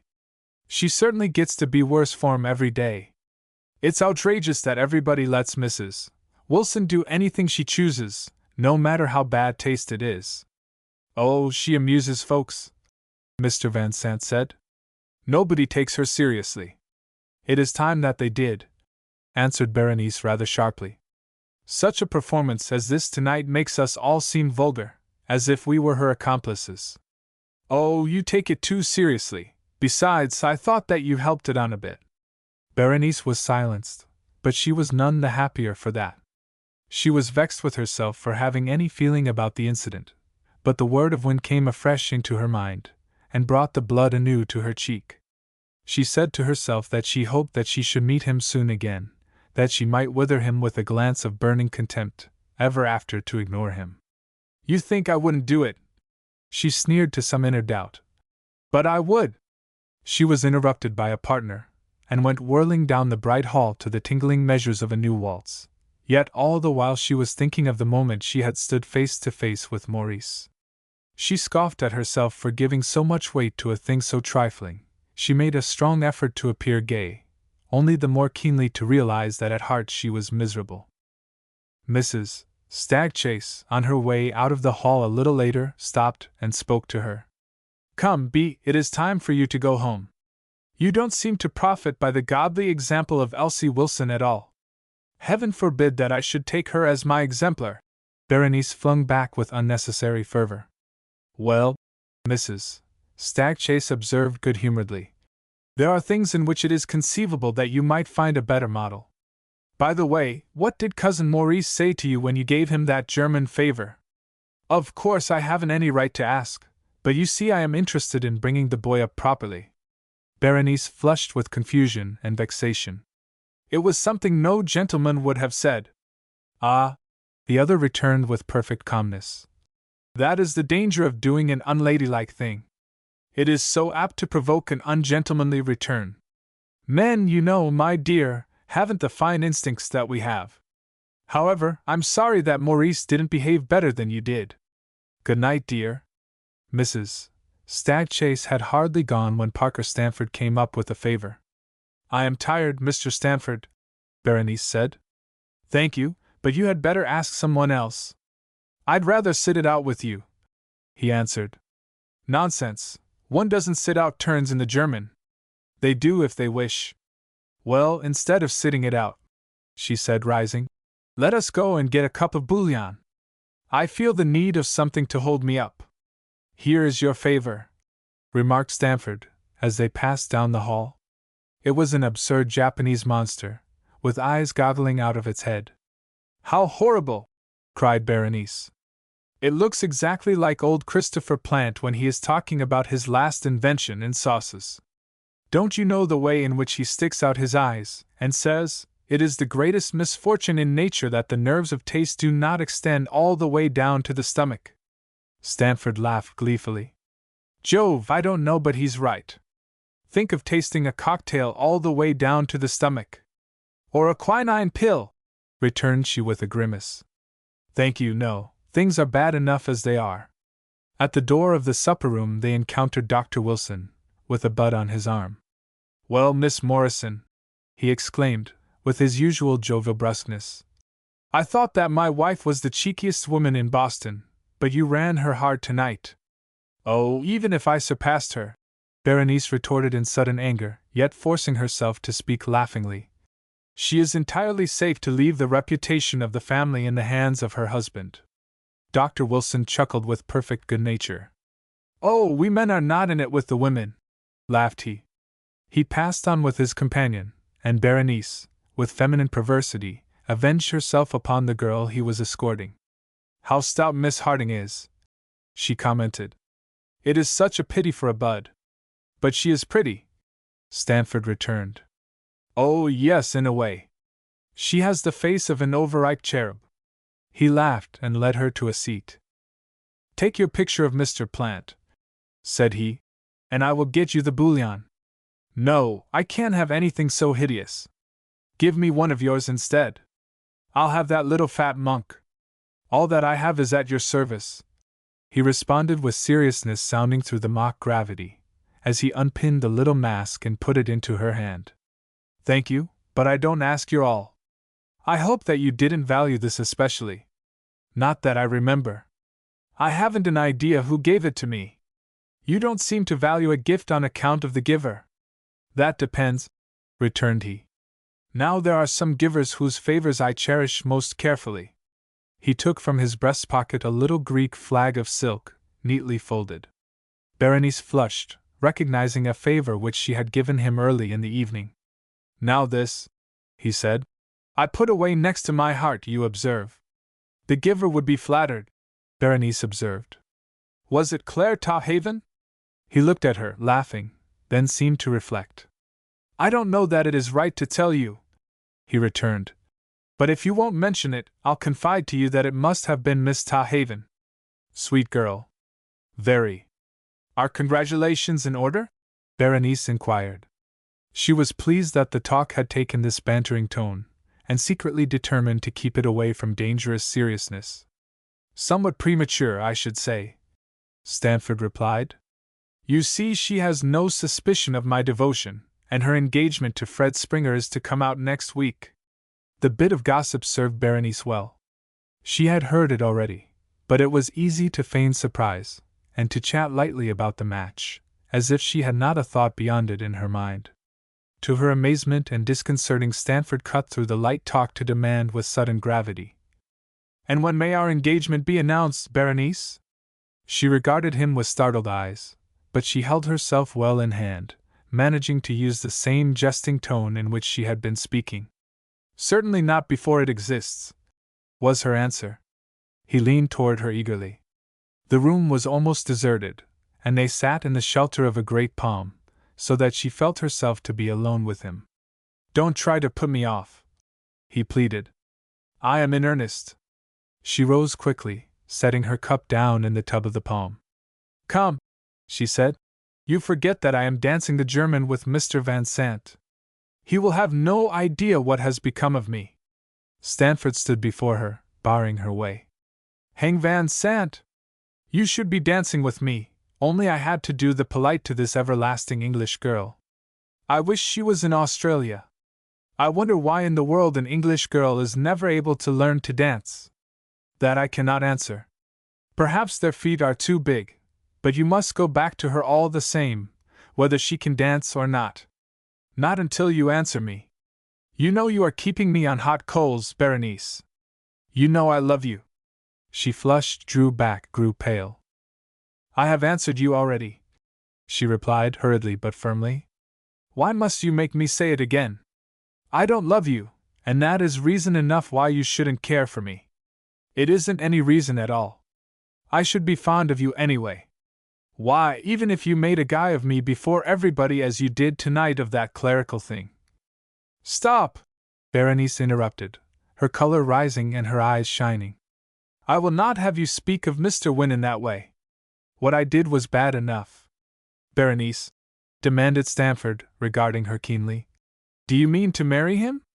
"You have no right to ask me whom I mean to marry. I am not going to marry you, at least. A clergyman. A man in petticoats.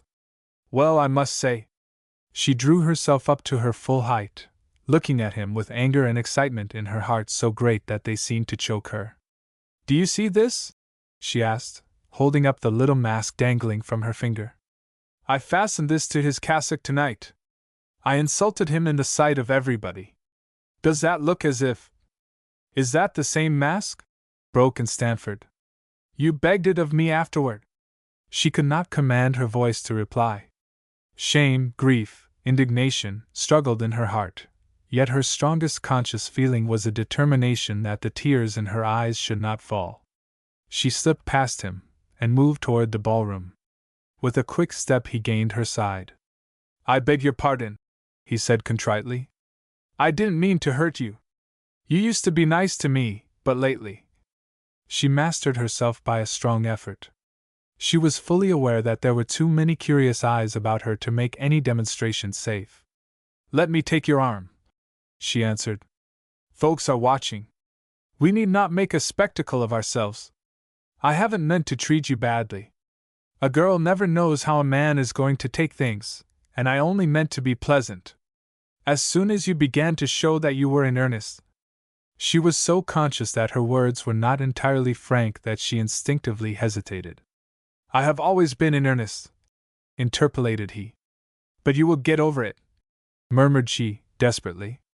They had come to a group of palms, where they paused to let a bevy of dancers pass.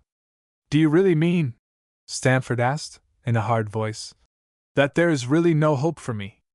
There is no hope that I shall ever feel differently about this? Then I shall certainly get over it," returned he with a touch of anger in his voice. "I don't propose to go through life wearing the willow for anybody." She raised to his her eyes shining with shy but irresistible light. "Ah," she half whispered, "that is the difference. I know he wouldn't get over it. He—" The monosyllable brought to her an overwhelming sense of the confession which her words had carried. She pressed the arm upon which her fingertips rested. "I have trusted you," she whispered hurriedly. "Be generous. Ah, Mr. Van Sant," she went on aloud, "I hope you didn't think I had deserted you. Mr. Stamford found me incapable of dancing, and had to revive me with bouillon." 29. Weighing delight and dull Hamlet I, too. Strangely enough, the thought which most strongly impressed Maurice when on the morning following the Mardi Gras ball was the simplicity of life. He had heard in the early dawn the bell for rising. He had started up, then upon his elbow realized that he had freed himself from its tyranny. He had slid in back into his warm place, smiling to himself, and fallen into a sleep as quiet as that of a child. About 8 he was roused by a brother sent to see if he was ill, his absence from early mass having been noted. Maurice sent the messenger away with the explanation that having been out to the midnight service he had slept late. Then, being left alone, he made his toilet with deliberation. He seemed to himself a new man. There appeared to be no longer any difficulty in life. He reflected that one had but to follow common sense, to live sincerely up to what commended itself to his reason, and existence became wonderfully simplified. He no longer experienced any of the confusing doubts and perplexities which had of late made him so thoroughly miserable. He hesitated to don again the dress of a deacon, but he reflected that to do otherwise would be to expose himself to the curiosity and comment of his fellows. With a smile and a sigh he put on for the last time the cassock, recalling the contemptuous terms in which at the time of the accident Mehitabel Durgin had referred to the garment. He wondered at himself for ever finding it possible to appear before the eyes of men in such a dress, and blushed to think how incongruous the clerical livery must have looked in the ballroom. Breakfast was already half over when he appeared, and the reading of Lamentations was accompanying the frugal meal. He sank into his seat in silence, casting his eyes down upon his plate lest they should betray the joy he felt. He knew that he could have no talk with Philip until afternoons, and he was not willing to leave the house without bidding his friend good-bye. While he went on with his breakfast he was busy planning what he would do when he had left the routine of the clergy house behind him. He determined to go to Mrs. Stagchase for advice, and to ask her to direct him to some quiet boarding place where he might reorganize his scheme of life. In the study hour which followed breakfast Wynne went boldly to the room of Father Frantford, and knocked at the door. When he heard the voice of the Father Superior bidding him enter he was for the first time seized with an unpleasant doubt. The long habit of obedience half asserted itself, so that for an instant he was almost minded to turn back. With a smile of self-scorn he shook off the feeling, and opened the door. The father looked up in evident surprise at sight of the deacon who came unsummoned at such an hour. He was alone, a fact which Maurice noted with satisfaction. "Good morning, Win," he said. "Did you wish to see me?" "Yes, sir," Maurice answered, closing the door and standing before it. "I came to tell you that I have decided to leave the clergy house." The abruptness of the communication evidently startled the superior. Wynne watched him as he laid down his pen, the lines about his thin lips growing tense. "Sit down," he said gravely. Maurice obeyed unwillingly. He would have been glad to retreat at once, his errand being done, but he knew this to be of course impossible. He sat down facing the other, meeting with steadfast eyes the searching look fastened upon him. "Since when?" Father Frantford asked. "Have you held this determination?" "Since last night." "Is it founded upon any especial circumstance connected with your going with Mrs. Wilson to midnight service?" Maurice looked down for a moment in thought, then he met the eyes of the other frankly. "Father," he said, "I don't think that I could tell you all that has led to this decision if I would, and I do not see that it would be wise for us to go into the matter in any case. It seems to me that the fact that I have decided, and decided absolutely, is enough." The face before him grew a shade sterner. "You seem to forget that you are speaking to your superior." "Perhaps," the young man returned with calmness. "It is you who forget that I have ended that relation." Father Frantford's face darkened. "I do not recognize that you have authority to end it."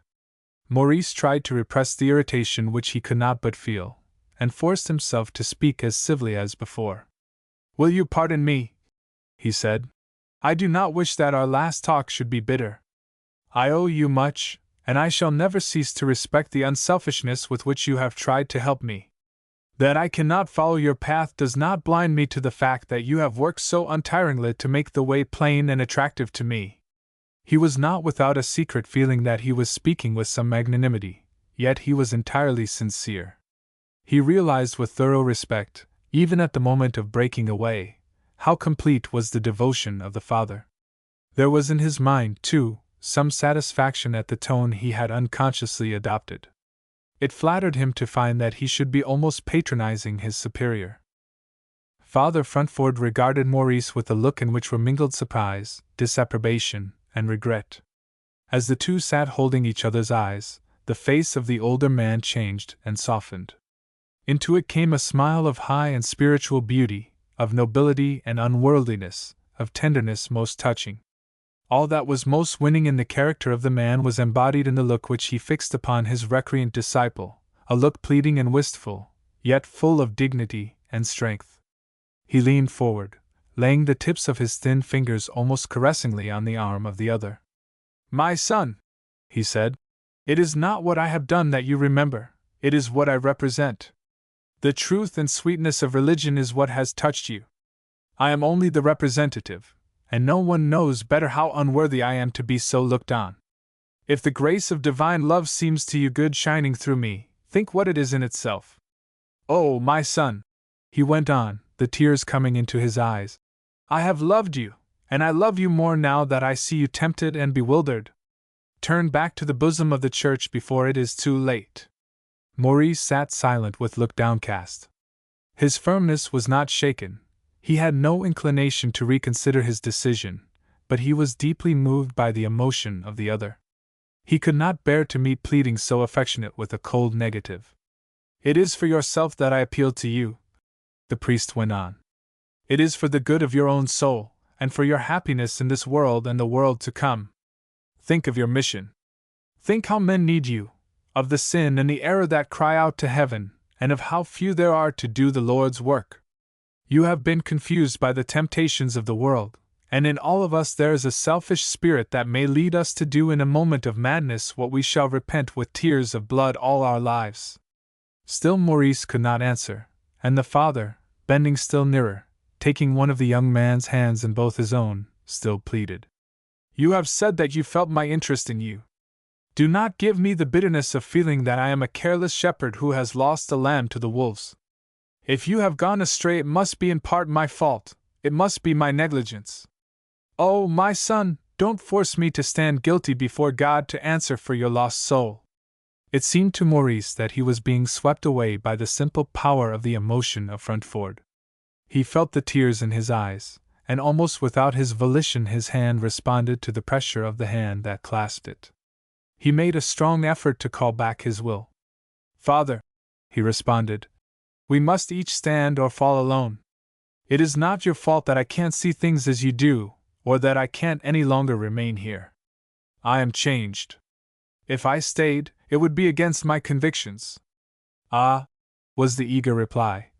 "But you could submit your convictions to the Church." Maurice drew back. "I am a man, to think for myself. I must be honest with my reason. The Church cannot take from me the place of honesty and conviction." The Father Superior dropped the hand he held. "Then you insist on putting your own will and your own wisdom above that of the Church?" "I must do the thing that seems to me right." The priest's face hardened. It was as if over the surface of a pool a film of ice formed. He sank back in his chair, and when he spoke again it was in a voice so hard and cold that the young man started. "When do you leave?" the Father Superior asked. "I meant to wait until afternoon so as to say goodbye to Philip." "I prefer that you should go at once." "You mean that you prefer that I should not see him?" Maurice demanded quickly. "I merely said that I prefer that you should go at once," was the cold reply. Maurice rose briskly. His impulse was to retort sharply, but he held himself in check. "Very well," he answered. "I shall take it as a favor if you will let Philip know that I did not willingly leave him without a word. It would hurt him to think that. The wounds of earth," the Father Superior said gravely, "are the joys of heaven." Maurice stood an instant with a keen desire to reply, to break down this icy statue of religion, then he drew back. "I will not trouble you longer," he said. "Goodbye." "Goodbye, Mr. Wynne," the other responded with the manner of one addressing a stranger. Maurice went to his chamber thoroughly aroused and excited. The restraint which he had put on himself during the talk with Father Frontford brought now its reaction. He rehearsed in his mind the telling and caustic things which he might have said, then laughed at himself for his unnecessary fervor. He packed his belongings, and leaving them to be called for, set out for the house of his cousin. To go out from the clergy house seemed to him like the ending of a life. Mrs. Stagchase was fortunately at home. It seemed to Maurice that her keen eyes took in the whole story from his secular dress. He blushed as she gave him her hand. "Well, my dear boy," she observed, "you have come to luncheon, I suppose, because the fare at the clergy house is so poor in Lent. Sit down, and give me an account of your doings last night. I trust that you saw Mrs. Wilson safe home." "I left her in the church." "Ah? And what did you do then?" "I went home and fought it out with myself." "You were right in saying that things were not concluded when I became a deacon. I have given up the whole thing." "What do you mean by the whole thing?" "I mean," he returned earnestly, "that I found out that I was acting a part. That I didn't believe even the first principles of the religion I was getting ready to teach. I have broken down in the temptation, Cousin Diana." She looked at him closely. The buoyancy of his morning mood was gone, and it was hard for him to endure her searching look. It came over him that he was an apostate, one who had abandoned all that he had vowed to uphold. His vanity smarted at the thought that she must think him weak and unstable as water. "I am only what I was," he went on. "The difference is that I have discovered what you probably saw all the time, that I don't believe the things I have been taught. I am as free from the old creeds as you are. I don't even pretend to know that there is a God." "My dear boy," she responded, shrugging her shoulders, "you run into extremes like a schoolgirl. I beg you won't talk as if I could be so vulgar as not to believe in a deity. Don't rank me with the crowd of common folk that try to increase their own importance by insisting that there's nothing above them. Really, an atheist seems to me as bad as a man who eats with his knife." He changed countenance, but her words left him speechless. He could not hear her speak in this way without being shocked. He might be without creed, but his temper was still devout. "If you've thrown overboard all your old dogmas," she went on with unruffled face, "you'd better go to work to get a new set. I've just heard of some sort of a society got up by women out in Cambridge, where they deduce the ethnic sources of prophetic inspiration, whatever that means, from the Arabian Nights and Mother Goose. You might find something there to suit you. He could not answer her. He could only wonder whether she disapproved of what he had done, or if she were vexed with him for coming to her. It's possible, she went on mercilessly, a fresh note of mockery in her voice, that Berenice might help you. Very often a woman wins converts where a priest fails. After last night. He came to his feet with a spring. Don't! He exclaimed. I can't stand any more. Do you think that it's been easy for me to find out the truth about myself, to have to own that I've been a cheating fool, without honesty enough to know my own mind? As for Miss Morrison, his voice failed him. He was unnerved. The reaction from his long vigil, from his interview with Father Fruntford, overcame him. The simple mention of the name of Berenice made him choke, and he stood there speechless. His cousin rose and came to him softly. Before he knew what she was doing, she bent forward and kissed his forehead. You poor boy, she said in a voice half laughing, yet so gentle that he hardly recognized it. Don't take my teasing so much to heart. You are only finding out like the rest of us that it is impossible not to be human. He could answer only by grasping her hand, ashamed of the weakness which had betrayed him, and touched deeply by her kindness. Come, Mrs. Stagchase said, moving to the bell, and speaking in her natural tone. I have helped you to break your life into bits. I must try to help you to put the pieces together into something better. You must stay here for a while, and we'll consider what is to be done next. Will you tell Patrick how to get your things from the clergy house? Take your old room. I'll see you at luncheon. And as the servant appeared at one door, she withdrew by another. XXX. Parted our fellowship Othello 2. 1. Berenice had abundant leisure to reflect upon her attitude toward her lovers, for Mrs. Frostwinch was soon so seriously ill that it was evident to all that the end was at hand. Berenice devoted herself to the invalid, although there was little that she could do. The sick woman did not suffer. She seemed merely to be fading out of life, to have lost her hold upon something which was slipping from her loosened grasp. The fact is, Mrs. Frostwinch said one day, that the doctors say I'm dead. I'm beginning to believe it myself, and when I'm fully convinced, I suppose that that'll be the end. Oh, don't joke about it, Cousin Anna, cried B. It is too dreadful. It won't make it any less dreadful to be solemn over it, the other answered.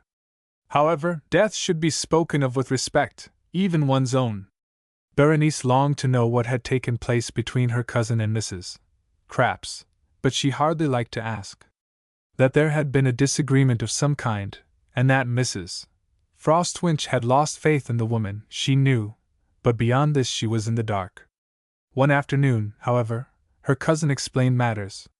It is so humiliating, B, that I can hardly bear to think of it, the way things turned out. My conscience will be easier, though, if I tell you the whole of it. It is so vulgar that it makes me creep. We were at Jekyll's Island, and she had an ulcerated tooth. I thought she couldn't have such things. She thought or pretended that she couldn't. I must say that she fought against it with tremendous pluck, but the face kept swelling, and the pain got to be more than she could bear. When she gave out, she went to pieces completely. She literally rolled on the floor and howled. I couldn't go on believing in her after that. She'd actually made herself ridiculous. But, began Berenice, I should think, if it had been something dangerous, so that I had had to think of her life, went on her cousin, not heeding, I could have borne it, but that common thing! Why, her face looked like a drunken cook's. I can't tell you the humiliation of it. But if she could help you, why not herself? Mrs. Frostwinch smiled wanly. I've tried to think that out, answered she. It was always said of the old witches, you know, that they couldn't help themselves. It is faith in somebody else that is behind the wonders they do. I've grown very wise in the last few weeks, B. I don't pretend that I understand all the facts, but I do know pretty well what the facts are. I believed in Mrs. Crapps, and that belief kept me up. When I couldn't believe in her, that was the end of it. There seemed to Berenice something uncanny and monstrous in this calm acquiescence. She could not comprehend how her cousin could give up the struggle for life in this fashion, after having succeeded so long in holding death at bay. But surely, she protested, you can't be willing to let everything depend upon her. You've proved the possibility. I've proved the possibility of depending upon somebody else, that's all. Then find another woman that you can believe in. It is too late. I can't have the faith over again. I should always be expecting another humiliating downfall of my prophetess. She was silent a moment, and then continued. Do you know, B, it seems to me after all that my experience is like almost all religion. There are a few men and women who believe in themselves in that self-poised way that makes it possible for them to get on with just ethics, and there are those who can take hold of unseen things, but for the rest of us it's necessary to have some human being to lean on. I hope I don't shock you. I lie awake in the night a good deal, and my mind seems clearer than it used to be. All the religions seem to have a real, tangible human center, a personality that human beings can appreciate and believe in. Mrs. Crafts was so real and so near at hand that I could have faith in her. Now that that is gone, there isn't anything left for me. I can't believe in her, and she has destroyed the possibility of my believing in anybody else. Berenice put out her hand in the growing dusk, caressing the thin fingers of the sick woman. But, she hesitated. She hasn't destroyed your faith in everything, has she? No, dear, she hasn't touched my belief in God, but it makes me ashamed to see how different a thing it is to believe in what we see and touch, from having a genuine faith in what we do not see. I have a faith in my soul still, the other was only a faith of the body. Perhaps it had only to do with the body, and it is not so bad to have lost it. Oh, Cousin Anna, Berenice murmured, tears choking her voice. I can't bear to see you getting farther and farther off every day, and to feel so helpless. There, B, responded the other with tender cheerfulness. You are not to agitate yourself or to excite me. I've lived half a year more now than the doctors allowed me, and I've enjoyed it too. Besides, think of the blessedness of not having any pain. Do you know, the night after Mrs. Crafts had that scene in the hotel, I was in a panic of terror lest my old agony should come back, but it didn't. Then I said to myself, of course I couldn't suffer. I'm really dead. You can't think what a comfort it was. Oh, don't, cried B. I can't bear to have you talk like that. Well, then, we won't. There's something else I want to speak to you about while I am strong enough. Do you realize that when I am gone you'll be a rich woman? I haven't thought about it. I've hated to think. Yes, dear, I understand. But when you're older you'll come to realize that half of the duty of life is to think of things which one would rather forget. But it could do no good to think of this. Perhaps not, but I want to ask you something. I know you'll forgive me. It's about Parker Stanford. You may ask me anything you like, of course, Cousin Anna. As for Parker Stanford, he's nothing more than the rest of the men I know, only he's been more polite. We are very good friends. No more? No more, and we never shall be. But he surely wished to be. The day had darkened until the room was lighted only by the flames of the soft coal fire which sputtered in the grate. The cousins could hardly see each other's faces, but in the dim light Berenice turned frankly toward Mrs. Frostwinch. That is all over now, responded she. Of course, to anybody else I shouldn't own that there ever was anything, but whatever there may have been is ended. He understands that perfectly. For some minutes Berenice sat smoothing the invalid's hand, the firelight glancing on her face and hair. How pretty you are, B, Mrs. Frostwinch said at length. Then without pause she added, Is there anybody else? B sank backward into the shadow with a quick, instinctive movement, dropping the hand she held. Who should there be? She returned. Her cousin laughed softly. You are as transparent as glass, she said. Come, who is it? Berenice hesitated an instant, then threw herself forward, bending over the hand of her companion until her face was hidden. There isn't really anybody, and besides I've insulted him so that he never could help hating me. No, there isn't anybody, Cousin Anna, and there never will be. I know I should despise him if he wasn't angry, and besides, she added with the air of suddenly recollecting herself, I hate him for what he said. That is evident. The other assented smilingly. I could see at once that you hated him. But who is it? Why, there isn't anybody, I tell you. Of course I thought about him after he saved my life, but— Oh, interrupted Mrs. Frostwinch. Then it is Mr. Wynne. But I thought— He isn't a priest any more. Berenice struck in, replying to the unspoken doubt as if it had been in her own mind. I heard yesterday that he has left the clergy house for good, and is staying with Mrs. Stagchase. Have you seen him lately? He overtook me on the street yesterday. Mrs. Frostwinch put out her hand with a loving gesture. Bee, said she tenderly, I want you to be happy. You've been like a daughter to me ever since your mother died, and I've thought of you almost as if you were my own child. If this is the man to make you happy— But Bee stooped forward and stopped the words with kisses. I can't talk of him, she said, and he will never be anything to me. He is angry, and he has a right to be. The entrance of the nurse interrupted them, and Berenice made haste to get away before there was opportunity for further question. In her anxiety to know something more of Mr. Wynne, Mrs. Frostwinch sent for Mrs. Stagchase, who came in the next day. Mrs. Stagchase found her friend weak and frightfully changed. The high-bred face was haggard, the nostrils thin, while beneath the eyes were heavy purple shadows. A ghost of the old smile lighted her face, making it more ghastly yet, like the gleaming of a candle through a death mask. The hand extended to the visitor was so transparent that it might almost have belonged to a spirit. My dear Anna, Mrs. Stagchase exclaimed, I hadn't an idea that I was so near dying, my dear, interrupted the other. I am worse than that, I am dead, really, but it doesn't matter. I want to talk to you about Bee. About Bee? Echoed the other, seating herself beside the bed. What about her? I should have said that I want to ask you about Mr. Wynne. Do you know anything about his relations to her?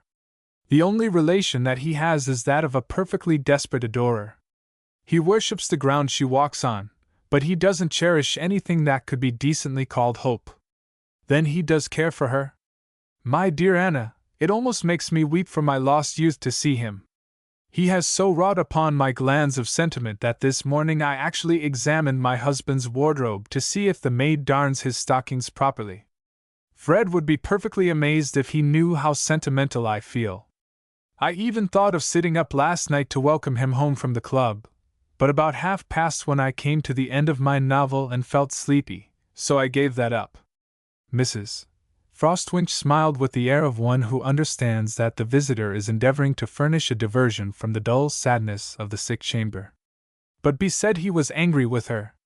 The anger of lovers, my dear, is legitimate fuel for the flame. That's nothing. She's been amusing herself with him, and if she thinks he resents it, so much the better for him. But is he? She hesitated as if not knowing how best to frame her question. He is a handsome creature, as you know if you remember him, the visitor said, taking up the word. He is well born, he is well bred, if a little countrified. He's been shut up with monks and other moldy things, and needs a little knocking about in the world, but I am very fond of him. Then you think? I think that whoever gets Bee will get a treasure, but I am not sure that she is any too good for my cousin. He hasn't much money, unless he gets a little fortune that ought to have been his, and which he has some hope of. I mean to give him something myself one of these days, if he behaves himself, but of course he hasn't any idea of that. Bee will have all the Canton money, and can do as she likes. Mrs. Stagchase looked down at the carpet as if studying the pattern. Perhaps, she returned. What do you mean by that? If I know Maurice Wynne, the fact that she has money will make him very slow to speak. Besides, he has a silly crotchet in his head now. He thinks that if he tried to marry her it would look as if he had given up his religion for her. Did he? Bless you, no. He was simply led into the clergy house by being fond of a friend, one of those men that young men and old women fall in love with. Maurice never belonged there at all. I saw that the first day he came to stay with me at the beginning of the winter. I was abroad while he was in college, so I never knew him except most casually before. But if he really cares for her, he'll get over those obstacles. If she cares for him, he must be made to. I am convinced that she does, Mrs. Frostwinch said. I am so glad you speak well of him. I do so want Bee to be happy. There was a long silence in the chamber. The two friends sat wrapped in thought. They had seen so much of life, they had had so many blessings of fortune, culture, position, wealth, that there was a grim irony in their sitting here helpless in the face of coming death. To their reverie, moreover, the mention of love could not but give color. No woman has ever come to speak of love entirely unmoved, though her heart may have been deadened or crushed beyond the power of thrilling or quickening at any other thought. These two, who had led lives so happy, so protected, so rich, sat there silent before the possibilities which lay in the love of a girl, until at last both sighed, whether with regret or tenderness perhaps they could not themselves have told. Perhaps both remembered their youthful days, remembered how one had lost her first love by death and the other parted from hers in anger, making a marriage which seemed more a matter of affronting the man discarded than of affection for the man she chose. They knew each other's history so completely that there could be no disguise between them. Their eyes met, and for an instant there was a suspicion of wistfulness in the glance. Then Mrs. Frostwinch shook her head and smiled sadly. At least, she said, I shall be spared the pain of growing old. After all, the other responded, the bitterness of growing old is to feel that one has never completely been young. The sick woman regarded her with burning eyes. But we have been young, Dee, she said eagerly. Surely we had all that there was. Anna, Mrs. Stagchase murmured, leaning toward her. We know each other too well not to say things that most women are afraid to say. We both married well, and we have cared for our husbands and been happy. But we both know that there was deep down a memory. No, no, Dee, her friend interrupted excitedly. You shall not make me think of that. I have forgotten all that, and I am dying comfortably. You shall not make me think of him. Only, dear Dee, I want you to help Bee to marry the man she loves with her whole heart, that she loves as we might have loved if. Mrs. Stagchase kissed her solemnly. I promise, Anna. Then she rose, her whole manner changing. Do you know, my dear, she observed, in a tone gaily satirical, that I believe that Elsie Wilson is going to be beaten in her bishop's steeplechase? Do you mean that Father Frontford won't be elected? I mean just that. However, things are still uncertain. It will be amusing to see what Elsie will do if she is defeated. She is capable of setting up a church of her own. There are 2 or 3 men with whom I have some influence that will go over to Mr. Strathmore if I am not here to look after them. I must write to them tomorrow and get them to promise to hold by our side. But that night Mrs. Frostwinch died quietly in her sleep, and the letters were not written. 31. How chances mock 2 Henry 4, 3. 1. Maurice had seen Berenice only once since his encounter at the ball. He had hoped and dreaded to meet her, but for more than a week after his leaving the clergy house he had failed. One morning he saw her walking before him on Beacon Street, and while he instantly said to himself that he trusted that she would not discover him, he hurried forward to overtake her. His feet carried him forward even while he told himself that he did not wish to go. He was beside her in a moment, and as he spoke she raised those rich, dark eyes with a glance which made him thrill. Good morning, he said with his heart beating as absurdly as if the encounter were of the highest consequence. Good morning, Mr. Wynne, she responded, with a manner entirely abstract. She had started and blushed, he was sure, on perceiving him, but if so she had instantly recovered her self-possession. He was disconcerted by the coldness of her manner, and began to wish in complete earnest that he had not overtaken her. I beg your pardon for intruding, he said, his voice hardening, but the public street is free to anybody, I suppose, she returned, with an air of studied politeness. I don't claim any exclusive right to it. I didn't apologize for being on the street, but for speaking to you. Oh, that, answered Berenice carelessly, although he thought that he detected a spark of mischief in her eye, is a thing of so little consequence that it isn't worth mentioning. I venture to speak to you, he said, ignoring the thrust. Because I have wanted to beg your pardon for my rudeness when I saw you last. She turned upon him quickly, her cheeks aflame. Your rudeness? She exclaimed. Your brutality, I think you mean. It was his turn to grow red. My brutality, if you choose. I beg your pardon for whatever offended. It was unpardonable. It was a thing no woman could ever forgive. Maurice turned pale. He stopped where he stood. In that case, he said, bowing with formality, I have no business to be speaking to you now. He turned and was gone before she could add a word. This interview probably made neither of the young persons happy, and Maurice it left entirely miserable. He was not without a proper pride, however, and in his present frame of mind was ready to call it to his aid. He bore a brave outward front. He resolved not to think of his love, yet he was not without the hardly confessed hope that if he could find the lost will he might be taking a step in the direction of the realization of his desires. He tried to forget Berenice in the very means he was taking to bring himself nearer to her. He set out for Montfield one bright February day, amused at himself for the difference in his attitude toward the world from the mere fact that he had discarded the ecclesiastical garb. It gave him a fresh and delightful sensation to be traveling on business in clothing like that of other men. He had no longer any wish to be separated by his dress, and thought with contemptuous amusement of the lurking self-consciousness which had always attached itself in his mind to the fact that he was in a costume apart. He realized now that he had from this derived a certain satisfaction, half simple vanity and half the gratification of his histrionic instinct. He felt as if he had been like a child pleased to attract attention by a feather stuck in his cap, or a toy sword girt at his side. Now that the whole experience was past he could smile at it, but he had small patience with those who still retained the clerical garb. Men have usually little tolerance for the fault which they have but newly outgrown, and Maurice thought with a sort of amazement of his late fellows at the clergy house, and of their manifest satisfaction in the dress they wore. It was almost with a sensation of self-righteousness that he enjoyed the habiliments of ordinary civilized man. As the train sped on, and the scenery became more familiar as he approached nearer to Montfield, Maurice naturally fell to thinking, in an irregular, detached fashion, of his youth. Both Wynn's parents had died in his childhood, and there had been little to keep firm the bonds of family. Alice Singleton he had known, however, both as a girl and as the wife of his half-brother, but he had known only to dislike and avoid her. He began now to wonder how she would receive him, and whether she would allude to the scene at Mrs. Rangeley's when he had broken up her spiritualistic deception.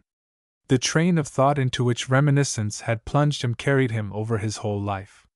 He realized for the first time that his religious experiences had been little more than a reflection of those of Philip. It was Ashe who had interested him in spiritual things, who had led him into the church, who had practically determined for him that he should become a priest.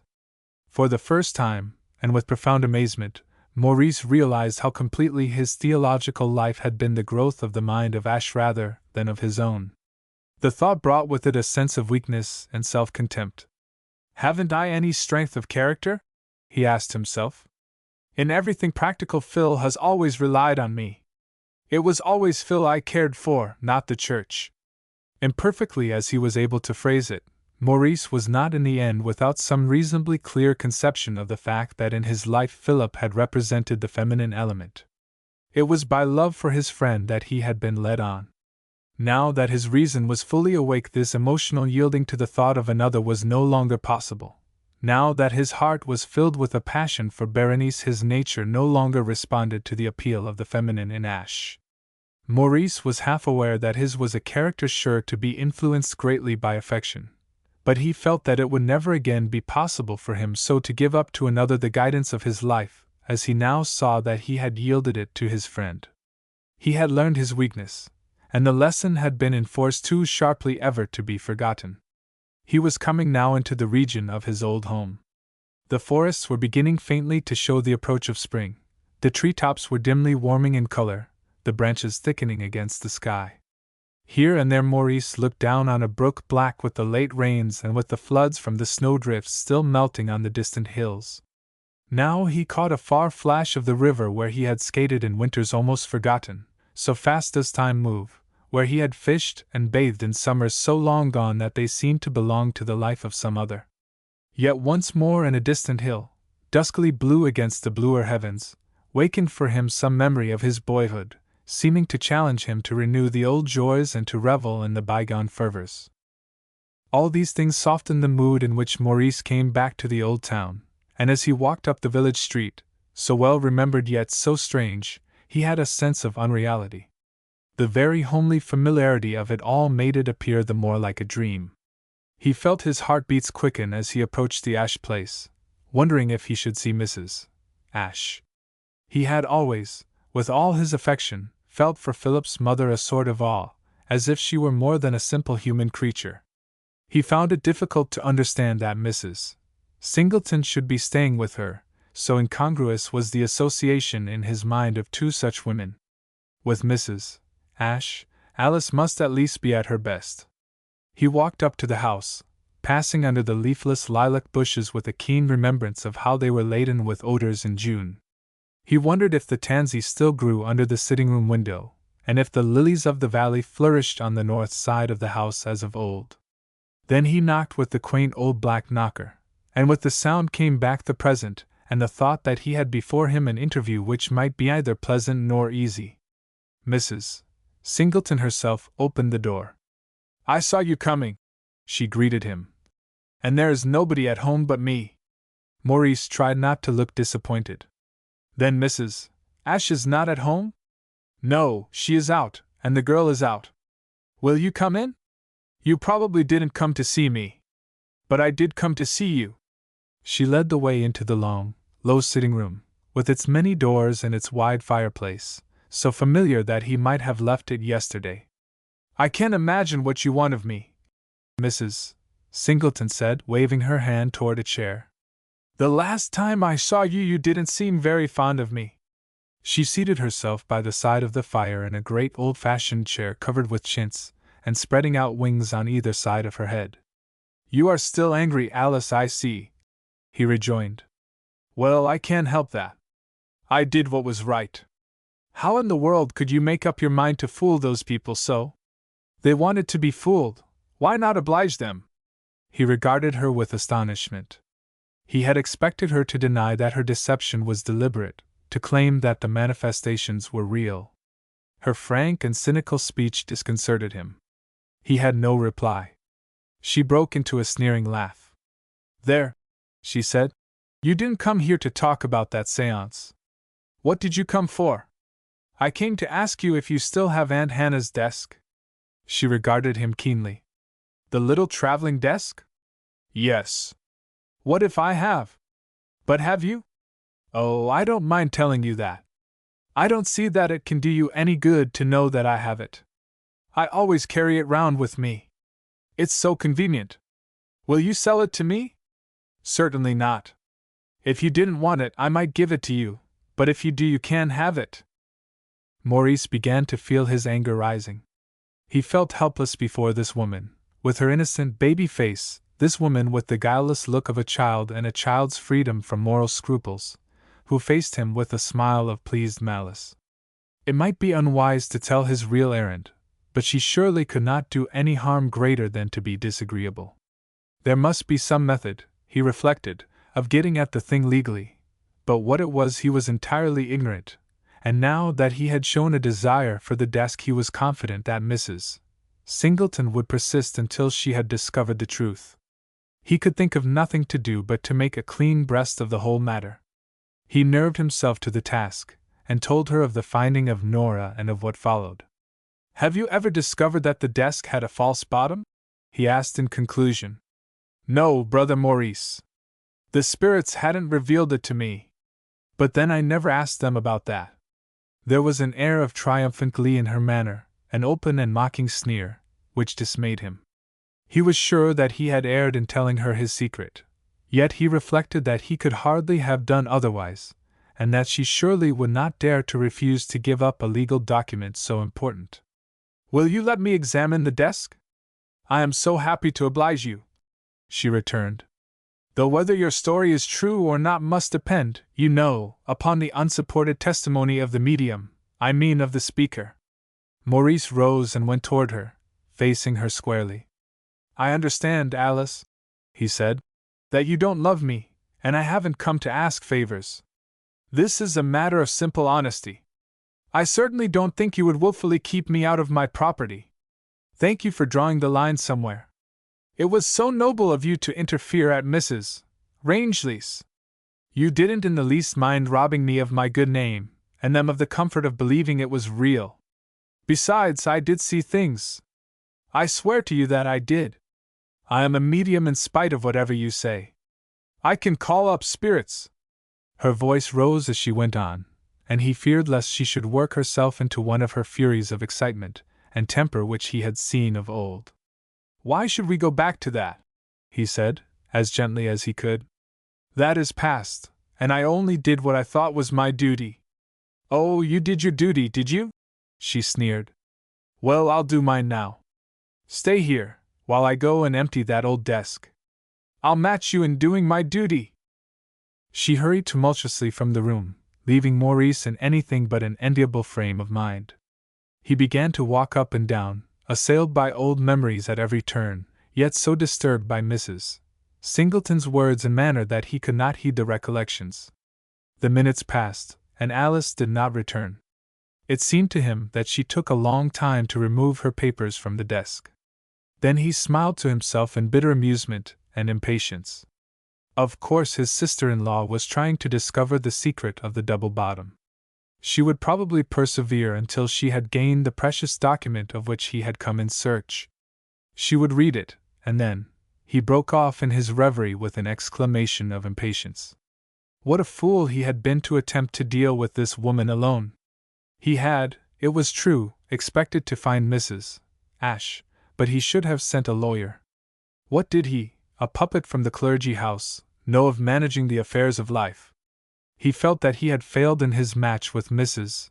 Singleton, and he had almost made up his mind to go in search of her, when he heard her returning. She came in with her face flushed, her eyes shining, and an air of triumph which struck dismay to the heart of Maurice. I am sorry to have kept you waiting so long, she said, but I had to light a fire in the parlor, I was so cold. However, I have something to show you that will interest you.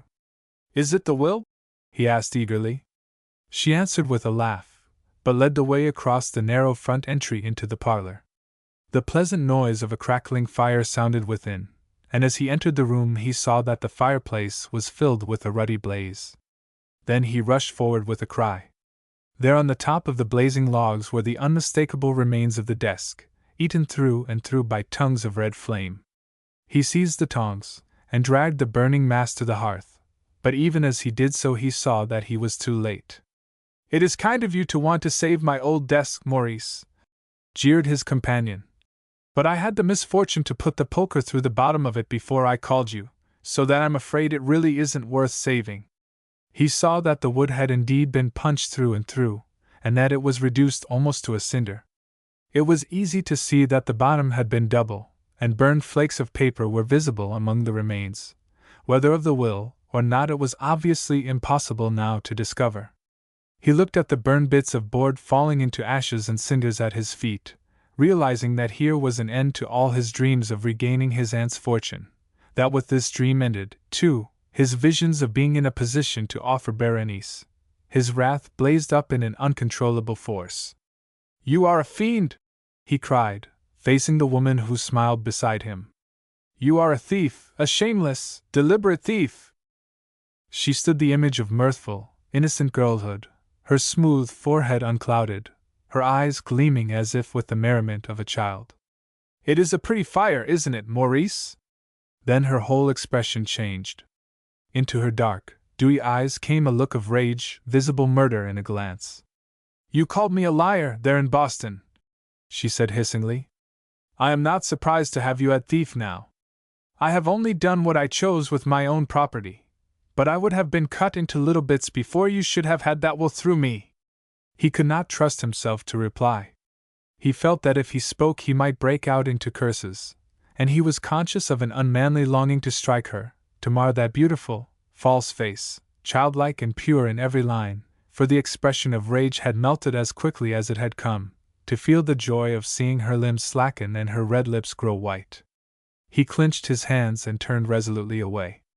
"I'm sure I don't know that there was anything there that you had any interest in," she pursued lightly.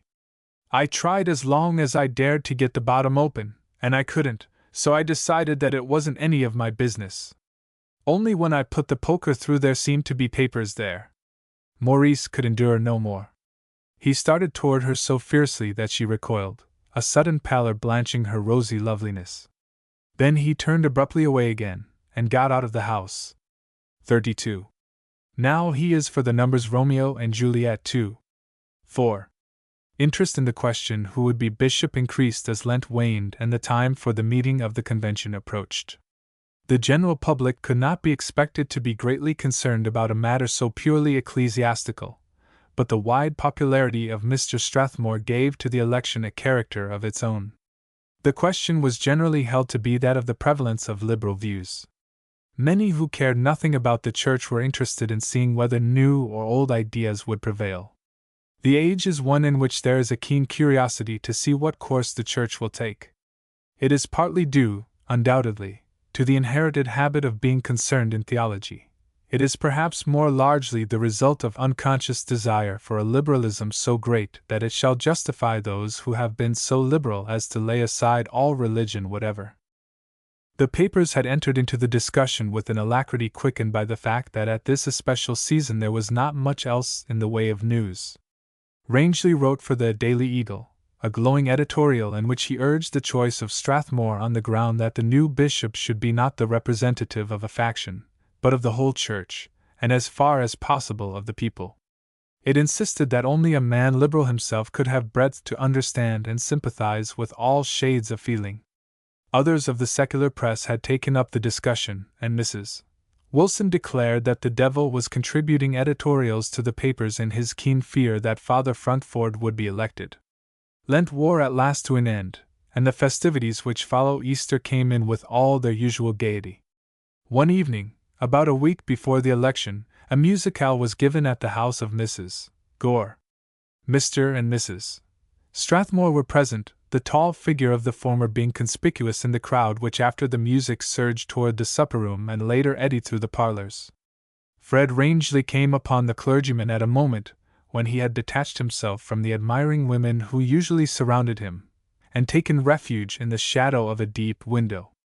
"Good evening, Mr. Strathmore," Rangeley said. "Are you making a retreat? I thought Lent was the time for that." The other smiled with that kindly benevolence which was characteristic. "Ah, Mr. Rangeley," he responded, extending his hand. "I am glad to see you. Will you share my retirement?" "Thank you," Rangeley answered, stepping into the recess. "A retreat is especially grateful to a journalist. We get so tired that even a moment of respite is welcome." Mr. Strathmore smiled more genially than ever. "Yes, you journalists are expected to know everything, and it must be wearing to have to learn all that there is to know." "Oh, it's easy enough to learn instead how to appear to know." The clergyman regarded him with a quizzical look. "Is that the way it is done? I've often wondered at the infallibility of your guild.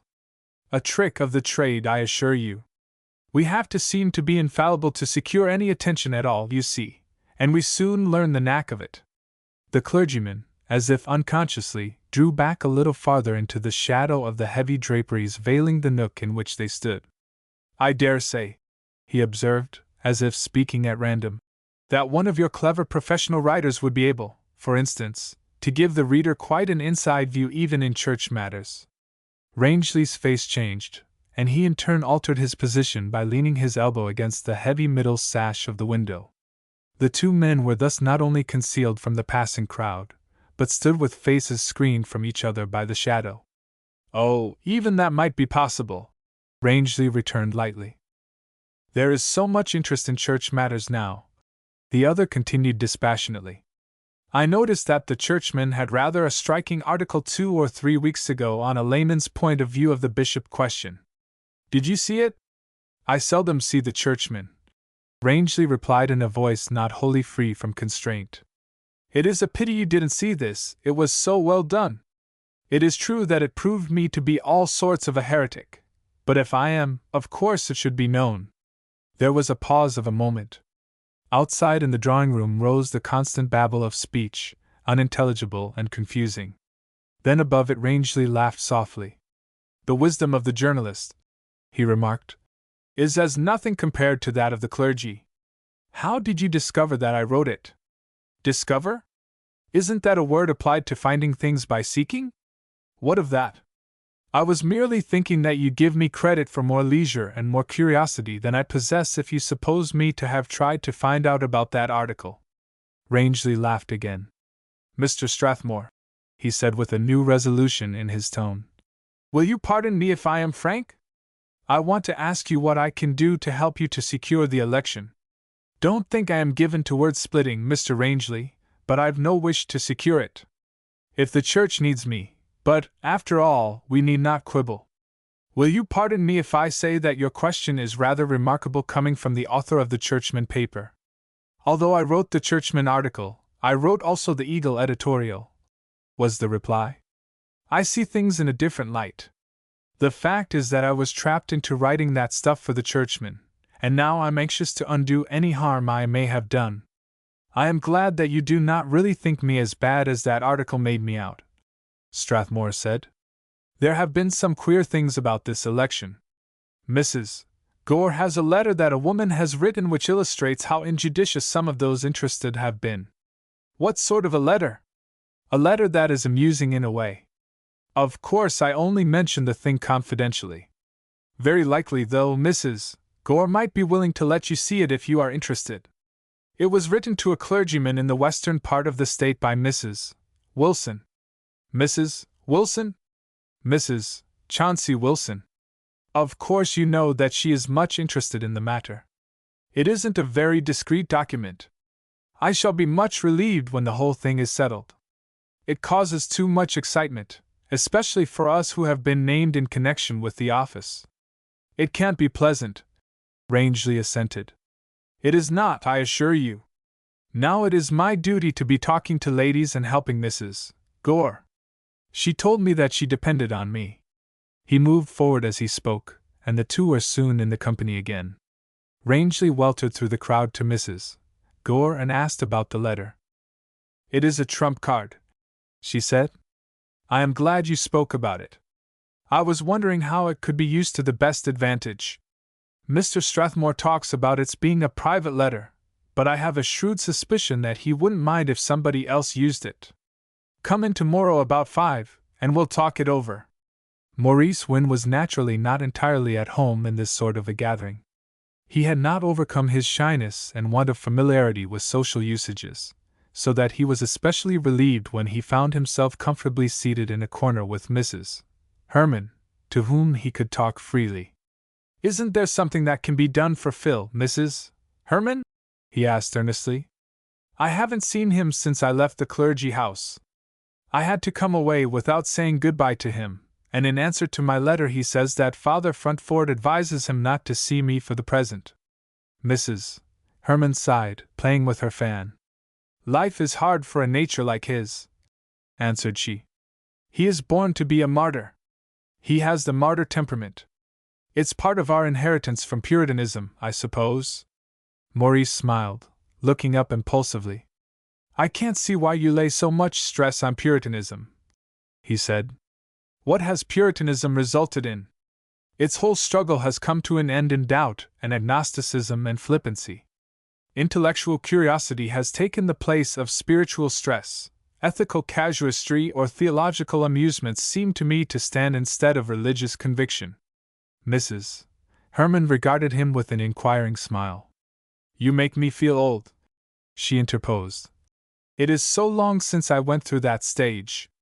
Will you pardon me for saying that you are not quite a disinterested observer?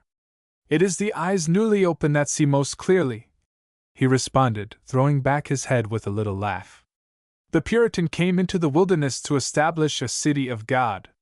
Time has shown that he dreamed an impossible dream. The result of that effort has been the establishment of a religious liberty. One might almost say a religious license, I own, she interpolated. A religious liberty or license as you like, but at any rate something that would have seemed to them appallingly wicked, 1,000 times worse than anything they fled from into the desert. Mrs. Herman was silent a moment while he waited for her answer. Her eyes grew darker, and the color flushed in her cheeks. "It is odd enough for me to be the champion of Puritanism," she said at length. "And yet it seems to me that after all they did their work well, and that it was permanent. They left on the land the stress of sincerity and earnestness. Creeds fall away just as leaves drop from the trees, but each leaf has helped. Religions decay, but the salvation of the race must depend upon human steadfastness to conviction. Then I suppose that you think Phil is nearer to the heart of things than I am." "Not in the least. The difference between you is superficial rather than real so long as you are both true to your convictions." "But it seems to me," Maurice objected, "that Phil is looking at truth as a sort of fetish. He seems to feel that the root of the matter is in a dogma, and a dogma is only the fossil remains of a truth that is gone by." She laughed appreciatively. "Have you caught the fever for making epigrams? I'm afraid there's a good deal of truth in what you say about Cousin Philip. He can't help looking at religion as an end rather than a means. Has it ever struck you that he might finish by going over to the Catholics?" "No," she answered. "I confess I'd never thought of it, but I see what you mean. It will seem to him a moral catastrophe, a sort of ecclesiastical cataclysm," Maurice continued, "if Father Frontford isn't elected, and as far as I can judge there isn't much chance of that." "No," she assented. "I don't think there is much chance. He said to me one day," added Maurice thoughtfully, "that in the Catholic Church there never could have been any danger of the election of a heretic bishop. I am afraid this will decide him." Mrs. Herman regarded him with a smile, studying him as if she were reading the working of his mind. "You think that a misfortune," she commented. "You feel that it is a step farther into the darkness. It is to narrow rather than to broaden his horizon, is it not?" She played with her fan a moment, smiling to herself in a way which he did not understand, and looking down as if considering some old memory. Then she met his glance with a look at once kind and wistful. "It isn't of much use to argue the matter, I suppose," were her words. "It seems to me as if in talking to you I see my old mental self in a mirror, if you'll pardon me for saying so. When we come out from any conviction, and most of all from a religious belief, it seems to us a profound misfortune that any man should still believe what we have decided is false. By and by I think you will see that the chief point is that a man shall believe. What he believes doesn't so much matter. It must be the thing that best suits his temperament. Then to outgrow a dogma is to weaken our power. It certainly weakens our faith in general." "Yes," she assented. "That is the price we must pay for freedom, but if Philip can still believe, I have long ago passed the place where I should regret it. Perhaps he is to be envied." Maurice shook his head. "We may feel like that in some moods," he concluded with a smile. "But certainly nothing would induce you to change places with him." "Oh, no," she cried. "Certainly not. But that is mere womanly lack of logic." 33. A mint of phrases in his brain. Love's Labors Lost. 1. The disappointment of Maurice at the failure of his effort to secure his aunt's fortune was perhaps rather more than less keen because the property had never tangibly been his. The title of the fancy is that of which men are most tenacious, and the thing which has been held in fee of the imagination is precisely that which it is most grievous to lose. Maurice returned to Boston completely overcome by the result of his expedition, his mind overflowing with chagrin and anger. It was not only the money which he had missed, but he had to his thinking lost also the hope of being in a position to press his suit with Berenice. However intangible might be his plans for winning her, they none the less filled his mind. He refused to regard her coldness as enduring. He had in his thoughts imagined so many tender scenes of reconciliation in which he magnanimously forgave her for the sharpness of the repulse of their last meeting or humbly besought pardon for his own offenses, that he came to feel as if all misunderstanding had really been done away with. It had been in his mind that if he were but in a position to meet Berenice on equal terms in regard to fortune all might be well, and to be deprived of this hope was infinitely bitter. Meanwhile he had before him the problem of reshaping his life. It was necessary that he decide what should take the place of the profession which he had laid down. Fortunately, the decision was not difficult, as former inclination had practically settled the matter. The definite shaping of his plans came one day in a talk which he had with his cousin. "It isn't exactly my affair, Maurice," Mrs. Stagchase said, "but I want to know, and that always makes a thing her affair with a woman, what are you going to do with your life now that you have pulled it out of the mouth of the church?" "It is good of you to care to ask," he answered. "I suppose I shall study law." "May I talk with you quite frankly?" she asked. "Fred does me the honor to say that for a woman I have a reasonably clear head." "You may say whatever you like, Cousin Diana. I shall only be grateful." "Well, then, in the first place, how much have you to live on?" "I've about $1,000 a year. What was left of the estate at Mother's death amounts to about that. I wanted to give it all to the church when I went into the clergy house." "Why didn't you?" "Father Frantford wouldn't allow it. He said that a continual sacrifice meant more than an act that stripped me of power to decide, and which might be regretted." "That was a noble temper," Mrs. Stagchase remarked thoughtfully. "A priest is a strange being. As for you, you say you have never believed, and yet you would have given up everything you possessed." Maurice flushed, and looked a little shamefaced. "I never did believe, so far as I can see now, but I thought I did, if you see the difference. My wanting to give up everything wasn't belief, it was a sort of instinctive desire to play fair. If I were to do the thing at all, my impulse was to do it thoroughly. It isn't in my blood to do a thing halfway. I'm afraid the explanation doesn't speak very well for my common sense, but so far as I can understand myself, that's the way of it." "But if you didn't believe, what were you there for?" "I was there because Phil was. I don't pretend to understand why I, who led Phil in everything else, who did all sorts of things that he couldn't and had to decide everything else for him, should have followed his lead so in religion, but I did. It was part of my caring for him. It would have hurt him so much if I hadn't, that of course I had to." Mrs. Stagchase regarded him keenly. He turned away his eyes, thinking of his friend and of the wide gulf which had opened between them, so that he but half heard and did not understand the comment she made softly.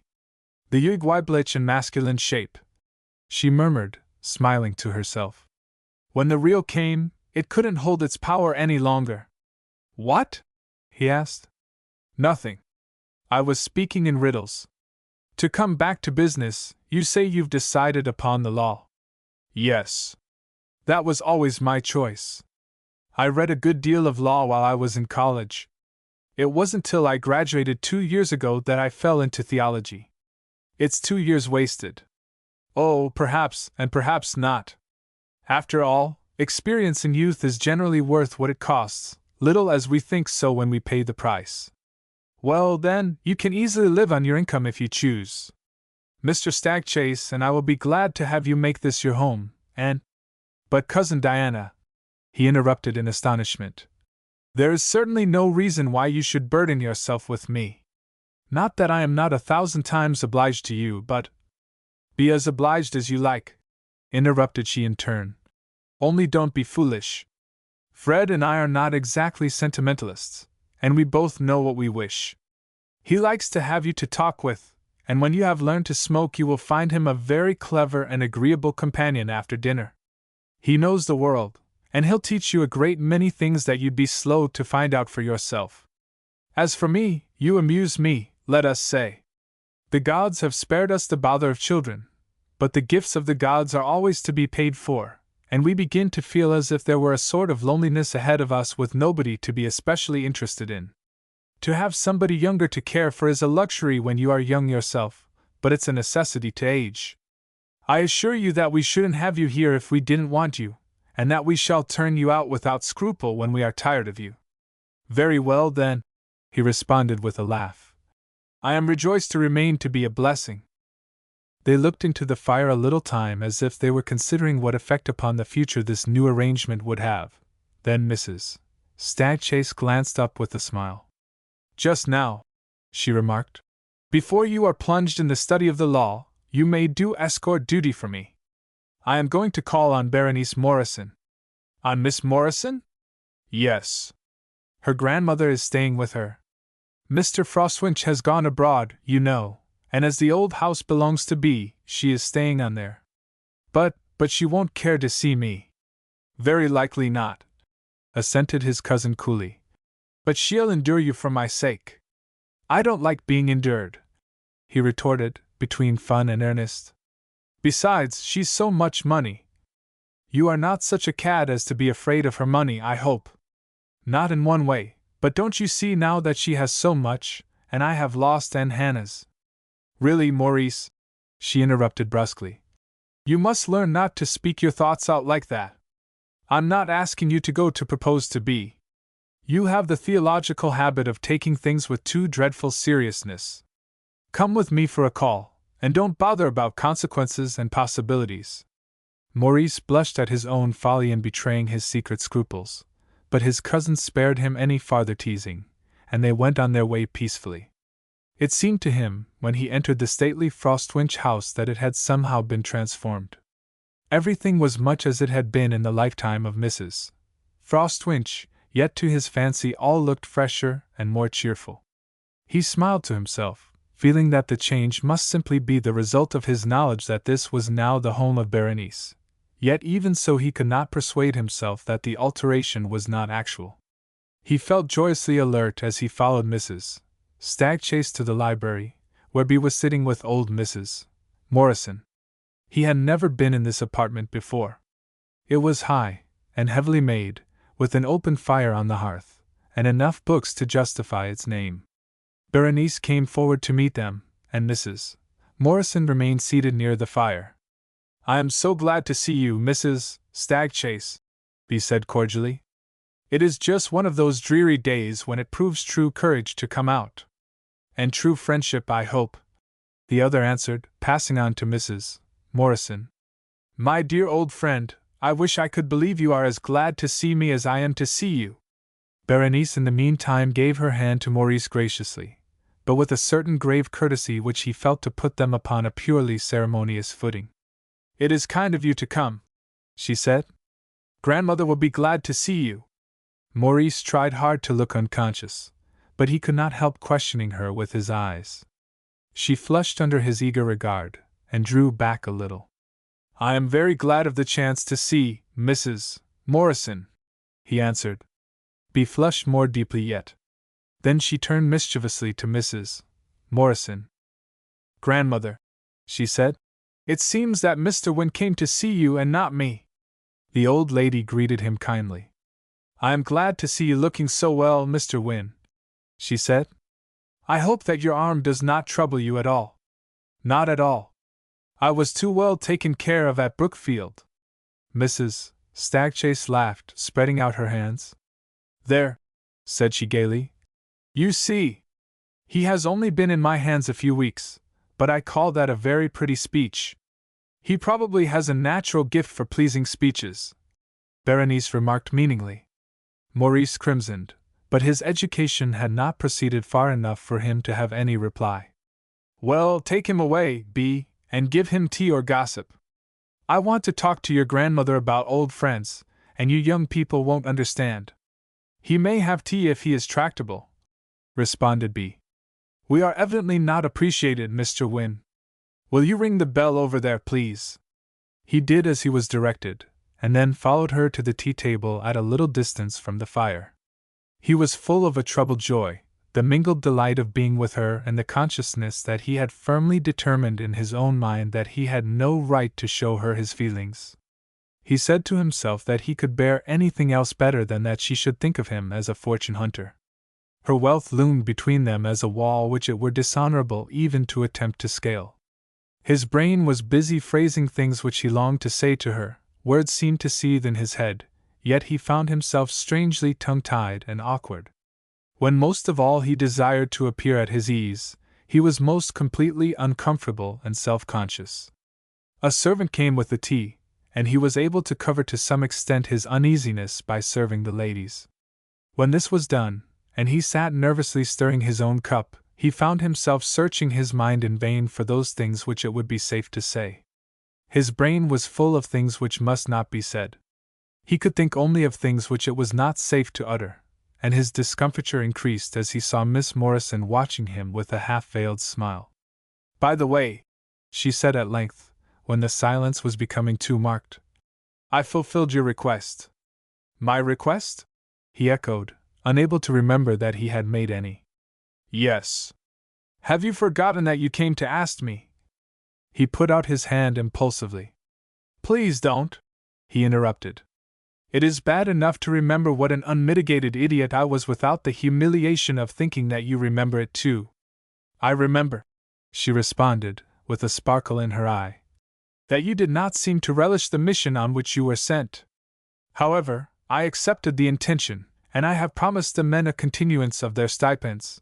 Her face grew suddenly grave, and she added, "I can't joke about it, though. I really did it because Cousin Anna would have wished it."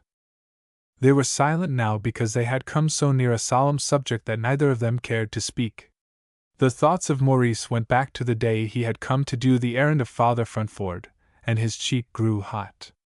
"I hope you will believe," he said eagerly, "that I had really no idea of how very ill your cousin was. She seemed so well when I saw her that it was all unreal to me. I wish I could tell you how sorry I have been for you. I have thought of you." She raised her eyes to his, and they exchanged a look in which there was more than sympathy. Maurice felt her glance so deeply that for the moment he forgot all else. Obstacles no longer existed. He was looking into the eyes of the woman he loved, and thrilling as if her heart was questioning his. It seemed to him that her very self was demanding how deep and how true had been his thought of her in her time of sorrow. He bent forward, sounding her gaze with his, trying to convey all the unspoken words which jostled in his brain. Her eyes fell before his burning look, and her head drooped. The room was darkening with the coming dusk, and they sat at some distance from the others. He laid his hand on hers. "Berenice!" he whispered. She rose as if she had not noted.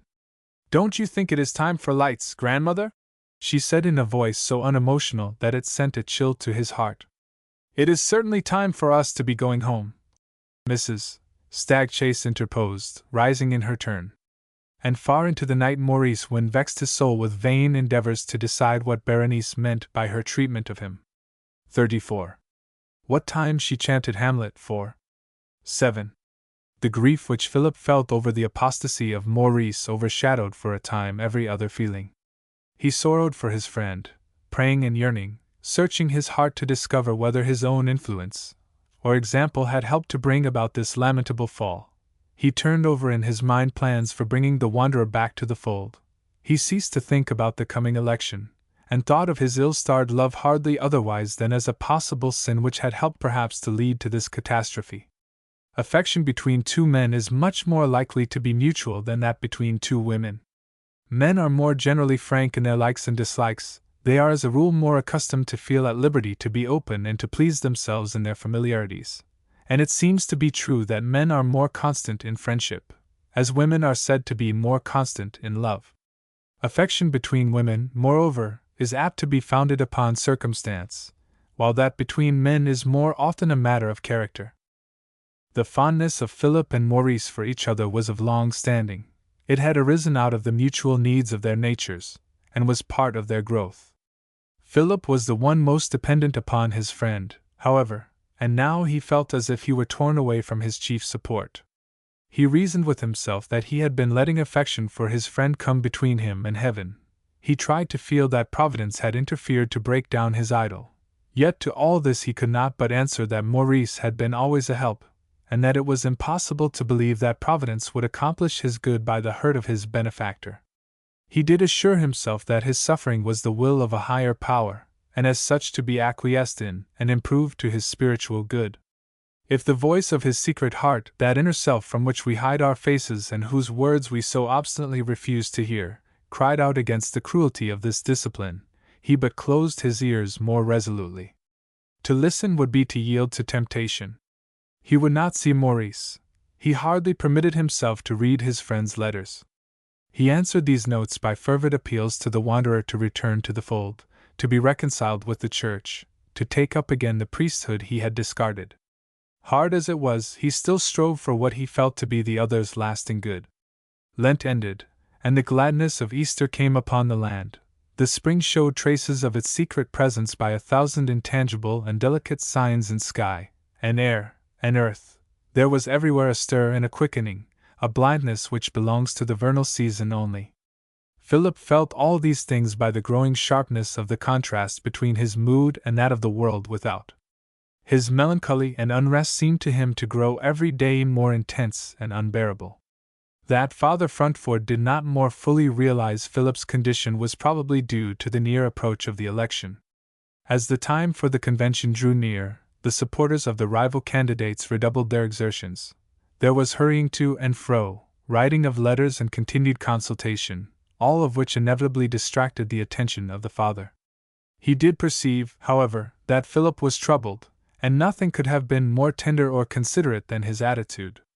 He did not talk to Ashe about Maurice, but he contrived to make his deacon understand that no blame was attached to him for the apostasy of Wynne.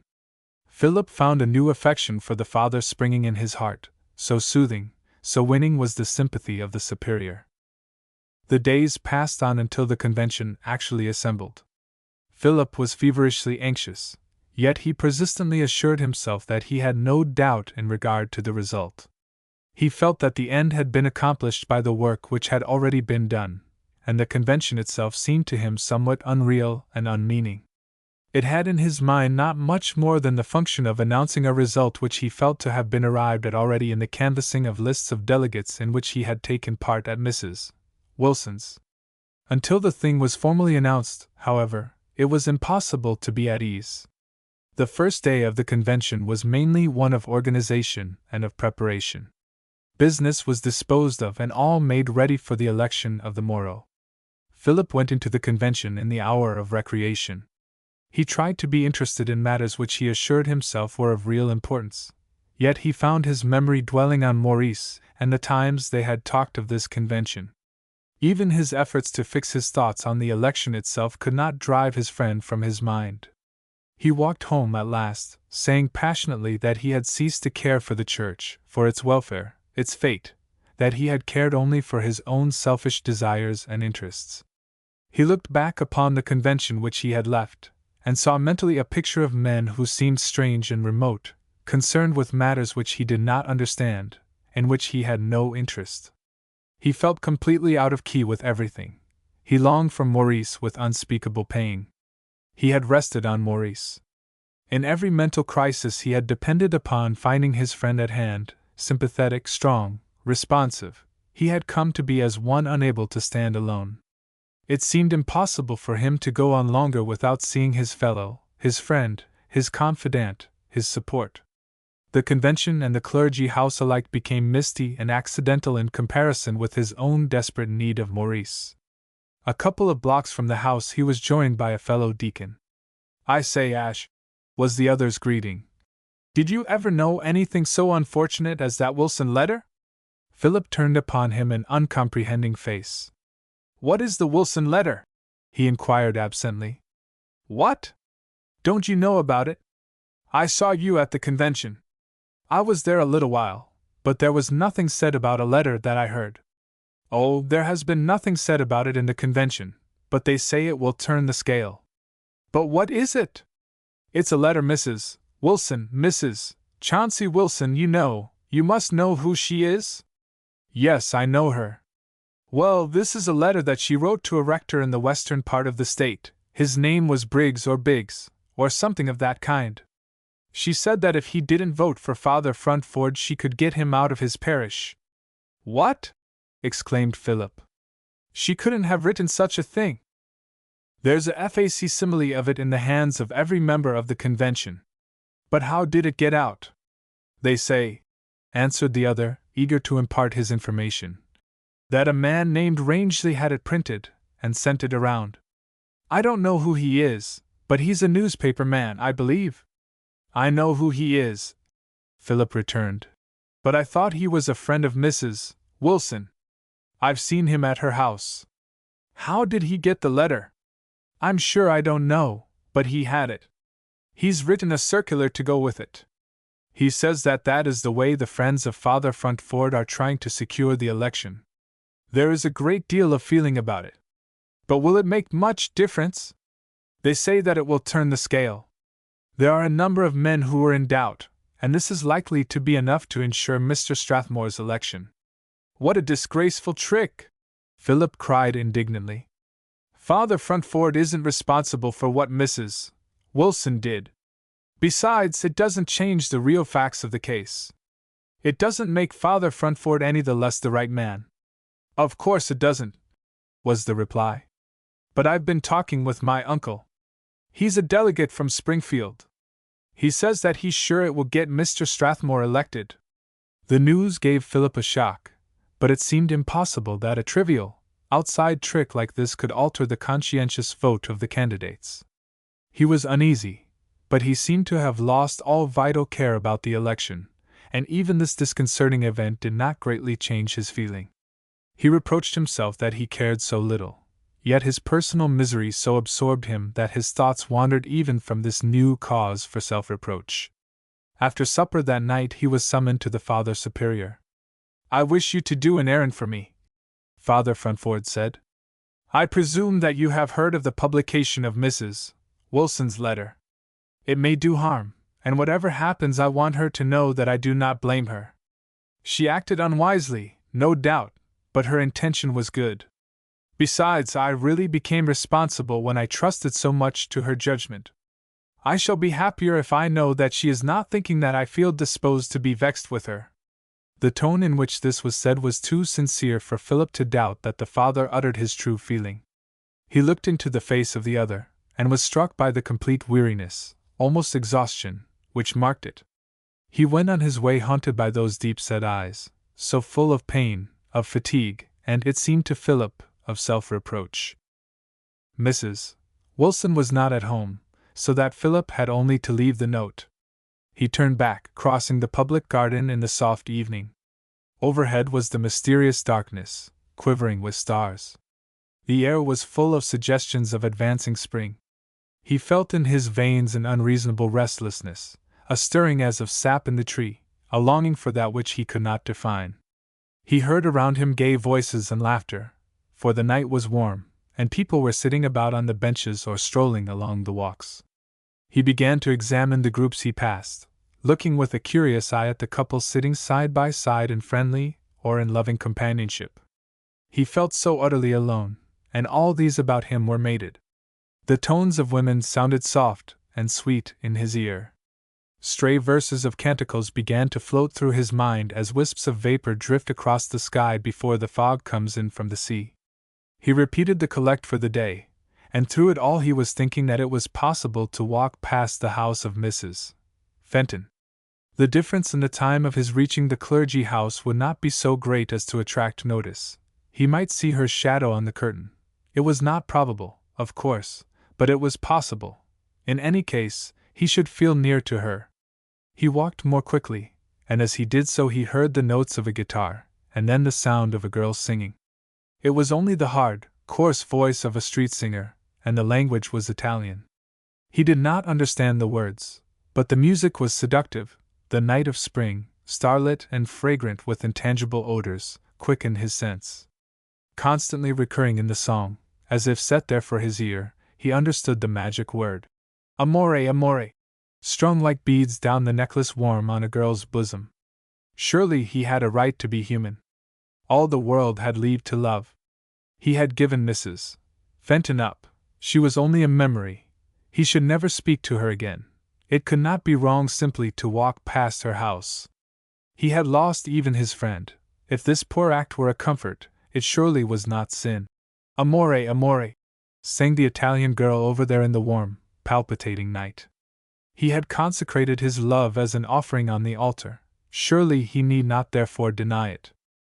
He had gained Beacon Street, and was walking rapidly, his cheeks hot and flushed, his heart on fire. Far down a neighboring street he heard the approach of a band of the Salvation Army. They were singing shrilly, with beating of tambourines and clanging of cymbals, a vulgar, raucous tune, redolent of animal vigor and of coarse passions, a tune as unholy as the rites of a pagan festival. Ashe stood still as with flaring torches they drew nearer. The blare of the brass, the vibrant, tingling clangor of the cymbals, the high, penetrating voices of the women, the barbaric rhythm of the air, made him in his sensitive mood tremble like a tense string. He shivered with excitement, nervous tears coming into his eyes so thickly that he turned away blinded, and stumbled against a man who was passing. "My good brother!" exclaimed a rich, Irish voice, jovial, yet not without dignity. "You don't see where you are going." Philip recognized instantly the tones of the priest whom he had met at the North End, and without even apologizing he answered with an overwhelming sense of how true were the words in a figurative sense. "No, I cannot see." The other was evidently impressed by the manner in which the reply was given, for instead of passing on he stopped and examined Ashe closely. "Can I do anything for you?" he asked. "Providence has sent you to me, I think," Philip returned. Then he put his hand on the arm of the stranger, bending forward in his eagerness. "Where do you live?" he asked. "May I come to see you tomorrow afternoon? It may be that you can tell me where I am going." 35. The World is Still Deceived. Merchant of Venice. 3. 2. However much or little the ill-starred letter of Mrs. Wilson may have had to do with it, the fact was that both houses of the convention elected Mr. Strathmore by majorities sufficiently large to satisfy even his friends. The lay delegates were more generally in his favor than the clergy, which circumstance gave for a time some shadowy hope to the High Church party that the House of Bishops might refuse to confirm the election. But whatever consolation was derived from such an expectation was of short duration.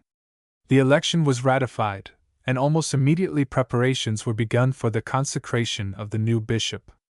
Father Frontford remarked to an interviewer at the close of the convention that it was not the least happy of the incidents of the election that Mr. Strathmore had been chosen by a majority so decided, since it indicated clearly the wishes of the Church.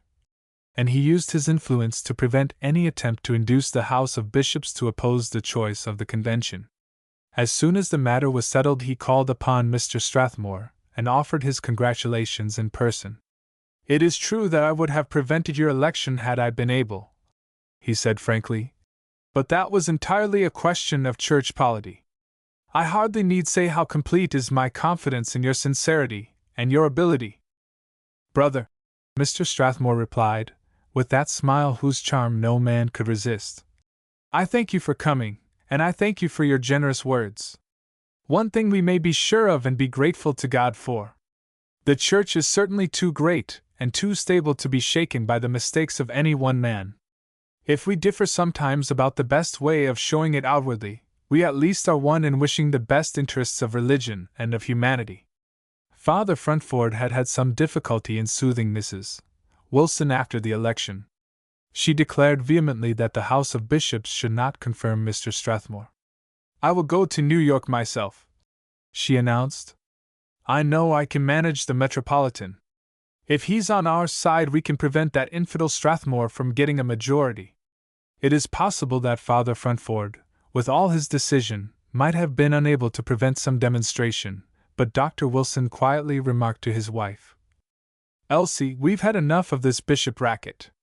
I'm devilish tired of the whole thing, and I wish you'd find a new amusement." "But, Chauncey," she responded, "think how maddening it is to be beaten.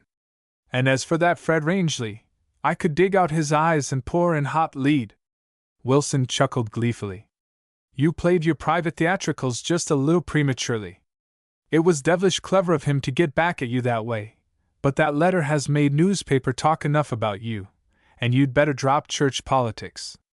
Isn't it time to get your stud into shape for the summer?" Elsie shrugged her shoulders. "I don't know. I hate to give it up while there's a fighting chance. The campaign has been a lot of fun. However, I suppose you are right. You have a dreadfully aggravating way of being. Besides, I am pretty tired of parsons, and horses wear better."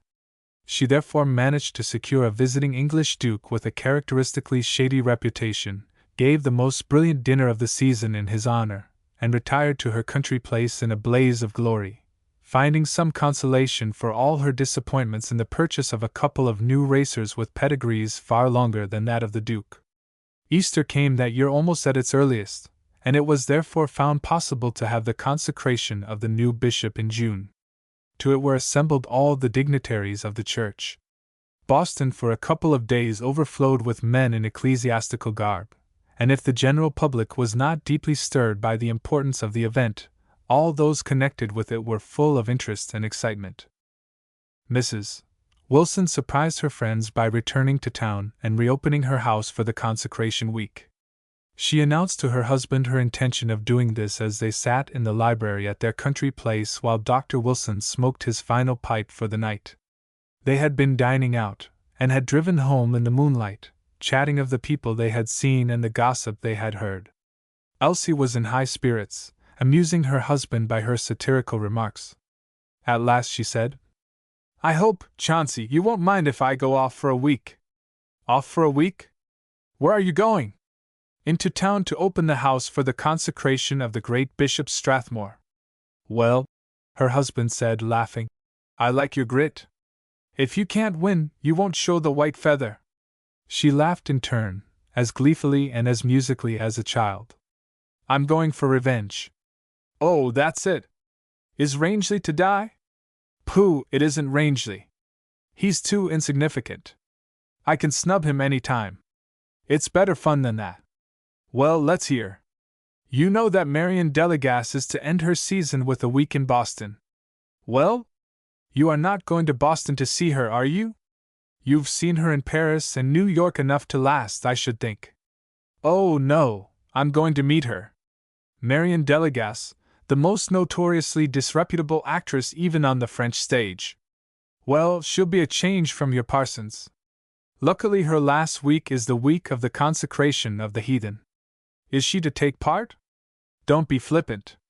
I am to give Lee Delegas a luncheon. I've arranged it by letter. By one of the most curious coincidences in the world it comes on the very day of the consecration. That is amusing, but I don't see that it's much of a revenge." "No," Elsie responded demurely, casting down her eyes. "I am so sorry that Mrs. Strathmore can't come." "Mrs. Strathmore? You didn't ask her?"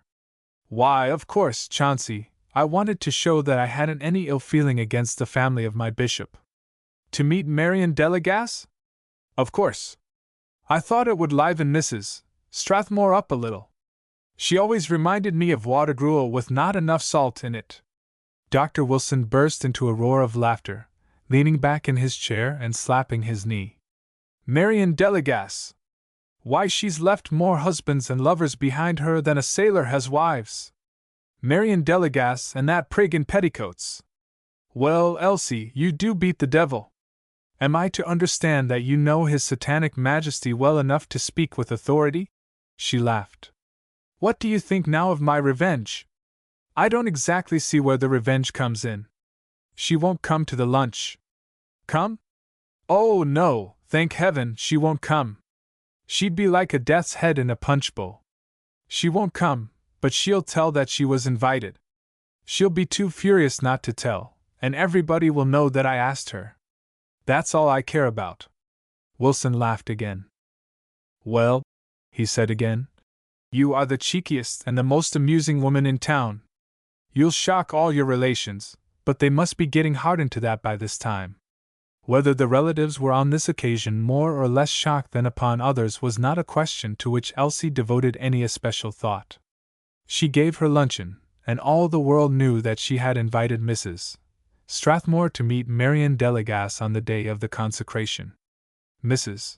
Strathmore was so enraged that she talked flames and fury, even going so far as to wonder whether there were not some possibility of excommunication, so that her tormentor was enchanted with the success of her revenge.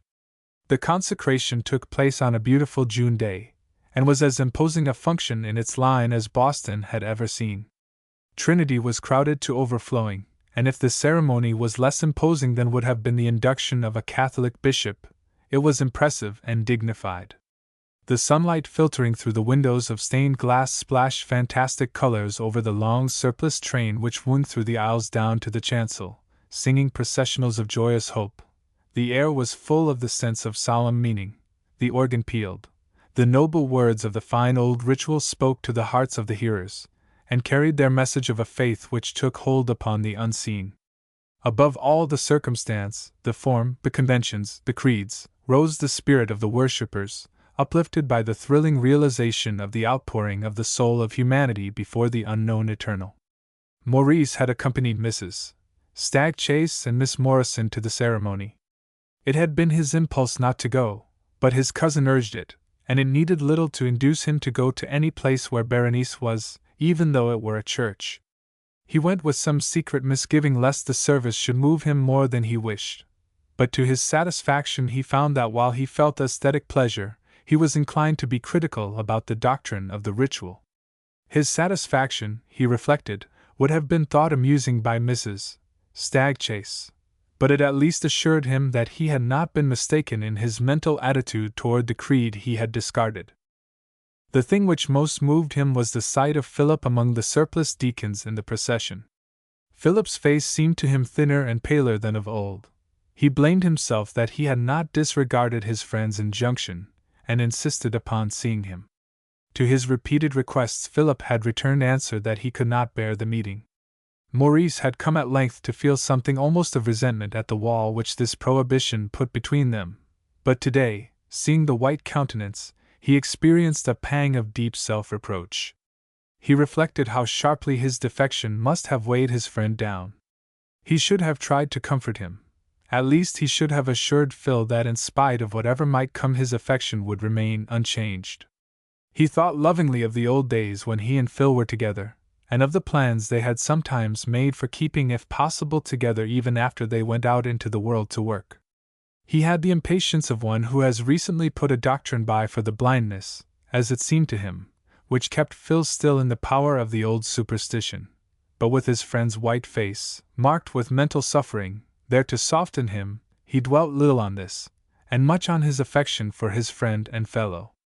As Maurice brooded, watching Philip moving slowly down the aisle, Berenice bent forward to take a book from the rack, and her face came between him and his friend. The thought of Philip vanished as a shadow before a sunburst. He was conscious only of Berenice, sitting there so near him, her dark eyes serious with the solemnity of the occasion, her cheeks tinged with a color so lovely that the lining of a shell or the petals of a rose were poor things with which to compare it. He forgot all else, and lost himself in a delicious, troubled dream of what might be. Surely she must love him. He could not give her up. It was not possible that he should not some day win her. He fixed on her a look so ardent that it seemed to compel her glance to meet his. The flush in her cheek deepened, and he reflected with an exultant thrill that even in the absorption of a time like this he could reach and move her spirit. The rest of the service was little to Maurice. He heard the music, listened now and then to the words which were being spoken, thought for a moment here and there upon the strangeness that these people should be consecrating Mr. Strathmore and not recognizing in the least that they were assisting at the breaking down of the church. He gave a little reflection to his own interview with the new bishop.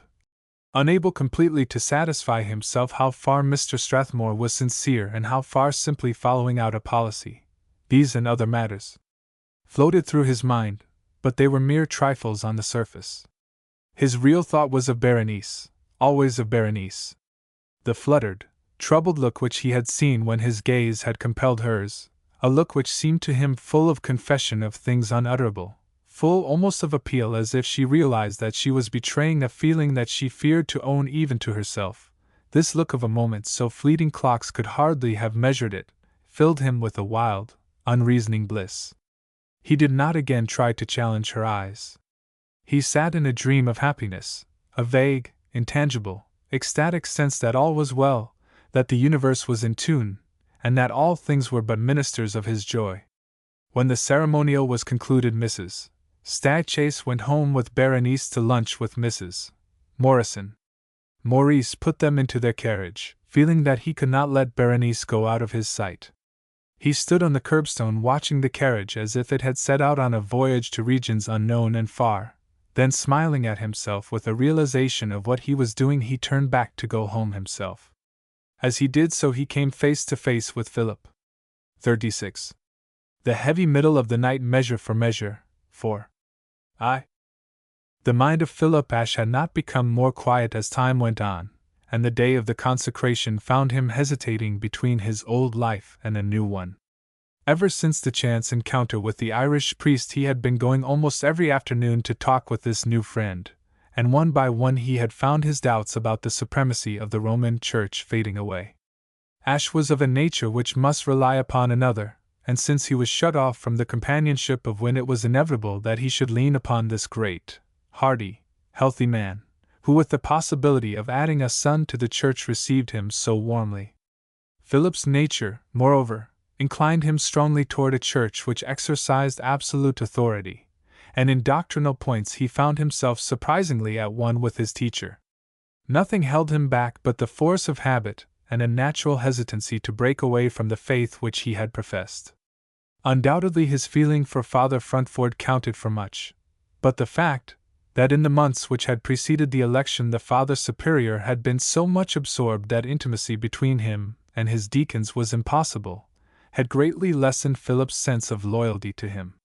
Very tenderly and wisely the priest led Ash on, until he was in very truth a Catholic in all but name. To his ardent, mystical mind, deeply responsive to the ritual of the older church, the ceremonies of the consecration seemed poor and thin. He craved symbolism and richly suggestive rites. He had been more than once in these latter days to the services of the Catholics, and his imagination came more and more to demand the embodiment in form of the aspirations of his soul. He tried to stifle the disappointment which assailed him as the function proceeded, but it was impossible for him not to realize that the ceremonial of his own faith left him cold and unsatisfied. He missed the warm emotional excitement of the music, the incense, the sonorous Latin, the sumptuous robes, and the romantic associations of the Mass. He felt keenly, moreover, that the man who was being today installed as the head of the diocese was of tendencies distinctly opposed to his desires. He mingled with disappointment that Father Frontford had not been chosen, a genuine conviction that Strathmore would use his influence to carry church forms toward a worship ever simpler and more bare. He could not wholly smother an almost personal resentment against Strathmore, and a consciousness that it would be always impossible for him to regard the newly consecrated bishop with that respect and veneration due to one holding the office. He reflected that the Church must itself be tending toward a dangerous liberalism if it were possible for this thing to have come about. He listened dully and confusedly to the service until the time came when the bishop-elect made his vows. He heard the strong voice of Strathmore, vibrant, deliberate, penetrating, repeat with slow solemnity the promise of conformity and obedience to the doctrine and worship of the Church. The words tingled through the mind of Ash like an electric shock. To his excited feelings, Strathmore was perjuring himself in the name of God, since it was impossible to feel that the new bishop followed or intended to follow either. He experienced a wild impulse to spring to his feet and protest. He wondered if he only of all the persons in this crowded church recognized the shocking irreligion of that vow. He reflected that in the Catholic communion it would have been impossible for popular suffrage to raise to the bishopric a man like this, a heretic and a perjurer. The service went on, and Philip sat in a sort of dull stupor. He could not think clearly. He was only dreamily conscious of what was going on about him. The music, the prayers, the solemn words were to him so remote from his true self that he seemed to hear them through a veil of distance. He had ceased to have part in this rite. He ceased even to heed it. Like one who is lost in idle musing, one who concerns himself with trifling thoughts lest he realize too poignantly a bitter actuality, Philip sat in his place, now and then glancing about the great church. Changing his position a little, he saw the face of Mrs. Fenton. He dwelt on it with mingled grief and pain. More and more he became absorbed in gazing, while love and anguish swelled in his heart. He forgot where he was. He saw her only. He felt only her presence in all the throng. His passion seemed to him greater than ever. He did not for an instant think of her as of one who could or would requite his affection, or even as one who belonged to his future life. He was filled with a sense of the completeness of his devotion to her. He felt that he had loved her more than heaven itself, but he felt also that he was bidding her good-bye. He had not definitely said to himself that a change was before him, yet looking at her he felt it. The shadow of an eternal farewell seemed to be over him. He was benumbed with suffering, He drank in her face greedily. He seemed to himself to be imprinting for the last time upon his memory that which was dearer to him than life, yet which he was to see no more. The service ended at last, and once more the long procession of which he was a part slowly made its way out of the church. Philip found himself in the vestry in the midst of a crowd of ecclesiastics from which he extricated himself with all possible speed, and got once more into the open air. He threaded his way among the groups standing on the sidewalks chatting and hindering him. Suddenly a man turned close to him, and Maurice stood before his face. "Phil!" he heard the joyful voice of his friend cry. "My dear old Phil, how glad I am to see you!" The sound was like a charm which breaks a spell. For the instant all else was forgotten in the pleasure of being again with his heart fellow. He could have flung his arms about the other's neck and kissed him, so keen was his delight. The doubts and distractions which a moment earlier had bewildered and tortured him vanished before Wind's greeting as a mist before a brisk and wholesome wind. He seized the hand held out to him, and clasped it almost convulsively. "Maurice!" was all that he could say. "I really ought not to recognize you," Maurice said, in a great hearty voice which sounded to Philip strangely unfamiliar. "Why in the world have you refused to see me? I assure you I'm not contagious." They were close to a group waiting on the sidewalk, and with instinctive shrinking Ash led the way down the street. Soon they were walking in much the old fashion, and Philip left his friend's question unanswered until they had gone some distance. Then he turned with a smile not a little wistful. "Certainly it was not because I did not long to see you," he said. Maurice smiled, but Philip sensitively felt a veiled impatience in his tone as he replied, "Oh, Phil, if I could only get the ascetic nonsense out of you!" Ash could not answer. He could not reprove his friend after the separation, which to him had been so long and so sorrowful, and he had a secret feeling that they were to be more entirely divided. The pair walked in silence a moment, and then Wind spoke. "Well, I'll not talk on forbidden subjects, but surely, Phil, you are not going to throw me over entirely. I wouldn't drop you, no matter what happened." "I'm not throwing you over," Philip answered with a choking in his throat. "I would, oh, Maurice," he broke out, interrupting himself. "It isn't for want of caring for you, but if I am ever to help you, I must keep my own faith. I have been so troubled and so, there." He broke off again. "Let us talk of something else." He felt that Maurice was studying him carefully. "Phil, old fellow, you are hysterically incoherent. What's the matter with you? It can't be all my going off. Can't you come home with me, and talk it out?" Ash shook his head. The more he was touched and moved by the affection of his friend, the more he shrank from him. This tender comradeship seemed to him the most subtle of temptations. He feared, moreover, lest he might reveal to Maurice too much of what was in his heart. "Not now," he said. "I must go home at once." "Then I'll walk along with you," rejoined the other. "I do wish you'd let me help you. You are evidently all played out physically, and half and I could see that you've something on your mind. Is it the bishop? That has troubled me a good deal," Ash returned, feeling a relief in being able to say this truthfully. "Well, Phil, if you worry yourself sick over what you can't help, what strength will you have for the things that you can do? I'm glad it isn't all my going that has brought you to this, for you look positively ill. I wish you'd get sick leave, and go off a while." Ash shook his head again. He felt that if Maurice went on talking to him he should lose his self-command. He must get away, yet he could not bear to hurt his friend. He turned toward Maurice and held out his hand. "Dear Maurice," he said, "don't be hurt, but I can't talk with you. I must be alone. I am upset, and not myself. It is not that I don't trust you, you know, but there are things that a man has to fight out for himself." The other stopped, and regarded him closely. "All right, Phil," he said. "I understand. If you've got a fight with the devil on hand, nobody can help you. I only wish I could." He wrung the hand of Ash, and added, "Goodbye. I'm always fond of you, old fellow, and you know that when there's a place that I can help there's nothing I wouldn't do for you." Ash tried to answer, but he could not command his voice. He could only return the warm pressure of Wind's hand, and then, miserable and hopeless, go on his way to his conflict with the arch-fiend. Once in his chamber, Ash fastened the door, drew down the shades, and lighted the gas. He laid aside his cassock, and loosened his clothing so that his breast lay bare.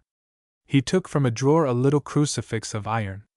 This he placed across the chimney of the gas burner, and watched it until it was heated. Then he seized it with his fingers, but the stinging pain made him drop it to the floor.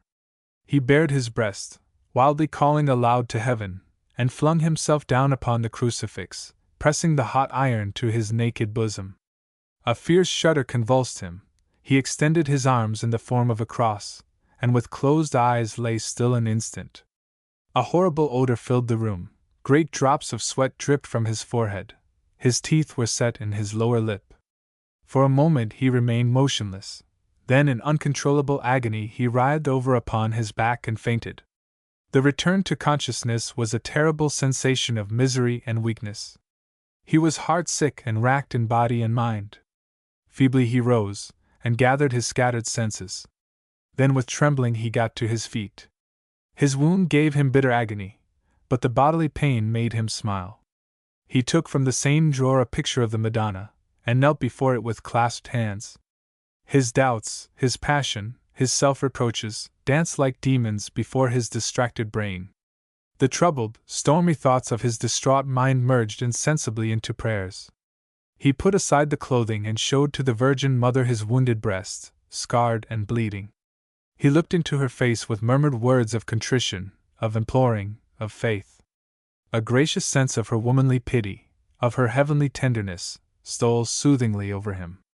He seemed almost to feel cool hands on his hot forehead.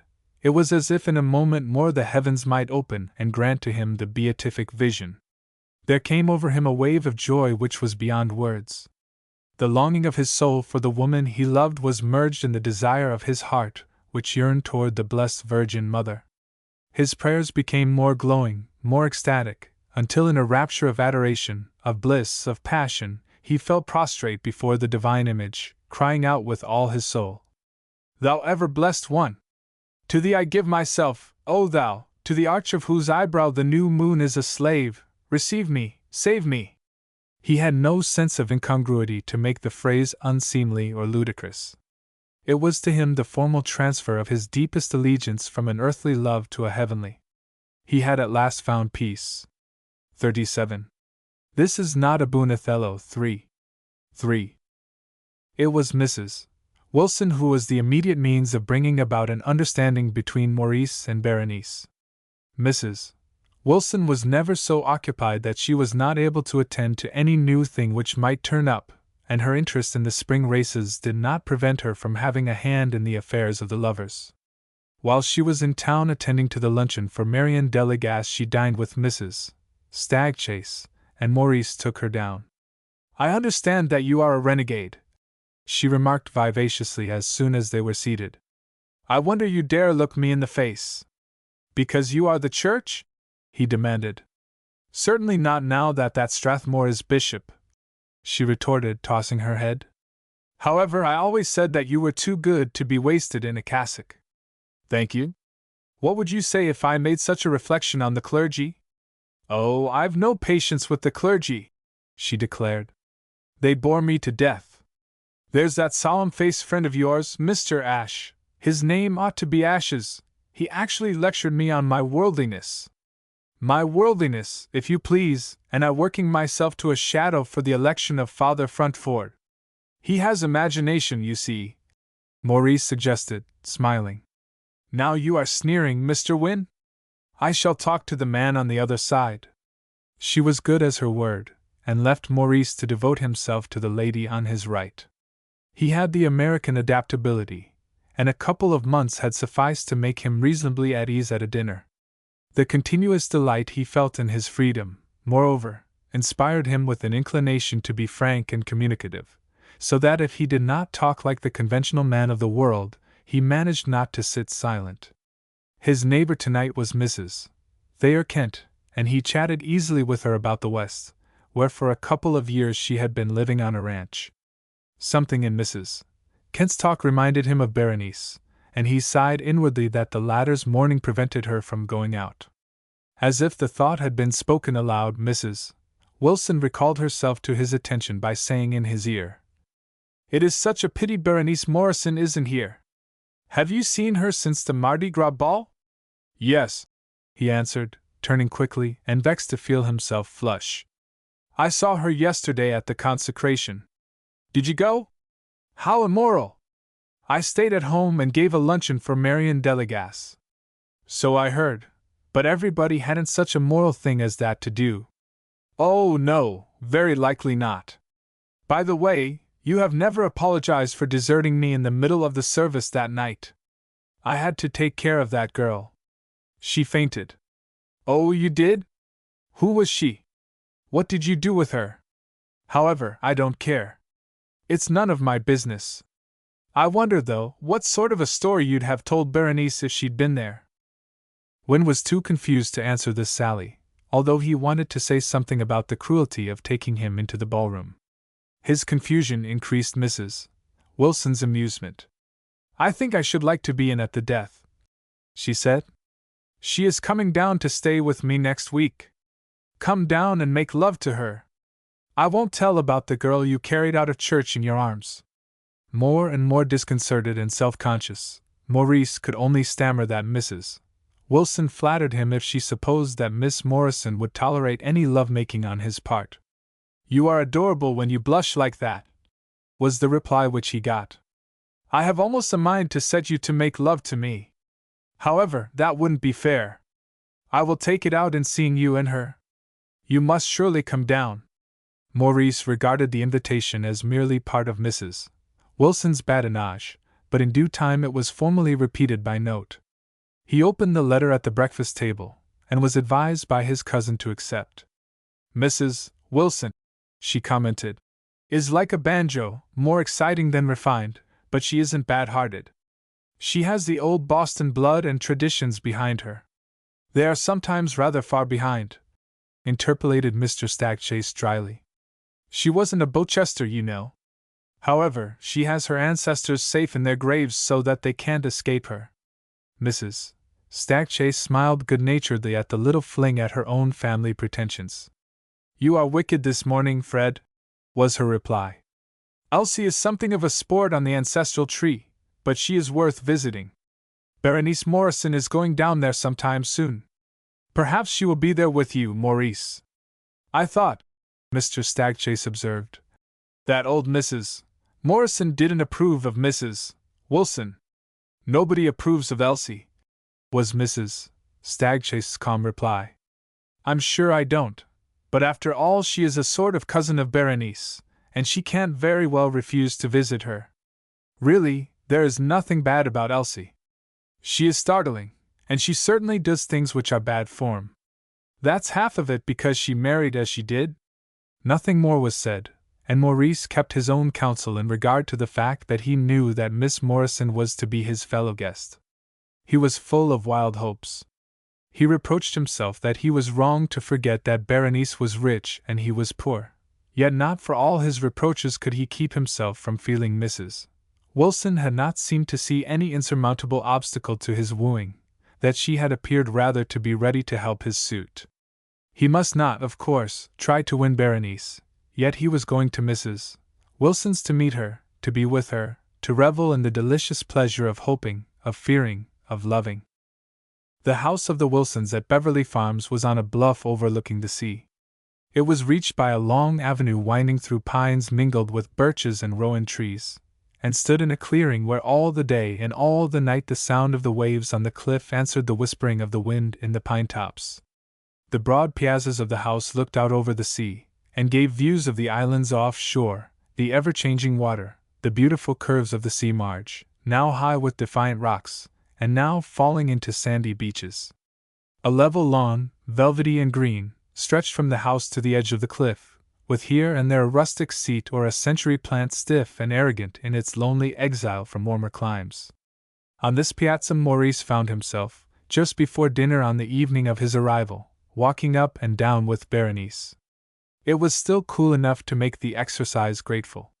It is so delightful to have the weather warm enough to be out of doors without being all bundled up," she said, looking over the sea, cold green and gray in the declining light.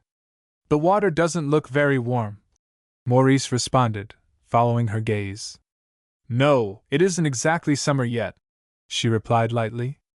"Do you know," she added, turning to meet his eyes, "I can't help thinking how different this is from the last time we were together away from Boston.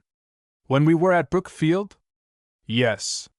It is different, more different to me than you can have any idea of. Then I was a cog in a machine, now I am my own master." They walked to the end of the piazza, turned, and came down again. They were facing the light now, and her face shone with the pale glow of the declining day. In her black dress, with a soft shawl thrown about her, she was dazzling, and Maurice found it difficult not to take her in his arms then and there. "It must have been a strange feeling," she observed thoughtfully, "to know that you were not master of your own movements, but had to do as you were told, whether you approved of it or not." "Strange," he echoed, a sense of slavery coming over him which was far stronger than anything he had felt while the bondage lasted. "It was intolerable." "Yet you endured it?" she returned, regarding him curiously. "Yes, I endured it. In the first place, I thought that it was my duty, and in the second, it was not so hard until I had seen—" "Well, until you had seen?" "Until I had seen you, I was going to say." Berenice flushed, and tossed her head. "You have caught a pretty trick of paying compliments, Mr. Wynne." "No," he answered with gravity. "I have only the mistaken temerity to say the truth." She regarded him with a mocking light in her deep, velvety eyes. "And is it the truth that you have given up your religion because you have seen me?" Maurice wondered afterward how he looked when she sped this shaft, for he saw her shrink and pale. She even stammered some sort of an apology, but he did not heed it. Although he was sure that he should sooner or later have come to the same conclusion whether he had met Berenice or not, he knew in his secret heart that there was in her words some savor at least of truth. He felt their bitterness to his heart's core, and could only stand speechless, reproaching her with his glance. If they were true, it was cruel for her to say them. He regarded her a moment, and then turned toward the long French window by which they had come out of the house. Berenice recovered herself instantly, and behaved as if nothing had occurred to mar the serenity of their talk. "Yes," she said in an even voice, "you are right. It is becoming too cold to stay out here." He held open the window for her, and she swept past him with a soft rustle and a faint breath of perfume. He did not follow, but drew the window to behind her and continued his promenade alone until he was summoned to dinner. All his glorious air castles had fallen in ruins about his feet, and he rated himself as a fool for having come to Beverly Farms to meet this girl who evidently flouted him. The result of this conversation was to bring Maurice to the resolution to return to town. All the doubts which had been in his mind arose like ghosts ill exorcised, more tangible and more insistent than ever. He realized that he had come here fully persuaded in his secret heart that Miss Morrison must love him, and with the hope of winning some proof of it. Now he assured himself that she did not care for him, and that he had been a fool to indulge in a dream so absurd. The obstacles which lay between them presented themselves to him in a dismal array. He decided that she could have no respect for him, or she could not have thrown at him the implication that he had apostatized from selfish motives. With all the awful solemnity with which a man deeply in love examines trifles, he recalled her looks and words, deciding that he was to her nothing more than the butt of her light contempt, and secretly wondering when and where he should see her again, he decided to leave her forever. He announced his determination next morning to his hostess. As he could not well give the real reason for his decision, and had no experience in social finesse, he came off badly when asked why he had come to this sudden decision. He could not equivocate, and when Mrs. Wilson asked him point-blank if Berenice had been treating him badly, he could only take refuge in the reply that it was not for him to criticize what Miss Morrison chose to do. He persisted in his resolution to return to Boston, feeling obstinately that he could not with dignity remain where he was while Berenice was there. A man of the world would at once have seen the folly of such a course, but Maurice was not a man of the world. "Well, Mrs. Wilson said after she had argued with him a little. You have retained the clerical obstinacy, whatever else you've given up. I am not in the habit of pressing my guests to stay if they are tired of my society.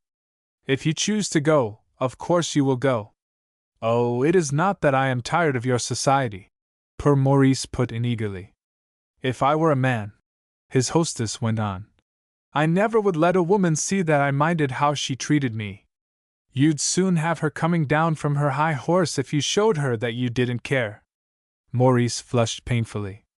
It was impossible for him to talk to Mrs. Wilson about his feeling for Berenice. I am afraid that I had better go, he said, with eyes abased. She regarded him with a mixture of impatience and amusement struggling in her face. By all means go, she retorted. I'll tell Patrick to be at the door in time to take you to the 3 o'clock train. She swept away rather brusquely, leaving him disconsolate and uneasy. He felt that he had bungled matters, but before he had time to consider, Berenice appeared, and joined him on the piazza. I am sent by Mrs. Wilson, she announced, to ask you to stay. You take some pains to clear yourself from the suspicion of having any interest in the matter. I am only a messenger, she quoted saucily, seating herself on the rail of the piazza in the sunshine, and looking so piquant that Maurice felt resolution and resentment oozing out of his mind with fatal rapidity. He flushed at her allusion to his ill-considered interview with her, but he could not for his life be half so indignant as he wished to be. Apparently an indifferent messenger. You evidently do not care whether I go or I stay. Why should I? Why should Mrs. Wilson? He retorted, not very well knowing what he was saying. Oh, Mrs. Wilson is your hostess. Besides, he went on, a delightful look of mischief coming into her face. She said that she hated to have her plans interfered with, and that you were so handsome that she liked to have you about. Maurice flushed with a strangely mixed sensation of pleased vanity and irritation, and was angry with himself that he could not receive her jesting unmoved. He bowed stiffly. I am very sorry, he returned, that Mrs. Wilson should be deprived of so beautiful an ornament for her place. Then you will go? He demanded, looking at him with mirthful eyes, a glance which so moved him that he could not face it. I see no reason why I should remain. There certainly can be none if you see none. Well, I want to give you something of yours before you leave us. She drew from the folds of her handkerchief the little grotesque mask which she had pinned upon her lover's cassock at the Mardi Gras ball. Maurice flushed hotly at the sight. You are determined, Miss Morrison, to spare me no humiliation in your power. Humiliation? She echoed. Why, I was humiliating myself. Seriously, Mr. Wynne, I have been ashamed of that performance ever since, and I most sincerely beg your pardon. The humiliation is mine entirely. But where in the world? Demanded he, a new thought striking him. Did you get the thing? You know I threw it on the table. Miss Carstairs gave it to Mr. Stamford, and I got it from him. Maurice came a step nearer. Why? He asked, his voice deepening. I didn't like to have him keep it, he murmured, with downcast face and lower tone. Why? He repeated, so much in earnest that his voice was almost threatening. She was for a moment more confused than ever, but rallying she held out the mask. Oh, that I might tease you with it again! She laughed. He took the absurd trinket in his hand. It is pretty badly dilapidated, he observed. Yes, she said demurely. I crushed it in the carriage on the way home from the ball. I crumpled it up in my hand. Why? You keep saying why over and over to me, Mr. Wynne, as if I were on the witness stand. Why? He persisted. He had forgotten all the doubts which had beset and hindered him, the scruples he had had about wooing, and the fears that she did not love him. He was conscious only that she was there before him and that he loved her, that her downcast looks seemed to encourage him, so that it was impossible to rest until he knew what was really in her mind. The unspoken message which he had somehow intangibly received from her made him forget everything else. He loved her, and a wild hope was beating in his heart and seething in his brain. He could not turn back now, he must know. He saw her grow paler as he looked at her, standing so close that his face was bent down almost over her bent head. He felt that her secret, nay, the crown of life itself, was within his grasp if he did not fail now. Why? He asked still again, hardly conscious that he said it, and yet determined that he would win an answer at whatever cost. She raised her face slowly, shyly. Her eyes were shining. Because, she said, hardly above a whisper, I was determined to convince myself that I hated you. But then, her words faltered, yet he still did not dare to give way to the warm tide which he felt swelling up from his heart. His voice softened almost to the tone of hers. But then? The crimson stained her beautiful face, and faded. I think I kissed it, she murmured, so low that the words were mere phantoms of speech. He tried to answer, but the words choked in his throat. He sprang forward, and gathered her into his arms. It is an art which even deacons may know by nature. When the pair came in to luncheon an hour later, Mrs. Wilson looked up at them, and then without question turned to a servant. You may tell Patrick that we shan't need the carriage for the station, that sagacious woman said coolly. Maurice was both surprised and touched by the gratification which his engagement gave to his friends. Mrs. Wilson might be expected to take satisfaction, since any woman is likely to approve of any match which she may be allowed to have a hand in promoting. The Stag Chases were delighted, and Mrs. Morrison received him with a kindness which moved him more than anything else. Mrs. Morrison treated him much as if he were her son. She spoke wisely to him about his future, and she had a word of warning on the subject of his attitude toward religion. My dear Maurice, she said, after she had come to call him by that name, let me give you a caution. The most fanatical belief is less evil than dogmatic denial. If you are really the agnostic you claim to be, your very confession that the truth is too great for human grasp binds you to respect the unknown. But one cannot respect dogmas, he objected. We were not speaking of dogmas, she responded with sweet and dignified earnestness, but of the mystery of life and the great unknown that encloses it. The great fault and danger of this age is that it is all for breaking down. It reforms abuses and improves away old errors, but it seems to forget the need of providing something to take the place of what it clears away. Men can no more live without a belief than without air. But it is hard to have patience with what one sees to be false. What one believes to be false, you mean? It isn't easy to have patience with those who hold to theories that we've laid by, but surely it is impossible not to respect the spirit in which any honest soul sincerely believes. Yes, Maurice assented, somewhat doubtfully. But it is so hard to have patience with creeds that are entirely outworn. The old lady smiled and shook her head. Again I have to say which seem to you outworn. A creed is never really outworn so long as a single man sincerely believes in it. However, you may have as little patience as you like with them if you will only remember that after all the creed itself is nothing, while the attitude of the mind to truth is everything. If you respect conviction, that is all I ask. Mrs. Stagchase at another time had also an ethical word for him. Maurice was deeply moved by the fact that Philip had gone into the Catholic Church and entered a monastery at Montreal. Like his friend, Ashe had left the clergy house as soon as he had come to the decision to which his doubts led. He had seen Maurice, and had talked to him unreservedly of his faith and of his plans. It was idle to attempt to move him, and it was after bidding the proselyte goodbye that Maurice was talking of him to Mrs. Stagchase, and lamenting what occurred. My dear fellow, she observed in her faintly satirical manner, I know that I'm growing old, because whereas my convictions used to be all right and my actions all wrong, now my actions are right enough, but my convictions have all evaporated. Mr. Ashe is still young enough to need convictions, and the more rigid they are the more contented he'll be. But with his training, to turn out in this way, responded Maurice. It's amazing.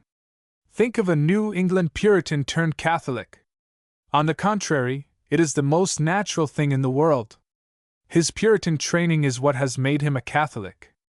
Maurice thought a moment in silence. I suppose, he said at length, that in this age there are only two things possible for a thinking man. One must go over to Rome and rest on authority, or choose to use his reason and be an agnostic. Mrs. Stagchase regarded him with a smile which made him flush a little.